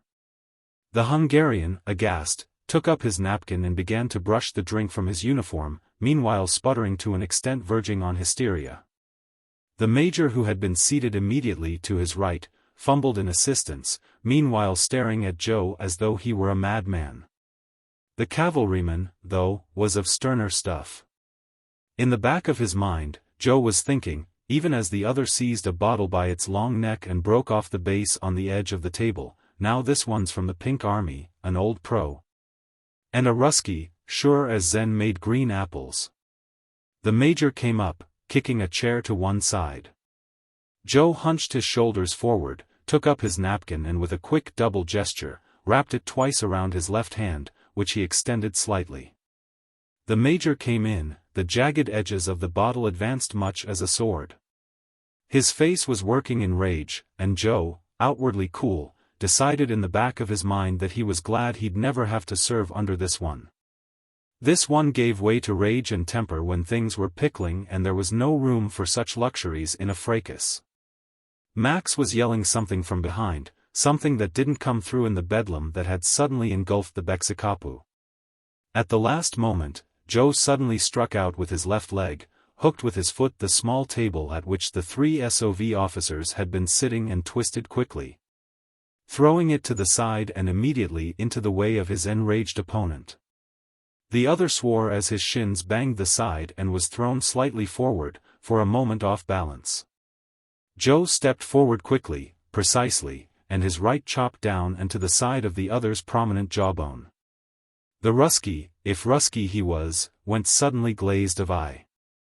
His doubling forward, originally but an attempt to regain balance, continued and he fell flat on his face. Joe spun around. "Come on, Max, let's get out of here. I doubt if we're welcome." He didn't want to give the other two time to organize themselves and decide to attack. Defeat the two, he and Max might be able to accomplish, but Joe wasn't at all sure where the waiters would stand in the fray, nor anyone else in the small cabaret, for that matter. Max, at the peak of excitement now, yelled, "What did you think I've been saying? Come on, follow me. There's a rear door next to the rest room." Waiters and others were converging on them.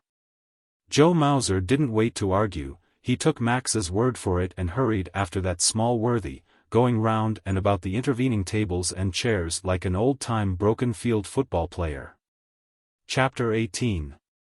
Joe Mauser had assumed there would be some sort of reverberations as a result of his run-in with the SOV officers, but hadn't suspected the magnitude of them. The next morning he had hardly arrived at the small embassy office which had been assigned him, before his desk set lit up with General Armstrong's habitually worried face. He said, without taking time for customary amenities, "Major Mauser, could you come to my office immediately?" It wasn't a question. In General George Armstrong's office, beside the general himself, were his aide, Lieutenant Anderson, who Joe had at long last sorted out from Lieutenant Dixon, Lieutenant Colonel Bella Kossuth and another SOV officer whom Joe hadn't met before. Everybody looked very stiff and formal. The general said to Joe, "Major Mauser, Colonel Kossuth and Captain Pettify have approached me, as your immediate superior, to request that your diplomatic immunity be waived so that you might be called upon on a matter of honor." Joe didn't get it. He looked from one of the two Hungarians to the other, then back at Armstrong, scowling. Lieutenant Anderson said, unhappily, "These officers have been named to represent Captain Sandor Rakotsi, Major." Bella Kossuth clicked his heels, bowed, said formally, "Our principal realizes, Major Mauser, that diplomatic immunity prevents his issuing request for satisfaction. However, the Hungarian cleared his throat, since honor is involved." At long last it got through to Joe. His own voice went coldly even. "General Armstrong, aye." The general said quickly, "Mauser, as an official representative of the West World, you don't have to respond to anything as dashed silly as a challenge to a duel." The faces of the two Hungarians froze. Joe finished his sentence. "I would appreciate it if you and Lieutenant Anderson would act for me." Kossuth clicked his heels again. Gentlemen, the code duello provides that the challenged choose the weapons. General Armstrong's face, usually worried, was now dark with anger. Choice of weapons, eh? Against Sandor Ricazzi? If you will excuse us now, gentlemen, Lieutenant Anderson and I will consult with you in 1 hour in the Embassy Club and discuss the affair further. I say frankly, I have never heard of a diplomat being subjected to such a situation, especially on the part of officers of the country to which he is accredited. The Hungarians were unfazed. Kossuth looked at his wrist chronometer. 1 hour in the Embassy Club, gentlemen. The two of them clicked again, bowed from the waist, and were gone. General Armstrong glared at Joe. Dash it, if you hadn't been so confoundedly quick on the trigger, I could have warned you, Mauser. Joe Mauser wasn't over being flabbergasted. You mean to tell me, he said, that those people still conduct duels? I thought duels had gone out back in the 19th century. Well, you're mistaken, Armstrong bit out. It seems to be a practice that can crop up in any decadent society. Remember Hitler reviving it among the German universities? Well, it's all the rage now among the officers of the SOV world. Limited, however, to party members, the lowly proletariat are assumed not to have honor. Joe shrugged, I'm not exactly an amateur at combat, you know. The general snorted his disgust and turned to his aide. Lieutenant, go find Dr. Hare for me. Then wait in the outer office until it's time for us to meet those heel-clicking Hungarians. Yes, sir, Anderson saluted, shot another look at Joe as though in commiseration, and left hurriedly. What's wrong with him? Joe said. Armstrong pulled open a desk drawer, brought forth a bottle and glass, poured himself a strong one and knocked it back without offering any to his junior officer. He replaced the bottle and glass and turned his scowl back to Joe. Haven't you ever heard of Sandor Ricazzi? No. He happens to be all SOV World Fencing Champion and has been for 6 years. He also is third from the top amongst the Red Army pistol and rifle marksmen. I once saw him put on an exhibition of trick handgun shooting. Uncanny. The man has abnormal reflexes. The door opened and Nadine was there. Joe, she said. Dick Anderson says you've been challenged to a frame-up duel by Sandor Ricazzi. Her eyes hurried on to Armstrong. George, this is ridiculous. Joe has diplomatic. Joe wasn't getting part of this. He broke in. What do you mean, frame up, Nadine? We got into a hassle in a night spot last night. Armstrong said. Everybody simmer down, dash it. His eyes went to Joe. Sandor Ricazzi doesn't get into hassles in night spots, not unless he's been ordered to. Captain Ricazzi is what in the old days was known as a hatchetman. He snorted in deprecation. The party no longer conducts purges amongst its own. Everything is all buddy-buddy now. Purges are something from the past. However, those on the very top sometimes find this unfortunate. One manner that has been devised to remove such party members who have become a thorn in the side of the powers that be, is to have them challenged by such as Sandor Ricazzi. Joe settled down into a chair, more dumbfounded than ever. But that's ridiculous. Why? Why should they want me eliminated? Nadine said hurriedly, you don't have to accept. Joe said, if I don't, I'll be laughed out of town. Remember that big banquet the Pink Army gave me when I first arrived? The celebrated Major Joseph Mauser fling? What happens to Westworld prestige when the celebrated Joe Mauser backs down from a duel? General Armstrong mused, if Mauser refuses the duel, he's right, he'll be laughed out of town. If he accepts it, and is killed, he is still removed from the scene. He looked from Joe to Nadine. Somebody evidently doesn't want Joe Mauser in Budapest. Pieces were beginning to fit in. Joe looked at George Armstrong. You're one of us, aren't you?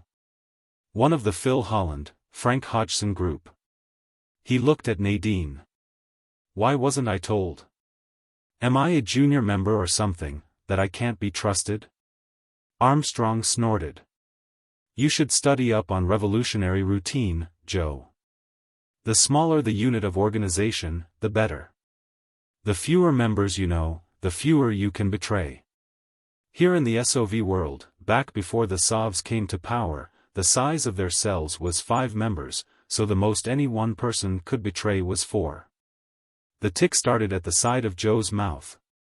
Armstrong said hurriedly. Don't misunderstand. Your fortitude isn't being questioned. Bravery no longer enters into it. There are methods today under which nobody could hold up. He seemed to come to a sudden decision. We can't let this take place. You'll have to back down, Mauser.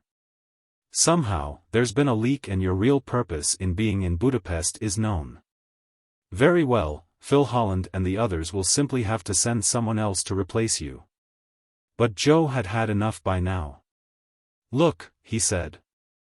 Everybody seems to think I can't take care of myself with this foppish Molly and his fancy swordsmanship. I've had 15 years of combat. Joe. Nadine said, don't be silly. The man's a professional assassin. This is his field, not yours. Joe said flatly, on the other hand.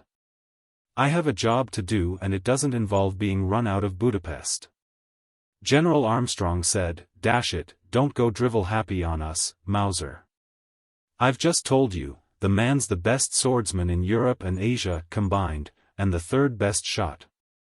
How is he with Bowie knives? Joe said. Chapter 19. To Mauser's surprise, the Sovs actually turned up 2 genuine Bowie knives. He had expected the duel, actually, to have to be conducted with trench knives or some other alternative. But the Sovs, ever great on museums, had located one of the weapons of the American Old West in a Prague exhibit of the American frontier. The other in Budapest itself in an extensive collection of fighting knives, down through the ages, in a military museum. Formally correct, Lieutenant Colonel Bela Kossuth appeared at Joe Mauser's apartment 3 days before the duel, a case in his hands. Max, in his role as Batman, conducted him to Joe, doing little to keep his scowl of dislike for the Hungarian from his face. Max was getting fed up with the airs of SOV officers. Caste lines were over here, if anything, more strictly drawn than at home. Joe came to his feet on recognizing his visitor and answered the other's bow. Colonel Kossuth, he said. Bela Kossuth clicked heels. He held the case before him, opened it. 2 heavy fighting knives lay within. Joe looked at them, then into the other's face. Kossuth said, frankly, Major, your somewhat unorthodox selection of weapons has been confusing. However, we have located 2 Bowie knives. Since it is assumed that the 2 gentlemen opponents are not thoroughly familiar with, Bowie knives, it has been suggested that each be given his blade at this time. Joe got it now. Sandor Rakotsi hadn't become the most celebrated duelist in the SOV world by making such mistakes as underrating his opponents. The weapon was new to him. He wanted the opportunity to practice with it. It was all right with Joe. Kossuth clicked his heels again. Our selection, unfortunately, is limited to 2 weapons. Since you are the challenged, Captain Rakotsi insists you take first choice. Joe shrugged and took up first one, then the other. It had been some time since he had held one of the famous frontier weapons in his hands. When still a sergeant in the category military, he had once become close companions with an old pro whose specialty was teaching hand-to-hand combat. Over a period of years, he and Joe had been comrades, going from one fracas to another as a team. He had taught Joe considerable, including the belief that of all blade hand weapons ever devised, the knife invented by Jim Bowie, whose frontier career ended at the Alamo, was the most efficient. Joe ran his eyes over the blades carefully. On the back of one was stamped, James Black, Washington, Arkansas. Joe had found what he was looking for, however, he pretended to examine the other knife as well, ignoring the Sheffield, England stamp of manufacture. The Bowie knife, blade, 11 inches long by an inch and a half wide, the heel 3/8 of an inch thick at the back. The point at the exact center of the width of the blade, which curved to the point convexly from the edge, and from the back concavely, both curves being as sharp as the edge itself. The crossguard was of heavy brass, rather than steel, and a further backing of brass along the heel, up to the extent where the curve toward the point began. Brass, which is softer than steel, and could catch an opponent's blade, rather than allowing it to slip off and away. Joe balanced the weapon he had selected, and shrugged. "This one will do," he said. Kossuth clicked the case with the remaining knife shut. He could see no difference between the two. The selection of weapons had been a formality. Mack saw him to the door and returned to the living room. He said worriedly, "Major, sir, you sure you're checked out on that thing? I've been asking around, and they put these duels on telly here, just like we got Fracas's back home. This here Captain Ricazzi's got one whopper of a reputation. He's quick as a snake. Kinda like a freak. He can move faster than most people. So they've been telling me," Joe mused, balancing the frontier weapon in his hand. It had a beautiful balance, this knife so big that it could be used as a hatchet or machete. He was still contemplating the vicious-looking blade when Nadine entered. He smiled up at her, put the knife aside on the table, and came to his feet. She looked at Max, and the little man turned and left the room. Nadine said, "Joe, a plane is leaving this afternoon. A Westworld plane for London." Joe looked at her speculatively. "I won't be on it." "Joe, listen. A year ago you were an individual, trying to fight your way up to upper caste. You weren't able to make it as an individual, Joe. But now you're a member of an organization, pledged to a high ideal. Joe, the organization doesn't need martyrs at this stage. It does need good, competent, highly trained members such as Joe Mauser." He said nothing. Nadine stepped suddenly closer to him. Her perfume, he noted, vaguely, was new, some sweet scent found here in the SOV world, undoubtedly. It had a heady quality, or was that merely the close presence of Nadine herself? She put her arms around his neck and pulled his head down to her level. He had never realized that Nadine's hair was this much shorter than he. She pressed the softness of her lips to his. Then she held back a foot or two, and said into his face, desperately serious, "Does this make any difference, Joe?" He licked the edges of his lips, carefully. "It makes a great deal of difference." His voice was thick. His arms came up behind her. "Then you'll be on the plane?" He shook his head. She wrenched herself suddenly free and stood back from him, infuriated. He had never seen anyone so infuriated. He said, "Look, darling. If I had backed out of this, the way you want, you think you'd be happy. But you wouldn't. You want a man, not a coward. I want a live man. Not a dead hero." He shook his head stubbornly.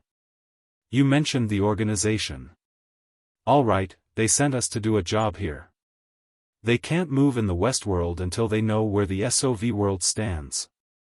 They can't afford an attack, a sudden heating up of the Frigid Fracas, right in the middle of the confusion of a socioeconomic change. They've got to know how the SOV world stands, what it will do. They've got to know about this so-called underground, and the religious revival stuff out there in Siberia. You've been discovered," she said hotly.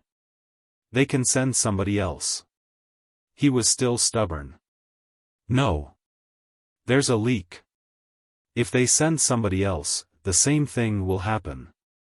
And the next man might not be as much of a potential opponent to such as Sandor Ricazzi as even I am. If I run now, the West loses prestige, and the movement sponsored by Holland and Hodgson and the rest of us, loses prestige, too. Somewhere in Budapest, is some kind of a group that is watching us. We don't know who, or where, or what they stand for, but we can't afford to lose prestige with them. We're not exactly going to gain it, when and if this official assassin kills you. She looked down at the wicked knife, and shuddered. "Oh, Joe, your mercenary career is over. Miraculously, you stayed alive for 15 years through it all. From the rank private all the way up to rank major. Now at long last, you're an upper. You're not going to throw it all away, now." He could say nothing. She stamped a foot in uncharacteristic fury. "You silly clod. Suppose you do win? Don't you see? They'll simply send another killer after you. They're out to get you, Joe Mauser. Don't you see you can't win against the whole SOV world? Next time, possibly they won't be quite so formal. Possibly a few footpads in the streets. Do you think they haven't the resources to kill a single man?" The side of his mouth twitched. "I'm sure they have. But it will give me a few days before they come up with something else. It'd be too conspicuous if I fought their top duelist one day, and then was cut down on the streets the next." She spun, in a fury, and all but ran from the room and from his apartment. Joe looked after her ruefully. He growled in sour humor, "Every time matters pickle for me, my gal goes into a tissy and runs off." Chapter 20.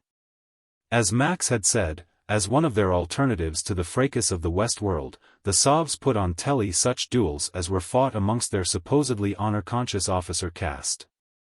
Evidently, the lower caste of the proletarian paradise was well on the way to its own version of bread and circuses. In fact, Joe had already wondered what their version of Trank was.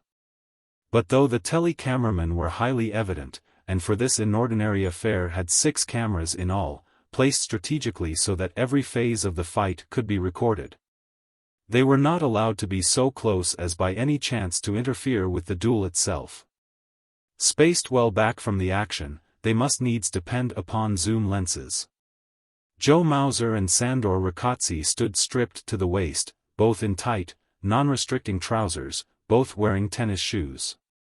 General Armstrong and Lieutenant Anderson, on one side, and Lieutenant Colonel Kossuth and Captain Pettify, on the other, stood at the sides of their principals. Kossuth was saying formally, "It has been agreed, then, that the gentlemen participants shall be restricted to this ring measuring 20 feet across. Seconds will remain withdrawn to 20 feet beyond it. The conflict shall begin upon General Armstrong calling commence, and shall end upon one or the other, or both, of the gentlemen participants falling to the ground. Minor wounds shall not halt the conflict. This is understood?" "Yes," Joe said. He had been sizing up his enemy. The man stripped well. He was almost a duplicate of Joe's build, perhaps slightly lighter, slightly taller. Like Joe, he bore a dozen scars about his upper torso. Sandor Rakotsi hadn't worked his way to the top in the dueling world without taking his share of punishment. Rakotsi said something curtly, obviously affirmative, in Hungarian. Lieutenant Anderson, his open face drawn worriedly, tendered Joe his Bowie knife. Captain Pettify proffered Rakotsi his. The two men stepped into the arena, which had been floored with sand, its dimensions marked with blue chalk. Though nothing had been said, it was obvious that if a combatant stepped over this line he would have lost face. They stood at opposite sides of the arena, both with arms loose at their sides, both holding their fighting knives in their right hands. General Armstrong said, his voice tight and worried, "Ready, Captain Rakotsi?" The Hungarian used his affirmative word again. "Ready, Major Mauser?"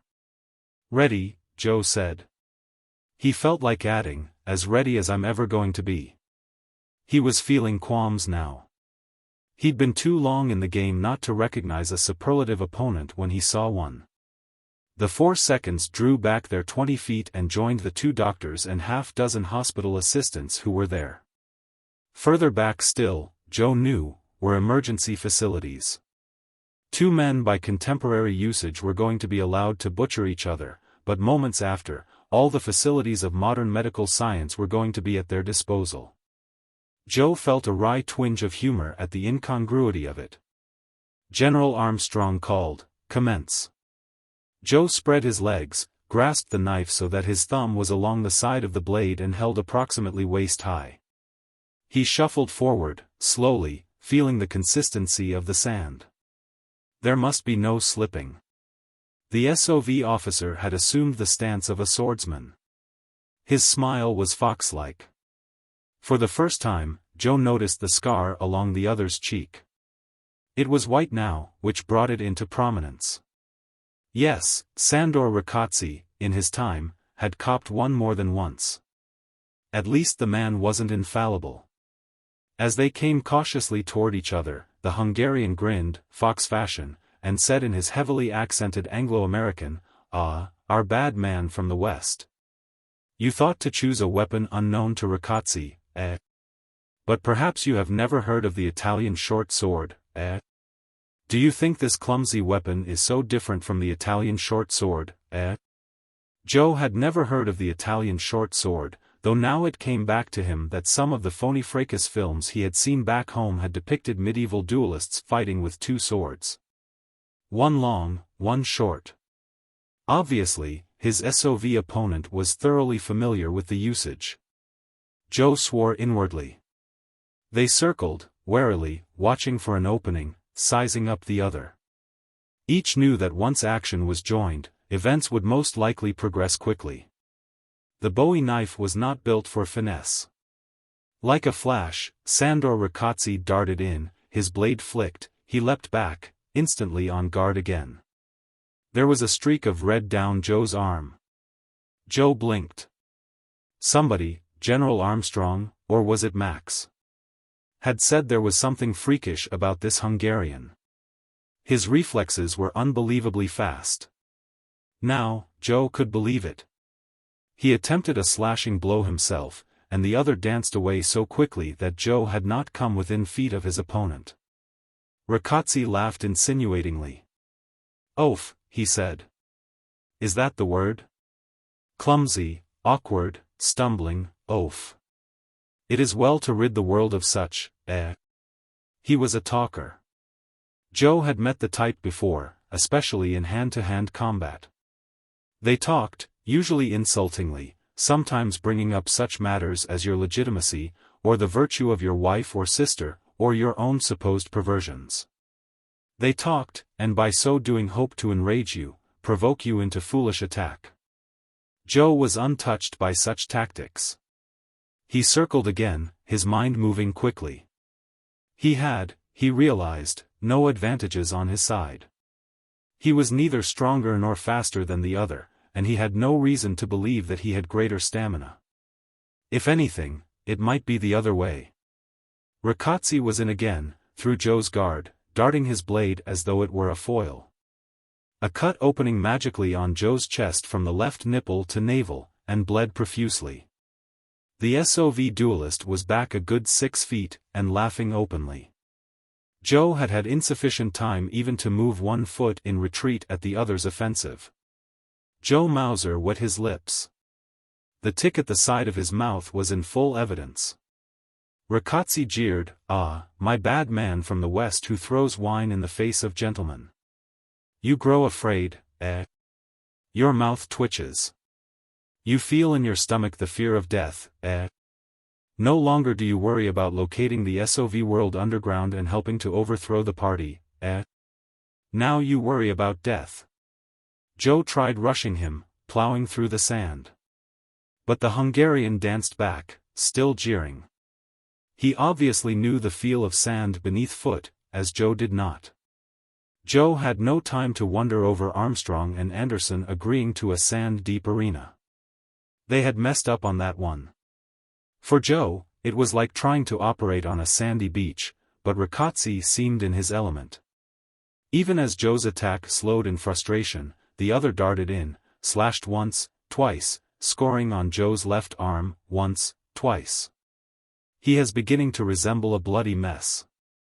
None of the wounds were overly deep, but combined they were costing him blood. He got the feeling that the Hungarian could finish him off at will. That Ricazzi had his number. That it was no longer a matter of the other being careful not to underestimate the foe. Joe had been correctly estimated and found wanting. He realized that only by sinking to the sand could he throw the fight. The duel ended upon one combatant or the other falling to the sand. And then he could see the other's expression. There was to be no throwing in of the towel for Joe Mauser. At the first sign of such a move, the other would dart in, cobra-quick, and deal the finishing blow. The death blow. Riccozzi was fully capable of such speed. The man was a phenomenon, metabolically speaking. Joe, his heels almost to the chalk line of the arena boundary, dashing suddenly forward again. His opponent, jeering, as before, darted backward with such speed, even through the sand, as to be unbelievable. Joe Mauser grinned wolfishly. He tossed the Bowie knife suddenly into the air. It turned in a spin to come down blade in his hand. He stepped forward with his left foot, threw with full might. The Bowie knife, balanced to turn once completely in 30 feet, blurred through the air and buried itself in the Hungarian's abdomen, up to the hilt. The SOV officer grunted in agony, stared down at the protruding hilt unbelievingly. His eyes come up in hate, glaring at Joe who stood there across from him, hands now extended forward in the stance of a karate fighter. Joe could follow the other's agonized thoughts in his expression. There were medics available, and though the wound was a decisive one, it need not be fatal, not in this day of surgery and antibiotics. No, not fatal, the SOV officer decided. He glared at Joe again, his teeth grinding in his pain and shock. To move across the ring at the American would be disastrous, stirring the heavy Bowie knife in his intestines. Riccozzi knew he had only split seconds, then he must sink to the sand so that aid might come. But perhaps split seconds were sufficient. He reversed his own knife in hand, preparatory to throwing. Joe watched him. The other's face was a mask of pure agony, but he was no quitter. He was going to make his own throw. It came, blurringly fast, too fast to avoid. The heavy frontier knife turned over half in the air and struck Joe along the side, glancing off, ineffectively. Sandor Riccozzi fell to the sand and the medics came on the run, both toward him and to Joe. And then the fog began to roll in on Joe Mauser, and he noted, as though distantly, that the medical assistance that General Armstrong had provided from the Westworld Embassy was headed by Dr. Nadine Hare, who seemed to be crying, which was uncalled for in a doctor with a patient, after all. Chapter 21. His wounds were clean, straight slashes not overly deep and which should heal readily enough. In his time, Joe Mauser had copped many a more serious one. However, after bandaging, Nadine relegated him to the small embassy hospital. The Westworld diplomats would not even trust the SOV World medical care, preferring to import their own category medicine personnel. He was, so Max informed him, the lion of the Westworld colony in Budapest. And the Nut World too, for that matter. It was quite a scandal that a diplomatic representative had been challenged to a duel by a known killer of Riccozzi's reputation. Informal protests were lodged. Joe, cynically, could imagine just how effective they would be, particularly at this late date. A lion he might be, but Nadine was not allowing him visitors this first day of his recuperation. Max, to attend him, but no others. At least, so it was throughout the morning and early afternoon. Then, so obvious was it that his hurts were not of paramount importance, she relented to the extent of allowing General Armstrong to enter. The general scowled down at him, as though to read just how badly Joe was feeling. He grumbled, finally, "Dash it, you looked nothing so much as an overgrown hamburger steak there for a while, Mauser." Joe grinned wryly. "It's how I felt," he said. "I've never seen anyone move so fast." Armstrong said curiously, "If you wanted to use throwing knives, why didn't you challenge him to a duel with throwing knives?" Joe shifted his shoulders. "I figured my only chance with him was to use a weapon with which he wasn't familiar." The Bowie knife was it. It didn't occur to him that a knife built in that shape and as big as that, was a precisely constructed throwing knife as well as one to use hand to hand. Joe twisted his mouth. Besides, if the Sovs think all the Machiavellians are on their side, they're wrong. Poor Captain Rakatsi got sucked in. I had a throwing knife, but he didn't. Armstrong looked at him blankly. Joe explained. The knife designed by Jim Bowie was made by a smith named James Black, of Washington, Arkansas. Bowie made himself so notorious with it that the blade became world famous, and Black made quite a few exact copies. Various other outfits tried to duplicate his work, but actually none succeeded in producing the perfect balance in such a large knife that made it practical for throwing. It turns over once in 30 feet, exactly. All I had to do was to get Rakatsi 15 feet away from me, and he'd had it. And his own knife, when he tried to reciprocate, was off balance. Armstrong said, "Zen. By the way, how is he?" Joe said. Armstrong said, soberly, "He's dead, Mauser." "Dead? With all those doctors standing around?" The general's face assumed its habitually worried expression. "I rather doubt he died of your knife. The highest echelons of the party do not approve of failures. You were correct, and you said you would have lost prestige had you fled Rakatsi's challenge or even insisted upon your diplomatic immunity rights. As it is, the prestige has been lost on the other side. By the way, it occurs to me that no further effort will be made to eliminate you physically. It would be too blatant." Joe said, "One of the things I wanted to talk to you about, General. While we were in there together, Rakatsi was sounding off in an effort to crack my nerve. Called me a lot of names, that sort of thing.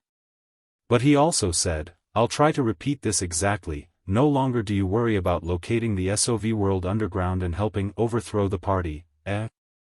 Armstrong slumped down into the bedside chair. "Dash it. That makes it definite. They're fully aware of your mission, though they haven't got it exactly right. Your purpose isn't to aid the local underground but merely to size it up, get the overall picture." He snorted his disgust. "I'll have to get in touch with our organization in Greater Washington. One thing's certain, we're not going to be able to let you go into the field in your status as military attaché and observer." Joe had been scheduled to observe some of the combat taking place in Chinese Turkestan with nomad rebels. He had looked forward to the experience, in view of his own background, wondering in what manners the SOV forces of the Pink Army differed from the mercenary armies of the West World. He said now, "Why not?" Armstrong snorted. "You'd never come out alive. There's be an accident, and the nomads would be given the dubious credit for having killed you." He came to his feet again. "I've got to think about this. I'll drop in later, Mauser." Joe thought about it too, after the other had left. Obviously, the restrictions on his movements were a growing handicap on his abilities to serve the organization headed by Holland Hodgson. He wondered if he was becoming useless. Mack stuck his head in the door and said, "Major, sir, one of these here Hungarians wants to see you." "Who?" Joe growled. "And why?" "It's that Lieutenant Colonel Kossuth one, sir. I told him Doc Hare said you couldn't be bothered, but he don't seem to take no for an answer." Kossuth, Joe Mauser knew, was assigned to the Westworld Embassy Military Attaché Department on a full-time basis. It occurred to him that the Hungarian would be privy to the inner workings of the party as they applied to Joseph Mauser and his associates. "Show him in," he told Max. "But the doc." "Show him in, Max." Lieutenant Colonel Bela Kossuth was solicitous. He clicked heels, bowed from the waist, inquired of Joe's well-being. Joe wasn't feeling up to military amenities after his framed-up near demise of the day before. He growled, "I'd think you'd be wishing I occupied Captain Rakatsi's place, rather than offering me sympathy." The Hungarian's eyebrows went up, and uninvited he took the chair next to the bed. "But why? You were the man's second." Kossuth was expansive. "When asked to act, I could hardly refuse a brother officer. Besides, my superiors suggested that I take the part. As you probably have ascertained, Major, there is considerable doubt the desirability of you remaining in Budapest. Joe was astonished.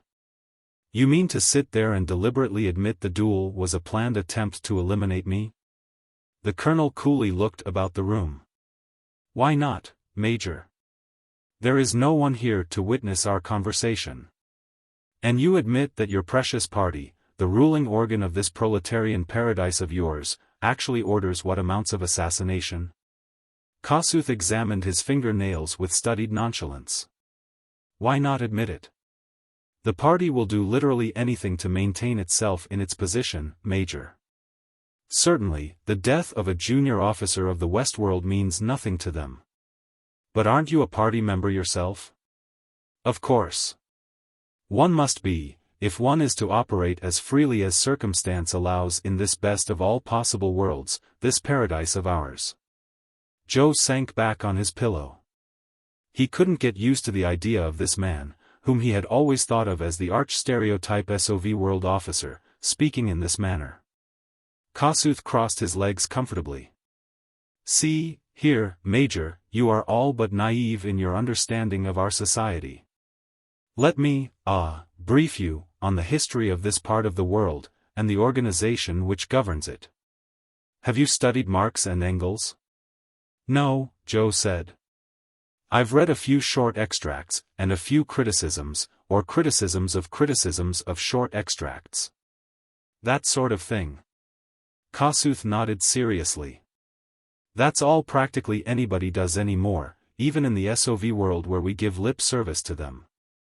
The point I was about to make is that the supposed founders of our society had nothing even remotely approaching this in mind when they did their research. It evidently never occurred to either that the first attempts to achieve the Hungarian's voice went dry, glorious revolution would take place in such ultra-backward countries as Russia and China. The revolution of which they wrote presupposedly a highly industrialized, technical economy. Neither Russia nor, later China had this. The excesses that occurred in both countries, in the mid-20th century, were the result of efforts to rectify this. You follow me? The party, in power as a result of the confusion following in one case the First World War, and in the second case, the Second World War, tried to lift the nations into the industrial world by the bootstraps. The colonel cleared his throat. Let us say that some elements resisted the sacrifices the party demanded, the peasants, for instance. Joe said, dryly himself, if I am correctly informed on SOV world history, you do not exaggerate. Exactly. Let us admit it. Stalin, in particular, but others too, both before and following him, were ruthless in their determination to achieve industrialization and raise the SOV world to the level of the most advanced countries. Joe said, this isn't exactly news to me, Colonel. Of course not. Bear with me, I was but making background. To accomplish these things, the party had to, and did, become a strong, ruthless, even merciless organization, with all power safely, from its viewpoint, of course, in its hands. And, in spite of all handicaps and setbacks, eventually succeeded in the task it had set itself. That is the achieving of an industrialized nation. The Hungarian pursed his lips. But then comes the rub. Have you ever heard, Major Mauser, of a ruling class, caste, clique, call it what you will, which stepped down from power freely and willingly, handing over the reins of government to some other element? Joe vaguely remembered hearing similar words from some other source in the not-too-distant past, but by now he was fully taken up by the astonishing SOV officer. He shook his head, encouraging the other to continue. Kossuth nodded. They tell me that in ancient Greece and Rome, tyrants or dictators would assume full powers for a period long enough to meet some emergency, and would then relinquish such power. I do not know. I would think it doubtful. But whether or not such was done in ancient Greece, it has been a rare practice indeed, since a ruling caste, like a socioeconomic system itself, when taken as a whole, instinctively perpetuates its life, as though a living organism. It cannot understand, will not admit, that it is ever time to die. The Hungarian waggled a finger at Joe. At first, when there was insufficient even of the basics such as food, clothing and shelter, party members soon learned to take care of their own. Explaining this deviation from the original party austerity, by various means. Nepotism reared its head, as always, almost from the very beginning. Party members wished their children to become party members and saw to it that they secured the best of education, and the best of jobs. And, how do you Americans put it, the practice of you scratch my back and I'll scratch yours, became the rule. Soon we had a self-perpetuating hierarchy, jealous of its position, and jealous of the attempts of outsiders to break into the sanctified organization. Marx and Engels wrote that following the revolution the state would wither away. The colonel laughed acidly. Instead, in the SOV world it continually strengthened itself. A new class, as the Yugoslavian Milovangelos called it, had been born. The Hungarian seemed to switch subjects slightly. And a new development manifested itself. At first, Russia alone was of the SOV world, but as she became increasingly powerful, she exported her revolution, taking over in such advanced countries as, let us say, Czechoslovakia and East Germany. Here, supposedly, would have been the conditions under which the original ideas of Marx and his collaborator would have flourished. But the party moved in its heavy bureaucracy and prevented any such development. Bela Kossuth laughed gently. But this led to one of the ironies of fate, my friend. Because as the SOV world expanded its borders it assimilated peoples of far more, sharpness, shall we say, than our somewhat dour Ruskies. In time, bit by bit, inch by inch, intrigue by intrigue. I know, Joe said. The capital of the SOV world is now not Moscow, but Budapest. Correct, the Hungarian beamed. At the very first, we Hungarians tried to fight them. When we found we couldn't prevail, we joined them, to their eventual sorrow. However, the central problem has not been erased. We have finally achieved, here in the SOV world, to the point where we have the abundant life. The affluent society. But we have also reached stagnation. The party, like a living organism, refuses to die. Cannot even admit that its death is desirable. He held his hands out, palms upward, as though at an impossible impasse. Joe said, suddenly, what's all this got to do with me, Colonel Kossuth? The Hungarian pretended surprise. Why, nothing at all, Major Mauser. I was but making conversation. Small talk. Joe didn't get it. Well, why come here at all? Mack said you were rather insistent about seeing me, in spite of doctor's orders. Yes, of course. The SOV officer came to his feet again and clicked his heels. My superiors have requested that I deliver this into your own hands, as well as copies to the Westworld ambassador, to General Armstrong and Dr. Hare. He handed a document to Joe. Joe turned it over in hand, blankly. It was in Hungarian. He looked up at the other. Lieutenant Colonel Bela Kossuth said formally, the government of the SOV world has found Major Joseph Mauser, Dr. Nadine Hare, and General George Armstrong, persona non grata. As soon as your health permits, Major, it is requested that you leave Budapest and all the lands of the SOV world, never to return. He clicked his heels, bowed again, and started for the door. Just as he reached it, he turned and said one last thing to Joe Mauser. Chapter 22. In spite of Nadine Hare's protests, Joseph Mauser insisted that they abide by the SOV government's expulsion order on the following day. A special plane took them to London, and they there caught the regular shuttle to Greater Washington. At least, Joe, Nadine and Max did. General Armstrong remained on in London. The flight itself was largely uneventful, Joe having retreated into his thoughts. He had a great deal to think about. Not only in regard to the immediate collapse of his mission, but both of the past and future, as well. Max, looking out the plane's window as they took off, bore an air of nostalgia. "Look there," he pointed. "You can see that big statue of the Magyar warriors, there in front of the Setmövészeti Museum, like." He sighed. "I had a date with a Croat girl, to meet her there tomorrow night. I was making good time with Carla. She thought it was romantic, me being from the West, and all."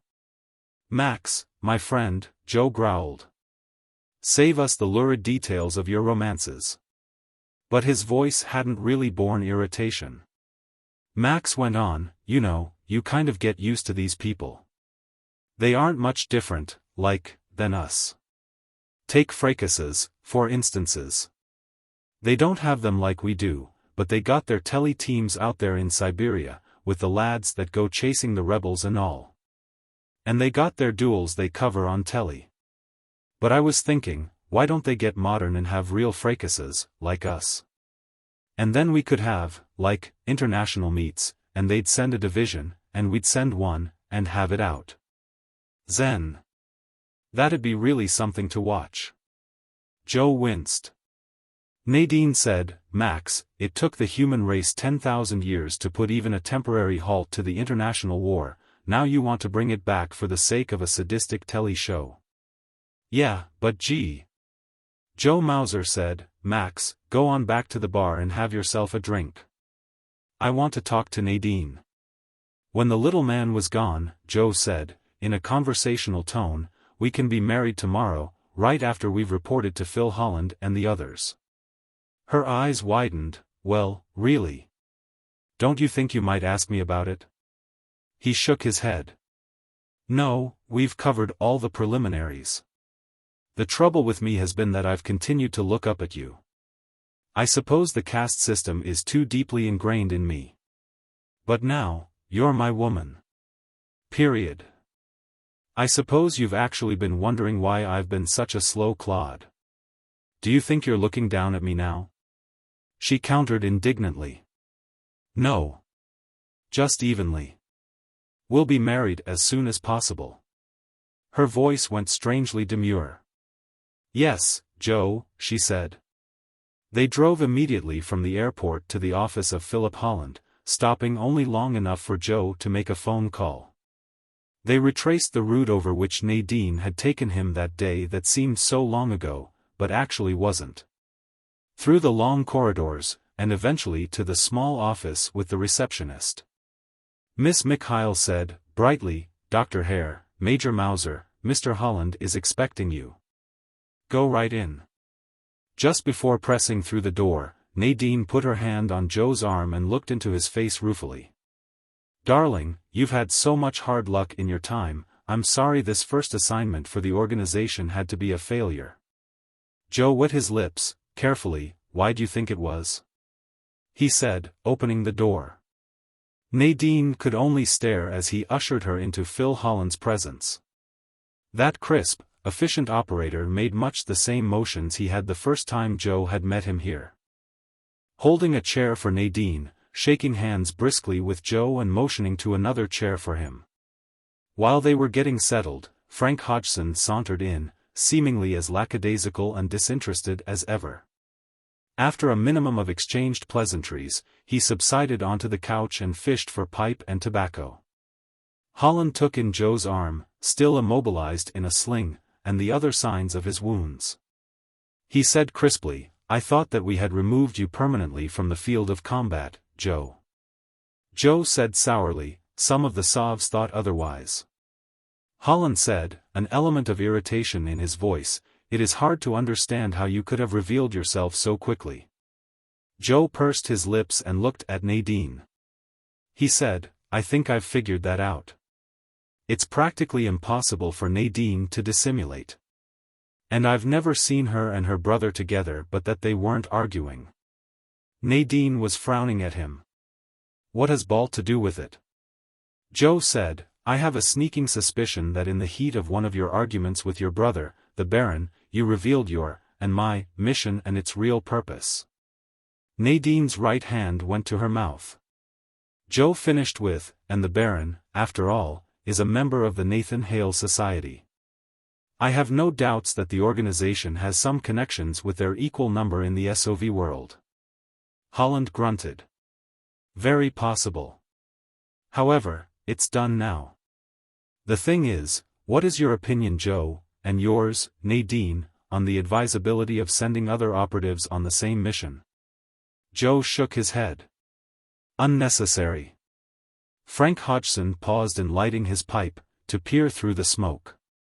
Joe said, in fact, it was unnecessary to send Nadine and me.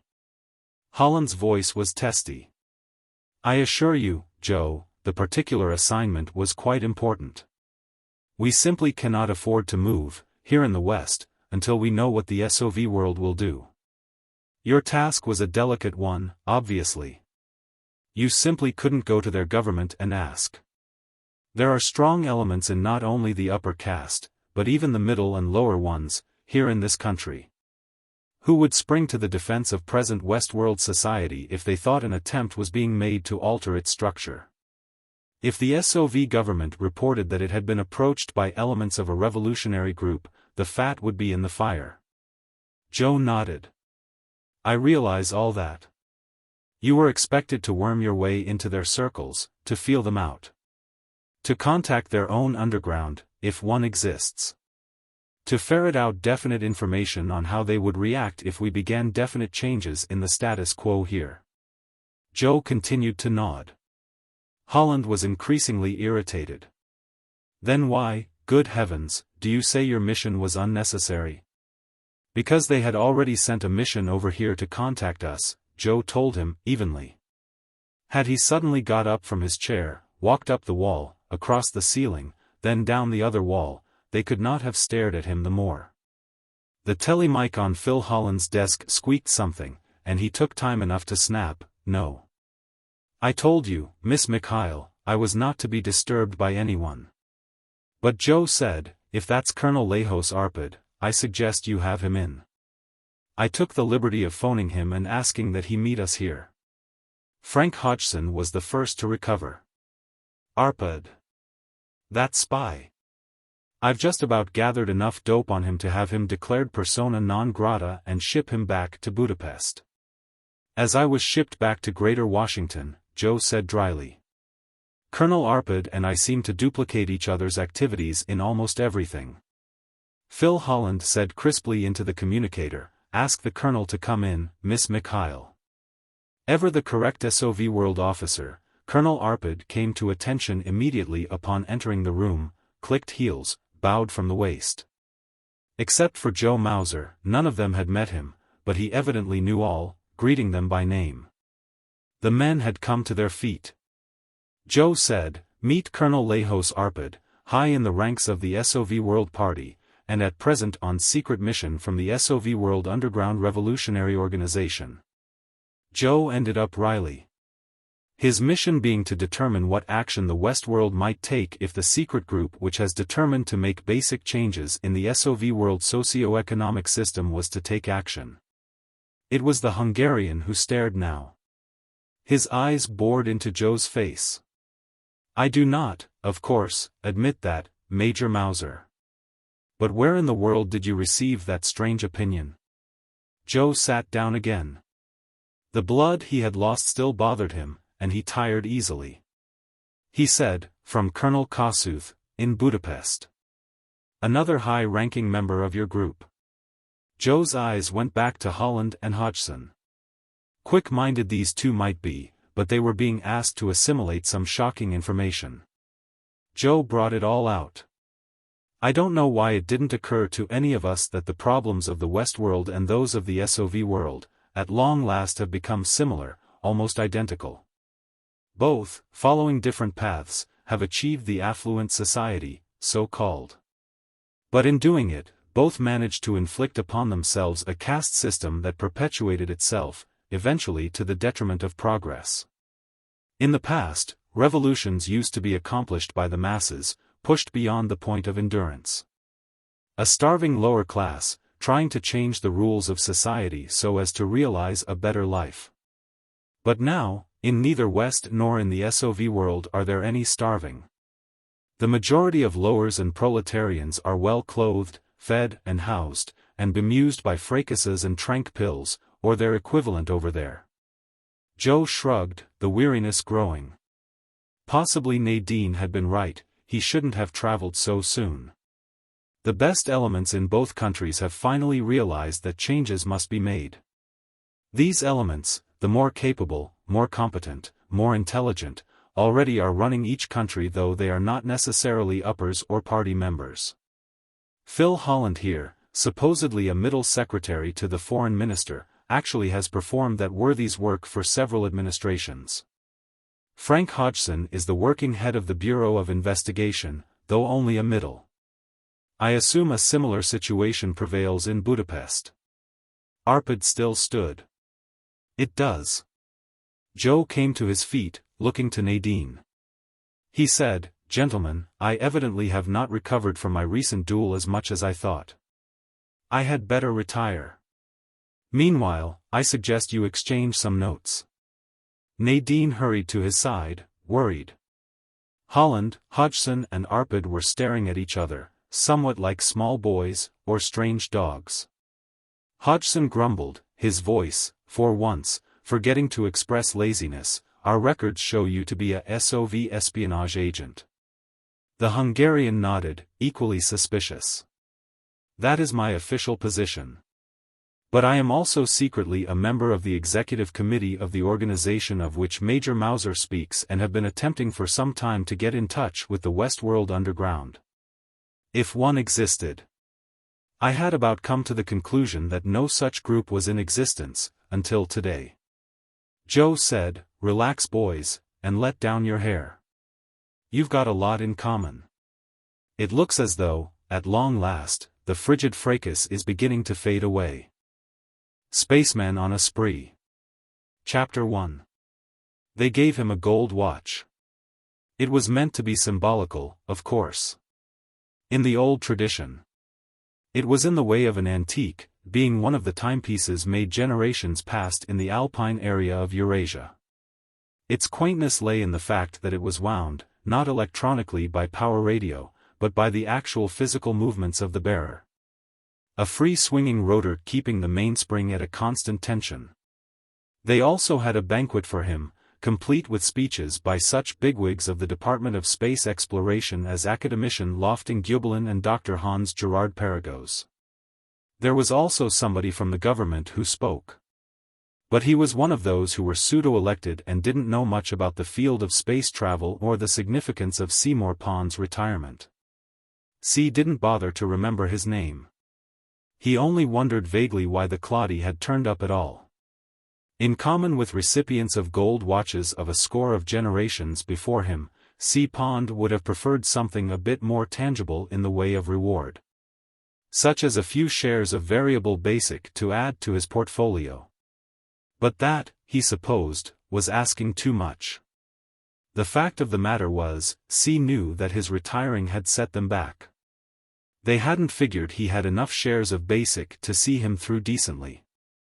Well, possibly he didn't, given their standards. But space pilot Seymour Pond didn't have their standards. He'd had plenty of time to think it over. It was better to retire on a limited crediting, on a confoundedly limited crediting, than to take the 2 or 3 more trips in hopes of attaining a higher standard. He'd had plenty of time to figure it out. They're alone in space on the moon run, they're on the Venus or Mars runs. They're on the long, long haul to the Jupiter satellites, fearfully checking the symptoms of space cafard, the madness compounded of claustrophobia, monotony, boredom and free fall. Plenty of time. Time to decide that a one-room mini-auto apartment, complete with an auto chair and built-in auto bar, and with one wall a TV screen, was all he needed to find contentment for a mighty long time. Possibly somebody like Doc Gerard Paragos might be horrified at the idea of living in a mini-auto apartment, not realizing that to a pilot it was roomy beyond belief compared to the conning tower of a spacecraft. No. Even as C listened to their speeches, accepted the watch and made a halting little talk of his own, he was grinning inwardly. There wasn't anything they could do. He had them now. He had enough basic to keep him comfortably, by his standards, for the rest of his life. He was never going to subject himself to space cafard again. Just thinking about it, now, set the tick to going at the side of his mouth. They could count down and blast off, for all he gave a damn. The gold watch idea had been that of lofting Gubelin, which was typical, he being in the way of a living anachronism himself. In fact, academician Gubelin was possibly the only living man on North America who still wore spectacles. His explanation was that a phobia against having his eyes touched prohibited either surgery to remold his eyeballs and cure his myopia, or contact lenses. That was only an alibi so far as his closest associate, Hans Gerard Perregaux, was concerned. Dr. Gerard Perregaux was convinced Gubelin would have even worn facial hair, had he but a touch more courage. Gubelin longed for yesteryear, a seldom found phenomenon under the ultra-welfare state. Slumped in an auto chair in the escape room of his Floridian home, lofting Gubelin scowled at his friend. He said, acidly, "Any more bright schemes, Hans? I presume you now acknowledge that appealing to the Claudi's patriotism, sentiment and desire for public acclaim have miserably failed." Gerard Perregaux said easily, "I wouldn't call Seymour Pond a Claudi. In his position, I am afraid I would do the same thing he has." "That's nonsense, Hans. Zoroaster. Either you or I would gladly take Pond's place were we capable of performing the duties for which he has been trained. There aren't two men on North America, there aren't two men in the world, who better realize the urgency of continuing our delving into space." Gubelin snapped his fingers. "Like that, either of us would give our lives to prevent man from completely abandoning the road to his destiny." His friend said drily, "Either of us could have volunteered for pilot training 40 years ago, lofting. We didn't. At that time there wasn't such a blistering percentage of funkers throughout this whole blistering ultra-welfare state. Who could foresee that eventually our whole program would face ending due to lack of courageous young men willing to take chances, willing to face adventure, willing to react to the stimulus of danger in the manner our ancestors did?" Gerard Perregaux grunted his sarcasm and dialed a glass of iced tea and tequila. He said, "Nevertheless, both you and I conform with the present generation in finding it far more pleasant to follow one's way of life in the comfort of one's home than to be confronted with the unpleasantness of facing nature's dangers in more adventurous pastimes." Gubelin, half angry at his friend's argument, leaned forward to snap rebuttal, but the other was wagging a finger at him negatively. "Face reality, lofting. Don't require or expect from Seymour Pond more than is to be found there. He is an average young man, born in our ultra-welfare state. He was guaranteed his fundamental womb-to-tomb security by being issued that minimum number of basic shares in our society that allows him an income sufficient to secure the food, clothing, shelter, medical care and education to sustain a low level of subsistence. Percentages were against his ever being drafted into industry. Automation being what it is, only a fraction of the population is ever called up. But Pond was. His industrial aptitude dossier revealed him a possible candidate for space pilot. And it was you yourself who talked him into taking the training, pointing out the more pragmatic advantages such as complete retirement after but 6 trips. Added shares of basic so that he could enjoy a more comfortable life than most and the fame that would accrue to him as one of the very few who still participate in travel to the planets. Very well. He was sold. Took his training, which, of course, required long years of drudgery to him. Then, performing his duties quite competently, he made his 6 trips. He is now legally eligible for retirement. He was drafted into the working force reserves, served his time, and is now free from toil for the balance of his life. Why should he listen to our pleas for a few more trips? But has he no spirit of adventure? Has he no feeling for? Gerard Perregaux was wagging his finger again, a gesture that, seemingly mild though it was, had an astonishing ability to break off the conversation of one who debated with the easy-seeming, quiet-spoken man. He said, "No, he hasn't. Few there are who have, nowadays. Man has always paid lip service to adventure, hardships and excitement, but in actuality his instincts, like those of any other animal, lead him to the least dangerous path. Today we've reached the point where no one need face danger, ever. There are few who don't take advantage of the fact. Including you and me, Lofting, and including Seymour Pond. His friend and colleague changed subjects abruptly, impatiently. Let's leave this blistering jabber about Pond's motivation and get to the point. The man is the only trained space pilot in the world. It will take months, possibly more than a year, to bring another novitiate pilot to the point where he can safely be trusted to take our next explorer craft out. Appropriations for our expeditions have been increasingly hard to come by, even though in our minds, Hans, we are near important breakthroughs. Breakthroughs which might possibly so spark the race that a new dream to push man out to the stars will take hold of us. If it is admitted that our organization has degenerated to the point that we haven't a single pilot, then it might well be that the Economic Planning Board, and especially those cloddies on appropriations, will terminate the whole Department of Space Exploration. So, Gerard Perregaux said gently. So some way we've got to bring Seymour Pond out of his retirement. Now we are getting to matters. Gerard Perregaux nodded his agreement. Looking over the rim of his glass, his eyes narrowed in thought as his face took on an expression of Machiavellianism. And do not the ends justify the means? Gubelin blinked at him. The other chuckled. The trouble with you, Lofting, is that you have failed to bring history to bear on our problem. Haven't you ever read of the sailor and his way of life? Sailor? What in the name of the living Zoroaster has the sailor got to do with it? You must realize, my dear Lofting, that our sea pond is nothing more than a latter-day sailor, with many of the problems and viewpoints, tendencies and weaknesses of the voyager of the past. Have you never heard of the seaman who dreamed of returning to the village of his birth and buying a chicken farm or some such? All the long months at sea, and sometimes the tramp freighters or whaling craft would be out for years at a stretch before returning to home port, he would talk of his retirement and his dream. And then? Then in port, it would be one short drink with the boys, before taking his accumulated pay and heading home. The one short drink would lead to another. And morning would find him, drunk, rolled, tattooed and possibly sleeping it off in jail. So back to sea he'd have to go. Gubelin grunted bitterly. Unfortunately, our present-day sailor can't be separated from his money quite so easily. If he could, I'd personally be willing to lure him down some dark alley, knock him over the head and roll him myself. Just to bring him back to his job again. He brought his wallet from his pocket, and flicked it open to his universal credit card.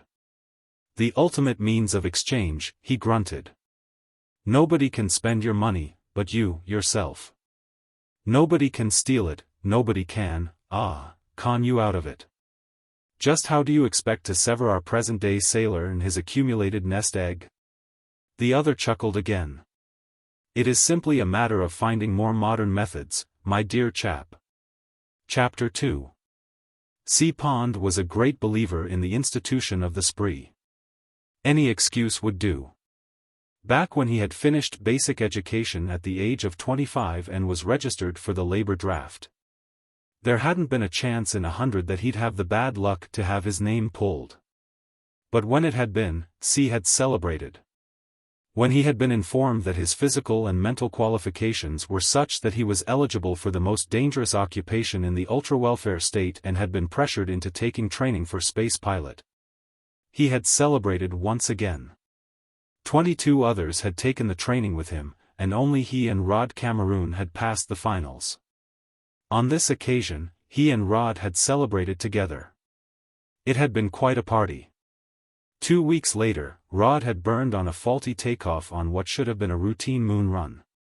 Each time C returned from one of his own runs, he celebrated. A spree, a bust, a bat, a wingding, a night on the town. A commemoration of dangers met and passed. Now it was all over. At the age of 30 he was retired. Law prevented him from ever being called up for contributing to the country's labor needs again. And he most certainly wasn't going to volunteer. He had taken his schooling much as had his contemporaries. There wasn't any particular reason for trying to excel. You didn't want to get the reputation for being a wise guy, or a cloddy either. Just one of the fellas. You could do the same in life whether you really studied or not. You had your inalienable basic stock, didn't you? What else did you need? It had come as a surprise when he'd been drafted for the labor force. In the early days of the ultra-welfare state, they had made a mistake in adapting to the automation of the Second Industrial Revolution. They had attempted to give everyone work by reducing the number of working hours in the day, and the number of working days in the week. It finally became ludicrous when employees of industry were working but 2 days a week, 2 hours a day. In fact, it got chaotic. It became obvious that it was more practical to have one worker putting in 35 hours a week and getting to know his job well, than it was to have a score of employees, each working a few hours a week and none of them ever really becoming efficient. The only fair thing was to let the technologically unemployed remain unemployed, with their inalienable basic stock as the equivalent of unemployment insurance. While the few workers still needed put in a reasonable number of hours a day, a reasonable number of weeks a year and a reasonable number of years in a lifetime. When new employees were needed, a draft lottery was held. All persons registered in the labor force participated. If you were drawn, you must needs serve. The dissatisfaction those chosen might feel at their poor luck was offset by the fact that they were granted additional variable basic shares, according to the tasks they fulfilled. Such shares could be added to their portfolios, the dividends becoming part of their current credit balance, or could be sold for a lump sum on the market. Yes, but now it was all over. He had his own little place, his own vacuum tube vehicle and twice the amount of shares of basic that most of his fellow citizens could boast. C. Pond had it made. A spree was obviously called for. He was going to do this one right. This was the big one. He'd accumulated a lot of dollars these past few months and he intended to blow them, or at least a sizable number of them. His credit card was burning a hole in his pocket, as the expression went. However, he wasn't going to rush into things. This had to be done correctly. Too many a spree was played by ear. You started off with a few drinks, fell in with some second-rate mopsy and usually wound up in a third-rate groggery where you spent just as much as though you'd been in the classiest joint in town. Came morning and you had nothing to show for all the dollars that had been spent but a rum head. Thus, C was vaguely aware, it had always been down through the centuries since the Phoenician sailor, back from his year-long trip to the tin mines of Cornwall, blew his hard-earned share of the voyage's profits in a matter of days in the wine shops of Tyre. Nobody gets quite so little for his money as that loneliest of all workers, he who must leave his home for distant lands, returning only periodically and usually with the salary of lengthy, weary periods of time to be spent hurriedly in an attempt to achieve the pleasure and happiness so long denied him. C was going to do it differently this time. Nothing but the best. Wine, women, song, food, entertainment. The works. But nothing but the best. To start off, he dressed with great care in the honorable retirement rank suit he had so recently purchased. His space pin he attached carefully to the lapel. That was a good beginning, he decided. A bit of prestige didn't hurt you when you went out on the town. In the ultra-welfare state hardly one person in 100 actually ever performed anything of value to society. The efforts of most weren't needed. Those few who did contribute were awarded honors, decorations, titles. Attired satisfactorily, C double-checked to see that his credit card was in his pocket. As an afterthought, he went over to the auto apartment's TV phone, flicked it on, held the card to the screen and said, "Balance check, please." In a moment, the TV phone's robot voice reported, 10 shares of inalienable basic. 12 shares of variable basic, current value, $4,233.62 apiece. Current cash credit, $1,084. The screen went dead. $1,084. That was plenty. He could safely spend as much as half of it, if the spree got as lively as he hoped it would. His monthly dividends were due in another week or so, and he wouldn't have to worry about current expenses. Yes, indeedy, Sea Pond was as solvent as he had ever been in his 30 years. He opened the small, closet-like door which housed his vacuum tube two-seater, and wedged himself into the small vehicle.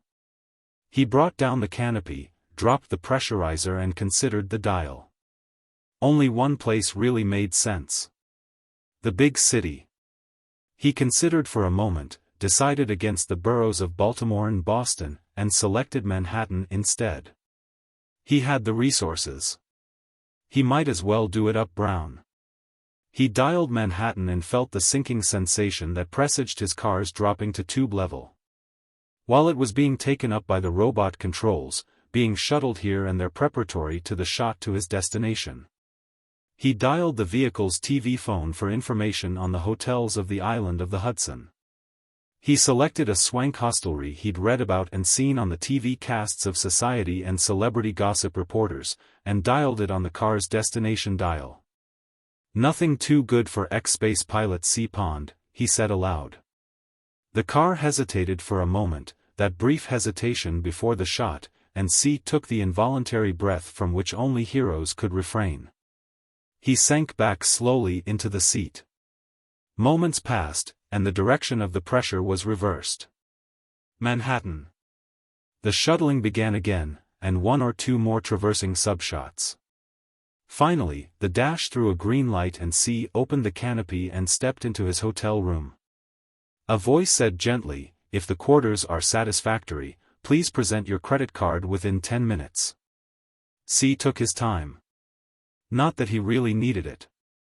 It was by far the most swank suite he had ever seen. One wall was a window of whatever size the guest might desire and Sea touched the control that dilated it to the full.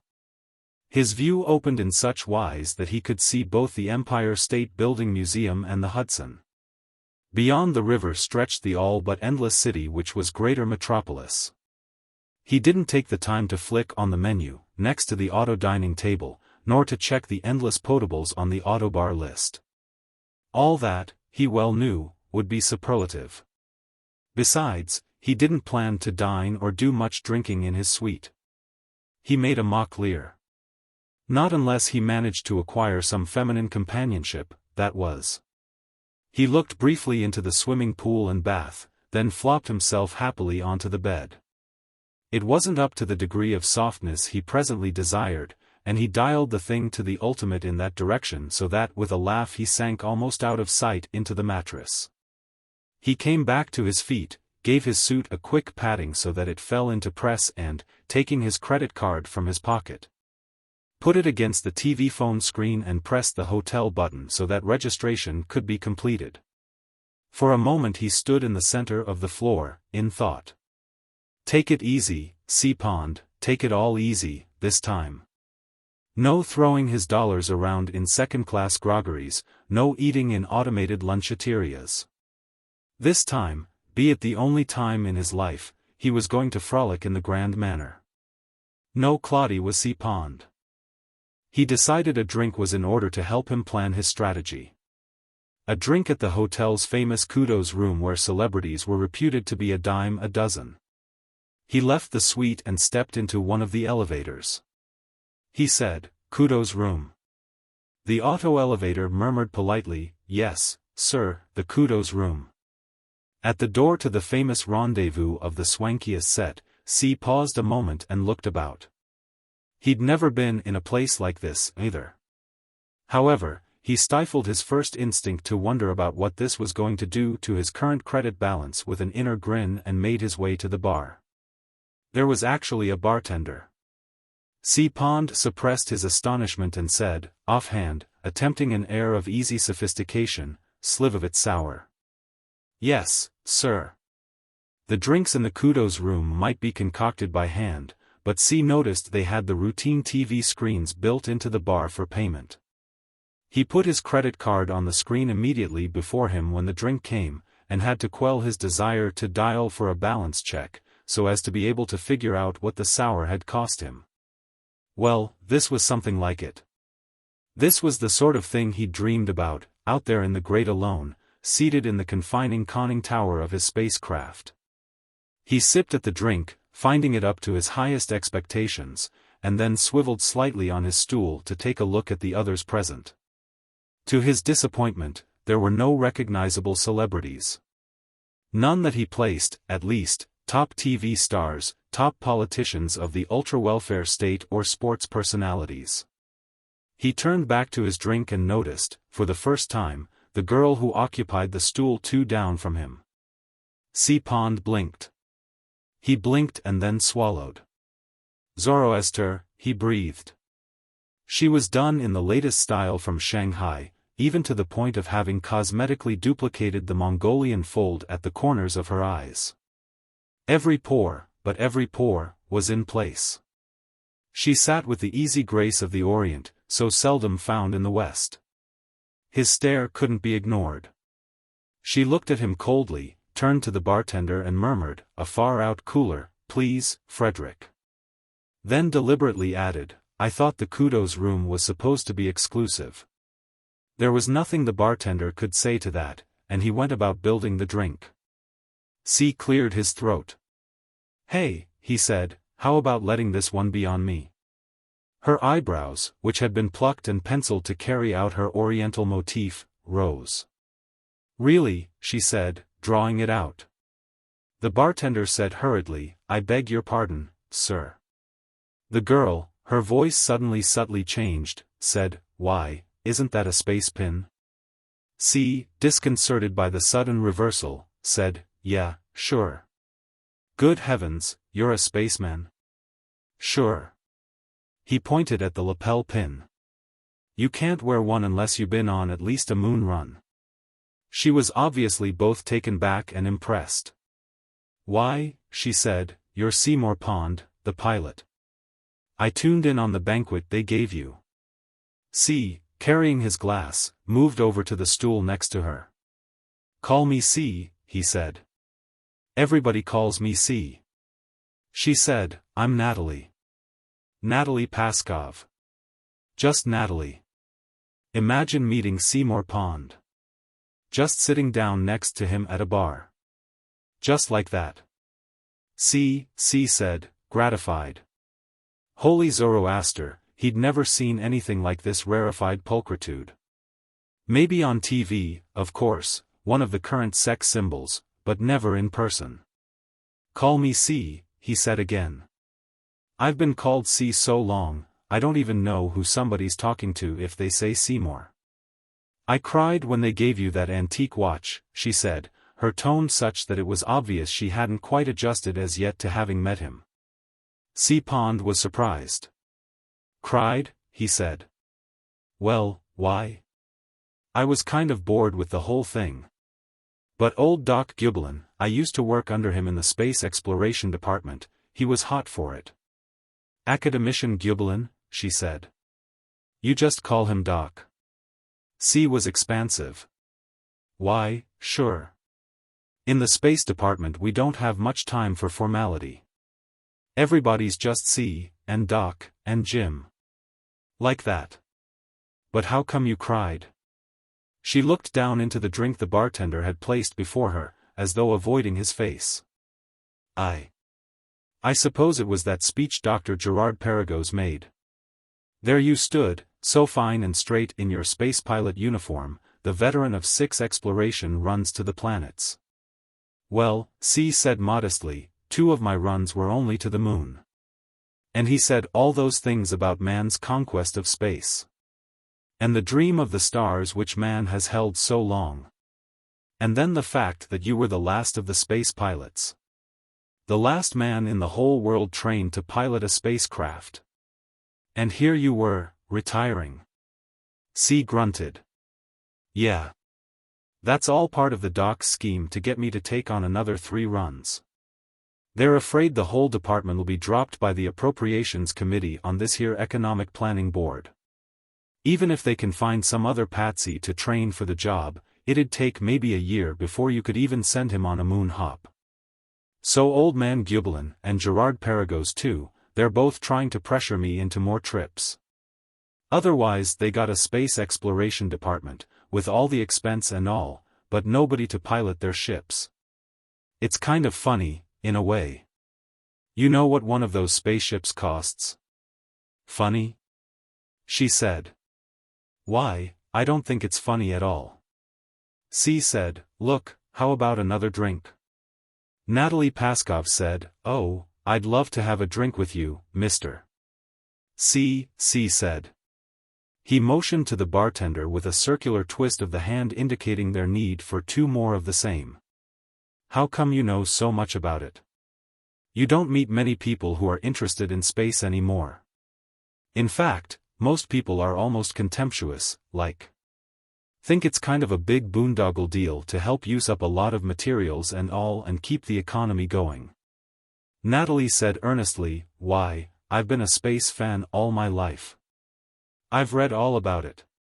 Have always known the names of all the space pilots and everything about them, ever since I was a child. I suppose you'd say I have the dream that Dr. Gerard Perregaux spoke about. C chuckled. A real buff, eh? You know, it's kind of funny. I was never much interested in it. And I got a darn sight less interested after my first run and I found out what space cafard was. She frowned. I don't believe I know much about that. Sitting in the kudos room with the most beautiful girl to whom he had ever talked, C could be nonchalant about the subject. Old Gubelin keeps that angle mostly hushed up and out of the magazine and newspaper articles. Says there's enough adverse publicity about space exploration already. But at this stage of the game when the whole ship's crammed tight with this automatic scientific apparatus and all, there's precious little room in the conning tower and you're the only man aboard. The doc says later on when ships are bigger and there's a whole flock of people aboard, there won't be any such thing as space cafard, but. Of a sudden the right side of C. Pond's mouth began to tick and he hurriedly took up his drink and knocked it back. He cleared his throat. Let's talk about some other angle. Look, how about something to eat, Natalie?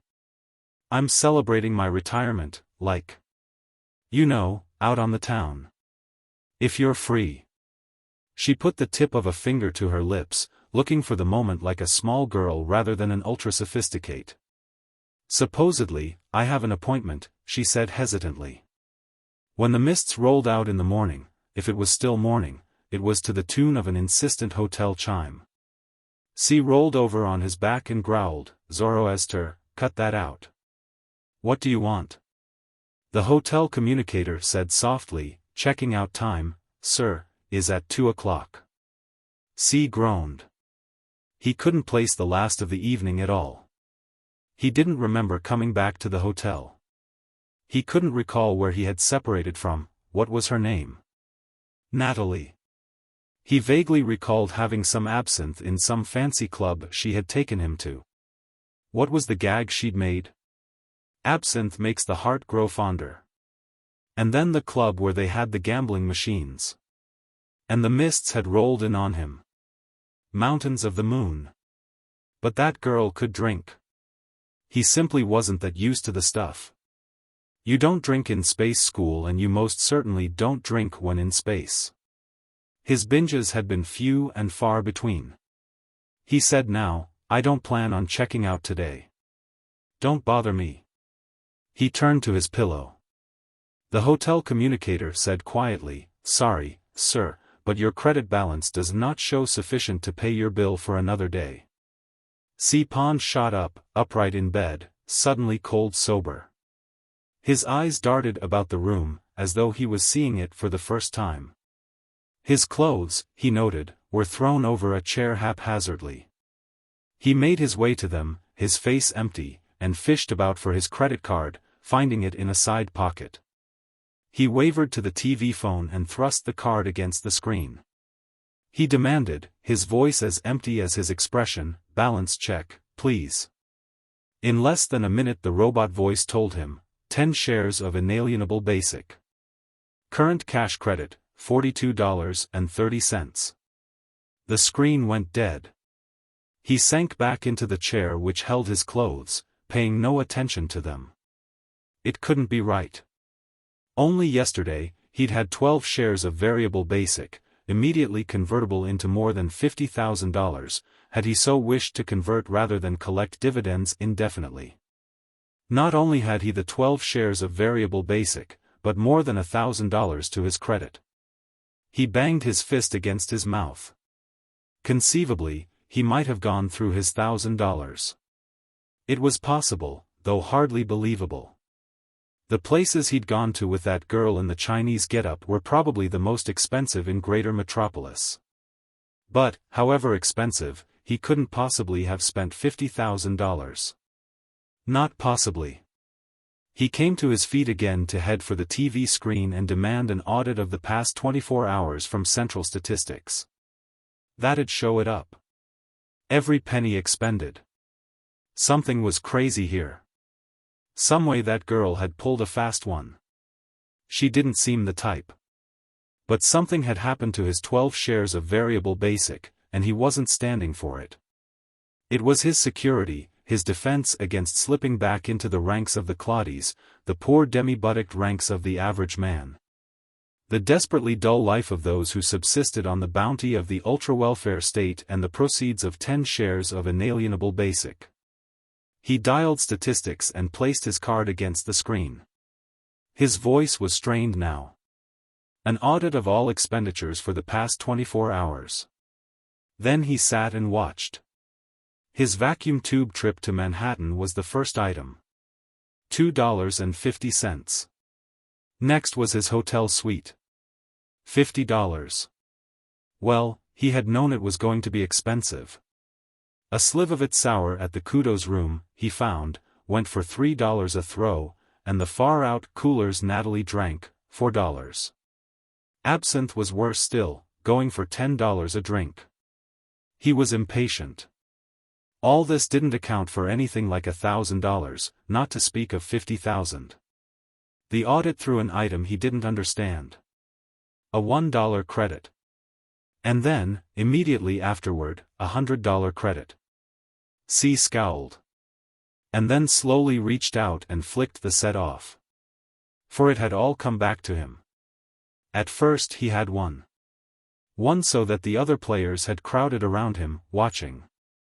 5,000, 10,000. Natalie had been jubilant. The others had cheered him on. He'd bet progressively higher, smaller wagers becoming meaningless and thousands being involved on single bets. A 5,000 bet on odd had lost, and then another. The kibitzers had gone silent.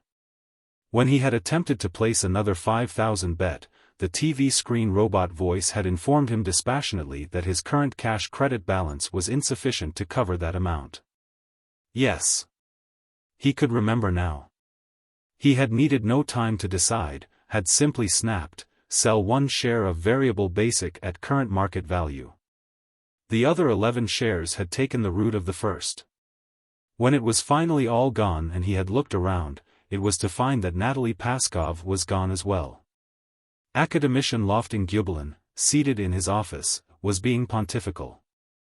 His old friend Hans Gerard Perregaux had enough other things on his mind to let him get away with it, only half following the monologue.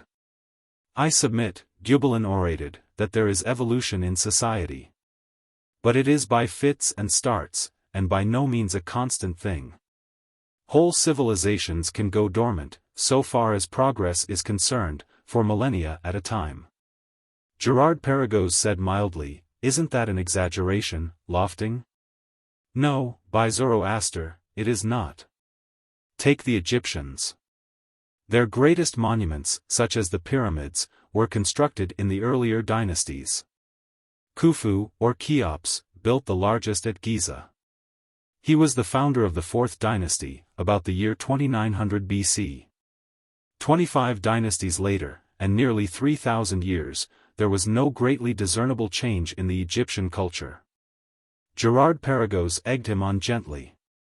"The sole example of your theory I can think of, offhand." "Not at all." Gubelin glared. "The Mayans are a more recent proof. Their culture goes back to at least 500 BC. At that time their glyph writing was already widespread and their cities, eventually to number in the hundreds, being built.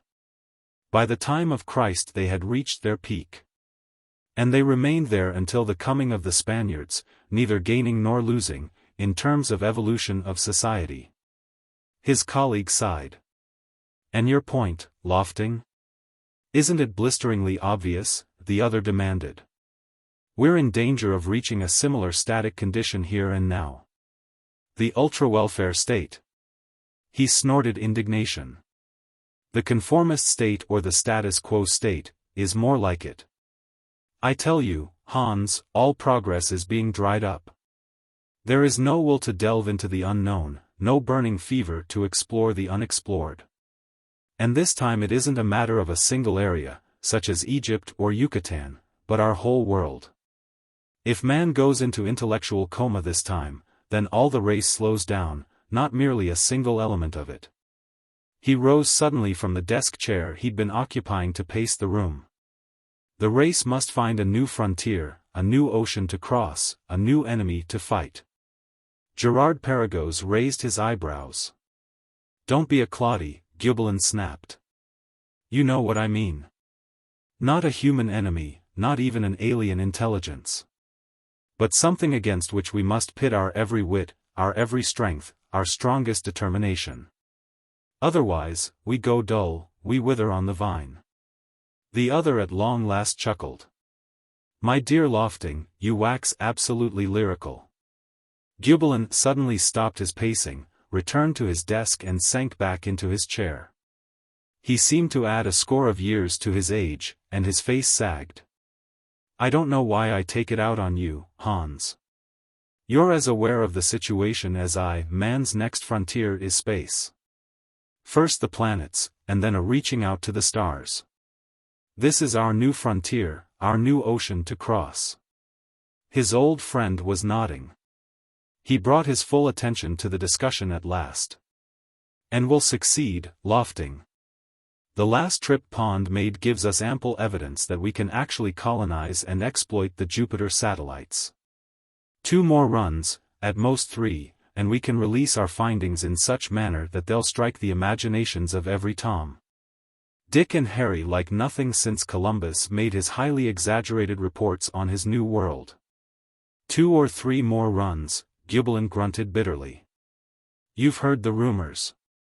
Appropriations is going to lower the boom on us.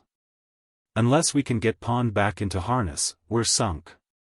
The runs will never be made. I tell you, Hans. But Hans Gerard Perregaux was wagging him to silence with a finger. They'll be made.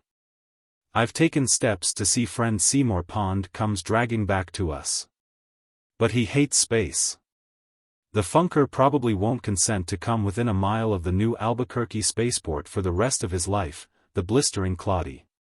A desk light flicked green, and Gerard Perregaux raised his eyebrows. Exactly at the psychological moment. If I'm not mistaken, Lofting, that is probably our fallen woman. Our what? But Dr. Hans Gerard Perregaux had come to his feet and personally opened the door. Ah, my dear, he said affably. Natalie Paskov, done today in Bulgarian peasant garb, and as faultless in appearance as she had been in the kudos room, walked briskly into the office. Assignment carried out, she said crisply. Indeed, Gerard Perregaux said approvingly. So soon? Gubelin looked from one to the other. What in the blistering name of Zoroaster is going on? His friend said. Academician Gubelin, may I present Operative Natalie of Extraordinary Services Incorporated? Extraordinary Services? Gubelin blurted. In this case, Natalie said smoothly, even while taking the chair held for her by Dr. Gerard Perregaux, a particularly apt name. It was a dirty trick. But for a good cause, my dear. She shrugged. So I am often told, when sent on these far-out assignments. Gerard Perregaux, in spite of her words, was beaming at her. Please report in full, he said, ignoring his colleague's obvious bewilderment. Natalie Paskov made it brief. I picked up the subject in the kudos room of the Greater Metropolis Hotel, pretending to be a devotee of the space program as an excuse. It soon developed that he had embarked upon a celebration of his retirement. He was incredibly naive, and allowed me to overindulge him in semi-narcotics as well as alcohol, so that his defensive inhibitions were low. I then took him to a gambling spot where, so dull that he hardly knew what he was doing, he lost his expendable capital. Gubelin had been staring at her, but now he blurted, "But suppose he had won?" She shrugged it off. "Hardly, the way I was encouraging him to wager. Each time he won, I urged him to double up. It was only a matter of time until," she let the sentence dribble away. Gerard Perregaux rubbed his hands together briskly. "Then, in turn, it is but a matter of time until Friend Pond comes around again." "That I wouldn't know," Natalie Paskov said disinterestedly. "My job is done. However, the poor man seems so utterly opposed to returning to your service that I wouldn't be surprised if he remained in his retirement, living on his inalienable basic shares. He seems literally terrified of being subjected to space cafard again." But Hans Gerard Perregaux wagged a finger negatively at her. "Not after having enjoyed a better way of life for the past decade. A person is able to exist on the inalienable basic dividends, but it is almost impossible to bring oneself to it once a fuller life has been enjoyed. No, Seymour Pond will never go back to the dullness of life the way it is lived by 9/10 of our population." Natalie came to her feet. "Well, gentlemen, you'll get your bill, a whopping one. I hope your need justifies this bit of dirty work.